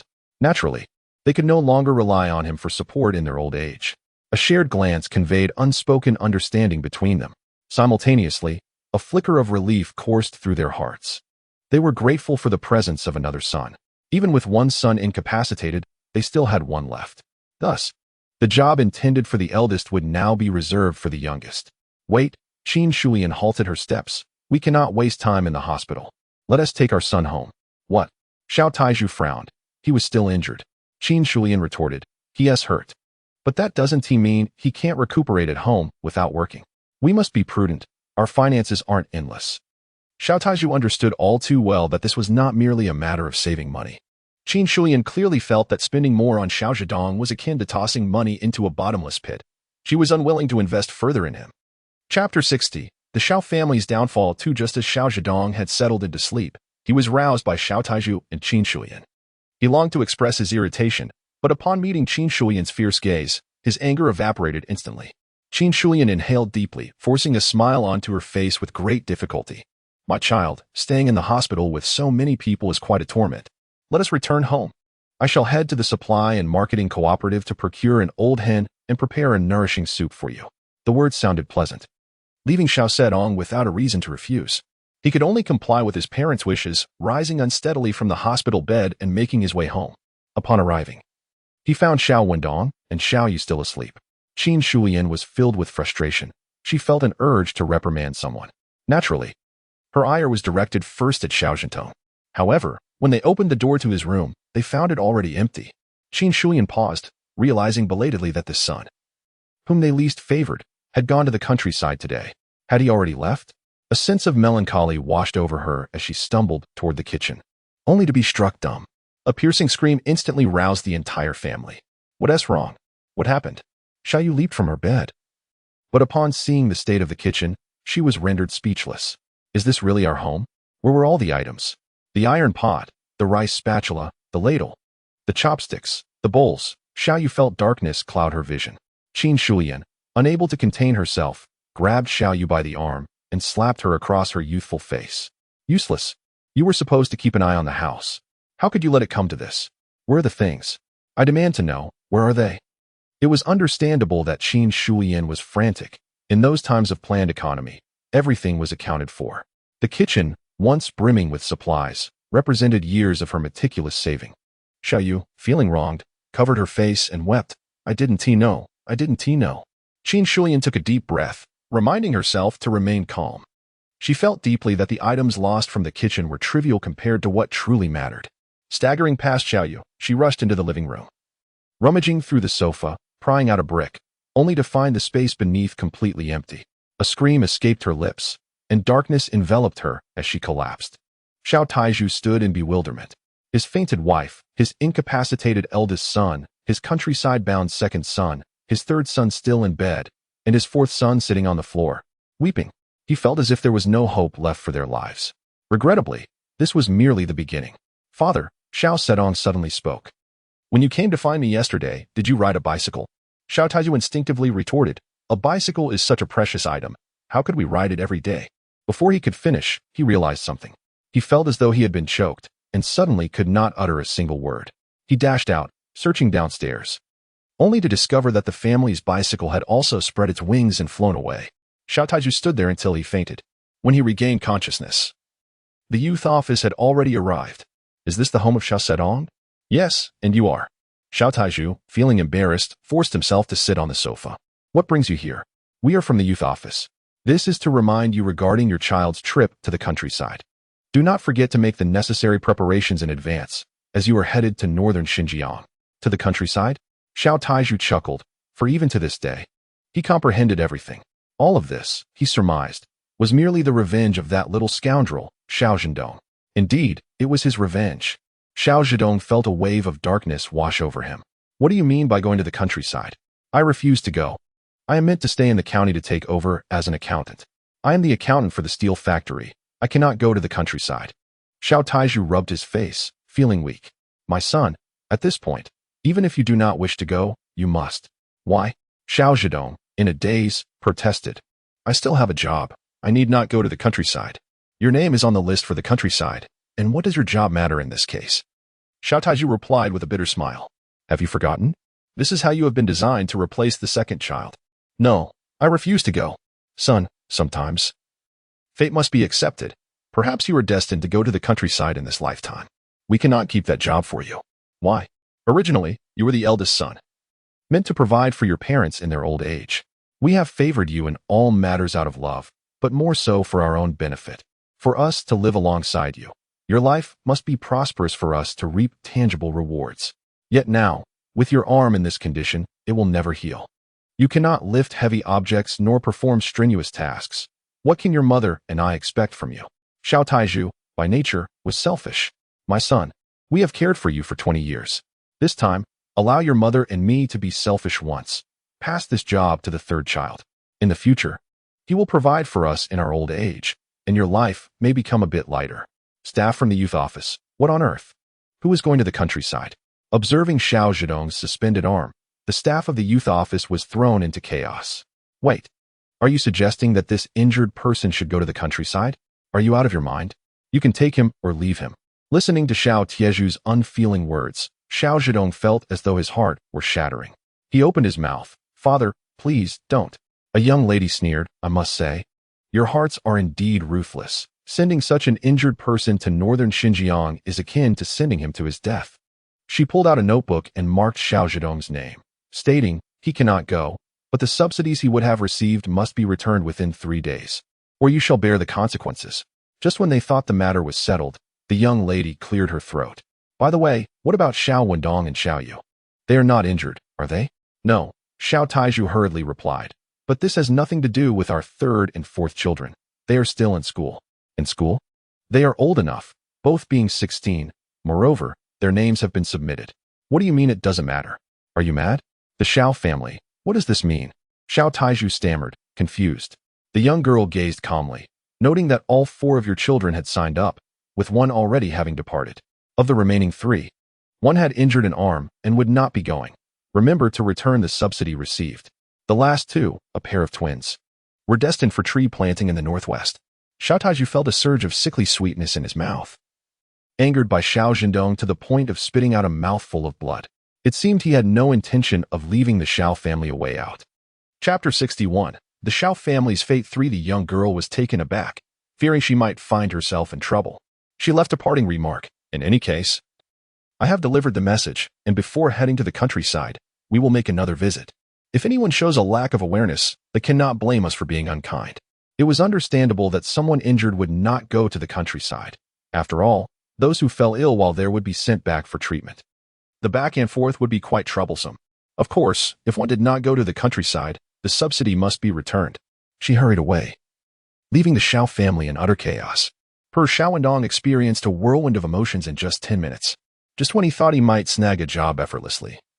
He received the dreadful news that he too would be going to the countryside. As for Xiao Zhendong, dragging his injured arm, he could no longer discern whether the injury was a blessing or a curse. The good news was that he would not be going to the countryside, and the original job would revert to him. The bad news was his arm. Ha ha ha. Xiao Zhendong laughed until tears streamed down his face. Gazing at the barely breathing Xiao Taizhu, he maliciously taunted, how proud you must feel. Do you wish to rely on your third son for your old age? Ha ha. How unfortunate. This little fellow is destined to toil in the countryside. You can only depend on me now. As for Xiao Yu, she remained silent throughout. When Xiao Zhendong leaned in closer, he realized that she could not bear the immense shock and had already fainted. When Mother Zhang, accompanied by 2 aunts, arrived to hang a banner for the Xiao family, they discovered that the youth office had swiftly delivered the shocking news to them. Wow, the moment was electrifying. However, as the old saying goes, fortune and misfortune are unpredictable. Xiao Taizhu glanced at Xiao Zhendong, then at Xiao Zhendong, and let out a heavy sigh. Alas, it seemed he could not rely on either of these sons. He pondered on how to stabilize Xiao Zhendong first. Once he found an opportunity, he would sell that job and hold the money tightly in hand. As for Xiao Zhendong, he would be fed if obedient, but if disobedient, he could not blame him for his ruthlessness. Qin Shuyan was already sobbing uncontrollably. She never imagined that, after sacrificing half her life and bearing 4 children, she would ultimately be left with none by her side. Just when Xiao Taizhu thought Xiao Zhendong's revenge might be over, a group suddenly appeared in the tube building, led by a man with a handgun at his waist and a face covered in a thick beard, with muscles bulging excessively. Who is Xiao Zhendong? Xiao Zhendong was already terrified. He trembled as he stood up, his speech unclear. Why yes, it's me, what's wrong? Someone has reported you for engaging in inappropriate relationships. Upon our investigation, the results have proven to be true. Please accompany us. Xiao Zhendong was taken aback. What? It can't be me. Still trying to argue? The entire building has been abuzz with rumors about you, and that Li. Were you not caught in the act by your mother? Xiao Zhendong felt as if a heavy burden had suddenly fallen upon him. If he could bear this accusation, it would be one thing, but he knew he could not. It truly wasn't me. He exclaimed in panic. Father, mother, please explain. This matter has nothing to do with me. Qin Shulian looked at Xiao Zhendong and suddenly burst into laughter. Ah ha ha. It's all right. It's all right. Nothing matters. She stood up, frantically pacing the room while playing with her hair. Hee. It's all right. I'm unaffected. Suddenly, she began to panic, pulling at her hair and running wildly around the room. Everyone was bewildered. They never expected that within the span of a breath, a seemingly normal person could descend into madness. In her frenzy, no one dared approach her. Xiao Taizhu, relying on his authoritative status in the Xiao family, attempted to restrain Qin Shulian, but instead found himself seized by the collar as she slapped him twice. Stunned, he watched as Qin Shulian fled, only to trip over her own feet and fall flat on the ground. Perhaps the fall was too hard. She lay there for some time without getting up. After losing her sanity, Qin Shulian surprisingly became calm. Unable to rise, she simply remained on the floor, lifting her head to gaze at the crowd, muttering, "It's not my fault, it's not me. I know nothing. I am a mother. I care for my child. I am not at fault. It's all Xiao Zhendong's doing. That bastard. His heart is too cruel. He ruined my family. He destroyed me." After rambling, Qin Shulian began to weep, her nose running, tears streaming down her face. "I was wrong. I truly was wrong. I should not have kept him. I should have suffocated him.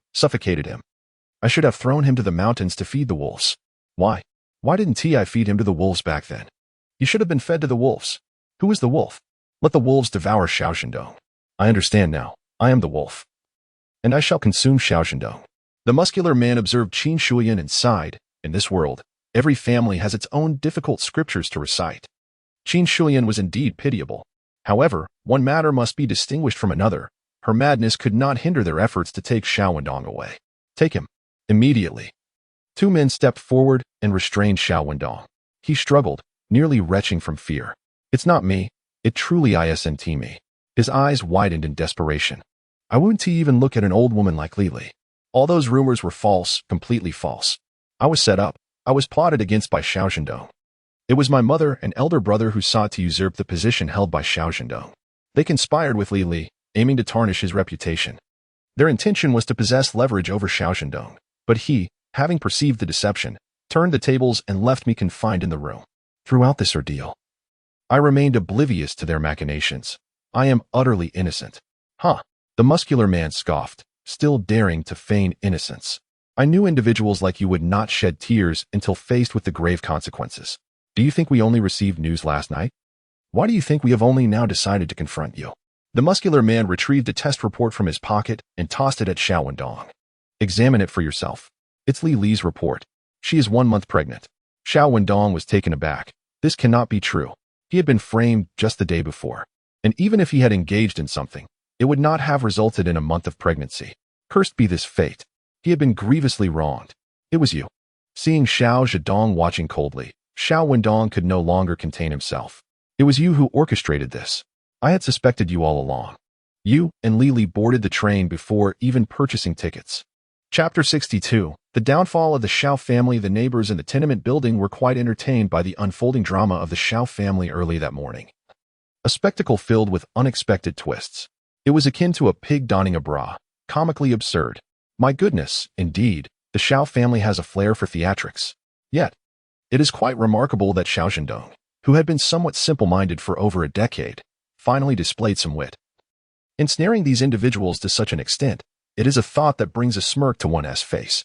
Alas, poor Xiaoyu, at such a tender age, must venture to the northwest countryside. Ah, you cannot fathom the tribulations of that journey. The sandstorms are relentless. One must cover their mouth while speaking, lest they end up with a mouthful of sand. This prompted an elder woman to express her grievances. It is truly lamentable that Xiao Zhendong lacks discernment. As the saying goes, grievances have their origins. Why not confront his elder brother directly, instead of dragging Xiaoyu into this mess? Each individual had their own perspective. While the muscular man felt increasingly perplexed, shouldn't they just apprehend everyone involved? The arguments were incessant, causing him a headache. "Boss, what should we do?" The muscular man glanced sideways at his underling, thinking him a fool. If he knew what to do, they wouldn't be in this stalemate. Arrest them all. Before the muscular man could resort to force, a new wave of individuals arrived. Who is Xiao Taiju? Xiao Tieju's heart raced, trembling at the sight of the newcomers. I am. You are? The imposing figure approached menacingly. We have received reports of your illicit involvement with the widow beneath the broken bridge. Come with us. We need to clarify this matter. Xiao Taiju felt a wave of darkness wash over him, utterly unprepared for the discovery of his concealed affairs. No, I don't understand what you are saying. There must be some mistake. You have the wrong person. Still attempting to deny it? The widow has already confessed. Bring him along. The crowd erupted in commotion. The adage holds true. Those who do not belong to the same family do not enter the same door. Dragons beget dragons. Phoenixes beget phoenixes. A mouse's offspring will inevitably tunnel. These individuals are indeed cut from the same cloth. Xiao Taiju revels in promiscuity, and his son, molded in his image, indulges in similar escapades. Xiao Taiju, Xiao Zhendong, and Xiao Zhendong have all been taken away, leaving behind a mad mother, a shattered sister, and an empty home. When Xiao Yu awakens from her faint, she learns of the calamities that have befallen her family, and it feels as though the heavens have collapsed. However, the collapse is perhaps a tad premature. On the third day of enduring hunger alongside her deranged mother, the factory personnel finally unraveled the entirety of the Xiao family's predicament. With both human and material evidence establishing Xiao Zhendong and Xiao Tieju's licentious behavior, they were promptly dispatched to labor on a farm, with their return left to future deliberation. Poor Xiao Zhendong, who had recently found solace in avoiding rural labor due to an arm injury, now faces graver circumstances. The farm's labor is not suited for the faint-hearted. As for Xiao Taiju, his employment has been revoked due to the severity of his actions, leading to a swift and total dismissal, accompanying Xiao Zhendong to the fields. Brothers in arms, father and son embark on this journey of reform together, lending it an air of sincerity.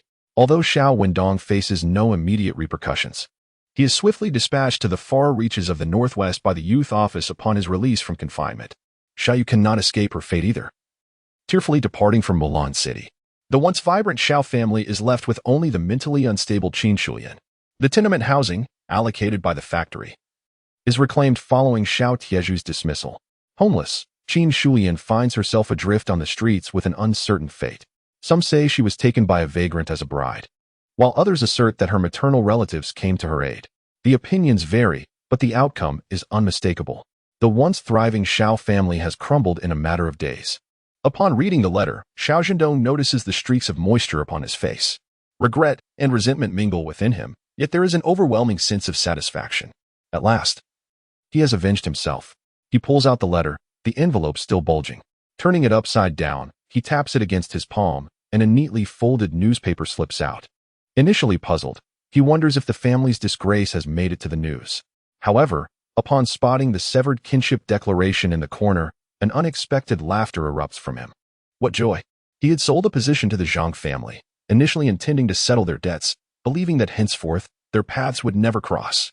Yet, to his astonishment, the Zhangs displayed such loyalty, sending him parcels from afar and recounting the fate of the Xiao family in full. Contemplating this, he resolves to send some packages back to Mulan City when the weather turns cooler. If fate permits, perhaps a lasting connection could be forged. In such a case, when he indulges himself with new acquisitions, there would be a reason behind it, ensuring it does not attract undue attention. Tidying up the kitchen with agile movements, Xiao Zhendong swiftly organized the space. The courtyard was spacious, with the exception of the Tufan private plot at the entrance. The total area of the courtyard extending to nearly half an acre, due to his efficient manner of handling matters and his principled approach to relationships. The community generously assisted him in excavating a cellar where he could store vegetables during the winter, allowing them to last for an extended period. However, Xiao Zhendong was contemplating the creation of an ice cellar. By storing ice in the winter, he could utilize it in the summer without spending a dime, though it required some labor to manage the ice. When the time came, the preserved ice would serve splendidly for chilling mung bean soup or could be transported indoors during the sweltering summer days to provide relief. He rolled up his sleeves and entered the kitchen. Cooking alone became a delightful experience. After 2 hours, 5 dishes emerged from the stove. Braised pork was, of course, the centerpiece. Yet, despite his affluence, Xiao Zhendong chose to conceal a portion of the meat, presenting only half of the 3 pounds he had prepared. The remainder, while still steaming hot, was swiftly stored away in his space. Contemplating his space, he was inspired to cultivate some fruits in this era of scarcity. It was unlike the future where one could simply visit a nearby fruit shop for any desired delicacy. As long as one had some rice in their pocket, there were no constraints on what could be procured. He diced potatoes into chunks to stew alongside the braised pork. Once the potatoes softened and absorbed the rich flavors of the meat, each bite was immensely satisfying. He found a large bowl and, while the dishes were still warm, he filled it generously. Turning to place it in his space, he prepared everything before washing his hands and promptly heading to the captain's home. Chapter 63. That ray of light. The captain was a sagacious old gentleman. In the past, within the Xiao family courtyard, there were both adults and children aplenty. Yet, despite the strongest of bonds, prolonged cohabitation inevitably led to friction. The captain found himself in despair.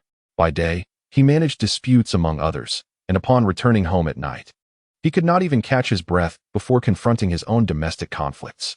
Earning only a meager salary each month, he felt more burdened than the most beleaguered of judges. Over time, he could no longer endure the strain and unilaterally decided to establish a dictatorial stance at home, demanding a division of the household without further ado. Initially, Tian Shufan opposed this notion. In those times, the emphasis was on maintaining large families. The more descendants one had, the more prosperous the lineage appeared, and the family thrived. If the children were to be separated, would it not render the household desolate? She retorted vehemently, questioning the significance of a flourishing lineage. If this continued, their family would be torn apart. Look at how they bicker daily, like a pair of crows squabbling. If this persisted, her sons and grandsons would become enemies. The notion of a thriving lineage was of no consequence. With a larger family, division was inevitable. This was an immutable truth. Today, whether they liked it or not, the family would be divided. Upon witnessing his resolute determination, Tian Kinsifan ceased her objections. Subsequently, as anticipated, the house was built and the family was divided. Yet the lively atmosphere returned, reminiscent of times past. As for the previous quarrels, who among the youth has not exchanged sharp words? Presently, the only unmarried daughter of the Qiao family, Qiao Tian, still resides with her elderly parents, while the rest visit occasionally, leading a life of ease and comfort. Uncle Qiao and Aunt Shufan have always kept their doors open. Thus, Xiao Zhendong did not consider himself an outsider, pushing the door open and calling out boisterously, "I have arrived." Xiao Di, who had grown accustomed to Xiao Zhendong's visits and, holding a bowl of rice, asked, "What brings you here? Have you eaten? Care to join?" "No." Xiao Zhendong cheerfully replied, snatching the chopsticks from Qiao Dihu's hand. "Let us head to my home." Qiao Dihu was taken aback, inquiring, "What is the matter?" He stood up, concerned. "Nothing to worry about," Xiao Zhendong quickly clarified, noticing Qiao Dihu's serious expression. "I've just moved into a new house, and according to tradition, I must invite friends and family for the inaugural meal. Hence, I took the liberty of seeking out Uncle Qiao and Andy." Qiao Dihu was momentarily perplexed. Indeed, Xiao Zhendong had mentioned inviting him for the inaugural meal, but he had assumed it was merely a polite gesture, especially given the current scarcity of provisions. Though Xiao Zhendong was a hunter, capable of foraging in the mountains, he was still young and prudent to save money for future expenses, especially as he was unmarried and without children. While Qiao Dihu appreciated the sentiment, he had no intention of accepting the invitation. "You should return home to eat. The thought counts, and it brings me joy." "That's simply one tea do," Xiao Zhendong laughed. "Eating the inaugural meal alone would be rather lonely. Besides, even if I didn't wish to thank you, I must express gratitude to our dear Tian. If it weren't for her, I wouldn't have had access to such a splendid military knife." From behind, Qiao Tian chimed in, "Oh, I thought you had forgotten. Aside from my parents, there is no one else here." She then walked into the room, cheerfully announcing, "Father, Mother, this young man has built his house with your substantial help. So the inaugural meal should rightfully be ours." Indeed, indeed. Ultimately, Qiao Dihu and Tian Shufan were persuaded by Qiao Tian and Xiao Zhendong to join them. Upon arriving at Zhao's home and gazing at the spread laid out before them, the family was taken aback. The ingredients were astonishing, and the portions were generous. Qiao Tian felt a twinge of guilt. She merely wanted to join in the festivities, never intending to take such advantage. "You," Tian Shufan playfully scolded her daughter. Qiao Tian cautiously observed her father's demeanor. However, Qiao Dihu remained completely composed, even displaying a hint of pride. "Sit down, now that you are here. Would you merely glance and leave? Such a splendid array of dishes should be enjoyed to the fullest, or it would be a waste." Xiao Tiantian's spirits lifted instantly. Yes, braised pork, spicy stir-fried rabbit pieces, chicken soup, scrambled eggs with tomatoes, and a side of vinegar-soaked potato shreds. Xiao Zhendong served everyone steaming hot rice, adding, I initially intended to prepare pork with vermicelli, but upon seeing this meat, I couldn't bear to cook anything less than braised pork. It would be an injustice to the pig. Ha ha ha, you rascal. As the moon rises above the treetops, Qiao Dihu, having satisfied his hunger, returns home with his wife and children. Young man, work diligently in the brigade. In the future, you might very well take over Yuqing's role. Speaking of Yuqing, the brigade leader is reminded of Yuqing's little daughter, Yufang. Ah, that girl is truly a gem, both bright and clever. If memory serves me right, she is currently learning to identify medicinal herbs under the tutelage of the barefoot doctor, Old Huatu, within the brigade. From time to time, she ventures into the mountains to gather herbs, prepares them, and sells the medicinal materials at the supply and marketing cooperative, earning some money to contribute to the household.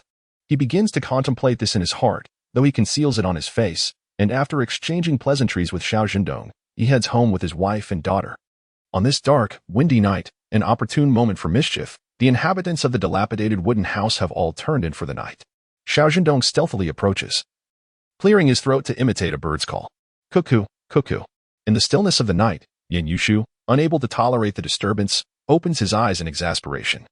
That wretched boy. Zhang Zhongheng suddenly interjects, Cuckoo? What time is it? Is the cuckoo still calling? Cuckoo, the spring bird, he muses.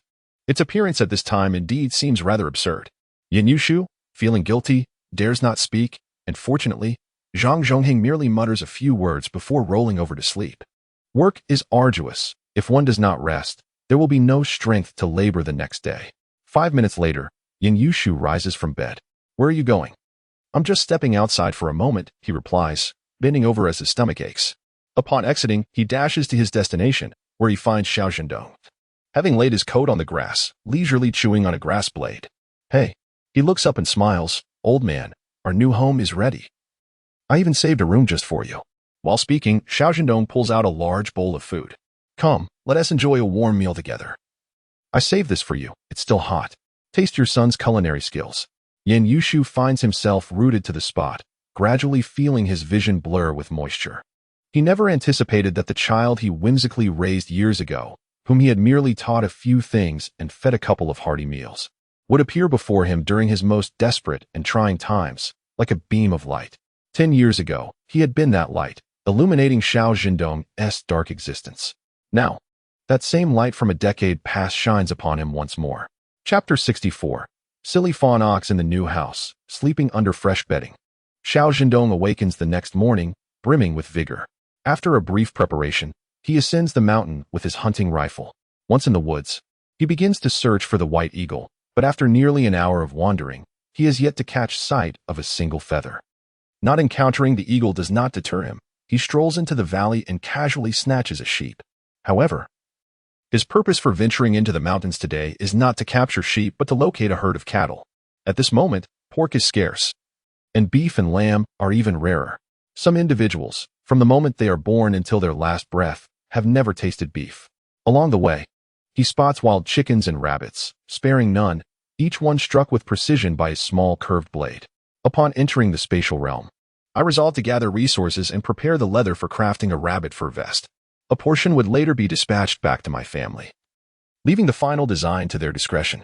This time, as Xiao Zhendong ventured deeper, he stumbled upon a grove of jujube trees. He meticulously noted the location and, with a flick of his hand, relocated 2 1-meter saplings into his space. With a bit of spring water for nurturing, he envisioned indulging in the jujubes at his leisure. With this thought in mind, Xiao Zhendong continued his exploration, unearthing 2 grapevines and a hawthorn tree. Upon encountering a herd of wild buffalo, he found his efforts richly rewarded. He picked up a wild chicken egg from the ground, crouching down while contemplating how to approach the buffalo herd. Before he could devise a plan, a chill swept over him from behind. Turning swiftly, he was met by a pair of glistening black eyes, the creature chewing on a blade of grass. Unfazed by his presence, it inched closer, seemingly unbothered. The two stood face to face, a man and a roe deer, their noses nearly touching, exchanging curious glances. Xiao Zhendong, slightly taken aback, took a small step back, feeling uneasy about the proximity to such a Na'vi creature. The roe deer, in its foolishness, exhibited an alarming lack of survival instinct, a quality that could easily lead to its demise and subsequent protection as a species. Though he considered granting the innocent deer a chance at life, it appeared indifferent to his retreat, pressing its damp nose forward as if to assert its presence. In silence, Xiao Zhendong raised his hand. With a swift motion, he delivered a decisive blow, ending the deer's life. It was a poignant moment, such a simpleton. Yet he pondered whether it was fit for consumption. Would eating it diminish his own wits? With that thought, he stored the deer in his space and turned his attention back to the buffalo herd, only to discover they had begun their migration. With tails wagging and mouths full of grass, they ambled away leisurely. After a brief moment of hesitation, Xiao Zhendong resolved to follow them. This time, he was determined not to return empty-handed. He aimed to procure a buffalo for a hearty feast. Stealthily, he trailed the herd, estimating the right moment before raising his firearm and firing. The buffalo, startled, scattered in all directions. He watched as a hefty beast, weighing approximately 500 pounds, crashed into a tree. The young sapling, unable to bear the weight, snapped in two, while the buffalo, seemingly unfazed, continued its escape with a vigorous shake of its head. A bead of cold sweat trickled down Xiao Zhendong's forehead. He realized the potential danger had he been in the buffalo's path. On the ground lay a young bull, weighing just over 200 pounds. With a quick gesture, he summoned the bull into his space and, gun in hand, continued the pursuit. In that moment, he felt a profound gratitude for his spatial abilities. Otherwise, he would have had to laboriously trek down the mountain with his catch. Using his mind, he plucked a peach from the tree within his space, brushing off the fuzz before devouring it in a few bites. The sweet fruit rejuvenated him, imbuing him with newfound energy. During his pursuit, Xiao Zhendong's peripheral vision was suddenly drawn to a vibrant hue in the corner. It was a mushroom. More precisely, it was a red-capped, white-stemmed mushroom, the kind that could lead one to a state of eternal repose upon consumption. In that instant, Xiao Zhendong experienced a moment of clarity. He had previously pondered what means of defense to procure, yet now realized that this was a readily available option. Fungi, truly, are among the most remarkable organisms on Earth. These seemingly unassuming little beings are so delectable that one might almost wish to swallow their own tongue in the process. Of course, should one mismanage their handling, they could find themselves in the tragic predicament of being unable to retract their tongue, poisoned to death. With utmost caution, he harvested the toxic mushrooms and subsequently decided to pay special attention to these unremarkable little creatures, planning to sort and categorize them later. Those that induced vomiting and diarrhea, those that caused hallucinations, and those that might even prove fatal needed to be meticulously classified. The herd of cattle seemed to have forgotten the massacre, wandering aimlessly for half an hour until they discovered a new pasture, where they paused to graze peacefully. Xiao Zhendong approached, raising his weapon and taking aim. This time, he struck the rear leg of a cow. Indeed, he intended to take the cow back as labor. He mused that, compared to being slaughtered for meat, it was far more advantageous to expend some effort in exchange for grass. The herd scattered once more, but Xiao Zhendong did not pursue them relentlessly. His bounty for the day was already quite substantial. Moreover, he had brought down 2 sizable beasts, along with a smaller one. The calf, barely the height of his legs and still oblivious to the gravity of the situation, was currently suckling in front of its injured mother. Suddenly, Xiao Zhendong entertained a rather beastly thought. This little creature, blissfully drinking milk, did it even grasp the reality of its plight? After collecting the carcasses, Xiao Zhendong's mind was awash with visions of prosperity. The mother cow was docile, showing no signs of aggression upon seeing him. After some contemplation, he decided to drop a tiny droplet of spring water into the mother cow's mouth. He dared not give more, fearing that if the bullet were not yet extracted, the wound might heal over, subjecting the cow to further suffering when he would eventually need to remove the bullet. As expected, the cow became even more gentle after drinking the spring water. Xiao Zhendong then took out his dagger and directly extracted the bullet from the cow's hind leg. As a reward, he administered another drop of spring water. He was not being miserly. Rather, he recognized the miraculous nature of this endeavor. With a curved knife, he severed 2 vines and led both a large and a small cow down the mountain. Along the way, he encountered other prey, but it did not hinder his descent. However, whether it was merely an illusion or not, Xiao Zhendong had a nagging feeling that he was emitting an unpleasant odor. Not just any odor, but one reminiscent of decay. Lowering his gaze, he discovered that a layer of dark, oily impurities had congealed on the surface of his skin. Upon touching it, and bringing his hand to his nose, he was met with an overwhelming scent. It was intoxicating, invigorating. Chapter 65. A scoundrel. He was compelled to lead 2 cattle, one large and one small, to a hollow by the stream nestled in the mountains. Tethering the animals beside a tree abundant with lush grass, he stepped into the water and began to undress. After indulging in a refreshing bath, cleansing his body with fragrant soap, he also took the opportunity to wash his clothes. Just as Xiao Zhendong prepared to emerge from the water, a sudden shriek pierced the air. Startled, Xiao Zhendong turned to see a young girl, slender and tall, her complexion fair and striking.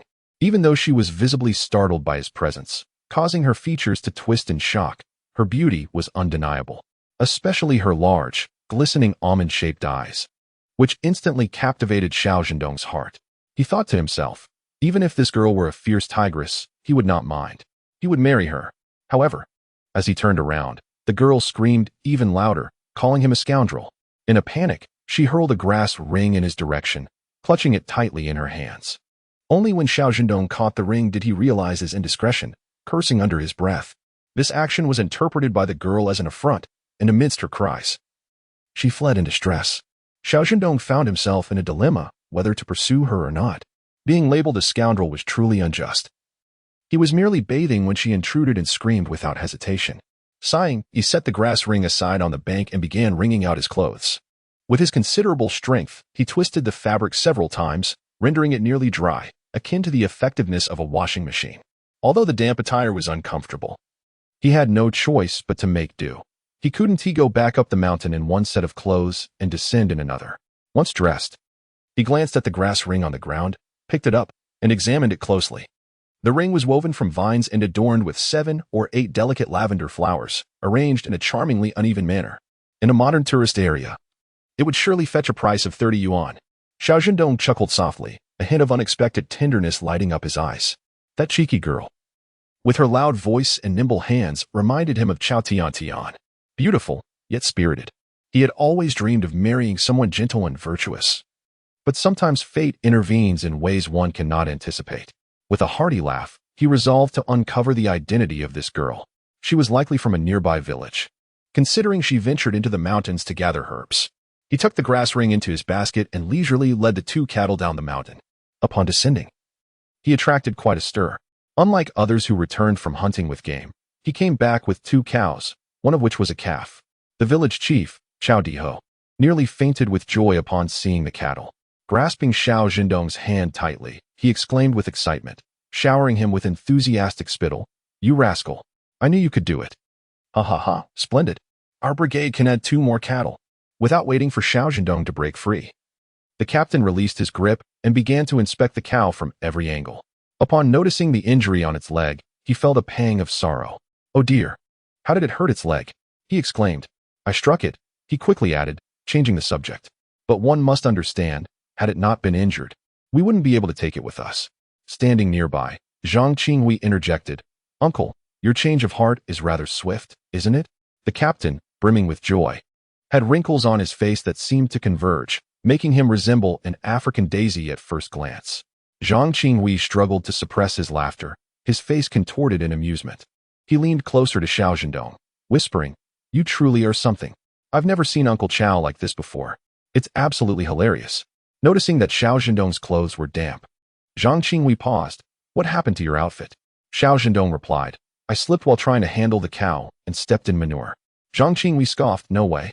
If you stepped in manure, you could just wash your feet. Who would wash their clothes too? It's clear you sat right in it." Believing he had uncovered the truth, he teased Xiao Zhendong with a knowing expression. "Don't worry, I understand. I won't say a word." Before Zhang Qinghui could continue his banter, the captain shouted for attention. "Zhang Qinghui, you fool, stop dawdling and go find old Hua. Ask him for some medicine to treat the injuries." Zhang Qinghui was taken aback. "But isn't old Hua a barefoot doctor? He treats people, not livestock. This doesn't seem right." The captain looked at him incredulously. "Old Hua is a veterinarian." At this revelation, both Zhang Qinghui and Xiao Zhendong were left in shock. The last time Gu Hongbing injured his leg, hadn't the captain urgently summoned old Hua? They had assumed he was merely a general practitioner. Zhang Qinghui was bewildered. No, how could that be? The captain, though slightly impatient, patiently explained, 7 or 8 years ago, Our brigade raised a considerable number of livestock, cattle, sheep, you name it.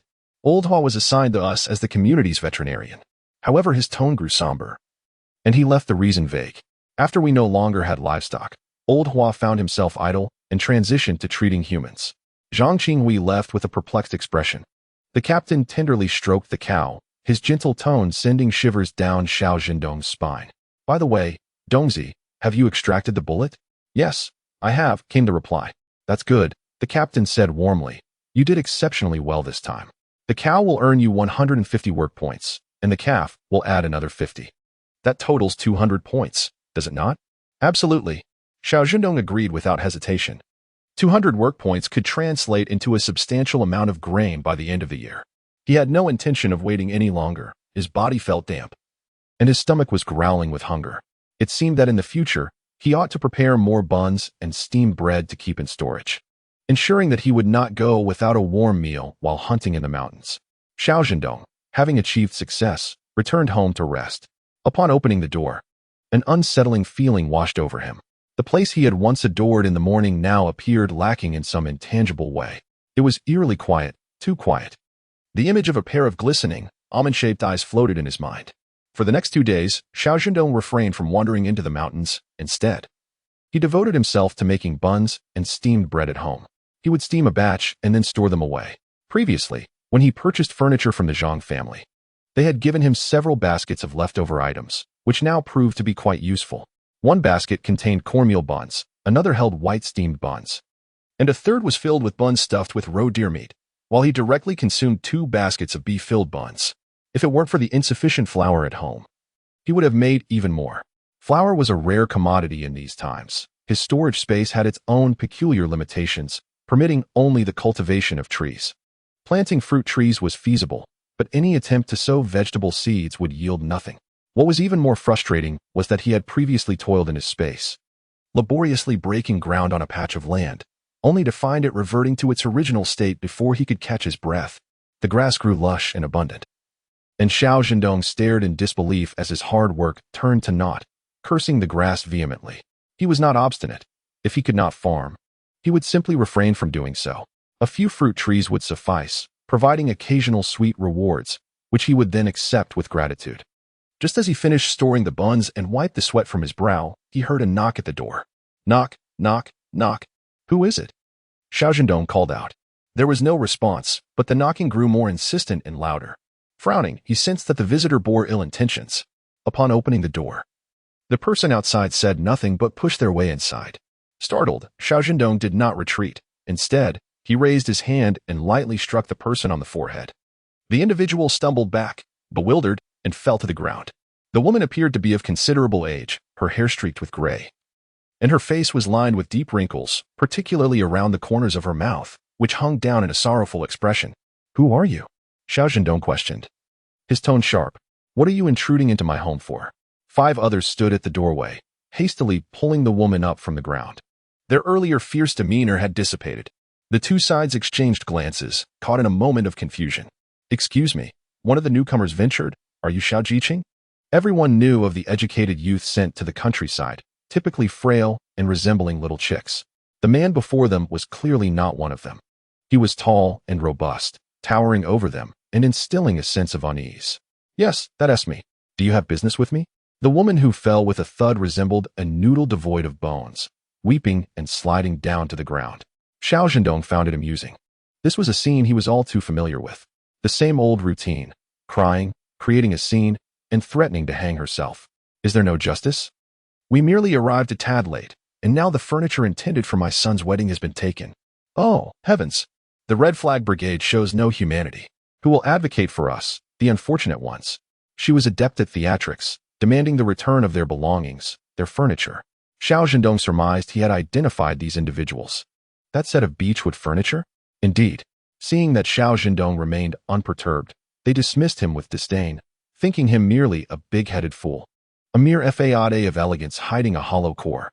We simply couldn't gather the money in time, and that wretched carpenter gave our possessions to someone else. Xiao Zhendong raised an eyebrow. What do you mean given to someone else? I purchased it myself. What you bought? That belongs to us. Now that we, the suffering party, have arrived, you must return the furniture to us. Moreover, without our consent, you have used our furniture and owe us compensation. The brazen manner in which he spoke left Xiao Zhendong somewhat speechless. Compensation? For what? Can you prove that this set of furniture was previously ordered by you? How many would dare to part with such fine beechwood in its entirety? Suddenly, Zhang Qingwei appeared, furious, exclaiming, "Have you no shame? You declared you didn't want this. And my father disposed of it. Now you suddenly want it back? Where were you when the decision was made? Who said we didn't want it? Do you have any evidence?" The woman retorted, "We merely arrived a bit late. Oh, spare me, Zhao lady. Don't think for a moment that I am unaware of your ulterior motives. You merely see the high price of the beechwood furniture and think that even if you back out after placing an order, we would be unable to sell it. You scheming to force us to lose money on your behalf will not stand. My father and I have decided, even if it rots in our home, we shall never sell it to you." "On what grounds?" Zhao lady sprang up. "We simply arrived a bit late. Besides, this furniture is so costly. What is wrong with haggling? If you think it's too cheap, then don't accept it." Zhang Qingwei trembled with rage. The price was clearly agreed upon in writing, and the deposit was paid. When the time came to collect the furniture, it was you who backed out. This family, surnamed Qian, cherished money above all else. They were adept at managing their finances, stretching every cent to its fullest. The Qian family was exceptional, dividing a single cent into 10 parts. The complete set had been priced at 40 in total, with a 5 yuan deposit paid, leaving 35 yuan to settle upon collection. When the day arrived, the Qian family remained silent, and Zhang Qingwei, recalling their nature, felt uneasy and decided to visit the neighboring brigade for reassurance. With a heart full of trepidation, I ventured forth, only to return nearly driven to despair by the shamelessness of the Qian family. They incessantly claimed to have already paid 5 yuan. Yet when it came to the remaining 35, after much deliberation, they deemed it unworthy and insisted on offering a mere 10 yuan, with not a single for more. Upon hearing this, Zhang Qingwei was utterly flabbergasted. Was this not an attempt at deceit? A proper set of items should reasonably command 18 to 20 yuan, especially considering they were crafted from beech wood. Zhang's father had meticulously sanded away every splinter, and the leftover would have been fashioned into other trinkets, intended as thoughtful gifts for the Qian family upon their arrival, in hopes of auspiciousness as the wedding approached. Alas, it was unfortunate that a person of discernment found themselves at odds with those lacking in such. After confirming the Qian family's obstinacy, Zhang Qinghui returned home in silence. His father, a man of integrity, did not inquire, yet as time wore on, he too came to realize that the Qian family had no intention of honoring their word. Chapter 67. Xiao Zhendong. Steady as a rock initially, the Qian family remained quite composed, convinced that the furniture would not sell. Even if Zhang Qingwei had been driven to the brink of exasperation, what of it? Whoever wished to be vexed could be. In the end, the Zhang family would surely be on their knees pleading for them to purchase the items. With this schadenfreude in their hearts, the Qian family awaited. 1 day, 2 days, 3 days, until 3 months had elapsed. As the wedding date loomed ever closer without a word from the Zhang family, the Qian family could no longer contain themselves. When they brazenly approached the Zhang household to procure the furniture, they were met with a thunderclap of realization. The furniture had indeed been sold. The Qian family erupted in a frenzy, clamoring in the small courtyard. Zhang's father ignored them entirely, while Zhang's mother, in a fit of exasperation, doused them with a bucket of cold water, leaving them thoroughly chilled. The Qian family, eager to confront the Zhangs, found their courage faltering upon sighting the chopping knife in Zhang's father's hand, and they scurried away with their tails between their legs. After canvassing the neighborhood, they learned that the furniture had been sold to a recent rural youth. Reinvigorated, the Qian family thought, surely, if the Zhangs can't best us, how could we possibly be outmatched by a mere newcomer? With their fury now having an outlet, they boldly set out to confront Xiao Zhendong, determined to extort a sum from him, lest they suffer indignity at the hands of the Zhang family.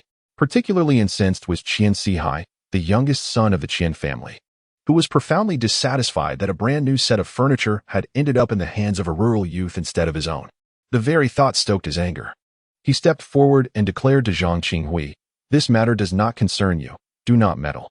Zhang Qinghui, infuriated, stepped up to retort vehemently, "What nonsense! How can this not concern me? The furniture was sold through my efforts. Our family has settled accounts with Dongzi. Why are you still causing a commotion? That was a decision made in our household." Qian Sihai, filled with rage, exclaimed, "How could you sell it to others so casually? Did your family not want it anymore? In this regard, the Qian family found themselves utterly speechless. They believed they had accounted for every detail, only to be blindsided by an unexpected turn of events. "Have you had enough of this ruckus?" Xiao Zhendong said coldly. "If you're done, then leave. Otherwise, do not blame me for being unsparing. Who is causing trouble?" Qian Sihai immediately turned his ire towards Xiao Zhendong. "Return my furniture promptly, along with 10 yuan compensation. If you show a good attitude, we can overlook this matter. Otherwise, prepare for the Qian family to block your door." Xiao Zhendong was rendered speechless. He had long abandoned such childish threats. Casting a glance at Zhang Qinghui, he curiously asked, "If I were to take action, would I need to pay for medical expenses?" Zhang Qinghui, realizing that Xiao Zhendong was serious, carefully explained, "It depends on the circumstances. If you provoke first and take action, you may have to pay some compensation. However, if they provoke you first and act, then you are not liable for any costs." "Oh," Xiao Zhendong replied, his expression one of newfound understanding. "So that is how it is." Zhang Qinghui, intrigued, wondered how he would handle such a rogue. Consequently, turning to the Qian family, Xiao Zhendong unleashed a tirade, exclaiming, "I." In essence, he centered his remarks around familial ties, accompanied by a smattering of biting insults. The Qian family, momentarily taken aback, finally grasped Xiao Zhendong's intent. He was attempting to provoke them into acting first. "Humph, that is utterly impossible." The astute and clever Qian family would not fall for such a trick. Driven by rage, Qian Sihai completely lost his composure. Uttering a furious curse and advancing with clenched fists, Xiao Zhendong was nearly moved to tears. Here it comes. He has finally made his move. Goodness knows how inept he must be. Engaging in a verbal skirmish with such a rogue guaranteed his defeat. It was better to shift the battlefield to a physical confrontation. Verbal sparring was clearly not suited for him. With Qian Sihai making the first move, Xiao Zhendong swiftly pushed Zhang Qinghui aside, grabbing Qian Sihai and delivering a swift kick to his leg. A piercing scream echoed through the air as Qian Sihai collapsed to the ground. Darkness clouding his vision from the pain, Xiao Zhendong showed no mercy to those who sought to bully him. He delivered 2 more strikes to Qian Sihai's face, fortuitously unlocking a pair of panda eyes.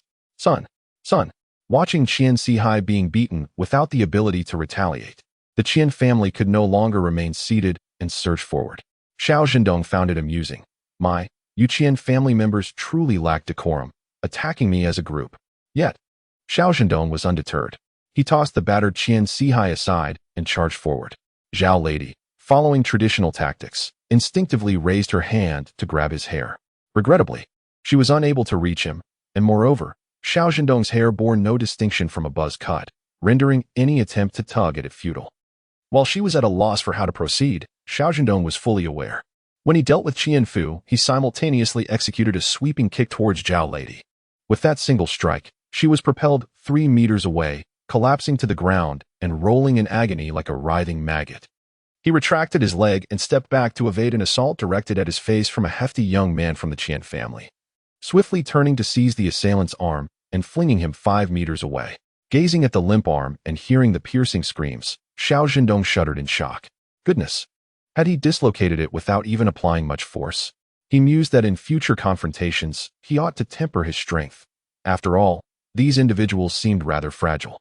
Internally critiquing, his actions, however, remained precise and efficient, captivating Zhang Qinghui, who stood nearby, utterly mesmerized. It is a well-known truth that men, at one point or another, harbor dreams of martial prowess. Even as children, they would brandish sticks as swords, shouting heroically. By the time Captain Xiaodihu arrived, risking his life to rush over, the scene had devolved into utter chaos. The Qian family, perhaps spurred by desperation, exhibited a tenacity akin to that of resilient cockroaches, having been knocked down. They would soon rise again. Particularly, a few of the smaller pests were proving troublesome, engaging in hand-to-hand combat with him while resorting to underhanded tactics. One wielded a glinting knife that dazzled his eyes, exacerbating Xiao Zhendong's irritation. He even contemplated selecting a fortunate soul to incapacitate, perhaps by breaking an arm or a leg. His sole virtue was his audacity to conceive and act upon such thoughts. As Captain Xiao raised his hand and shouted for a ceasefire, a sharp crack echoed through the air. An arm had been broken. Chapter 68. Compensation? For what? Xiao Zhendong innocently lifted his head, shaking the hand that gripped Qian Sihai's arm, causing a dagger to clatter to the ground, gleaming ominously. The atmosphere turned eerily silent. The captain, poised to reprimand Xiao Zhendong, was momentarily taken aback. Though brawls are commonplace, drawing a blade crosses a line. He gazed at the dagger, momentarily struck dumb, before directing his ire at the Qian family. How dare they presume they could bully him?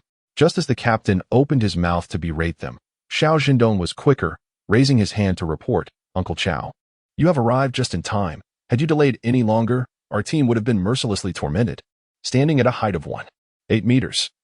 He feigned a look of profound sorrow that was somewhat exaggerated. The captain's face contorted in irritation, urging him to speak plainly without adopting such a bizarre demeanor. The narrative unfolded amidst Qian Sihai's high-pitched wails, as Xiao Zhendong recounted the entire sequence of events. Captain Qiao, fuming, exclaimed, "You deserved it. You shameless lot. How could you expect good fortune when you exhibit such greed? Do you wish to devour it all?" After chastising the Qian family, he turned his ire towards Zhang Qingwei, admonishing, "Look at you, standing idly by. Can't you discern the unfolding chaos? Hurry up and bring the old fellow here. Tell him 2 arms are broken, and we need him to set the bones."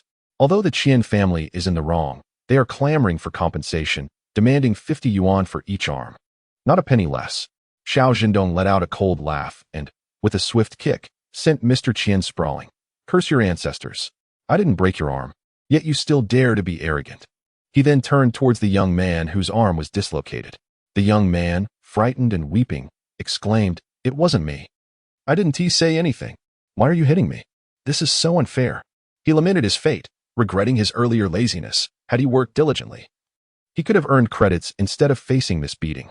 As Xiao Zhendong observed the young man's cowardice, he sighed, grasped his arm, and with a deft motion, popped the dislocated joint back into place. "Move it around," he instructed. The young man, still sniffling and with tears streaming down his face, obediently complied. "Hey, it's better now. I don't feel any pain." Xiao Zhendong rolled his eyes, uninterested in his excitement, and turned to the team leader, saying, "It's all good now. When he was thrown out earlier, too much force caused the dislocation, but it's fixed now." The team leader suddenly realized that this young man was not to be underestimated. He recalled why he found him amusing earlier. Perhaps it was due to the wild boar, wolf pelts, and the little cow and calf he had brought down the mountain just days before. Now I see why they arranged this for you. Qiao Diho. Xiao Zhendong, confronted with the team leader's warm smile, felt his muscles stiffen. What's with this creepy demeanor? Xiao Dihu nodded at Xiao Zhendong, reassuring him, "It's all right. We are in the right here, so there's nothing to fear." Xiao Zhendong silently mused, "Uncle Qiao, they came looking for trouble, and they started it. True. I had the upper hand in the fight, but I'm not paying for the damage. This is self-defense. Pay for it?" The team leader shot him a fierce look. "Do I look like money to you?" This time, he was fiercely protective. According to past practices, it would have been a case of mutual punishment, but the Qian family had no justification this time and had encountered someone he was determined to defend. Damn it. How did your Qinshan team end up with such cowardly people? Always scheming against others. Are you all just miserable? The team leader's tongue was far more eloquent than Xiao Zhendong's. Once he started scolding, it flowed like a raging river. Seeing Qiao Dihu stand up for him, Xiao Zhendong was exceptionally attentive, even fetching him a bowl of brown sugar tea. The team leader, indeed thirsty, glanced at the tea and gave Xiao Zhendong a knowing look. "You've got some sense, kid." With a hearty gulp, the captain cleared his throat, muttering a few curses before falling silent. Xiao Zhendong, intrigued, smacked his lips, yearning for more. This time, he offered a cigarette. The captain accepted it, inquiring about the amount of brown sugar added. Was it not sweet enough? He had indeed been generous, pouring in 3 hefty spoonfuls. "You have made my throat raw," he lamented, his urge to curse now stifled. "Very well, let it be." Old Hua and Zhang Qingwei arrived just in time, promptly attending to Qian Sihai's arm with a serious demeanor. It was broken, and now he was setting the bone. Upon hearing this, Zhao Lady broke down. She abandoned her son and charged at Xiao Zhendong like a raging bull. "You little rascal, I'll have it out with you." Xiao Zhendong raised his hand, grasping her hair and forcing her to look up, delivering 2 resounding slaps. In that moment, her expression cleared. Zhao Lady, disheveled with her hair peppered with gray, appeared somewhat pitiable as she sat on the ground, reverting to her familiar routine of weeping, wailing, and threatening self-harm. Xiao Zhendong ignored her, and the captain had no desire to utter another word. Old Hua secured Qian Sihai's arm and turned to inquire, "Do you need a prescription?" "Yes," came the reply. Old Hua extended his hand, demanding payment. The Qian family exchanged glances, reluctant to part with money, yet fearful of provoking Xiao Zhendong. They could only feign innocence to old Hua, claiming, "We have no money." The crowd chimed in. "Isn't it the physician's duty to heal? You can't just let our child suffer without providing a single packet of medicine." Ah, the moral coercion. Old Hua understood. His outstretched hand remained firm. "I am a veterinarian. Even with compassion, it is the heart of a beast. Spare me the nonsense. Pay for the medicine, or be gone." With such troublemakers in Qingshan village, any hopes of being recognized for excellence this year were dashed. As old Hua packed to leave, an onlooker grew anxious. "Why are you leaving? I haven't even had a look." He darted forward, blocking old Hua's path, ingratiatingly pleading, "Doctor, I haven't been examined yet. Please take a look at me." Chapter 69. Old Hua replied, "You have kidney deficiency." Xiao lady, having failed to secure a consultation, erupted in fury. "You old fool. You treat animals. Why are you attempting to examine my son?" She lunged forward, but the young man swiftly pushed her aside. Xiao lady fell, incredulous. "Xiao Bao, did you just push me?" Qian Liuha, exasperated, retorted, "Aunt, have you finished your tantrum? Whether he treats animals or humans, what matters is whether he can cure your affliction." Moreover, while Xiao lady was oblivious, he was aware that this seemingly unremarkable old man possessed considerable skill behind the scenes. In the neighboring villages, he was the go-to for breeding sheep and treating cattle. Offending this old man would jeopardize future dealings in breeding and veterinary care. Qian Liuha gazed at Lao Hutu with an ingratiating expression. "Doctor, could you take a look at me?" Lao Hutu raised an eyebrow, touched his arm, and cast a sidelong glance at Xiao Zhendong. He mused silently, surprised that this young fellow possessed such skills. Impressive. After examining the arm and taking Qian Liuha's pulse, he declared, "You have kidney deficiency." Qian Liuha's expression shifted instantaneously. "What kind of quack are you? I'll smash your stall," he retorted. "However, I can treat it," Lao Hutu replied. Qian Liuha's grimace transformed into bewilderment in an instant. A moment later, he promptly knelt down. "Grandfather, please save your grandson." Lao Hutu chuckled in amusement, realizing that these youngsters truly were a bunch of rogues. He could not be bothered to engage further, packed his medical bag, and bid farewell to the captain before departing. Qian Liuha followed eagerly, leaving the Qian family in tears. The captain scratched his head, pondering how to handle the situation. If they weren't driven away, they would become a nuisance. Not to mention, news of the commotion caused by the Qingshan team had already spread. Those idle onlookers, having nothing better to do, were already sneaking around to observe. Xiao Zhendong felt it was time for him to step in and alleviate the captain's worries. "Uncle Xiao, what are you thinking?" "Chase them away." The captain sighed. "Am I supposed to keep them as guardians at the door?" Xiao Zhendong grinned mischievously. "Uncle Xiao, I have an idea that might be a bit underhanded." The captain's interest piqued. "Do tell." Xiao Zhendong leaned closer to the captain and whispered a string of suggestions. The Qian family felt anxious but were reluctant to leave. They had already suffered significant losses today. Not only had they failed to retrieve their furniture, but they had also endured a beating, and their son's arm was broken. He would need to rest and recuperate, unable to work and incurring further expenses. Just the thought of it made the Qian family feel as though their hearts were breaking. They were determined not to leave empty-handed and intended to extract a hefty price from the Hongqi team. "Don't waste your breath. If you don't compensate us for the furniture and provide some nutritional support, we will not leave, no matter what," Xiao lady declared defiantly, only to retreat in fear. She was genuinely terrified. This Xiao fellow was far too unpredictable. He would resort to violence at the slightest provocation, without a hint of hesitation. The captain chuckled. "Really?" Xiao lady affirmed. "Really." They were resolute. At that moment, Zhang Qinghui, just returning from the Yu family, bellowed, "Uncle, what should we do now?" "Release them," he commanded. Suddenly, 6 hunting dogs, as if fueled by an adrenaline rush, surged forward. The Qian family, who had claimed they would never leave, scrambled to escape in sheer panic. "Mother! Dogs!" they cried, rolling and tumbling away in utter disarray. Behind him, 6 dogs diligently pursued, their relentless barking echoing as any laggard among them would receive a nip at the rear. Although they did not draw blood, the sound of their teeth snapping together was enough to send a shiver down one's spine. They cried out in despair, fleeing in disarray. The captain laughed heartily, reveling in the moment. It was about time such measures were taken. These shameless individuals, perpetually scheming to plunder the pockets of others, deserved a lesson to temper their misdeeds. Perhaps now they would reconsider their actions, mindful of the consequences that awaited them. Zhang Qinghui watched their retreating figures with a sense of melancholy, thinking to himself, "My dear brothers, I truly cannot afford to offend you again. Your tactics are becoming increasingly ruthless. It is fortunate that our team possesses trained hunting dogs, adept at cornering their quarry. These dogs know how to intimidate, driving the prey towards the hunter's designated area, striking without biting. However, unleashing untrained dogs could lead to chaos, potentially costing lives. Better to avoid such uncontrollable outcomes." After resolving this matter, Xiao Zhendong yawned, preparing to return home when the captain beckoned him, urging him to accompany him to his residence. "Huh, is there something you need?" Xiao Zhendong scratched his head, slightly bewildered. "You'll find out when you get there." "All right then."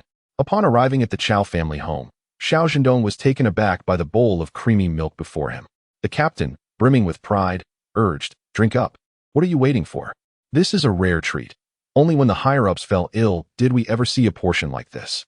Reflecting on this, the captain expressed a mix of nostalgia and disbelief that they could one day savor such a delicacy. "Stealing from a calf, you say?" Xiao Zhendong mused, though he deemed himself unworthy of such actions. Yet, he pondered, if Chao Dihu had gone to such lengths for him, refusing to drink would waste his goodwill. "Drink. Drink heartily." The captain chided, "You little rascal, what are you thinking? This milk belongs to that calf. If we don't help finish it, it will curdle and leave the calf without sustenance, which would be a disservice to the cow as well." He was knowledgeable about tending to livestock. Yet, the sheer quantity of milk before them seemed excessive. Chao Tiantian muttered nearby, "Moreover, you say that, yet you left not a drop when it came time to drink." Xiao Zhendong raised an eyebrow, choosing not to argue with the young girl. Instead, he remarked, "Consuming milk this way feels rather bland.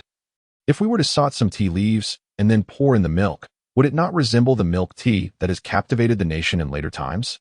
At that moment, Xiao Zhendong was older, languishing on a sickbed, his palate either devoid of flavor or tainted with bitterness. He longed for something sweet, but was consistently denied by that wild child, who justified it by saying, "Father, you are unwell. We must not indulge." However, it was merely a reluctance to squander even a dime on him. Chapter 70. The girl with the grass ring. Xiao Zhendong returned home, often wandering up the mountain in hopes of encountering that girl with the floral crown once more, but alas, each attempt proved futile. Occasionally, he would awaken in the dead of night, his mind consumed by the visage of that slightly fearful little face. Lying listlessly on the bed, Xiao Zhendong resignedly got up to change his clothes and linens. Indeed, after a hearty meal, his thoughts were overtaken by trivial matters. Since sleep eluded him, he decided to wash his clothes amidst the nighttime chorus of insects and the cool breeze, watching the deep blue sheets flutter in the courtyard. He could only sigh in frustration. It seemed he could no longer afford to wait idly. Perhaps this girl was not from the Hongqi Brigade, he pondered, and resolved that during today's hunting expedition, he would venture into other territories. Should he chance upon her, he would ensure that she would not escape this time. As dawn broke, Xiao Zhendong, carrying a half-dozen traps, was intercepted by the brigade leader just as he stepped outside. "Where are you off to?" "Going hunting." Xiao Zhendong replied casually, glancing at the brigade leader. "What brings you here so early, Uncle Qiao? Found something good for me?" "Not quite." Qiao Dihu chuckled, retrieving 3 tender chicks from a basket behind him. "I brought you some chicks. Don't head out just yet. Settle them in first, and then we can discuss a few matters." Xiao Zhendong smiled. "Am I to shamelessly accept these?" "There's no shame in it." The brigade leader was acutely aware that since Xiao Zhendong had come to the countryside, the most tangible economic benefits he had brought could not be balanced by mere chicks. "These are rightfully yours. Just the cow and calf alone are worth a fortune. If it weren't for the brigade's financial constraints, it would be impossible to settle matters with just 200 work points." Ultimately, it all boils down to poverty. The brigade leader sighed, his mood inevitably growing heavy. The hardships faced by everyone reflected poorly on him as the brigade leader. Noticing the brigade leader's troubled demeanor, Xiao Zhendong refrained from speaking. Everyone harbored their own worries, and he had plenty of his own. Once the chicks were settled, the brigade leader finally spoke. "Lately, you've been busy, and so have I. I haven't had the chance to introduce you to our brigade's chief hunter. Today, I have some free time, so don't head up the mountain just yet. Come with me to meet Yu Qing." Yu Qing? Under normal circumstances, Xiao Zhendong would have readily accepted. However, his mind was entirely occupied with thoughts of the girl with the grass ring, which he had carefully brought back and was now soaking in spring water, still vibrant and fresh. The image of the lively grass ring and the enchanting girl kept him awake through the night. Perhaps not, Xiao Zhendong replied diplomatically. I intend to make the most of this time to prepare diligently. Once the autumn harvest arrives, we won't need to go up the mountain anymore. The brigade leader remarked, What mischief are you brewing in that mind of yours? Xiao Zhendong feigned innocence. There is no mischief at all. I merely wish to make a modest contribution to the brigade. My aspiration is, under your esteemed leadership, Captain, to ensure that everyone in our brigade enjoys a sumptuous feast of meat. At your encouraging exclamation, Captain, I feel invigorated, for you recognize my ambition. Come, let us now seek out Yuqing. Once his leg has healed, the two of you shall unite your strengths. And perhaps our brigade may indeed witness a day when all partake in a hearty meal. Xiao Zhendong thought to himself. How ironic it is that despite his previous exhortations to abstain from visiting, the captain has chosen to come, oblivious to his warnings. Nonetheless, let us proceed. He consoled himself. For seeking out Miss Cao Huan is not an endeavor bound by a mere day or two. However, upon arriving at Yuqing's residence, both he and the captain discovered that the household was in utter disarray. The hounds were barking, the chickens fluttering about, eager to take flight. In the courtyard, a group was embroiled in a tumultuous scene, with some weeping and others hurling insults. The captain and Xiao Zhendong stood at the threshold, unsure whether to enter or retreat. Xiao Zhendong lowered his voice. Uncle, I warned you against coming here, yet you insisted. Now what do? We cannot simply stand idly by. The captain, gritting his teeth, retorted, You insolent lad, refrain from making light of the situation. I am here for your benefit. Forming a good rapport with Yuqing will serve you well in the future when the hunting team is entrusted to you. Only advantages await you, none of the contrary. The captain recognized Xiao Zhendong's talents, having observed his conduct and demeanor in their interactions. He truly is commendable, adept at flattery when required yet maintaining his own principles. The captain harbored high hopes for him as his successor, having already identified his heir and wishing to impart knowledge during their time together. In due course, when he has matured into a capable leader, he will confidently hand over the Red Flag Brigade into his stewardship. As for Yuqing, it seemed fortune had not favored him in selecting a successor, often leading him astray in his judgments. Thus, it was perhaps prudent for the captain to assist him in identifying a suitable candidate. Just as he contemplated introducing someone to Yuqing, chaos erupted. With a determined stomp, the captain declared, Halt, and strode boldly into the fray. Indeed, one must not merely be an observer. In the face of such turmoil, active mediation is essential. Should mediation fail, one might as well partake in the commotion. What is all this ruckus? Yuqing, you are becoming increasingly unbecoming. Have you become so proud since your marriage? Returning home to flaunt your status is unseemly. The affairs of the Yu family are akin to a long and foul tale, filled with grievances. It is often said that numerous descendants bring profound blessings, yet the reality of such fortune is questionable, overshadowed by a plethora of trivial matters. Yuqing, with her disheveled hair, inhaled deeply and scoffed. Ah, it is our esteemed captain. Pray tell, do you have any authority over our family matters? Spare us your unsolicited intervention. Yuqing's mother, exasperated by her daughter's rebelliousness, admonished, You must not speak to the captain in such a manner.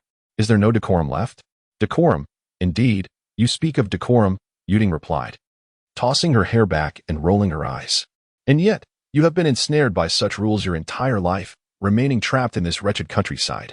I simply cannot comprehend why it is deemed unacceptable for a person to follow their heart and indulge in a carefree manner. Is it a crime? Oh, Xiao Zhendong cast a sidelong glance at Yuqing, realizing she embodies the spirit of a daring heroine at the forefront of the times. Carefree and unrestrained, one must admit. It does indeed resonate with a certain truth. Yuqing's mother trembled with anger. Yes, if you wish to be carefree and unrestrained, then my husband and I shall not interfere. When you wed, we made our stance clear. As long as you married that family, you would no longer be our daughter. Yet now you reappear, calling us father and mother. What does that signify? Chapter 71. What is wrong with marrying a fool? Xiao Zhendong. The onlookers were utterly bewildered. No one provided a summary of the situation. They were merely left to listen in confusion. I understand. Yuqing adjusted her hair, aware that you all look down on me. Believing I have sold myself by marrying a man 25 years my senior, whose son is even older than I am. Xiao Zhendong paused, lifting his gaze to scrutinize Yuqing closely. To be fair, she was indeed quite beautiful. with a shapely figure, willow-shaped brows, and phoenix-like eyes. Her gaze inadvertently exuded a subtle allure. The more he observed, the more he felt her features bore a hint of familiarity. Before he could process this thought, he was abruptly interrupted by a thunderous shout from Yuting's mother, shattering his train of thought. "Marry whomever you desire. We cannot and do not wish to interfere. Yuting, remember this. Xiaofang is not you. She will not follow your path." With a broom in hand, Yuting's mother declared, "If you leave now, I shall pretend you never came. Should we cross paths in the future, we may nod in acknowledgement." Yuting chuckled lightly. "Mother, do not speak in such a manner. Xiaofang is now an adult. She can make her own decisions. What purpose does your meddling serve? Besides, how can you be certain she does not envy my current life? The snowflake cream I once had to use with caution, I now apply to my feet." Her tone dripped with a sense of superiority, leaving Xiao Zhendong questioning his own existence. Applying snowflake cream to one's feet, was that impressive? In some affluent families with a legacy, they utilize specially formulated skincare products from traditional herbalists. For ordinary folk, snowflake cream might be considered a treasure, but for them, it was hardly worthy of a glance. "Get out." Yuting's mother, seeing her daughter unyielding, brandished the broom and lunged at Yuting. Unable to evade, Yuting was struck. In a fit of rage, she shouted, "Mother, are you truly so impoverished that you cannot even discern right from wrong? If not for Xiaofang being born of my womb, such fortune would never have befallen a country bumpkin like you. Do not test my patience." Yuting's mother stared at her fierce daughter, clutching her chest as tears streamed down her face. Yuting Qing, who had remained silent, suddenly moved. He stood up, limping towards their mother, gently patting her back. "There, there. Do not cry. Do we not already know what kind of daughter we have? Why shed tears now?" Despite the knowledge of the situation, being scolded by her own daughter left Yu Mu in tears, feeling both heartbroken and hopeless. Yuting continued to provoke, saying, "Oh, I thought so. Ever since I came into this household, you haven't moved a muscle. Are you perhaps crippled?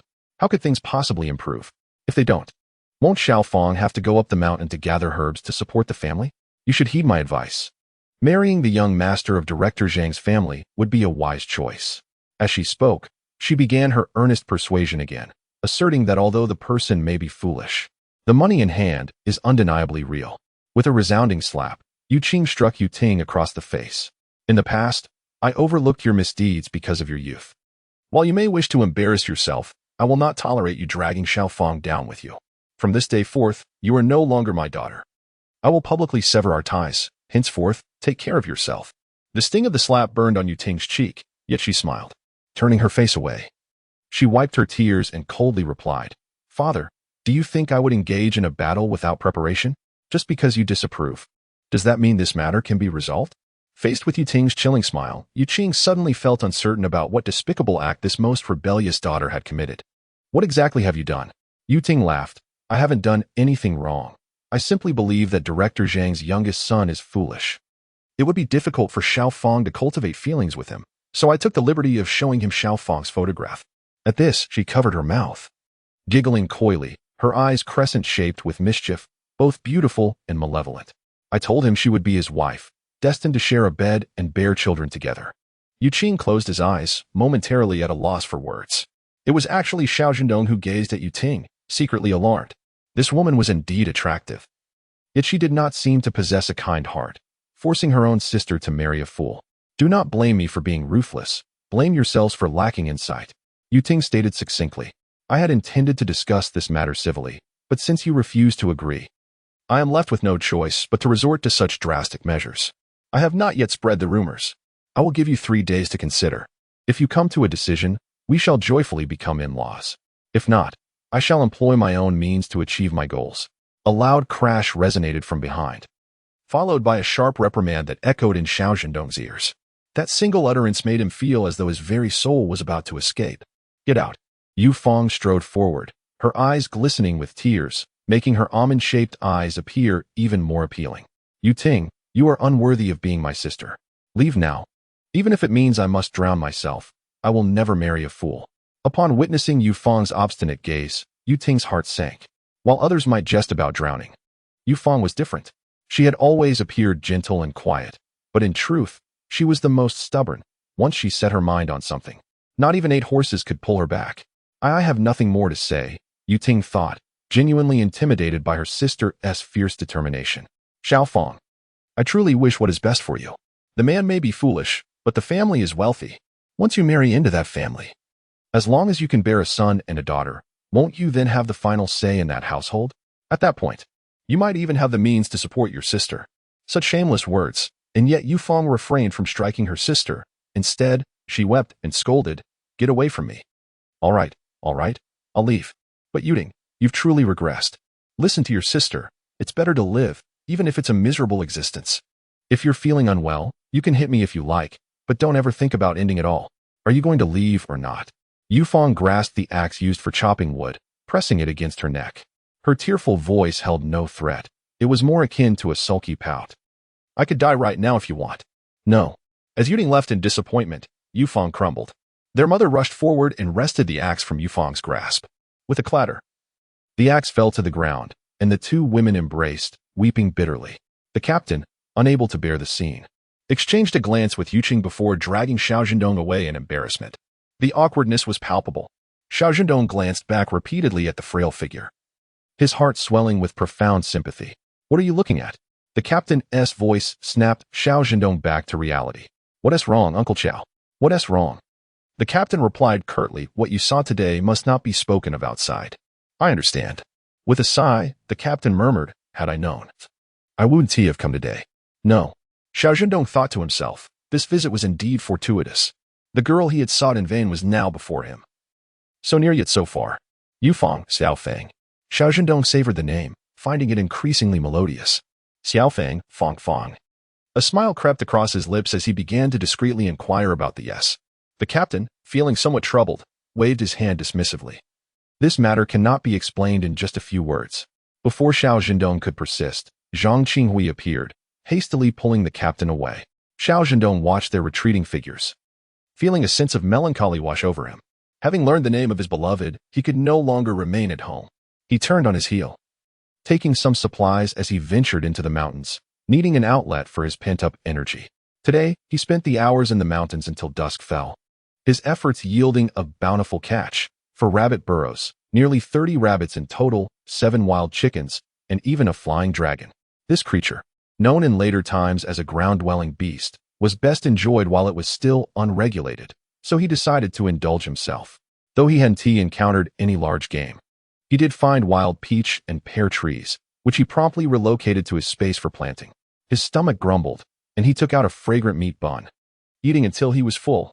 As he descended the mountain, darkness enveloped the land.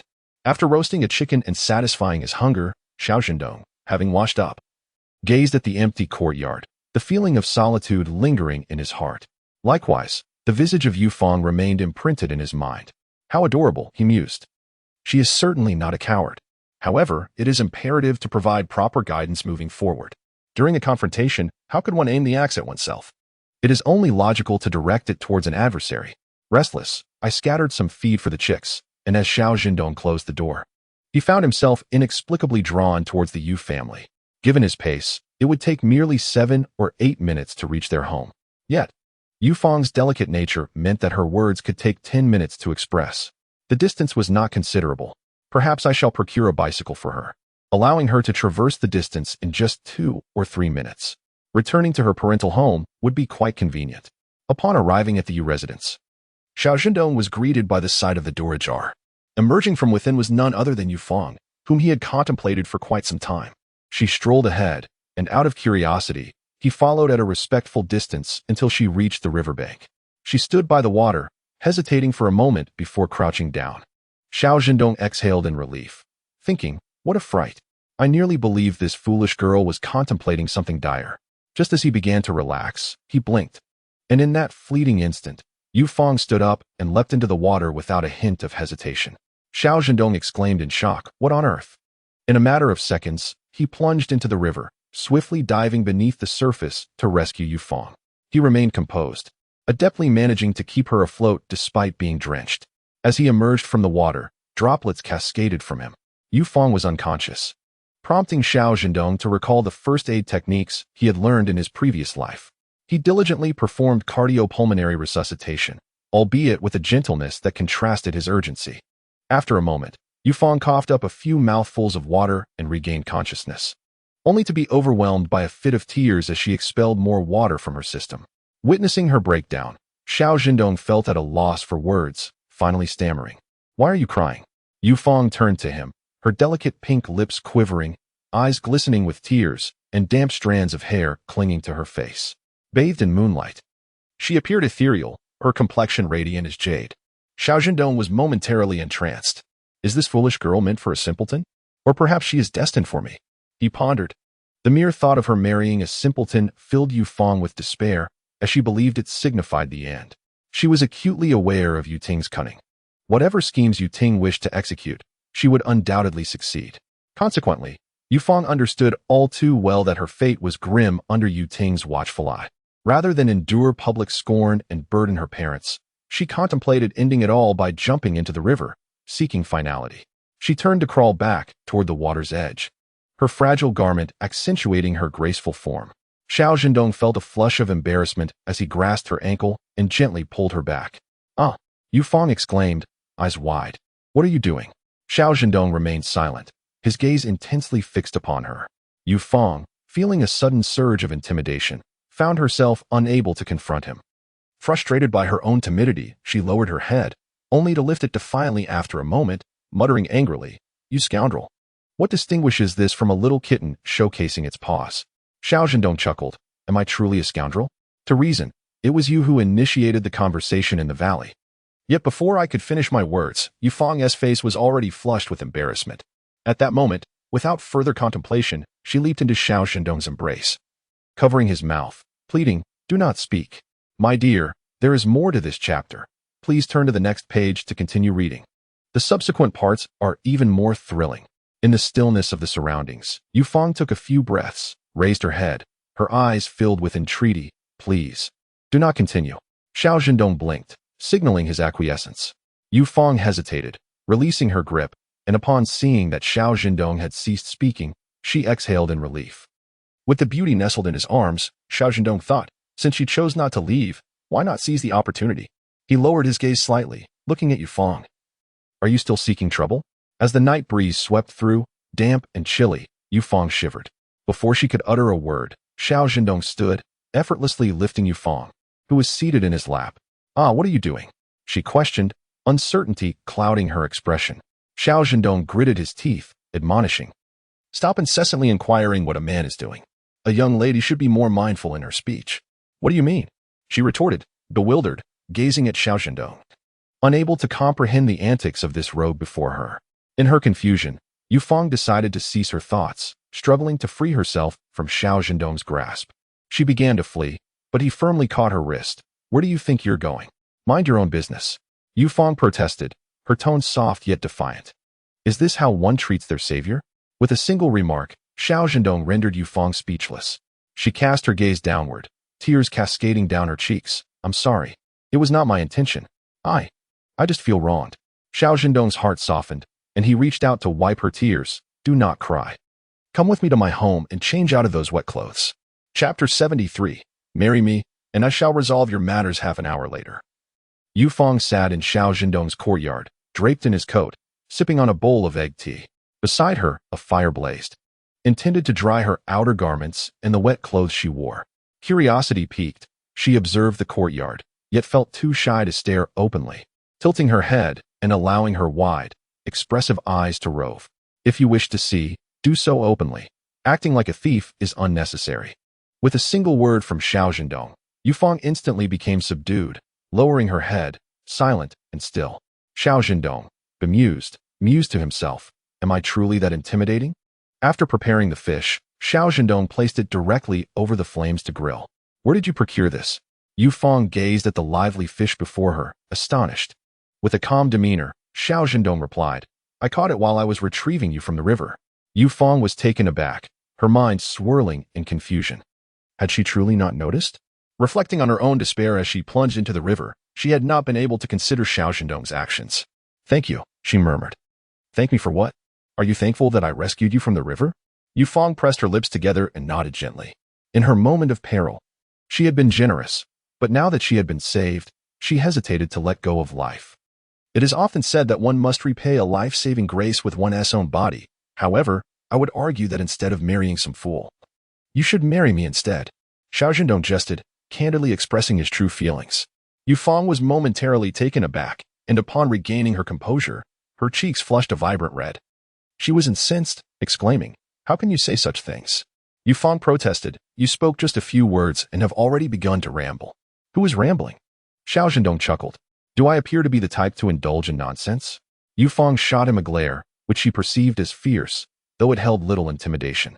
Xiao Zhendong sighed, realizing he had misjudged the situation. Initially, he assumed Yufang belonged to the same category as Chao Tiantian, a cute girl whose charm could shatter all illusions with but a word. Yet, Yufang was merely a fade of strength. Beneath her seemingly fierce exterior lay an incredibly soft heart. "Are you not?" Yufang lamented, hugging her knees, murmuring, "I truly do not know what to do." Observing her distress, Xiao Zhendong genuinely wished to alleviate the burdens of his future father-in-law and fiancé.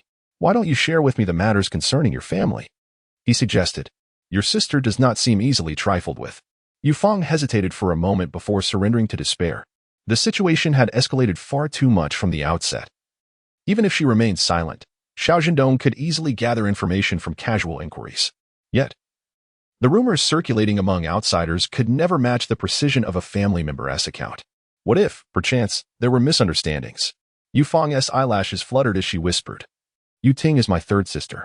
Yu Qing and Yu Jinjin had a total of 6 children. The eldest, Yu Jiang, the second son, Yu He, the third daughter, Yu Ting, the fourth son, Yu Hu, the fifth daughter, Yu Mei, and Yu Fang, the youngest."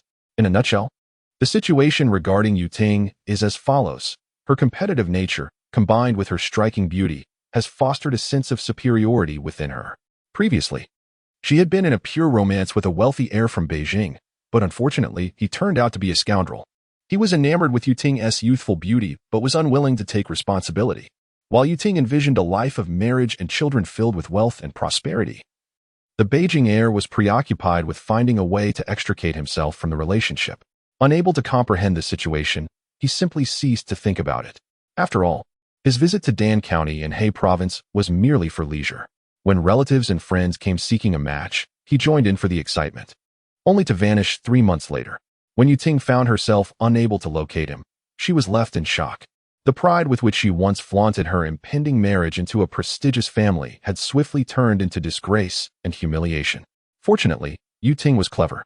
Based on fragments of previous conversations, she managed to procure a letter of introduction from the captain and affixed the seal, making her way to the capital. She was gone for 3 months. No one knew what transpired during that time. Upon her return, she appeared to be an entirely different person.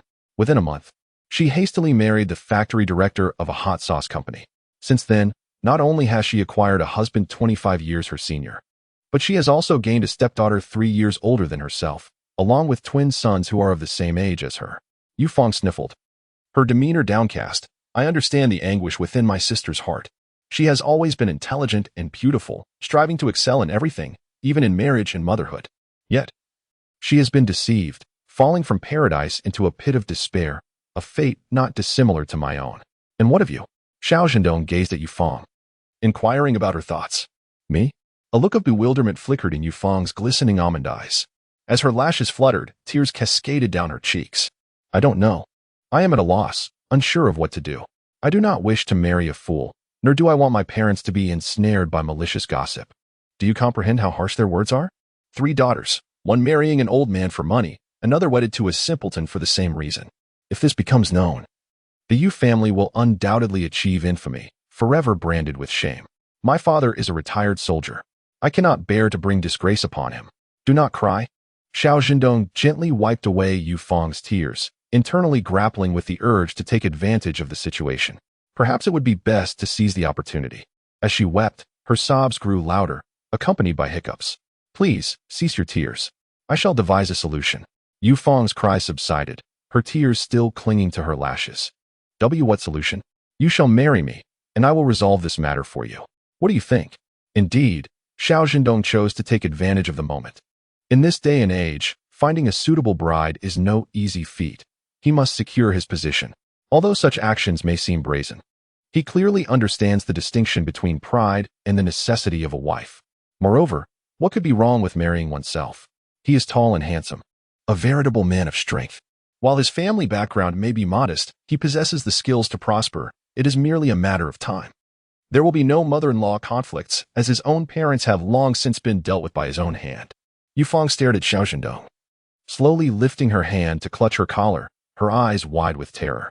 Why, you're not going to start being a rogue again, are you? I speak with sincerity, Xiao Zhendong replied. He rose and crouched before Yufeng, lifting his gaze to meet hers, a carefree smile adorning his face. Is marrying me not 1,000 times better than marrying a fool? Chapter 74. The great deceiver Yufeng found herself momentarily entranced by Xiao Zhendong's smile. Hey! He waved his hand before her face, breaking her reverie. What are you thinking about? Yufeng snapped back to reality, her cheeks flushed crimson. Why, you're shameless. How am I shameless? He retorted. Marriage is a matter of parental arrangement and matchmaking. Why do you speak of such things? The great chairman proclaimed that women can hold up half the sky, and now we have the freedom to love. And no, that won't do. Despite her heart being stirred by Xiao Zhendong's words, she could not shake the feeling that there was some trickery afoot. We have only met twice. As Yufeng spoke, she gradually grew more confident. Indeed, after only 2 encounters, discussing marriage seemed utterly preposterous. Xiao Zhendong never anticipated that this seemingly gentle girl would be so unyielding. Without hesitation, he retorted, so what if we've only met twice? I fell for you at first sight and became enamored upon our second meeting. Had you not fled so swiftly during our initial encounter, I would have undoubtedly proposed to you on the spot. Though his words bore the hint of exaggeration, he spoke with utmost sincerity. Yufeng had never encountered anyone like Xiao Zhendong. Typically, those engaged in pure love were more reserved and bashful, even when they liked someone. Their manner of expressing affection was cautious and measured. Yet here was Xiao Zhendong, unabashedly vocalizing his feelings.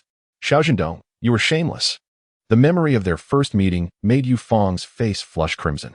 Xiao Zhendong, unabashed, declared, and what of it? Being shameless is a virtue of mine. Those who are overly concerned with appearances accomplish little. As the conversation shifted, his eyes sparkled with mischief. Moreover, you've seen me completely. If you neglect your responsibilities to me, I shall go to your parents to demand justice. Yufeng was left speechless, her mouth agape, stammering, You. Her ability to argue faltered, resorting to the same few exclamations, scoundrel, good for nothing. Her retorts lacked any real force. Xiao Zhendong, bemused, wondered how such a timid girl could emerge from such a vibrant region as northeast China. He coaxed her gently, consider my words, I can hunt in the mountains. Our daily sustenance is assured, and I could even amass some wealth. This house is brand new. Not only could it accommodate a young couple, but once married with children, we could invite your parents to live with us as well. And, dear Fong, place your hand on your heart and judge my character. Yufeng hesitated, gazing at the boastful man before her. Ultimately, she decided to heed her inner voice. He was indeed a rogue. Xiao Zhendong, unfazed, teased, you lack gratitude for my honesty. He was not angry. Instead, he turned the fish in the pan and rose to head to the kitchen, watching his retreating figure. Yufeng bit her lip, lost in thought. Truth be told, her heart fluttered. Rather than marry a fool, she would rather be with Xiao Zhendong. Though his words were flamboyant, his actions were remarkably reliable. At least when he rescued her, he had exhibited a commendable sense of propriety. Yet, Yufeng thought with determination. He simply could not manage his wandering eyes, always casting glances, pretending he saw nothing, just as she was lost in contemplation. Xiao Zhendong emerged from the kitchen with bowls and utensils. Noticing Yufeng staring intently at the fire, he sighed, don't just roast one side.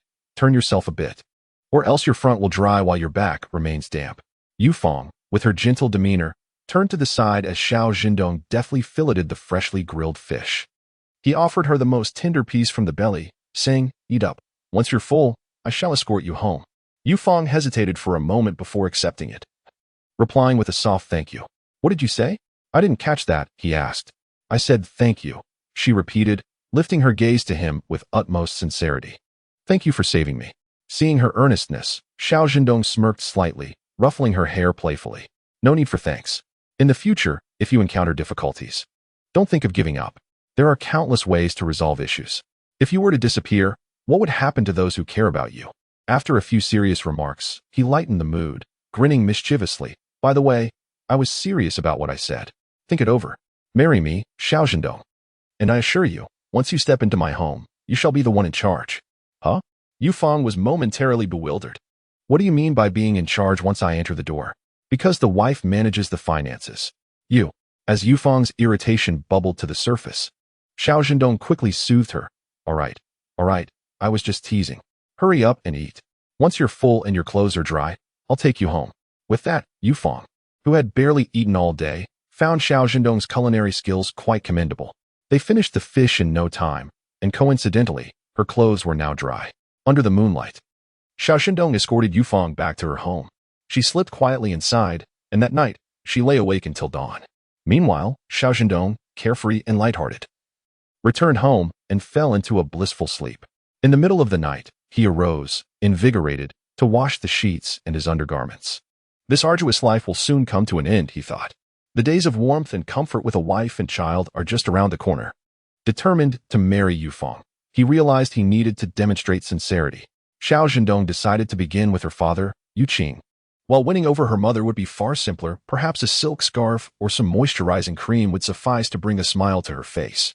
Before heading up the mountain, Xiao Zhendong sought out the old herbalist to inquire about Yuqing's health and what supplements would be beneficial for him. The old herbalist paused, surprised. Why are you asking about him? Xiao Zhendong, without hesitation, fabricated a story. Well, old man, I am a hunter, after all. In the past, when I was a bandit, I had to pay respects to the mountain lords. Enough, the old herbalist sighed, exasperated. Don't bring that bandit nonsense here. However, being polite is always a virtue.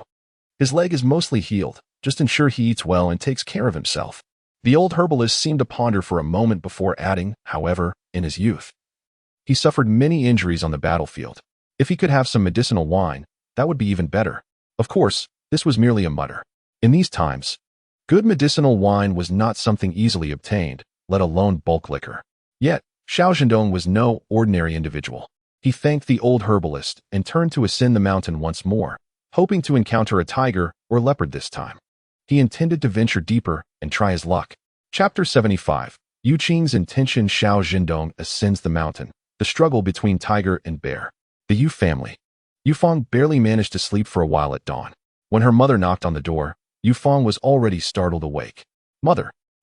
Yu's mother, unaware of her daughter's desperate plight the previous day, sat beside Yufeng's bed, holding her hand. It's all right, don't dwell on it. Your father and I would never permit Yuting to act recklessly. Just rest easy. A forced smile appeared on Yufeng's face. Mother, I'm fine. As long as you're fine, let's eat first, then we'll go to the county with your father. To the town? Yufeng was taken aback. She did not suspect her parents of any ill intentions. Rather, she was curious about the purpose of their trip to the county. Upon hearing this, Yu's mother's eyes turned red. Without saying a word, she rose and left. Yufeng, feeling anxious, hastily donned her clothes and slipped on her shoes before dashing out. At the dining table, the atmosphere was somewhat heavy. Yufeng was at a loss for words, her head bowed as she ate, as if counting grains of rice. Don't worry, Yuqing said, observing his daughter's demeanor, his heart heavy as well. Accustomed to the silent strength of paternal love, he felt somewhat clumsy in offering comfort. Your father would never let you marry a fool. Father, Yufeng looked up. Mother just mentioned that after we finish eating, we are going to the county. What is the purpose of this trip? Over 20 years ago, when I was in the army, I saved a young leader. He once said that if I ever encountered difficulties, I could reach out to him. Yuqing's act of saving someone was purely from his heart. He never intended to leverage it for favors. I plan to take you for a photograph and then send him a telegram. Yufeng's hands trembled slightly. And then? He has many brothers and sons. In due time, you can marry a suitable one. Yufeng was stunned. Father, what kind of behavior is this? Are you pushing me away to resolve everything? Do you even know who I wish to marry? Whoever it is better than marrying a fool. Yuqing's tone was firm. I saved him, and out of gratitude for my life-saving act, he would not mistreat you. Yufeng thought of Xiao Zhendong, biting her lip. I refuse. You refuse? Do you wish to marry a fool? I do not. Yu's mother wept. Xiaofeng, do not argue with your father. We have no choice. Yuting is reckless, and she dares to say what she means. Rather than allowing the child to suffer nearby, it is better to send her far away. As long as she lives well, if we do not see her, so be it. In any case, I will not go. Whoever wishes to marry, let them marry. Nonsense. Yuqing slammed the table. Is this the time for your stubbornness? Who is truly being willful here? Pressed to her limit, Yufeng revealed her claws. You would have me marry someone I have never met. Is that not absurd? Even if it is absurd, is it any more absurd than marrying a fool? Yu Qing had always acted with a clear conscience, never having begged anyone for anything. Yet this time, he was resolute. This matter is settled. After we eat, you will come with me. I will not go. Yufeng stifled a sob, feeling aggrieved. Why is it always me who has to concede? Because of her malevolence, Yu Qing gazed at Yufeng, who could mercilessly frame others and tarnish their reputations. Can you do the same? There are thieves who operate for 1,000 days, but there are no defenses against them that last the same. You know well what kind of person Yuding is, as do I. She is one who will not rest until she achieves her ambitions. She has now set her sights on you. If you do not take precautions, what else can be done? Yu Qing, filled with agitation, exclaimed, No. I shall take a gun and eliminate that scoundrel. As he spoke, he reached for his weapon, but their mother wept and intervened, turning to plead, Xiaofang, please listen to your father. He will not harm you. If you marry him, with your father's favor, that family will not treat you poorly. Being treated well and living comfortably are far from synonymous. They are merely country bumpkins, and let us not forget that the purpose of the marriage is to seek refuge. Would such a family truly value her? Marrying Xiao Zhendong would grant her authority in the household. In the home of that minor leader, she would be afforded respect. In that fleeting moment, Yufeng, tormented and filled with doubt throughout the night, finally arrived at her decision. She would marry Xiao Zhendong. I refuse. Yufeng calculated her options and took 2 steps back, declaring, I will not marry. I will find a way to resolve this myself. With that, she turned and fled. Their mother stood bewildered. Child, where are you going? Yufeng made a trip to Xiao Zhendong's home, finding the door tightly shut, and understood he had gone into the mountains. Hesitating briefly, she turned and ran up the mountain as well. By noon, Yufeng had yet to return, and their mother sat at the entrance, weeping. Can't you speak to her nicely?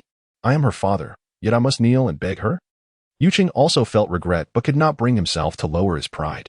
As the sun climbed higher, he could no longer wait and, limping, went to borrow an ox cart from the village chief. If Yufeng did not go, he would. Even if it meant sacrificing his dignity. He would not allow that little wretch Yuding to succeed. Once Yufeng was gone, he would find a way to set things right. The factory director of the hot sauce plant truly believed himself a local emperor. With this thought, a fierce glint flashed in Yu Qing's eyes. This chapter is not yet finished. Please turn to the next page to continue reading. Today, Xiao Zhendong ascended the mountain with the intent of searching for wild ginseng. This elusive herb primarily thrives in dense forests.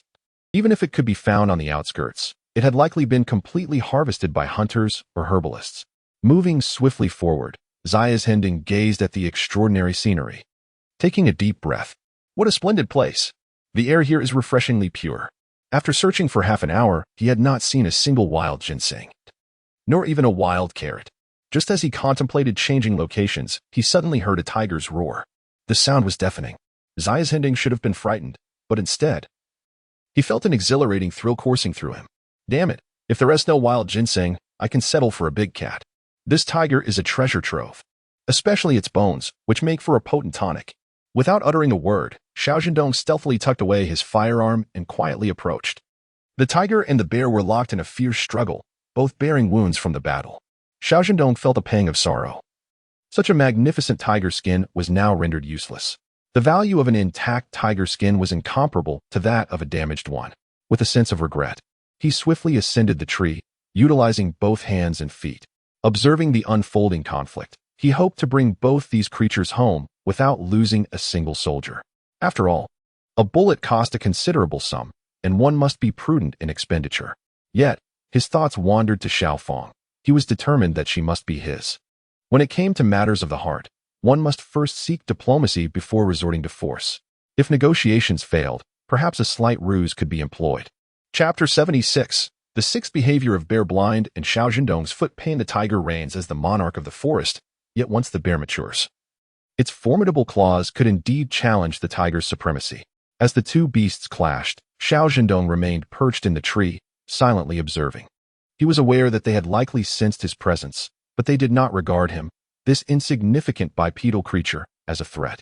Ultimately, the bear succumbed to the tiger's assault, its shoulder flesh clamped tightly in the tiger's jaws. It struggled and howled, thrashing about in a desperate attempt to escape the tiger's grip, until it finally lay still upon the ground, lifeless.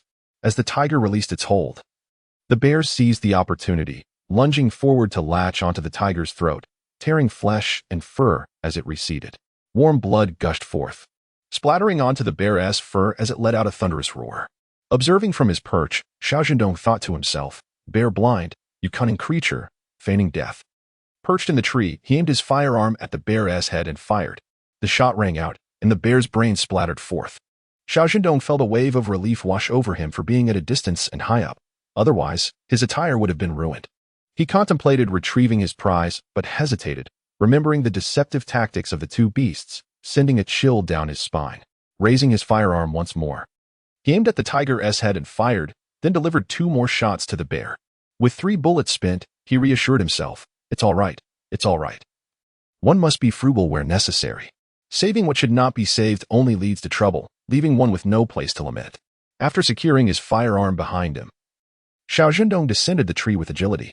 From his spatial storage, he retrieved a basin to collect the blood from the tiger, quickly transferring it to his space while it was still fresh. Both the bear and the tiger were then placed within. With his firearm in hand, Xiao Zhendong ventured deeper into the woods, still harboring some hope of encountering wild ginseng.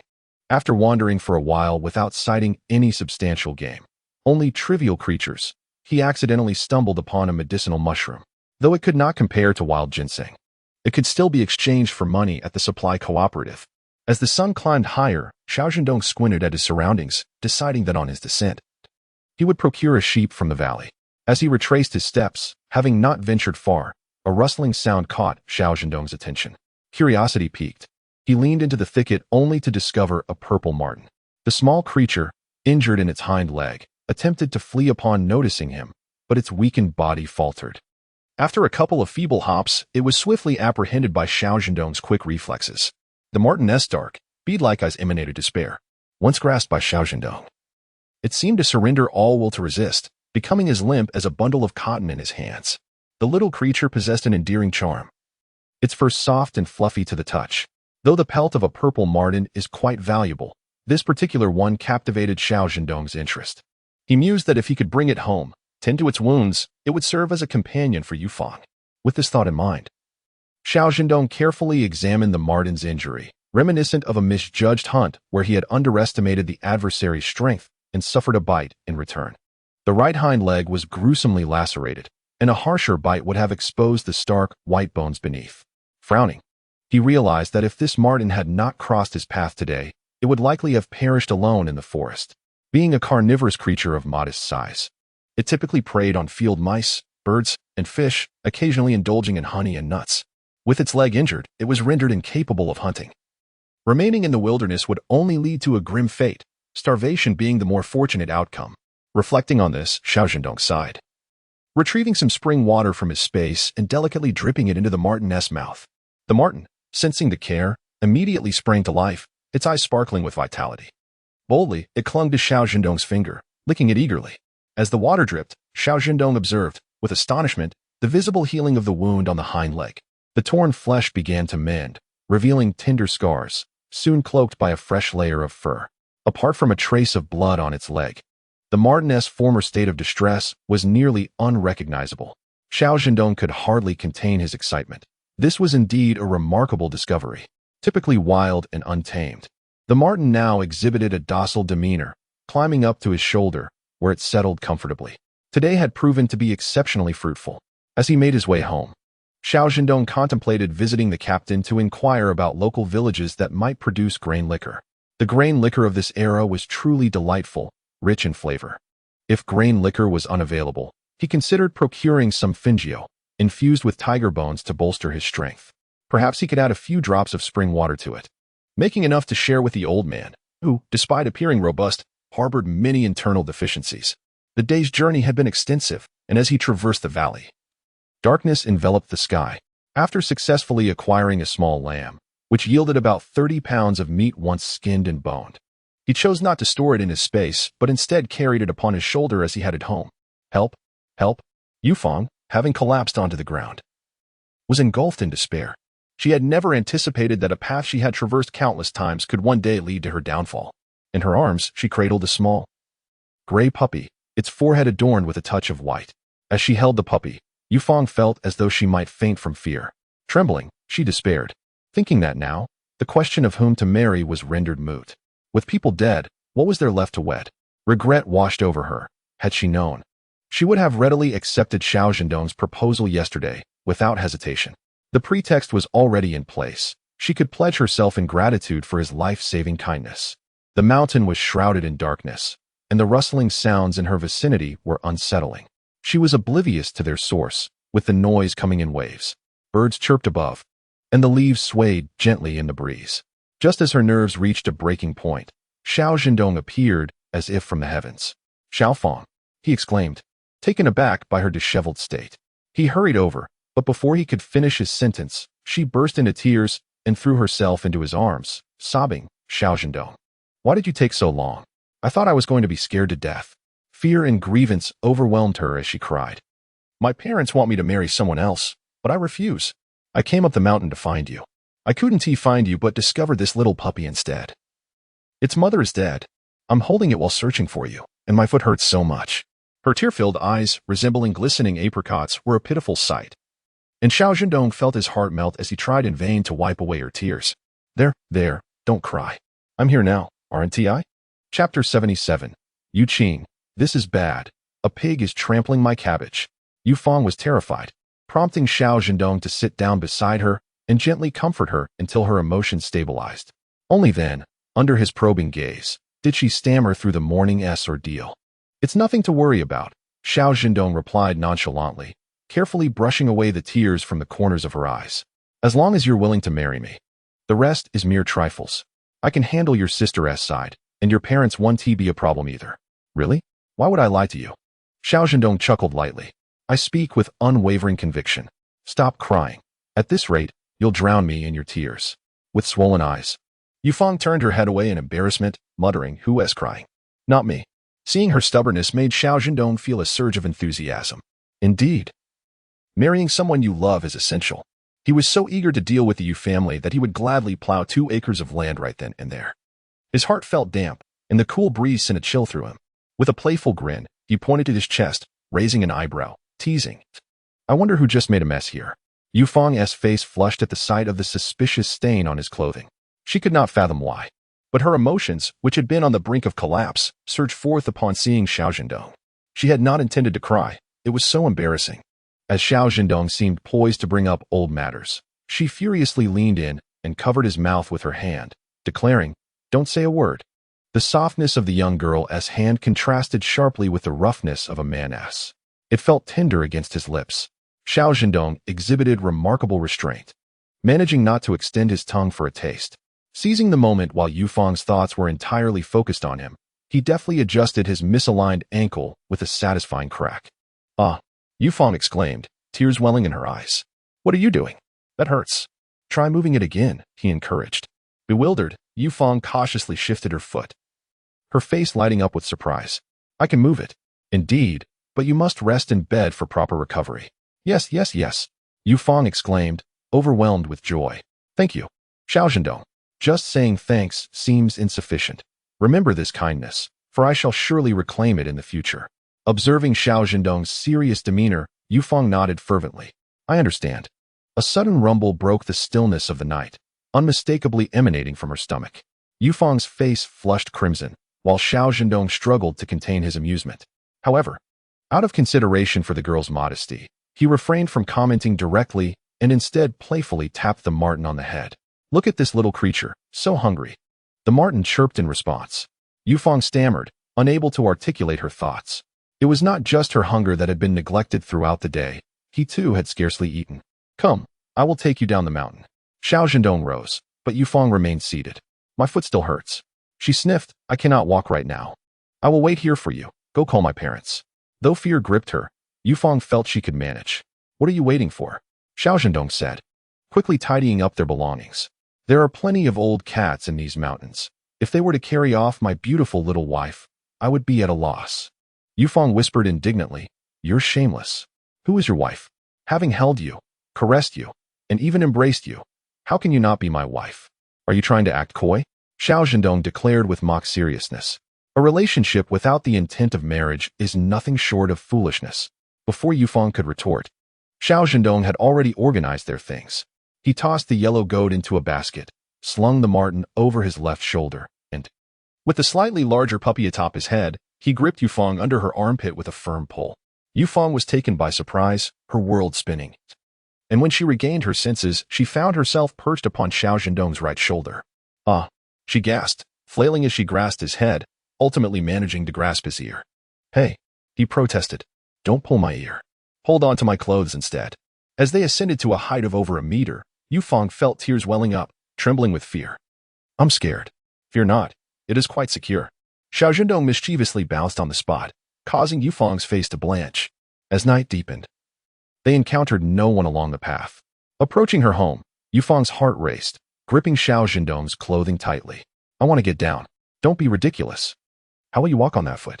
Yufeng explained. "I ran away this morning and have been missing all day. My parents must be terribly worried. They might be searching for me right now."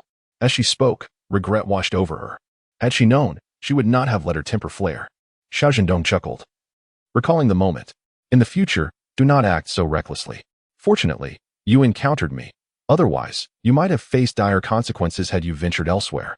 Though he felt pleased that his little wife had willingly surrendered, he knew that education was necessary. After all, it would not do for him to be preoccupied with the dangers of the mountain while married. Yufeng bit her lip in silence. Xiao Zhendong carried her home.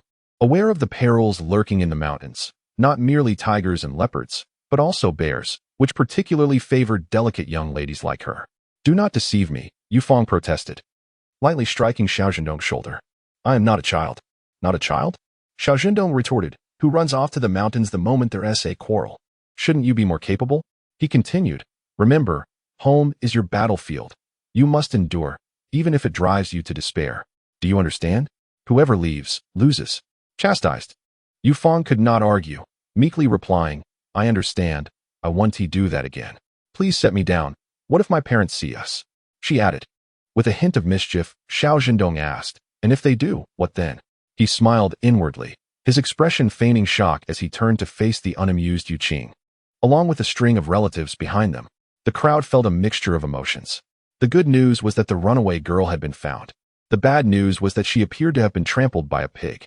Xiao Zhendong remained unfazed, grinning. "If they see us, then I shall take full responsibility." He carried Yufeng with the calmness of a mountain facing a tempest. "Uncle Yu, we met yesterday," he stated. "I know," Yu Qing replied through gritted teeth. Taking a deep breath, "This is not the place for discussions. Let us return home." Yu Mu, looking at Yufeng, waved her hand. "What are you waiting for? Get down, Aunt." Feng twisted her ankle. "I just set the bone, but she cannot walk yet." Yu Qing muttered, "Then let me carry her." Chapter 78. Yufeng, I want to marry Xiao Zhendong. "Allow me," Xiao Zhendong insisted, still holding on. "There are too many people here, even if they see us. No gossip will spread. Besides, uncle, your leg hasn't fully healed. Carrying Feng may cause further injury." Yu Qing felt as though he was choking on his words. "Let us go home." Xiao Zhendong led the way, with relatives trailing behind, including Yufeng's brother and sister-in-law. Yu Mu followed closely, scolding them. Heaven knows how frightened they were when they discovered Yufeng was missing. Initially, they thought the girl had gone to find Tian, but upon seeking her out, they realized the two had not met that day at all. In a panic, Yu Mu summoned the family to search for her. After a long evening of worry, her heart felt numb, and she even contemplated retrieving her daughter from the river. Fortunately, heaven smiled upon them, and she returned safely. Arriving home, Xiao Zhendong gently set Yufeng in a chair and addressed Yu Mu with ease. "Aunt." Feng twisted her ankle shortly after heading up the mountain and hasn't eaten all day. "Could you please prepare something for her?" "Of course. Indeed. Within the basket lies a lamb. I kindly ask you, dear aunt, to take care of it, and perhaps prepare a bit more, for it seems rather tough. And I find myself quite hungry as well." Mother Yu nodded, her head spinning slightly as she stepped out to procure something to eat. Upon witnessing this, Yu Qing was almost driven to exasperation. What kind of situation is this? He is not even a son-in-law yet, and he is already directing his wife? Moreover, this is the Yu family. How can he be so at ease? Yu Qing was utterly perplexed. Unbeknownst to him, Xiao Zhendong was a seasoned veteran, having toiled through life with a thick skin that could rival city walls. Before Yu Qing could fully express his indignation, he overheard Xiao Zhendong addressing Uncle Yu. "By the way, Does your home have any medicinal oil for Fangfang's foot? In an instant, Yu Qing's frustrations were forgotten. Yes, we have some, I will get it. It was simply unacceptable not to have some ointment when one regularly dealt with the mountains. As Xiao Zhendong tenderly applied the oil to Yu Fang's foot, it dawned on Yu Qing. Had he just been outwitted by this little rascal? The entire family was clearly under Xiao Zhendong's command. Yu Jiang and Yu He, along with their wives, were present, their gazes sharp as they scrutinized Xiao Zhendong. This time, however, Xiao Zhendong had indeed not taken advantage. He meticulously applied the medicinal oil to Yu Fang, then raised his greasy hands, wondering where he might wash them. There was a well at the entrance. With a long stride, Xiao Zhendong stepped outside, allowing the Yu family a moment for private discourse. As soon as he exited, the living room erupted. Yu Qing was the first to voice his anger. You wretched girl, are you content only after driving me to the brink of madness? How did you end up entangled with that boy Xiao Zhendong? Yu Fang remained silent, her lips pursed, until the elder sister-in-law, Li Xiangxiu, intervened with a light-hearted remark. Father, please do not be angry. Fangfang is not a reckless child. Can't we discuss this calmly? After calming Yu Qing, Li Xiangxiu turned to Yu Fang, saying, Fangfang, do not be upset with your father. Both he and your mother are merely worried for you. Furthermore, it is far too dangerous for you to run off without a word. Yu Fang nodded. Sister-in-law, I understand. Li Xiangxiu then inquired. I noticed you two appeared quite familiar earlier with Xiao Zhiqing. Are you close? This younger sister had a gentle demeanor, seemingly easy to approach. Yet she maintained a certain distance. Truly getting into her heart required years of effort. Hence, Li Xiangxiu was deeply curious about the peculiar connection with Xiao Zhendong. Little did she know, it was all a matter of serendipity. As Xiao Zhendong would say, when fate arrives, it is unstoppable. Distance? Between Xiao Zhendong and Yu Fang. Whether it was their first or second meeting, there was no distance at all.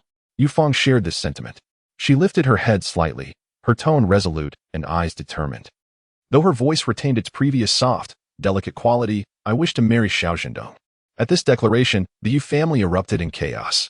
Xiao Zhendong was startled by the uproar within, causing the sable fur draped over him to nearly jump off in fright. It slipped from his grasp and fell to the ground. What on earth? Xiao Zhendong exclaimed in bewilderment. How long have I even been out? Has it already fallen apart so quickly? What exactly transpired in there? Yu Fang, your behavior is utterly outrageous. Yu Qing is nearly beside himself with anger. Do you truly understand him? Moreover, how many decent individuals can one find in the city? Have you not yet learned from Yuting's experience? You speak of marriage as if it is a mere whim. What shall we do when that educated youth returns to the city and abandons you? That would be entirely different.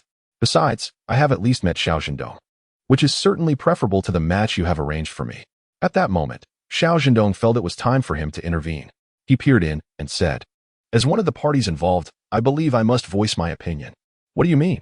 Yu Fang retorted sharply, this is my family matter. You should refrain from meddling. TSK, what a heartless person you are, turning your back at such a crucial moment. However, Xiao Zhendong discerned that this was a form of indirect support.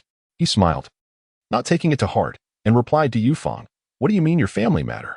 Once we are married, it becomes our family matter. Yu Fang was taken aback, and the Yu family members were equally astonished. It seemed that his boldness knew no bounds. Uncle Yu, I understand your concerns, but I believe our quarrel serves no purpose. He continued. Yu Qing exclaimed, you rascal, I am your father. Father, if it weren't for the Yu family restraining him, Yu Qing would have rushed over to confront him. Xiao Zhendong showed no fear, crouching behind Yu Fang for cover. Uncle, please do not be upset. I know you care for Fangfang and worry about me. While educated youths may be unreliable, one cannot condemn an entire group based on a single experience. Your urgency to marry Fangfang off is merely an attempt to distance her from that fool. With this statement, Yu Qing managed to calm down a bit. Li Xiangxiu hurried to reassure him. Father, you see, what Xiaoxi said makes a lot of sense. The core of our family's problem ultimately lies with that fool and Yuting. Once these two have resolved their issues, Fangfang will not need to marry so far away. At that point, everything will no longer be so pressing. Xiao Zhendong was uncertain if Yu Qing understood, but he himself certainly did. The elder sister was quite clever. She was suggesting that he settle the matter before discussing anything else. Nevertheless, Xiao Zhendong remained undaunted. For now, everything was uncertain. The pressing issue was truly Yuting and that fool. As the meal was prepared, everyone watched as Yu Fang and Xiao Zhendong savored the lamb noodles. While eating, Xiao Zhendong praised Yufeng's mother, leaving her beaming with joy. As he prepared to leave, he cut a piece of lamb and offered it, saying, "This is but a small token of my appreciation." "No, it's unnecessary," she insisted. "I insist," Xiao Zhendong replied earnestly. "Fangfang has sprained her ankle and needs to replenish her strength. And, Aunt, please join in as well, do not hold back. After we finish, we shall head to the mountains for a hunt." Yuqing was feeling quite disturbed. Seeing Xiao Zhendong's smug demeanor made him unable to resist a retort. "You act as if the back mountain is your own backyard, Yuqing." Yufeng's mother admonished him before turning to Xiao Zhendong to say, "Regardless, my child, thank you sincerely for today. Without your intervention, just thinking about it would terrify Fangfang." "No trouble at all," Xiao Zhendong replied with a slight smile. "Aunt, I shall head to the county tomorrow to see if I can resolve this matter." 3 days have passed, yet only one has gone by, leaving us with 2 more. There is no need for haste, my friends. Chapter 79. Disguised investigation for information. On his way home, Xiao Zhendong pondered how to deal with Yuting's family. Naturally, he could not overlook that foolish individual from their household. As the saying goes, no trade, no harm. If that family had not harbored ill intentions, even if Yuting wished to harm others, she would still need a pretext. Every individual has their vulnerabilities. Striking at the heart of the matter is Xiao Zhendong's forte. A slight chuckle escaped him as he thought of the scoundrel father and the shameless mother. This would be his most satisfactory response. Upon returning home, Xiao Zhendong freshened up and went straight to bed. At the break of dawn the following day, before the sun had risen, he climbed out of bed, mounted his bicycle, and set off for the county town. Knowing that Yuting had married the factory director of the chili sauce factory, he intended to extend his inquiry into the relationships surrounding this director to uncover information about the fool. Concealing his true identity, he transformed from a tall, handsome young man into a slightly stooped, middle-aged man with a darker complexion.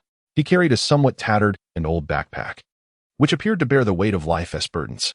"Excuse me, sister," Xiao Zhendong lowered his voice and approached a kind-faced, plump woman of around 40. Startled, the woman initially presumed he harbored ill intentions and became wary. "Who are you? What do you want?" "I mean no harm," Xiao Zhendong replied, feigning a meek demeanor. "I merely wish to ask if you are interested in some meat." "Meat?" The woman's face lit up with excitement. "What kind of meat do you have?" "Both mutton and bear meat are available. Which would you prefer?" As he spoke, he bent down, pulling back a corner of the fabric from his backpack to reveal fresh, red meat within. The woman glanced around cautiously, ensuring no one was watching, before exclaiming, "Hey, if you're here to see my cousin, why bring goods? Come on, let us go to my home." With that, she tugged at Xiao Zhendong and led him into a narrow alley. This familiarity with the route indicated her regular dealings with street vendors. Xiao Zhendong had a keen eye. The woman was indeed a big spender, ordering 30 pounds of mutton and 50 pounds of bear meat in one go. This transaction brought him a tidy sum of over $100, completely emptying his backpack. However, the 90 pounds of goods felt burdensome in her hands, and she sheepishly released the backpack. "It's a bit heavy, I assenti it." Xiao Zhendong smiled. "Sister, since you need to return for the money anyway, why not let me help you deliver it?" The woman hesitated, but, seeing his honest and sincere demeanor, and noting his lack of chatter, she finally agreed. "All right, you can come with me." Along the way, she quietly inquired, "Will you come back in the future?" "Of course. A client as significant as you would be ashamed to lose." Xiao Zhendong flattered her lightly, noting that selling goods to those who are stingy and tight-lipped is far less rewarding than selling to someone as generous as her. He admired her quick wit, joking that her calling him cousin had momentarily left him stunned. The woman was filled with joy, covering her mouth, exclaiming that this was the result of years of practice. "My maiden name is Zhou, and I am called Jinping. If you don't mind, you may address me as Sister Zhou from now on." "All right, Sister Zhou." Zhou Jinping is likely the spouse of the director of the chili sauce factory, residing on the ground floor of a tube building. She has also cultivated a small garden downstairs, tending to it with great care. Upon arriving at the tube building, a loud argument erupted from a family. Ordinarily, such disputes would draw a crowd, yet the expressions of the onlookers were more akin to numbness and impatience. Xiao Zhendong, with a flicker of suspicion in his eyes, began to ponder. Before he could confirm his thoughts, a voice rang out, "Wang Xiaolian, no matter how much you look down upon me, I am still legally tied to your father, so you must call me mother." "Damn it, who has a mother younger than her daughter by 3 years? Bah, Wang Daong has no shame, but I still have my pride." Zhou Jinping sighed, remarking that these familial squabbles were commonplace, as they were accustomed to the frequent bickering of the chili sauce factory director's household. The mention of the factory director piqued Xiao Zhendong's interest as he murmured, "That voice sounds so familiar." Suddenly, as if struck by a revelation, he exclaimed, "Sister Zhou, is the one arguing remarkably handsome, with the character Ting in their name?" Zhou Jinping was taken aback. "How did you know?" Xiao Zhendong slapped his thigh in regret, lamenting that she had purchased meat from his family but had underpaid. Zhou Jinping, realizing the situation, felt a tinge of sympathy for Xiao Zhendong. In her eyes, Yuding had married into the family to climb the social ladder, so such behavior was not surprising. Truly, it seemed unfortunate for you.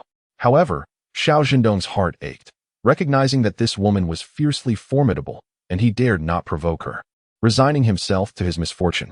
By the way, Xiao Zhendong shifted the conversation, beginning to flatter Sister Zhou, asserting that this so-called Ting was not as lovely as Sister Zhou. Women, whether 4 or 40, never frown at compliments. Not to mention, Yuding, at the tender age of 20, was like a blooming flower. And Zhou Jinping had indeed been a beauty in her youth. Yet, even the most exquisite flowers bear the marks of life as trials. Ha ha ha, oh you rascal. You seem honest, yet your tongue runs wild. Though she feigned reproach, Zhou Jinping secretly reveled in the praise. I speak the truth, Xiao Zhendong insisted earnestly. That Ting has a sharp, monkey-like face, exuding an air of mischief. Anyone who marries her would be inviting chaos into their home. Having disparaged Yuding, Xiao Zhendong then extolled Zhou Jinping, praising her features, which were harmonious and auspicious for the family. Zhou Jinping, taken aback, responded, "Oh, you mustn't say that. Our old Su only began to prosper after marrying me. I must tell you, under Xiao Zhendong's encouragement." Zhou Jinping began to divulge the various matters concerning the Wang family with great enthusiasm. In response, Xiao Zhendong could only express that it was indeed a game played by the affluent. Wang Daong's first wife had passed away a decade prior, leaving behind their eldest daughter, Wang Xiaoyan, and twin sons, Wang Guangzong and Wang Yuzhu. Subsequently, Wang Daong married his second wife, Zhao Lanhua. She had hoped that marriage would usher in a life of comfort, yet upon tying the knot, she realized her fantasies were far too optimistic. Being a mother was challenging, but being a stepmother proved even more arduous. Wang Xiaoyan was as cunning as a coal briquette, and Zhao Lanhua initially underestimated the cleverness of the 10-year-old girl, suffering numerous setbacks both overtly and covertly. Once she became aware of the situation, Zhao Lanhua began to engage in a battle of wits with Wang Xiaoyan. Chapter 80. The Wang family's troubles. Seeking the fool, Wang Xiaoyan and Zhao Lanhua sparred for 3 years, exchanging barbs and creating quite a commotion. Just when everyone thought life could be navigated with eyes closed amidst the clamor, disaster struck. Zhao Lanhua, 5 months pregnant, suddenly fell at home. Due to her advanced pregnancy and the absence of anyone at home, she succumbed, and the Wang family arrived only later, with the second wife gone. Wang Daong sighed deeply as he laid both his wife and unborn son to rest. From that moment onward, Wang Xiaoyan was sent back to her hometown for 3 years. During that period, the Zhao family had caused some trouble, but ultimately, no one knew how the matter was resolved. Regardless, after the Zhao family departed from the Wang household, the 3 troublesome sons of the family built new houses and married within 6 months. As Wang Xiaoyan approached the age for viewing potential suitors, she was brought back by Wang Daong, this time displaying a greater sense of decorum. At that time, a widow was taking care of Wang Daong. Wang Xiaoyan harbored a deep-seated resentment towards the widow but dared not act out, at most exchanging some sharp words. The widow was quite cunning, appearing submissive to Wang Xiaoyan while tending to her needs. Behind the scenes, she seized every opportunity to lament to Wang Daong. The widow's tactics were simply masterful. Unable to eliminate the widow, Wang Xiaoyan could only maintain a facade of civility. Wang Daong contemplated marrying the widow for companionship, wishing to lead a tranquil life. Though the thrill of secrecy had faded with age, Wang Xiaoyan felt discontent but did not voice her grievances and hastily married a man her father found for her. Once Wang Xiaoyan was wed, the widow thrived in her newfound circumstances, quickly winning Wang Daong over. Just as the widow was about to secure her position, Yuding appeared like a bolt from the blue, captivating Wang Daong with her youthful beauty. Men, regardless of age, are invariably drawn to the allure of youthful maidens. Thus, the widow, on the brink of victory, was ruthlessly cast aside, and Yuding successfully ascended to prominence. Upon receiving this news, Wang Xiaoyan felt as though the sky had fallen. From that moment on, she intermittently returned home to stir up trouble. When her anger flared, she would take a few days to recuperate before re-entering the fray. Having finished speaking, Zhou Jinping's lips had become parched. She gulped down a large jug of water, wiped her mouth, and sighed, "Young man, it is indeed best to have the original spouse." Indeed, Xiao Zhendong had acquired the information he sought, received money from Zhou Jinping, flattered her a bit, and turned to leave. His next course of action was to sift through the news concerning the Wang family. The death of Zhao Lan, the second wife, was undoubtedly shrouded in mystery. However, lacking evidence, it could merely serve as a tool for intimidation. Xiao Zhendong stroked his chin, beginning to ponder aimlessly. The matter with Yuding was rather straightforward. Her interest in Yufeng stemmed from a desire for personal gain and an idle mind. Creating a little turmoil for the Wang family would suffice. Malicious individuals are often clever. They understand the wisdom of adapting to circumstances. Just like that foolish boy Sai. A toothache. Xiao Zhendong found a secluded spot to shed his disguise before cycling to the cotton spinning factory. Director Zhang was in charge of this establishment. The hot sauce factory was in an entirely different league. The buildings here were notably newer and more grand, with the trees planted along the road neatly arranged. The path had been repaired, laid with small stones, which, though slightly bumpy, spared one from trudging through mud on rainy days. Zhang's foolish son was easily recognizable. With a round, fair face, sitting on the ground, earnestly playing with insects. Xiao Zhendong parked his bicycle aside, opting not to approach recklessly. Instead, he plunged into the information hub. Yes, the elderly women were engaged in casual chatter. Coincidentally, they were discussing the foolish son. "Oh dear, have you heard? Our silly Chun is going to marry." "What? Where did you hear that? With Chun-Ching like that, marrying would only ruin a girl." "Ah, you don't understand. Our silly Chun is fortunate, born into a family with a factory director for a father. However, if he marries someone from a struggling family, it would still be a better life for that girl. Do you know Wang Daong, the director of the hot sauce factory?" At the mention of Wang Daong, someone stumbled over their words, and an elderly woman raised her hand, tracing two curves in the air, her eyes gleaming with mischief. The crowd understood instantly. "Oh, this prominent figure is stirring up trouble again? Indeed, they say he intends to match his younger sister to Chun-Ching. Oh dear, that would truly be a waste." "Not necessarily. If the elder sister is such a mess, how good could the younger sister be?" The speaker's tone was scornful, estimating that they were all of the same ilk. "In any case, I find Yuding's flirtatious demeanor utterly exasperating. She is simply outrageous." The more they spoke, the angrier the woman became, to the point of cursing. While others walk with their legs, this little vixen struts with her backside. Her behind is 2 miles ahead before her feet even move. At this remark, the crowd erupted in laughter. Xiao Zhendong initially agreed with the woman's criticism of Yuding, yet soon felt compelled to counter. Yuding's faults were her own. What did they have to do with his beloved Fangfang? "Ah, dear aunt, one must not speak so. Each matter must be assessed on its own terms. Even the most unremarkable bamboo can yield fine shoots, while the finest bamboo may also produce inferior ones." With these words, Xiao Zhendong immediately captured the attention of all present.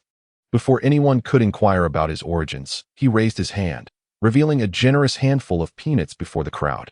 In this time of scarce snacks, peanuts are indeed a delightful treasure, fragrant and oily. However, one must also consider that guests are to be treated with kindness. The convergence of everyone here is a matter of fate. Why concern ourselves with where someone hails from or what they do? Let us continue our jovial conversation. It is said that one should not bite the hand that feeds them, and soon the topic shifted. The discourse transformed into gossip about Yuting, insinuating that the mischievous vixen must have ensnared her family's innocent girl. What virtuous maiden would ever consider marrying a fool? Xiao Zhendong absorbed a wealth of information, etching it into his memory. He then rose and beckoned to a 5-year-old boy nearby who was playing with a wooden toy gun. The boy, stout and spirited, approached, raising the toy gun to Xiao Zhendong's head, exclaiming, "You're a bad man. Are you kidnapping children?" With a gentle smile, Xiao Zhendong performed a sleight of hand, producing a large piece of white rabbit candy seemingly from nowhere. The boy, enchanted, dropped his toy gun and surrendered to the allure of the candy.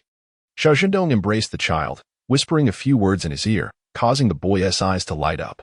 "Really?" "Indeed," Xiao Zhendong affirmed, his expression resolute. "This is a gentleman's agreement between us men." Chapter 81. The bride? "No, this is mother." "Oh dear, where do you think you're going?" A silver-haired old lady in the crowd, unable to contain her anxiety, inquired with keen vigilance, "Why are you holding our Biaozi?" Xiao Zhendong, slightly stunned, glanced at the cherubic child in his arms. "Oh, so your name is Biaozi," he remarked. Not straying far, he chuckled, gesturing towards his bicycle. "My bike is right over there." Xiao Zhendong spoke with abandon, unrestrained by any script. Having just married and yet to bear a child, he found himself drawn to the delightful visage of the old lady's grandson, wishing to share in the joy and perhaps, in the coming year, he and his wife might also be blessed with a robust child like this one. Upon hearing this, the old lady's expression softened considerably. "Humph, my grandson indeed has promise. When taken out, he draws admiration. However," she mused, "can one truly benefit from such good fortune without merit?" Before she could voice her discontent, she noticed Biaozi raising the candy, exclaiming, "Grandma, it's candy." Instantly, the old lady's face blossomed into a radiant smile. "Oh, indeed. Hold him close, embrace him more. My little grandson is quite clever. If you hold him this year, perhaps next year you will have a chubby baby with your wife." Xiao Zhendong grinned widely, genuinely appreciative. Thanking the old lady, "If a plump baby is indeed born next year, I shall return to bring you sweets to celebrate." Laughing heartily, Xiao Zhendong carried Biaozi over to Zhang Chunxing, plopping down beside him. He scrutinized the appearance of this little simpleton before him. Quite handsome, fair-skinned. And his eyes were filled with innocence. Just the thought of teasing him momentarily weighed on Xiao Zhendong's conscience. Spring has arrived, and Xiao Zhendong wore a mischievous grin, asking, "Would you like some candy?" At the mere mention of sweets, Zhang Chunxing's attention was instantaneously captured, his eyes shimmering with excitement.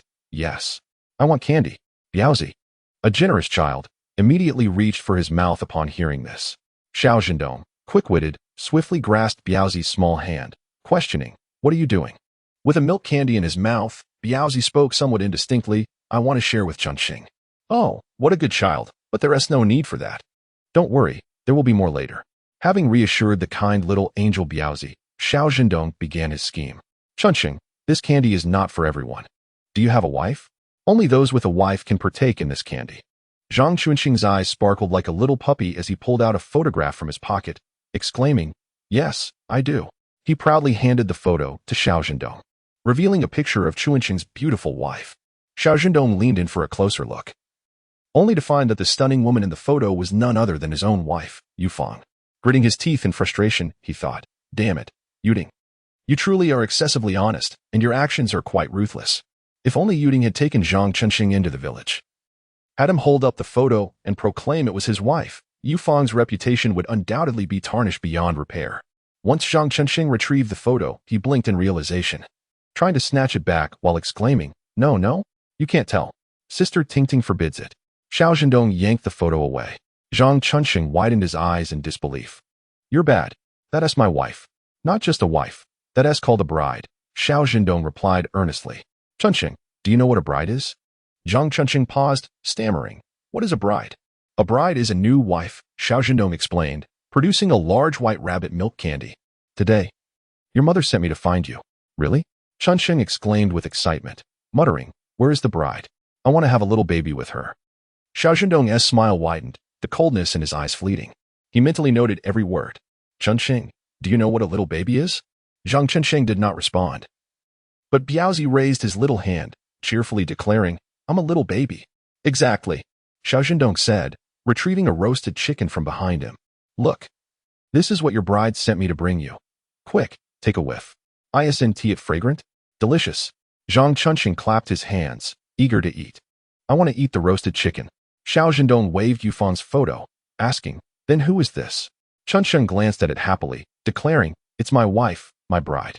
"How foolish." Xiao Zhendong shot Biaozi a knowing glance. Biaozi nodded resolutely and, with his short legs, trotted forward, raising his hand to give Zhang Chunxing 2 playful slaps on his chubby face. As Chunxing stood there, bewildered, tears brimmed in his small eyes, and he was on the verge of sobbing. Xiao Zhendong, quick-witted, swiftly covered Chunxing's mouth and dangled a piece of big white rabbit milk candy in front of him. Under Chunxing's yearning gaze, he deftly placed the candy into the mouth of Biaozi. Biaozi. Happiness arrived so unexpectedly. Chunxing began to cry, his tears soaking Xiao Zhendong's hand. With a heart of stone, Xiao Zhendong thought, "Chunxing, she will become your bride. And all you can have is a child who will hit you and candy that you can only see but not eat." "Chunxing, in his innocence, looked at the photograph in Xiao Zhendong's hand and, pointing at Yufang, was prompted to call out mother. Without thinking, he did so. Xiao Zhendong beamed with a motherly smile, exclaiming, "Well done. Now have some candy." Instantly, Chunxing forgot his grievances and quickly chewed and swallowed the big white rabbit candy. Holding the photograph, Xiao Zhendong asked, "Who is this?" Chunxing replied with conviction, "It's mother. How about some roast chicken?" The aroma of the roast chicken was delightful. As Chunxing devoured it, his mouth greasy, he joyfully called out for his mother. In a spontaneous moment, he even called Xiao Zhendong father. Xiao Zhendong was astonished. Who said this child was foolish? He is remarkably clever. He hurriedly handed over 2 chicken legs. "Smart boy, eat well to nourish yourself." Sensing the time was right, Xiao Zhendong again held up the photograph and inquired, "Who is this?" "It's mother." With a smile, Xiao Zhendong pointed to himself, "And who am I?" "You are father." "Excellent." Successfully led astray. Before leaving, Xiao Zhendong earnestly instructed, "Remember, if anyone mentions a wife to you in the future, they mean to harm you. Do you understand?" Recalling Biaozai's slap and the candy that was just out of reach, Chunxing nodded in terror. "Mother is good, wife is bad." Xiao Zhendong patted Chunxing's head. "Exactly. If anyone suggests marrying a wife again, you should hit him." Chunxing's expression was grave. "Father, Chunxing remembers. Chunxing is truly clever." Before departing, Chunxing and Biaozai were each given 5 pieces of big white rabbit candy, watching Xiao Zhendong's retreating figure with reluctance. After all the commotion, it was already afternoon. Time to eat. After a hearty meal, they planned to visit the supply and marketing cooperative to gather some floral fabric for future clothing. The main event awaited them that evening. Chapter 82. Honest people speak little, the elderly speak truthfully. Upon reaching the state-run restaurant, they feasted abundantly, not forgetting to pack 2 portions of braised pork to take home. He prided himself on his culinary skills, but when faced with these individuals, his abilities seemed trivial. Once the pig was dead and in their hands, that was when it truly met its demise. At the cooperative, Xiao Zhendong emptied all his cloth coupons, ready to cut fabric. The coupons were numerous and fragmented, amounting to over 8 feet, sufficient to craft a complete outfit for a man. If all were allocated for Yufang, they could yield 1.5 sets. The cooperative staff didn't even lift their eyelids, calculated the cost, and simply wrote a note to clip onto the overhead steel wire. The fabric swiftly flew away, only to return again. Once the fabric was secured, Xiao Zhendong also purchased 3 cans of snow flower cream, 1 for himself, 1 for his wife, and 1 for his mother-in-law. Indeed, who said that a man could not apply snow flower cream? He tidied himself up neatly and handsomely, ensuring that he held Fangfang's heart firmly as he turned to leave. Once he had gathered his belongings, Xiao Zhendong promptly departed. The girl with the braided hair, who had intended to strike up a conversation, exclaimed, "Why are you leaving so quickly?" She had wanted to exchange a few more words. Alas, by the time she hurriedly chased after him, even his shadow had vanished from sight. "Oh dear." The girl stamped her foot in frustration, muttering, "What kind of person runs off so fast?" The aunt in charge of sewing, with a smirk, remarked, "Look at our Xiaoji. She seems to have taken a liking to him. It's rare to see you chase someone." Su Xiaoji rolled her eyes and retorted, "Yes, I truly fancy that gentleman from earlier, tall and handsome. Even if he were just a toe of that man, he would surpass your pumpkin-like nephew." Just thinking about the blind date from a few days prior made Su Xiaoji wish to tear the skin off Ma Shugui's face. It was promised that the male suitor would be well-groomed and strikingly handsome. Although he was 3 years her senior, he had a stable job, and both his parents were employed. The reason he remained single was his earnest nature and few words. He lacked the silver tongue to charm young women. Upon hearing this, Su Xiaoji felt elated, believing she had struck a remarkable bargain. On the day of their meeting, she dressed beautifully, only to find a man who was merely slightly taller than her father. In truth, his appearance was so unappealing that she could easily believe he was 13 years her senior rather than just 3. With a pumpkin-like face, squinty eyes, and buck teeth, she thought that given a few more years, he might even be able to give birth to her. The tale of his parents both being employed was merely a ruse. One swept the streets while the other cleaned toilets. Their combined income barely matched Su Xiaoji's own. The reason he was still single was not due to his integrity or quiet demeanor. It was evidently because he was simply old and lacked conversation. Furious, Su Xiaoji pointed her finger at the pumpkin-faced man in public, berating him, and upon returning, she confronted Mao Shugui. In her youthful rage, she, agile and sprightly, managed to leave Mao Shugui bloodied. When they were finally separated, The two continued to hurl insults across the crowd. From that day forth, the animosity between them intensified, marked by disdainful glances, mockery, and ridicule whenever they crossed paths. "Ma Shugoe, open your eyes wide. That is what one calls tall and handsome." Su Shouji taunted. "Your nephew is nothing but a pumpkin that has gained sentience." "Say it again, Su Shouji. Your nephew is indeed a sentient pumpkin. I dare you to repeat it 10 times if you wish." "Come on, Su Shouji. Go ahead and hit me."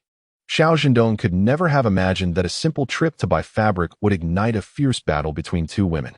The Wang family's two sons worked at the hot sauce factory, but both were notorious for their lack of diligence, relying on their father's position as factory director. They spent their days amusing themselves, teasing the factory's young women, much to the disdain of everyone around them. Whenever those two rascals failed to show up for work, a collective sigh of relief would echo through the community. After searching for some time, Xiao Zhendong finally heard a commotion emanating from an abandoned factory. "No, Guangzhou. Your luck is truly remarkable." The praises echoed as Xiao Zhendong stealthily listened in from the wall's edge, fully engrossed in the clandestine conversation. With such a skill at cards, why bother with a job? Whenever money runs low, one could simply take a turn at the card table and acquire everything they need. Indeed, Brother Guangzhou is impressive. Look, I brought 5 yuan and after just a few rounds, I find myself utterly bankrupt. Laughter ensued. Is there even a question? Surely. It was Brother Guangzhou who took it all. A few flattery-laden remarks sent Wang Guangzhou soaring in spirits. While his demeanor remained composed, internally he was reveling in delight. What was the fuss over? It was merely 5 yuan. Wang Guangzhou casually grabbed a handful of small bills from the pile before him. "Here, take this. Look at your pitiful state." The crumpled notes, when totaled, amounted to at least 20 yuan. The onlookers gazed at the fortunate lad with envy, their jealousy palpable. "Damn it," they thought. "Why should only son Dagon receive such fortune?" Thus, a chorus of compliments erupted. Xiao Zhendong, overwhelmed by the incessant flattery, felt as if he were in a whirlwind, surrounded by these youngsters who spoke frivolously of others, from the slender daughters of prominent families to the flirtations of widows. Amidst the crowd, a scrawny fellow adjusted his glasses, curiosity piqued. "Brother Guangzhou, we heard that your young stepmother intends to marry off her sister to Shachan." "I have heard that too. This family certainly lacks decorum, eagerly seeking any opportunity to infiltrate the county seat," he replied with a smirk. Wang Guangzhou clicked his tongue, pondering the situation. "My stepmother's sister is quite different. I suspect she has been led astray by my stepmother." The crowd paused in surprise. "What? At ISNT voluntary?" Wang Guangzhou, never one to mince words, spoke with a cigarette dangling loosely from his lips. "Since Yuding married my father, there has been little connection between the Yu family and ours. When they first wed, we visited the countryside 3 days later. But the Yu family wouldn't even let us through the door. Even after 3 years, Wang Guangzhou vividly recalled that moment. Yuding persistently knocked, her father's face as dark as a thundercloud, while his elder sister, Wang Xiaoyan, added fuel to the fire with her cutting remarks. He and his second brother felt little about it. After all, they were there just to witness the spectacle. Moreover, Wang Xiaoyan's resentment towards Yuding entering the family stemmed from fears that the young and vigorous Yuding might bear another son, claiming what she believed to be her rightful inheritance. The brothers had no such worries. Twins would be a good omen. When they returned home, they took the brothers along, and their father looked up, hardly able to see the path ahead. Don't ask, just know it's impressive. To have 2 sons at once? Who besides Wang Daong could boast of that? It was during this time he first laid eyes on Yufang. Innocent, though she emerged from the same womb as his stepmother, she was strikingly different. If Yuding was a seductive, passionate rose, then Yufang was a serene beam of moonlight, proud and pure. Standing there with a cold demeanor, uttering just a few words, one could easily capture another's soul. Chapter 83, Stirring the Waters. Reflecting on this, Wang Guangzhou's expression turned somewhat peculiar. Lowering his head to gaze at the cards in his hand, his eyes flickered before he finally spoke. She should not be willing. What? The crowd chimed in. Guangzhou, since you and that little stepmother are at odds, why not stir the pot and ruin this matter? Get lost. Wang Guangzhou laughed and scolded. Our factory is not faring well. That little stepmother is merely trying to ease Wang Dayong's burdens. Sending a beautiful bride to Shachan would encourage the cotton spinning factory to purchase our hot sauce. To put it plainly, the better the factory does, the better he will fare. As for Yufang, she schemes against her own sister. Why should I meddle? At this mention, a lewd glimmer flashed in his eyes. My little aunt's appearance is rather enticing. If Shachun cannot endure solitude after marrying her, I, as her nephew, might be inclined to make a self-sacrifice. This remark elicited a chorus of laughter.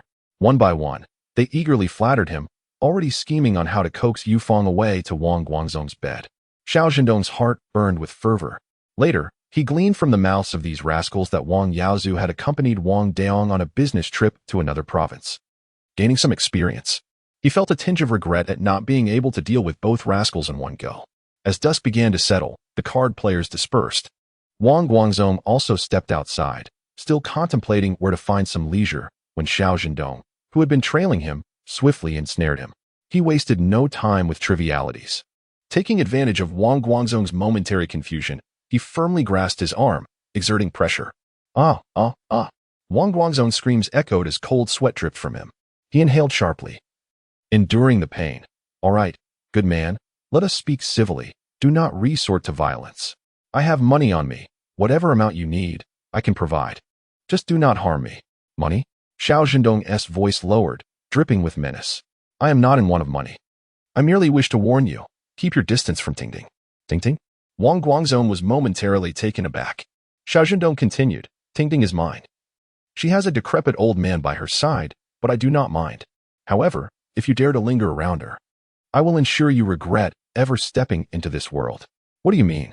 Wang Guangzong felt he had stumbled upon a forbidden secret, excitement coursing through him. Are you involved with Yuding? Are you not? Xiao Zhendong retorted, applying more pressure, prompting a muffled groan from Wang Guangzong. He then pulled out a handgun from his space, pressing it against Wang Guangzong's nape.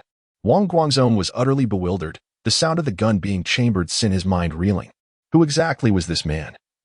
And how could he carry such a weapon? Stay away from her. She is mine. With that, Xiao Zhendong struck Wang Guangzong unconscious with the butt of the gun. He concealed the firearm and made his escape over the wall. Xiao Zhendong had initially intended to have a conversation with Wang Daong, but, to his surprise, the old fellow was away on a business trip. Thus, he had to adopt a roundabout strategy, first creating some trouble for Yuding. Let Wang Guangzong and Yuding engage in a fierce conflict, which would prevent these two scoundrels from considering seeking out Yufang in the countryside for the time being. However, certain matters cannot withstand meticulous calculations. The more one contemplates, the more fragmented it becomes. Under the silvery moonlight, Xiao Zhendong returned home, completed his nightly ablutions, and retired to bed.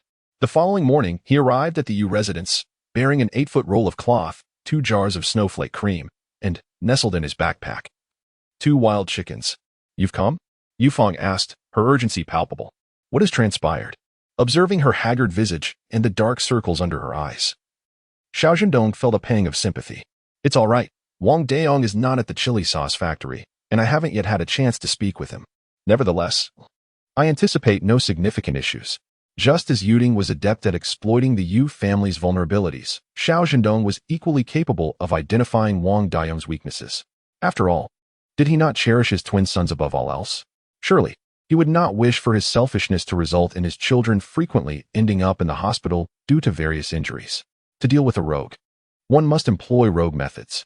Xiao Zhendong was fully aware of this, yet Yufang remained oblivious to his true nature, which left her feeling somewhat disheartened. However, this kind-hearted girl, despite her worries, offered comforting words. It will be fine. When he returns, we can have a thorough discussion. Don't worry. To this, Yuqing interjected with sarcasm. After all that commotion yesterday, you think this will lead to something reassuring? What is there to be at ease about? Mocking Xiao Zhendong. Yuqing then turned to earnestly counsel his daughter. Fang, you should heed your father. I once saved that young leader's life. Marrying him will surely bring you a smooth path ahead. Yufang, displeased, retorted, Father, Xiao Zhendong has assured me he can manage. He certainly will. Yuqing, irritated, responded. You stubborn girl, why are you turning your elbow outward? How can you justify this? With conviction, Yufang declared, I intend to marry Xiao Zhendong. Henceforth, we shall be a couple. It is only logical for me to support my own man. The moment these words escaped her lips, she regretted them, feeling as though she had revealed an overwhelming eagerness for marriage. Before she could retract her statement, Xiao Zhendong stepped forward, positioning himself behind Yufang, and said earnestly, Uncle Yu, trust me this once, you will not regret it. Moreover, Yuding will not trouble us again for the foreseeable future. Their duet nearly exasperated Yuqing into a fit. Ultimately, it was Yufang's mother who intervened. ushering Yuqing back into the house. With an apologetic demeanor, she addressed Xiao Zhendong. Please do not take offense. Your Uncle Yu is not truly like that. He is merely anxious. Furthermore, her expression shifted as she continued. You two speak of marriage so casually. He is concerned about potential complications. Although the chili sauce factory may seem insignificant, it is not something we common folk can recklessly oppose. For the children's sake, sending Fong Fong far away may be the best course of action. Madam, Xiao Zhendong interrupted, decisively stating, since I intend to marry Fong Fong, I assure you it is no idle boast. I will protect her with utmost diligence. As a man, if I cannot safeguard the woman I cherish, then I am not worthy of the title. Upon hearing his words, Mother Yu felt quite touched, while Yu Fong's little face flushed crimson as she bit her lip, contemplating how shameless Xiao Zhendong truly was. Who was this beloved woman of his? Ah, yes, Xiao Zhendong presented the items he had purchased the previous day, saying, This is the fabric I acquired for Fong Fong. Ideally, I should have made something for you, but lacking parents and unaware of anyone's skill in the brigade, I thought it best to bring the fabric back for you to decide how to use it. The sight of so much pristine fabric cradled in her arms was indeed overwhelming. Mother Yu initially declined, but was soon coaxed into a daze by Xiao Zhendong. As for this outcome, Yu Fong found herself at a loss for words. In the courtyard, only Yu Fong and Xiao Zhendong remained. Yu Fong tugged at him, exclaiming, Why did you buy so many things without a word? For my wife, is that not to be expected? Xiao Zhendong replied, pulling out a handful of white rabbit creamy candy from his pocket. Don't feel down. Take this and enjoy the sweetness, he assured her. I will resolve this matter for you, without fail. Yu Fong did not doubt Xiao Zhendong's sincerity. She simply understood how complicated her elder sister could be. But what about? Before she could finish, Xiao Zhendong shamelessly squeezed her delicate, fair hand. Without waiting for her to express annoyance, he swiftly placed 2 jars of snowflake cream into her hands. One clever trick after another left Yu Fong struggling to muster her anger. She stammered, Why did you buy this? One for you, one for my mother-in-law. Xiao Zhendong grinned unabashedly. Yu Fong's face burned crimson as she shoved the snowflake cream back at him, muttering, How shameless of you. Who is your mother-in-law? Little did she know, there was a saying, a meat bun thrown to a dog, gone without a trace. Such an outstretched hand was not to be ignored. Did Yu Fong truly think she could withdraw her hand? Not a chance. Xiao Zhendong held onto her hand firmly, declaring, My wife's mother is indeed my mother-in-law. Yu Fong's face deepened in hue as she protested, I am not your wife. Ah, this young lady certainly possesses a stubborn tongue. Just moments ago, who was it that quarreled with her father, declaring she would marry Xiao Zhendong in this lifetime? All right, I shan't tease you any longer. Hold on to the snowflake cream and once I depart, be sure to share it with your aunt, Xiao Zhendong said more seriously. And remember, when you speak to her, be sure to say plenty of good things on my behalf. With Xiao Zhendong's demeanor turning earnest, Yu Fong found herself slightly taken aback. Attempting to withdraw her hand, she failed and resigned herself to the situation. What are you buying this for? It's such a waste, she exclaimed, lamenting the several coins that a jar of snowflake cream cost. How many medicinal herbs would she need to gather to exchange for just 1 jar? As she gazed at the frayed garment Xiao Zhendong wore, her thoughts drifted back to the fabric he had delivered. A wave of bittersweet emotion washed over her, coupled with an undeniable, secret joy. She realized that Xiao Zhendong must truly care for her, as he reserved the finest things for her. Unbeknownst to Xiao Zhendong, his wife had already begun to entertain her own romantic notions, prompting him to smile and boast, For my wife, how can that be deemed wasteful? The snowflake cream will suffice for now. When circumstances permit in the future, I shall procure something superior for you, if memory serves him right. There are various options like the black and blue bandages in the later generations, along with an abundance of lotions, serums, and masks. Given the current state of life, being able to use even a snowflake cream is quite commendable. Yu Fong neither accepted nor declined. As Xiao Zhendong slightly loosened his grip, she simply withdrew her hand and dashed into the house. Hidden within, Yu Qing watched stealthily, while Yu Mu, unsuspecting, collided face-to-face with her daughter. Yu Fong exclaimed, What are you two doing? Yu Qing pretended not to hear, limping away with an uneven gait. Yu Mu awkwardly laughed. Today, the clouds are quite white. With no retort, Yu Fong approached her mother, grasped her hand, and pressed a jar of snowflake cream into it, stating firmly, This is from Xiao Zhendong. Having said this, she turned and retreated to her room. Yu Mu stared at the weighty little jar in her hand, lost in thought. Yu Qing, curious, leaned in to inquire, What is it? Yu Mu sighed, Snowflake cream. A jolt of realization struck Yu Qing. Oh no, this little brat is targeting me. He thought of fleeing, but found it too late. Yumu, in a teasing tone, remarked, "Look at that. After all these years as an old couple. You never thought of buying me a snowflake cream. And now, we can use it, thanks to our future son-in-law." Yu Qing awkwardly replied, "He isn't exactly my future son-in-law yet. I think it's quite good," he added. In her room, Yufang swiftly wiped the table and placed the snowflake cream atop it. She then retrieved a key from around her neck, unlocked the drawer, and took out an envelope before heading out. Xiao Zhendong wandered aimlessly in the courtyard, gradually finding interest in the herbal concoctions Yufang was preparing. He thought to ask her which herbs were valuable. With frequent trips into the mountains, he might just stumble upon something fortuitous. Eventually, he envisioned collecting herbs while his wife prepared and dried them at home, eventually exchanging them for a bit of money, leading to a lifetime of happiness. Yufang, unlike Xiao Zhendong, lacked the audacity to simply approach him. Instead, she tugged at his sleeve and pressed an envelope into his hands. Xiao Zhendong caught it, curious. "What is this?" Yufang stammered, "It's nothing. Just take it and look at it when you get home." "Look at it when I get home? Could it be a love letter?" Upon hearing this, Xiao Zhendong was intrigued and thought, "How mischievous. I must open it." Before Yufang could stop him, he swiftly tore open the envelope. It wasn't a love letter. It was money, both in notes and coins. It was evident that these were Yufang's savings. Yufang's face flushed crimson as she stammered, You bought so many things, just returning from the countryside and starting to build a house. How could you have this much money?" Dear reader, this chapter has more to unfold. Please turn to the next page to continue reading. The story only gets more exciting from here.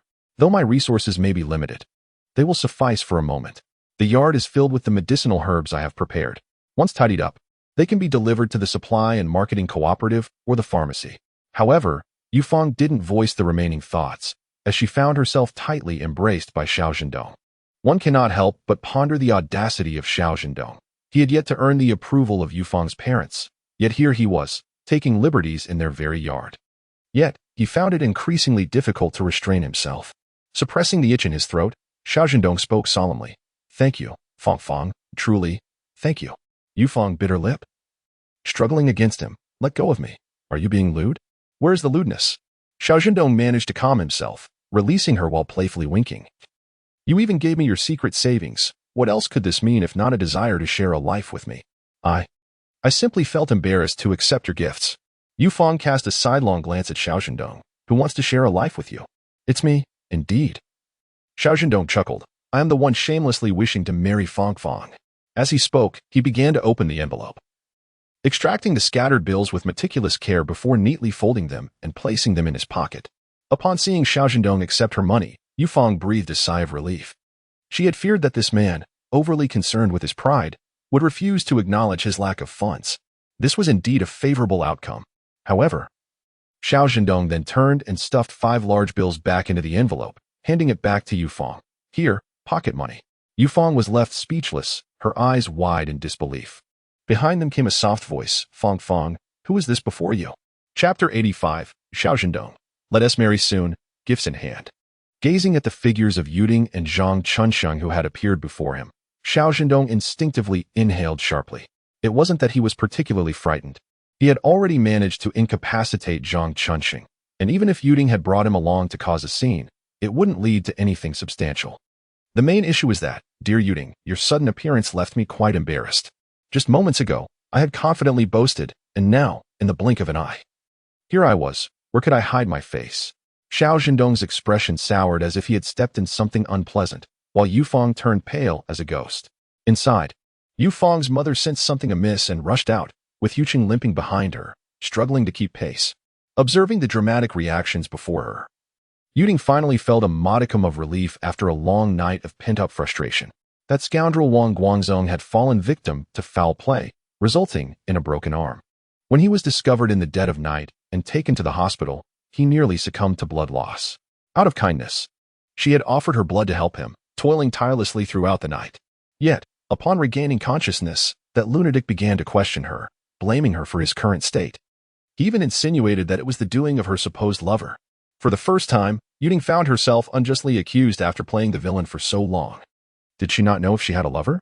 While Wang Daong was indeed inept, he was still alive. Even if she sought to indulge in escapades, it would have to wait until after Wang Daong had passed, when she could use his money to pursue her desires.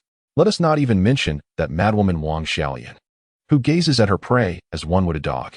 If she were to possess any semblance of understanding, would Wang Xiaolian truly remain oblivious?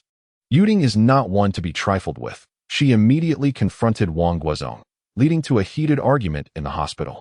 In a fit of anger, Wang Guozong rolled his eyes and fainted. Yuding was subsequently ejected by the nurses and found herself wandering the streets in the dead of night, her mind racing with anxiety. That scoundrel Wang Daong is no saint either. On the surface, he appears to support her. Yet if Wang Guozong were to assert, with utmost conviction, that she was unfaithful, she would find herself at a loss for words. After much contemplation, Yuding resolved to elevate her standing within the household, ensuring that Wang Daong recognized her as a valuable member rather than a mere freeloader. After all, Wang Daong took Wang Yuzu to another province to expand their market reach, all in hopes of enhancing the factory's profitability. If she could secure the textile factory's hot sauce orders, perhaps even if Wang Daong harbored doubts about her, he would be inclined to heed her words. The more she pondered, the more restless she became. Before dawn, she headed to Zhang Chunshen's home, rousing him from his slumber.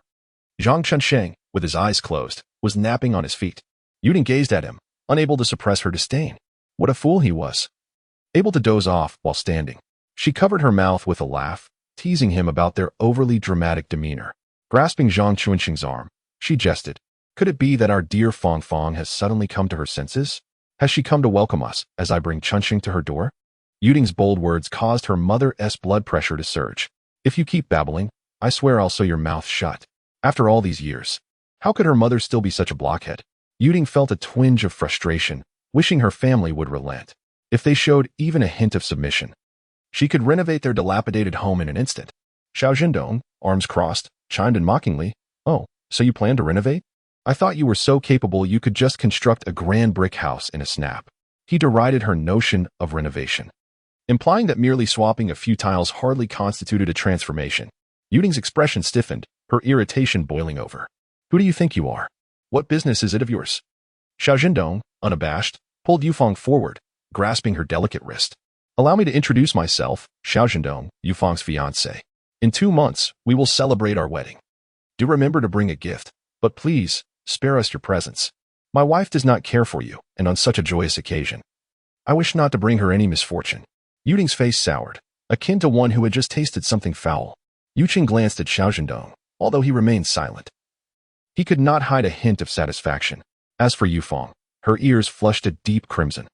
She shot a reproachful glance at Xiao Zhendong before struggling to free herself from his grasp. Just as Xiao Zhendong's hand fell empty, Yufeng swiftly clasped his hand again, raising it for Yuding to see. Indeed, we are soon to be wed.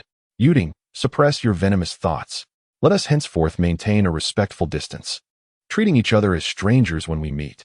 Yufeng slyly cast a glance at Xiao Zhendong, observing his beaming countenance, and she couldn't help but smile in response. With a defiant lift of her chin directed at Yuding, she declared, however, do not even think about contributing financially to our banquet. I find it repugnant. Yuding erupted into hearty laughter, exclaiming, what? You are actually enamored with such a person? It seemed she had stumbled upon something exceedingly ludicrous. Clutching her stomach as she laughed uncontrollably. Dirty money? Is there such a thing as dirty money? With a flourish, Yuding tugged at her pristine attire, reveling in her triumph. You may possess clean money, but just look at your garments. The expressions of the Yujia family soured, yet Xiao Zhendong remained composed. As the old adage goes, 30 years on the east side of the river, 30 years on the west side. Do not underestimate the impoverished youth. He recited the line with theatrical flair, relishing the artful delivery. With an air of nonchalance, he observed, you see, your aspirations differ greatly from those of your sister. You prefer the aged, unkempt, and reeking of senescence, while our Fong Fong appreciates someone tall and handsome, like myself. Such divergent pursuits are incomparable. Noticing Yuding's displeasure, Xiao Zhendong shrugged nonchalantly. Your partner is more than adequate to serve as a father figure to Fong Fong. The moment those words escaped his lips, he felt a sudden sting on his backside. What was that for? He exclaimed, bewildered by the familial discord. Turning around, he discovered it was his future father-in-law. Ah, no matter then. What nonsense are you spouting? Yuqing scolded, glaring at him. At your tender age, you ought to exercise some restraint. Xiao Zhendong quickly backpedaled. I misspoke. Our father is present. Sensing the need to bolster Yuqing's presence, he turned back to Yuding, waving dismissively, as if swatting away flies. So, keep your precious father to yourself. Hurry home and avoid embarrassing yourself out here. Yuding felt humiliated by the scorn of this outsider, while her own family merely reveled in the spectacle. Offering no words of support, she felt as though her heart had perished. Chapter 86. Escalation of conflict. Choking back tears, Yuding implored, "Father, mother, no matter my faults. Am I not your own flesh and blood?" She raised her hand, pointing accusatorily at Xiao Zhendong, her voice laced with bitterness. "Are you truly just going to stand by and watch him torment me? Hey, don't try to play the victim," Xiao Zhendong retorted, his expression one of incredulity. "A daughter is a daughter, a son is not some beast. What Yuding has done is beneath even the basest of creatures. Sacrificing her own sister to marry a fool for her selfish gain. Is this the act of a human being? I have warned you before," Yuqing stated solemnly. "As long as you associate with Wang Daong, you shall no longer be considered a daughter of the Yujia. Now, as you stir up trouble for Fong Fong on behalf of the Wang family, I find Xiao Zhendong's actions to be entirely justifiable. Yuding, you are fortunate to be of my age," Yuqing remarked with a fleeting smile, the malice in his demeanor hardening, almost palpable. "I have emerged from the depths of despair. Provoke me, and the price could be your life. You dare to threaten Fong Fong? I shall not hesitate to end you with a single shot." Yuding was indeed taken aback. Yet she was well aware of Yuqing's disposition. His bluster often belied his true nature. He genuinely cared for his children in their youth, regardless of how mischievous and unruly they became. Even when he was driven to the brink of fury, he could only glare at them. His hand would rise and fall. Yet never once did it land upon them.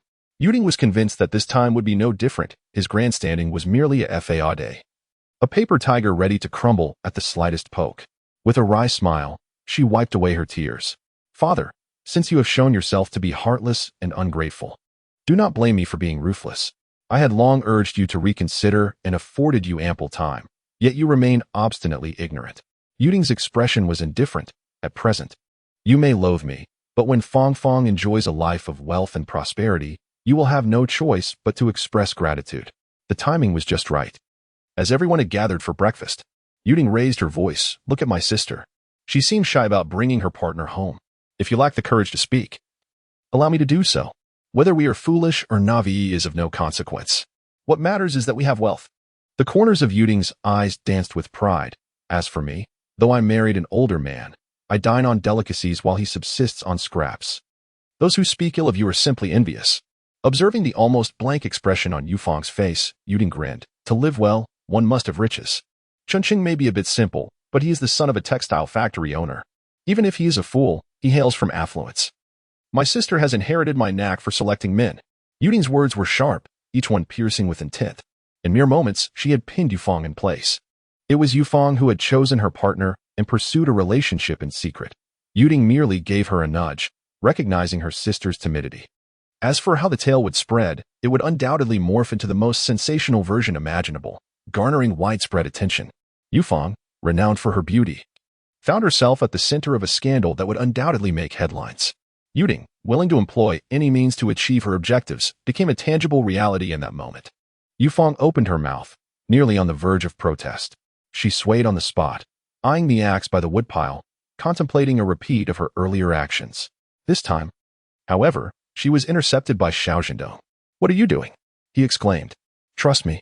Yufeng instinctively recalled his earlier words, that she would not face trouble in the near future. Indeed, Xiao Zhendong conceded, acknowledging his earlier miscalculation. "But is it truly wise to speak so bluntly? I too have my pride." While he managed to halt Yufeng, he could not prevent Yuqing's advance.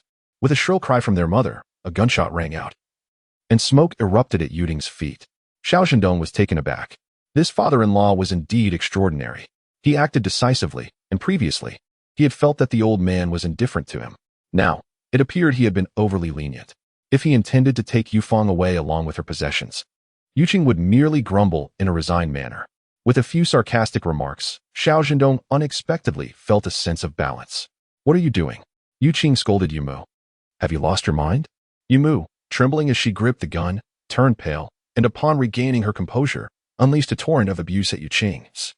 "You're the one who is reckless. What do you intend to do? Are you truly resorting to violence?" Yuqing's gaze was heavy. "I have but a worthless life. Over 20 years ago, I was given a second chance at life. If I lose her now, sacrificing myself would be worthwhile. Tears streamed down Yumu's face. You old fool. Yufang could no longer hold back. Father. The sound of gunfire drew everyone together at an alarming pace. Heavens. What is this family up to? Why are they brandishing knives and guns? It was surprising that the usually composed elder brother of the Yu family had resorted to firearms. Evidently, Yuting had acted foolishly once more. Oh, but that may not be the case. A woman in a headscarf smirked, crossing her arms.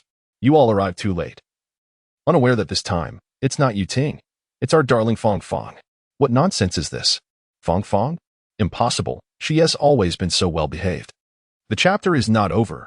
Please turn to the next page to continue reading. She is lovely and kind-hearted. And I was planning to visit the Yu family after the autumn harvest to discuss a marriage for my son. The woman in the headscarf sneered, nudging Yuting. Go on, dear girl. Tell us what mischief you've been up to. Yuting, still in shock, trembled with fear, yet her malicious nature remained unchanged. She blurted out, Fong Fong has been seeing a foolish suitor from a wealthy family, afraid that her parents would disapprove, and asked for my help to stir up this matter. As she spoke, Yuting suddenly came to her senses, tears streaming down her face, choking back sobs. I never expected my sister would resort to this. She clutched her chest, her expression one of deep sorrow, wishing to marry a wealthy man while avoiding a tarnished reputation. You must tell them that this suitor was introduced by me. By all that is sacred, I am utterly wronged. The crowd gasped in shock. No way. Indeed. How could Fong Fong, who rarely leaves the house, meet such a wealthy suitor? Who says she never goes out? Isn't she often in the mountains gathering herbs? In the depths of the forest, who knows what she is truly up to? Moreover, she occasionally visits the supply and marketing cooperative, without anyone accompanying her. Who can tell if she is meeting a lover or selling medicinal herbs? Oh, Zhuzi's mother. I thought the tone of that remark sounded rather bitter. You don't still hold a grudge against Fong Fong for rejecting your Zhuzi, do you? The crowd debated, each defending their own perspective. Xiao Zhendong held Fong Fong's hand. Watching Yuting create a scene, akin to observing a jester perform. Chapter 87, A Turning Point. Yuting, with a somber expression, still aimed the gun. Xiao Zhendong sighed. This father-in-law was a principled man who cared deeply for his daughter and would not be easily bullied, yet he was clearly stubborn, lacking any flexibility. If he continued to wield the gun, even a justified stance would lose its merit. Uncle Yu, Xiao Zhendong grasped the gun barrel and spoke solemnly. There is no need to rush. We have not yet reached the point where a single shot determines the outcome. You brat, step aside. Yuqing's eyes were red. Can't you see? My daughter has been ruined. I, Yuqing, am a good-for-nothing, but my daughter Fong Fong is truly exceptional. Whoever tarnishes her reputation, I shall confront them with all my might. Don't. With tears in her eyes, Yu's mother implored, Old Yu, if you go too far, the police will be involved. What will become of me and Fong Fong if you're imprisoned? Yu Jiang and Xiang Xiu are both good people. If I am taken away, it will bring calamity to our family. Fine, fine. Yu's mother, exasperated, exclaimed, You stubborn fool, if you become a murderer, what will happen to you? Who? He is a soldier.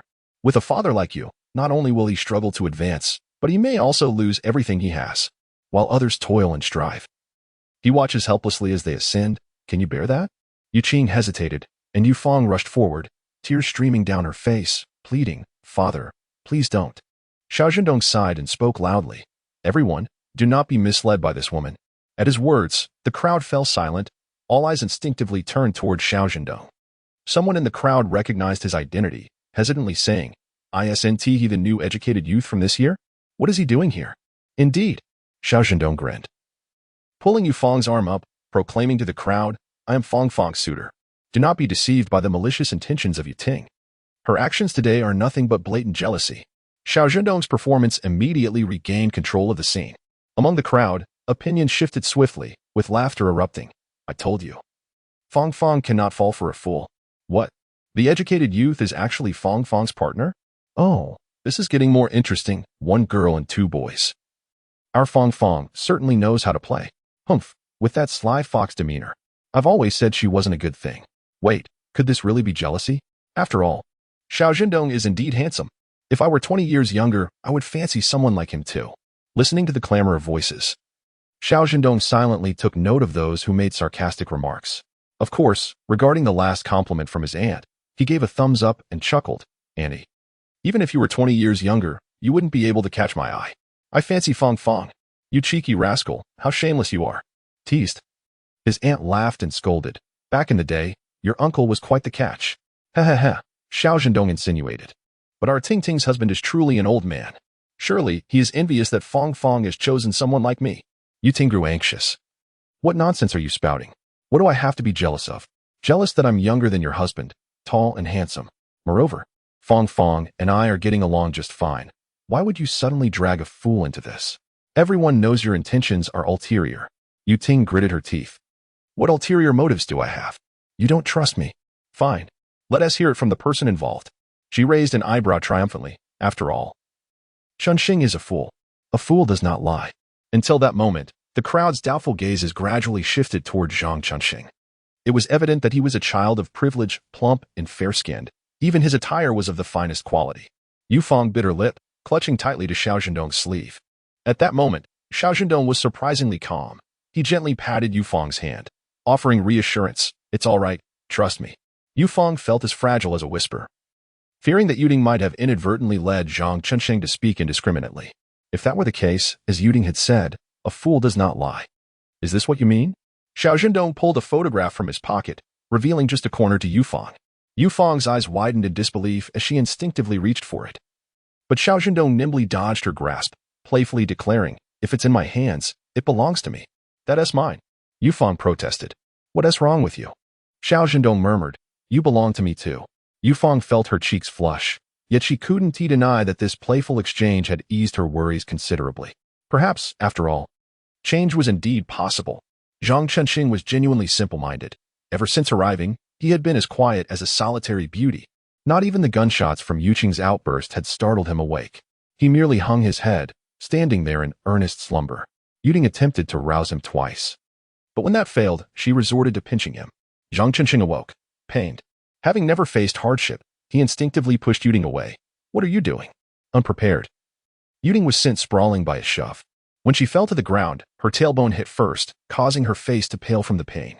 With a quivering voice, she exclaimed, you hit me. You're a bad person. Chunxing will tell mother. The moment those words left his lips, it was evident to all that he was indeed simple-minded. Yuding, with her vision darkening from the pain, still persisted in her attempts to manipulate her own sister. Gritting her teeth, she shakily raised her hand. Chunxing, tell me. Who is that? She gazed at Zhang Chunxing with eager anticipation. However, Zhang Chunxing, in his simplicity, did not follow the path Yuding had envisioned. His dark, beady eyes fixated on her as he muttered, you are a bad person. Chunxing wants to talk to you. Yuding, feeling numbness wash over her, could only reassure herself. It's all right. It's all right. As long as I accomplish my goal, a little hardship is nothing. Gritting her teeth, she apologized to Zhang Chunxing. Awkwardly rising to her feet while supporting her waist, Chunxing, don't look at Sister Tingting. Look over there. She pointed towards Yu Fong. Do you see who that is? She resembles someone you used to see every day. As Zhang Chunxing's clear gaze shifted towards Yu Fong, her heart leaped into her throat. Then, with a clap of his hands, Zhang Chunxing exclaimed brightly, Mother. Yu Fong was taken aback. What is this? Xiao Zhendong beamed with delight, affectionately nudging Yu Fong with his elbow. What are you waiting for? Our dear son has called out to you. Shouldn't you respond? Amid the bewildered gazes of the crowd, Zhang Chunxing abandoned Yuding and joyfully dashed towards Xiao Zhendong and Yu Fong. Everyone was flabbergasted at this sudden twist of events. Even Yuqing and their mother were left in a state of shock. Xiao Zhendong chuckled, remarking, Yuding, as you said, a fool does not lie. Moreover, when you contemplate mischief in the future, do employ a bit more intellect, will you? What exactly have you done to him? Yuding trembled with fury, convinced her cunning scheme was flawless. Yet, in the end, a significant oversight had emerged. Unwilling to concede defeat, Yuding suppressed her pain and sprinted towards Zhang Chunxing, gripping his arm with a voice filled with desperation. Zhang Chunxing, look closely, who is this? Startled by Yuding's intensity, Zhang Chunxing blinked, tears welling in his small eyes as he sobbed. You are bullying Chunxing. You are a wicked woman. Yuding paid no heed to Zhang Chunxing's resistance, holding on to him and pointing at Yu Fong. Do you not remember? Didn't Sister Tingting tell you about this? Who is she? Her face was alight with hope, yearning for Zhang Chunxing's diminutive mind to recall her previous earnest admonitions. But to her dismay, he glared at her with contempt, muttering, bad person, bad person. Yuding's heart sank significantly, yet she refused to relent. She is my wife. The very mention of those words evidently struck a sensitive chord within Zhang Chunxing. He recalled the large piece of candy that had spun on his lips, only to be thrust into the mouth of a bully. He remembered the bully raising a small hand and mercilessly striking his face. Suddenly, in a fit of rage, Zhang Chunqing seized Yuting and unleashed a barrage of slaps. His towering stature and lack of control over his strength rendered Yuting unconscious after just 3 blows. As he continued, a tooth, mingled with blood, flew out. The emotions of the Yu family were complex. Yufeng, witnessing Yuting's plight, could not help but feel her eyes welling with tears. She clutched Xiao Zhendong's arm, stifling a sob. She deserves it. If she were truly schemed into marrying this fool, would she not find herself in Yuting's position? Never mind, Xiao Zhendong turned to comfort Yufeng. Although the situation was somewhat unexpected, it could be deemed resolved. Thank you. Behind them, Yuqing observed Yufeng and Xiao Zhendong, his gaze gradually becoming more intricate. He had not anticipated that Xiao Zhendong possessed such capabilities, resolving this matter without bloodshed. Even more surprising was that his daughter genuinely seemed to care for this young man. Everything else could be fabricated, but an instinctive reliance on someone could never be feigned. Setting aside his previous biases, Yuqing began to perceive Xiao Zhendong as a suitable match. Though herding cattle was a laborious task, as long as one possessed skill, sustenance and warmth were not hard to attain. After a moment of serene reflection, Yuqing felt a pang of loss. He realized he was growing old. His era had irrevocably passed, and the future belonged to these young souls. Ultimately, it was the emergence of Mother Yu that saved Yuting. Initially, she had no desire to intervene. After all, her own family had not lifted a finger. Even if they had dealt a fatal blow to the troublesome Yuting, it would have merely been a matter between fools in the Wang family. However, upon witnessing Yufeng and Xiao Zhendong, Mother Yu felt that a joyous occasion was imminent, and it would be unfortunate if it were disrupted by Yuting's antics. Unbeknownst to her, she even altered her address for Dongzi. She stepped forward, her anxiety palpable, urging, quickly, make this child stop. What if she kills someone? That would bring such bad luck. Xiao Zhendong, sensing the gravity of the situation, replied, all right, and I will resolve this immediately. As he spoke, he reached into Yufeng's pocket. Yufeng, taken aback, exclaimed, what are you doing? Stop that fool.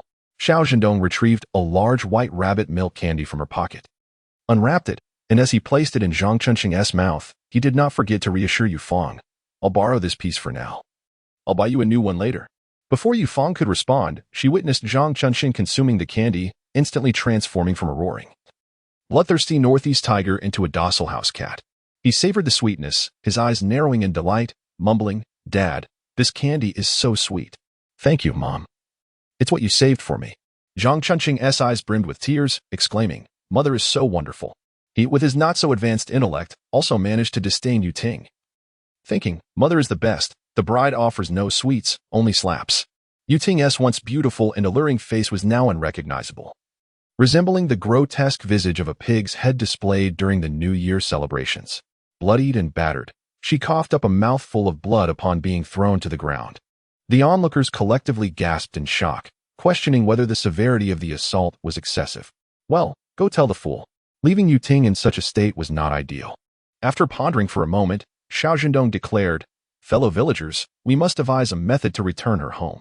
The crowd regarded him with expressions akin to amusement, incredulous at the suggestion that returning such a person would be any different from incurring enmity. Xiao Zhendong, with righteous conviction, retorted, What enmity? None of you have laid a hand on her. This is called acting with righteousness. The Wang family, regardless of circumstances, held a respectable status. Surely, after our arduous efforts, we cannot allow it to have been in vain, can we? The crowd, now convinced, required no further urging from Xiao Zhendong as 5 men emerged from the throng, carrying Yuting away. The trouble she brought upon herself was a spectacle that drew curiosity, with some eager souls inquiring, by the way, when did this affair with Xiao Zhiqing occur? Mother Yu, fidgeting with her hands, looked eagerly at Xiao Zhendong. Yes, when did this happen? They were left in the dark. Well, Xiao Zhendong replied casually, it was just a few days ago. Fong got lost while foraging for herbs in the mountains and sprained her ankle. That is how they met. Oh dear, that truly is a stroke of fate. Someone remarked. You're quite fortunate. Fong is renowned as a beauty in our commune and the surrounding areas. There have been plenty of inquiries about her lately. However, it is merely a matter of speed. No one can match Xiao Zhendong in that regard. Therefore, there is no need for inquiries. Our joyous occasion is imminent. Yufeng was taken aback. What joyous occasion? How could she be unaware? Oh, Dear sister, your daughter has found a splendid match. This year shall indeed be a momentous one for your family. Yumu's face broke into a relieved smile. Who could argue otherwise? By the way, you must have forgotten to visit Mei Mei for quite some time, haven't you? Mei Mei? Yufeng cast a curious glance. Just in time to hear the aunt say, it is said she is about to give birth. Mentioning her little fifth, Yumu smiled. Yes, soon. I reckon she will deliver next month. I have been saving eggs for her. In a couple of days, I shall take Fong Fong to see her. That sounds good. Chapter 89. It was Xiao Zhendong who saved me. The crowd dispersed. Those who were dining continued their meals, workers resumed their tasks, and children played. Each person busied themselves with their own affairs. The Yu family's small courtyard quieted down. Although Zhang Chunsheng was somewhat superfluous, he remained quiet as long as there was food, obediently retreating to a corner to play with the puppy. Yet, Yufeng harbored some concerns, observing how he had struck Yuting with such force. She couldn't shake the feeling that he lacked control. What if he accidentally harmed the puppy? Xiao Zhendong, Yufeng tugged at his sleeve. Speaking softly, he is playing with my dog. Xiao Zhendong turned his gaze and called out, Chunsheng, father? Chunsheng looked over with damp, innocent eyes. What is it? You can only watch, not touch. Behave, and there will be treats. Ah, he indeed became obedient, staring intently. When the puppy approached him, he would tread lightly to avoid it. Yufeng breathed a sigh of relief, and Yuqing exhaled deeply, putting away his hunting rifle. Come in and sit. This was a sign of his softened attitude. Yufeng felt a surge of joy, exchanging a glance with Yumu. Mother? Yumu placed her finger to her lips, raising her eyebrows while whispering, Your father has a sharp tongue, but a kind heart. Once inside, Yuqing took a seat, while Yumu briskly served Xiao Zhendong a steaming bowl of tea. The warm vapor enveloped the room. Through the mist, Xiao Zhendong could hardly discern Yuqing's expression. Speak. Yuqing coughed, discussing future plans and regulations. Xiao Zhendong was taken aback by the disjointed nature of the conversation. What? Do you plan to marry my daughter without a clear understanding? Yuqing retorted, If you are unwilling to discuss, then let it be. Xiao Zhendong grew anxious. Uncle Yu, we cannot proceed in such a manner. This matter is settled. We must not turn our backs on one another. Yuqing huffed, while Yumu, intrigued, inquired, Dongzi, what is the situation with that little fool in the courtyard? No worries, Xiao Zhendong replied with a smile. That little fool can be easily deceived. While Yuting may chatter away, our family can do the same. However, this approach is merely a temporary fix. Xiao Zhendong glanced at Yuqing, subtly implying, in life, one need not fear a thief, but rather the one who covets. As long as Fong Fong remains unmarried, Yuting will continue to linger on the matter. Today, we foolishly managed to muddle through. However, the situation has escalated, and once Yuting recovers, one must ponder whether her actions will be even more ruthless. Yuqing felt a jolt in his eyelids, reluctantly acknowledging that Xiao Zhendong spoke the truth. Yet, he couldn't shake the feeling that this young man was merely toying with him. What if the next time it were a widower? Xiao Zhendong's words were nothing but morbid thoughts that haunted Yuqing. At that point, the plans would need to be far more meticulous. Recklessness could lead to our family's downfall. Yu's mother was already in a state of panic. Indeed, the old man, Yuting, had become someone unrecognizable. With her fixation, how could there be any hope left? I understand. Yuqing's voice was gruff, but he added sternly, You are a sit-down youth. And I am as well. Yet I am also a man of responsibility and honor. Even if I return to the city, why would you assume I would abandon Fong Fong? You may doubt me, but why do you not trust in your daughter's charm? Xiao Zhendong's words left the Yu family in a daze. A girl as wonderful as Fong Fong would be cherished in the palm of his hand. She feasts while I sip broth. She wears the new, and I make do with the old. As long as she. Enough. Yufeng grasped Xiao Zhendong's arm tightly, her face flushed, shooting him a playful glare. Life is about mutual support. You care for me, and I for you. How can you say that I am a landowner's daughter while you are reduced to a laborer's life? Xiao Zhendong smiled broadly. Yufeng, earnest, addressed her parents. I know you are concerned about Xiao Zhendong, but, in truth, she hesitated, finally revealing, the day Yuting came looking for trouble, I felt utterly despondent. Fong Fong wished to earn the approval of the Yu family. However, she believed that over time, one's true character would reveal itself. And she need not voice these sentiments for her parents to see Xiao Zhendong in a new light. Let me finish, she urged, taking a deep breath and lifting her head, her eyes shimmering with tears. I went out at night and contemplated throwing myself into the river. What? Yu's mother stood in disbelief. Fong Fong, you. Mother. It's resolved now. Fang Fang sobbed, collapsing into her mother's embrace, overwhelmed with emotion. I truly thought I was going to die. It was Xiao Zhendong who saved me. Yuqing, with reddened eyes and trembling hands, admonished, Child, why resort to such extremes? When faced with difficulties, could you not discuss it with your parents? To die in such a manner would mean I and your mother would have to bury our beloved child. I don't know what to do. I don't want to marry a fool, nor do I wish for my parents to suffer disgrace because of me. Fang Fang cried pitifully. Xiao Zhendong felt a pang of sorrow in his heart and interjected, all right, let us not dwell on it. It's all in the past. Aren't we doing well now? Yu's mother raised her head. Dongzi, you are truly our family's savior. She attempted to kneel before Xiao Zhendong, causing him great alarm. With a swift motion, he secured his wife with one arm, while steadying his mother-in-law with the other. Aunt, if you truly kneel before me, I shall be at a loss on how to enter the door henceforth. He forced a bitter smile, contemplating the toll it would take on his life. Mother. Yu Fang wiped away her tears, hurriedly assisting Yumu to stand. What I mean to convey is that Xiao Zhendong is an exceptional individual. So much so that even in the absence of love between them, he would not treat himself poorly. Yu Fang's heart raced. Yet it gradually became tinged with a bittersweet sensation. She did not wish to portray herself as overly obedient. She was willful, stubborn, and somewhat inflexible. She feared that if Xiao Zhendong discerned these traits, he might regret his current choice. Uncle, Aunt, Xiao Zhendong remains unaware of Yu Fang's unexpressed sentiments, which have turned sour and inexpressible. He rose, gravely stating, I am not one for eloquent words, but I am a man of action. Entrust Fang Fang to me. You need not worry. Yuqing sighed deeply. Very well. The situation has reached this juncture. How can we not proceed with the marriage? Furthermore, Yuqing had to concede that at Xiao Zhendong's age, it would be challenging to find a more accomplished young man, one capable of sustaining a family and shouldering responsibilities. However, Chapter 90 posed a question. How would the bride price be divided? Yuqing pondered. Can you truly decide your own marriage? Shouldn't you consult your parents first?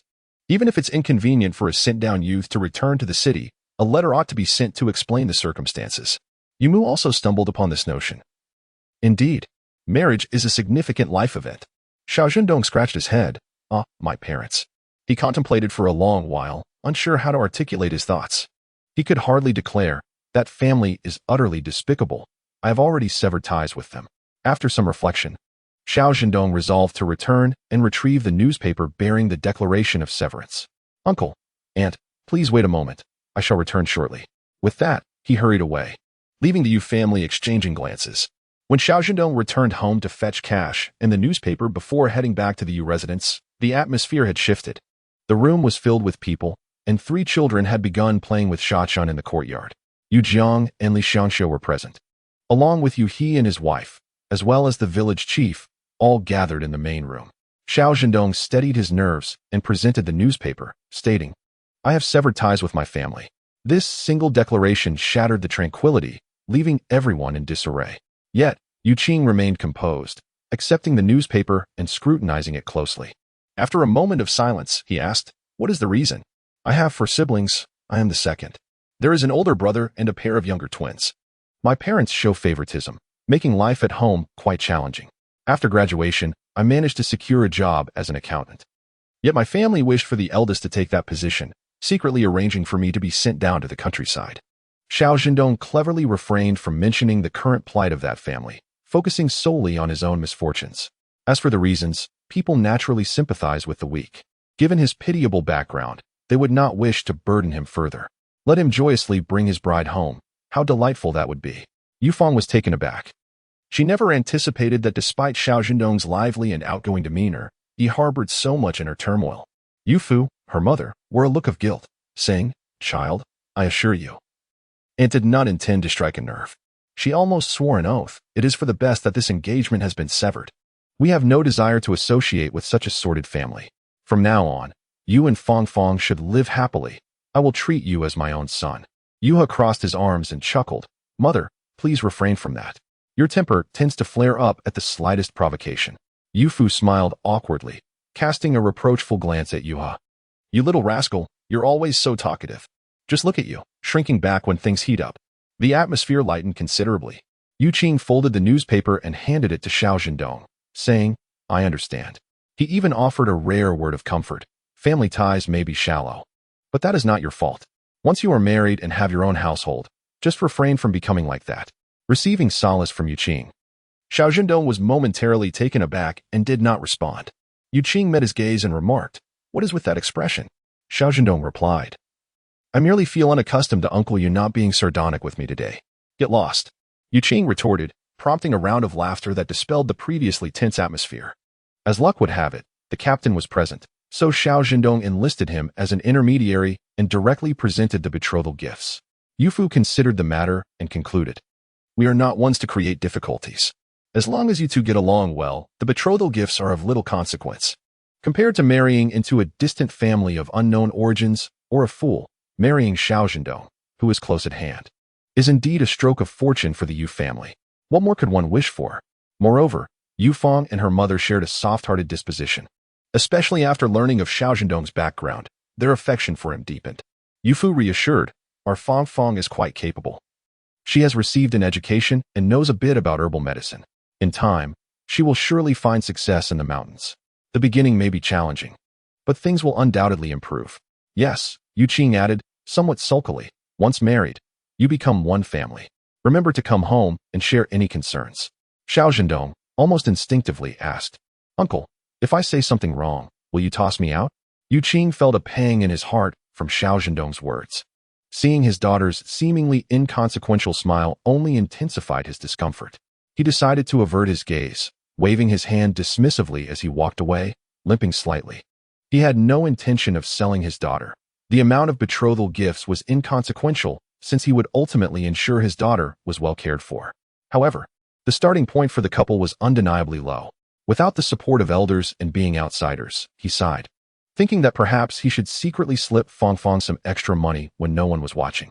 After all, children are debts. Having one or two is merely an obligation to be fulfilled.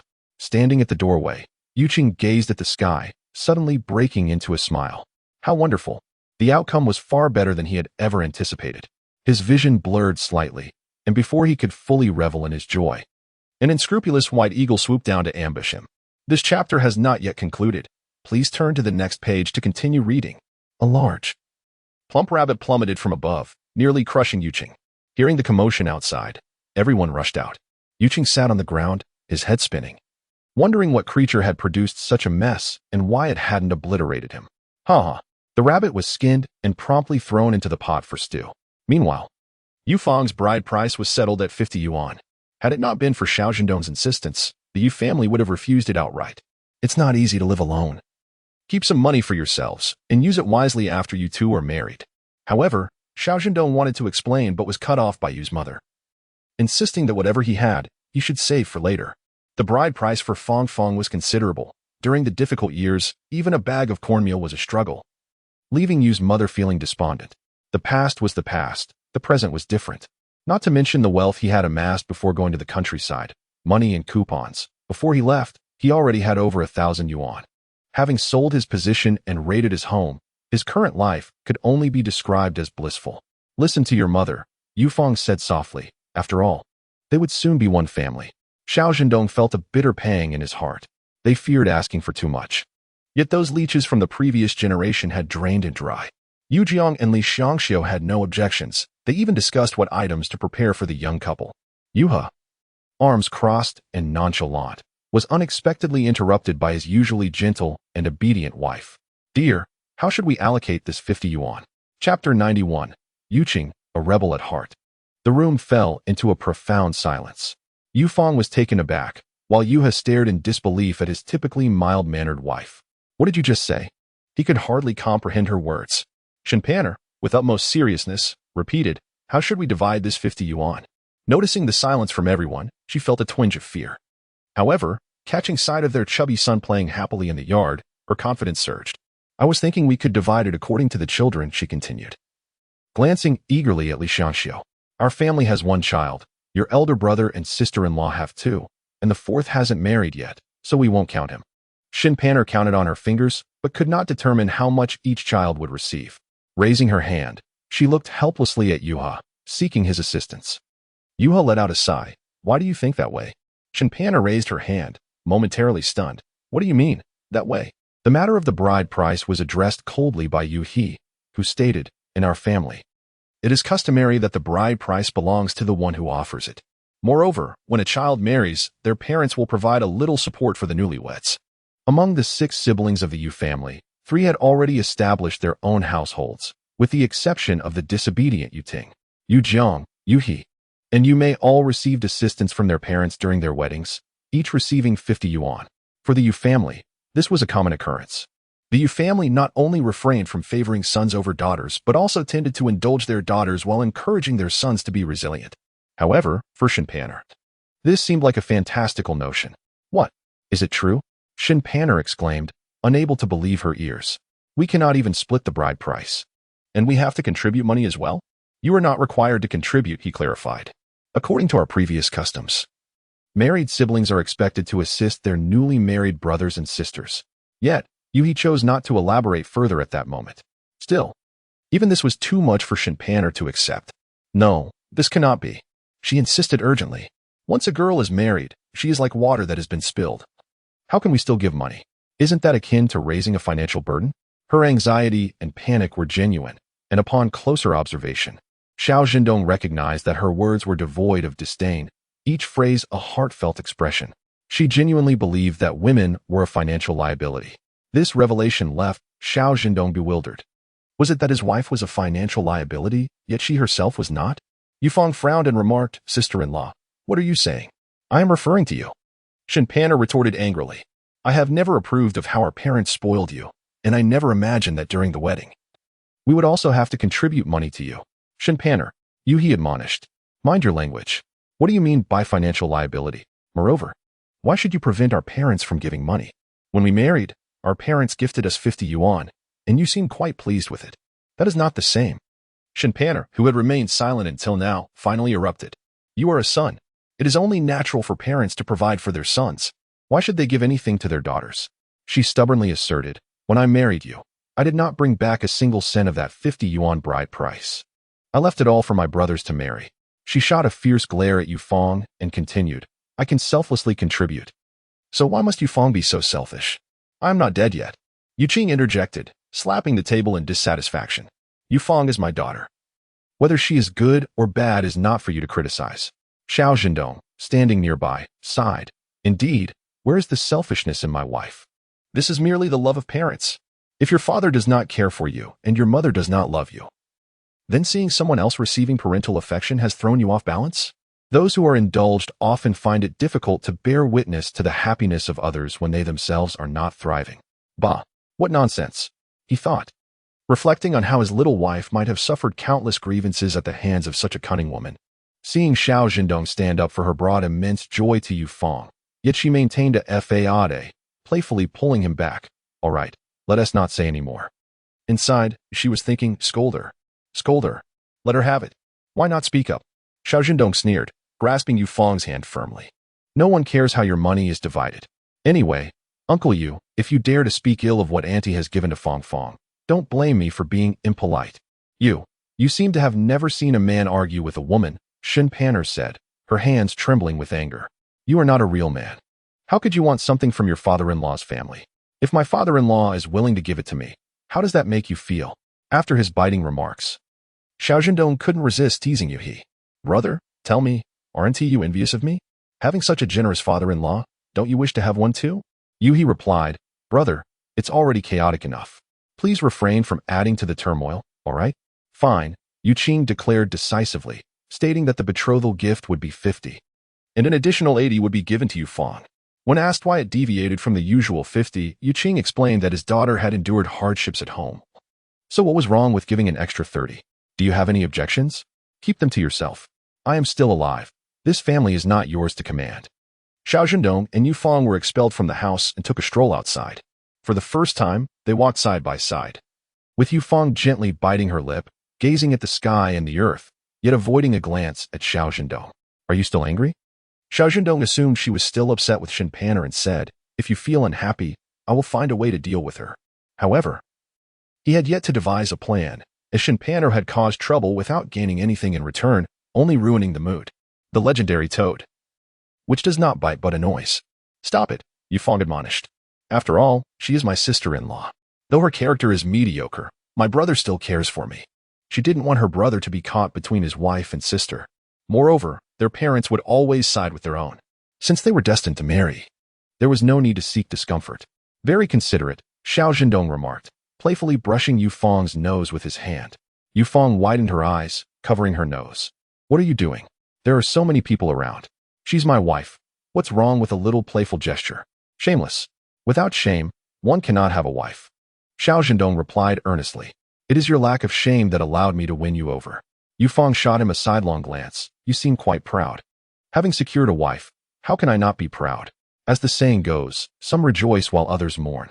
While Xiao Zhendong delighted in his engagement with Yufeng, even having given the betrothal gifts for Zhao Hui, it was akin to a bolt from the blue. What? He sprang up from his seat in disbelief. Feng is engaged?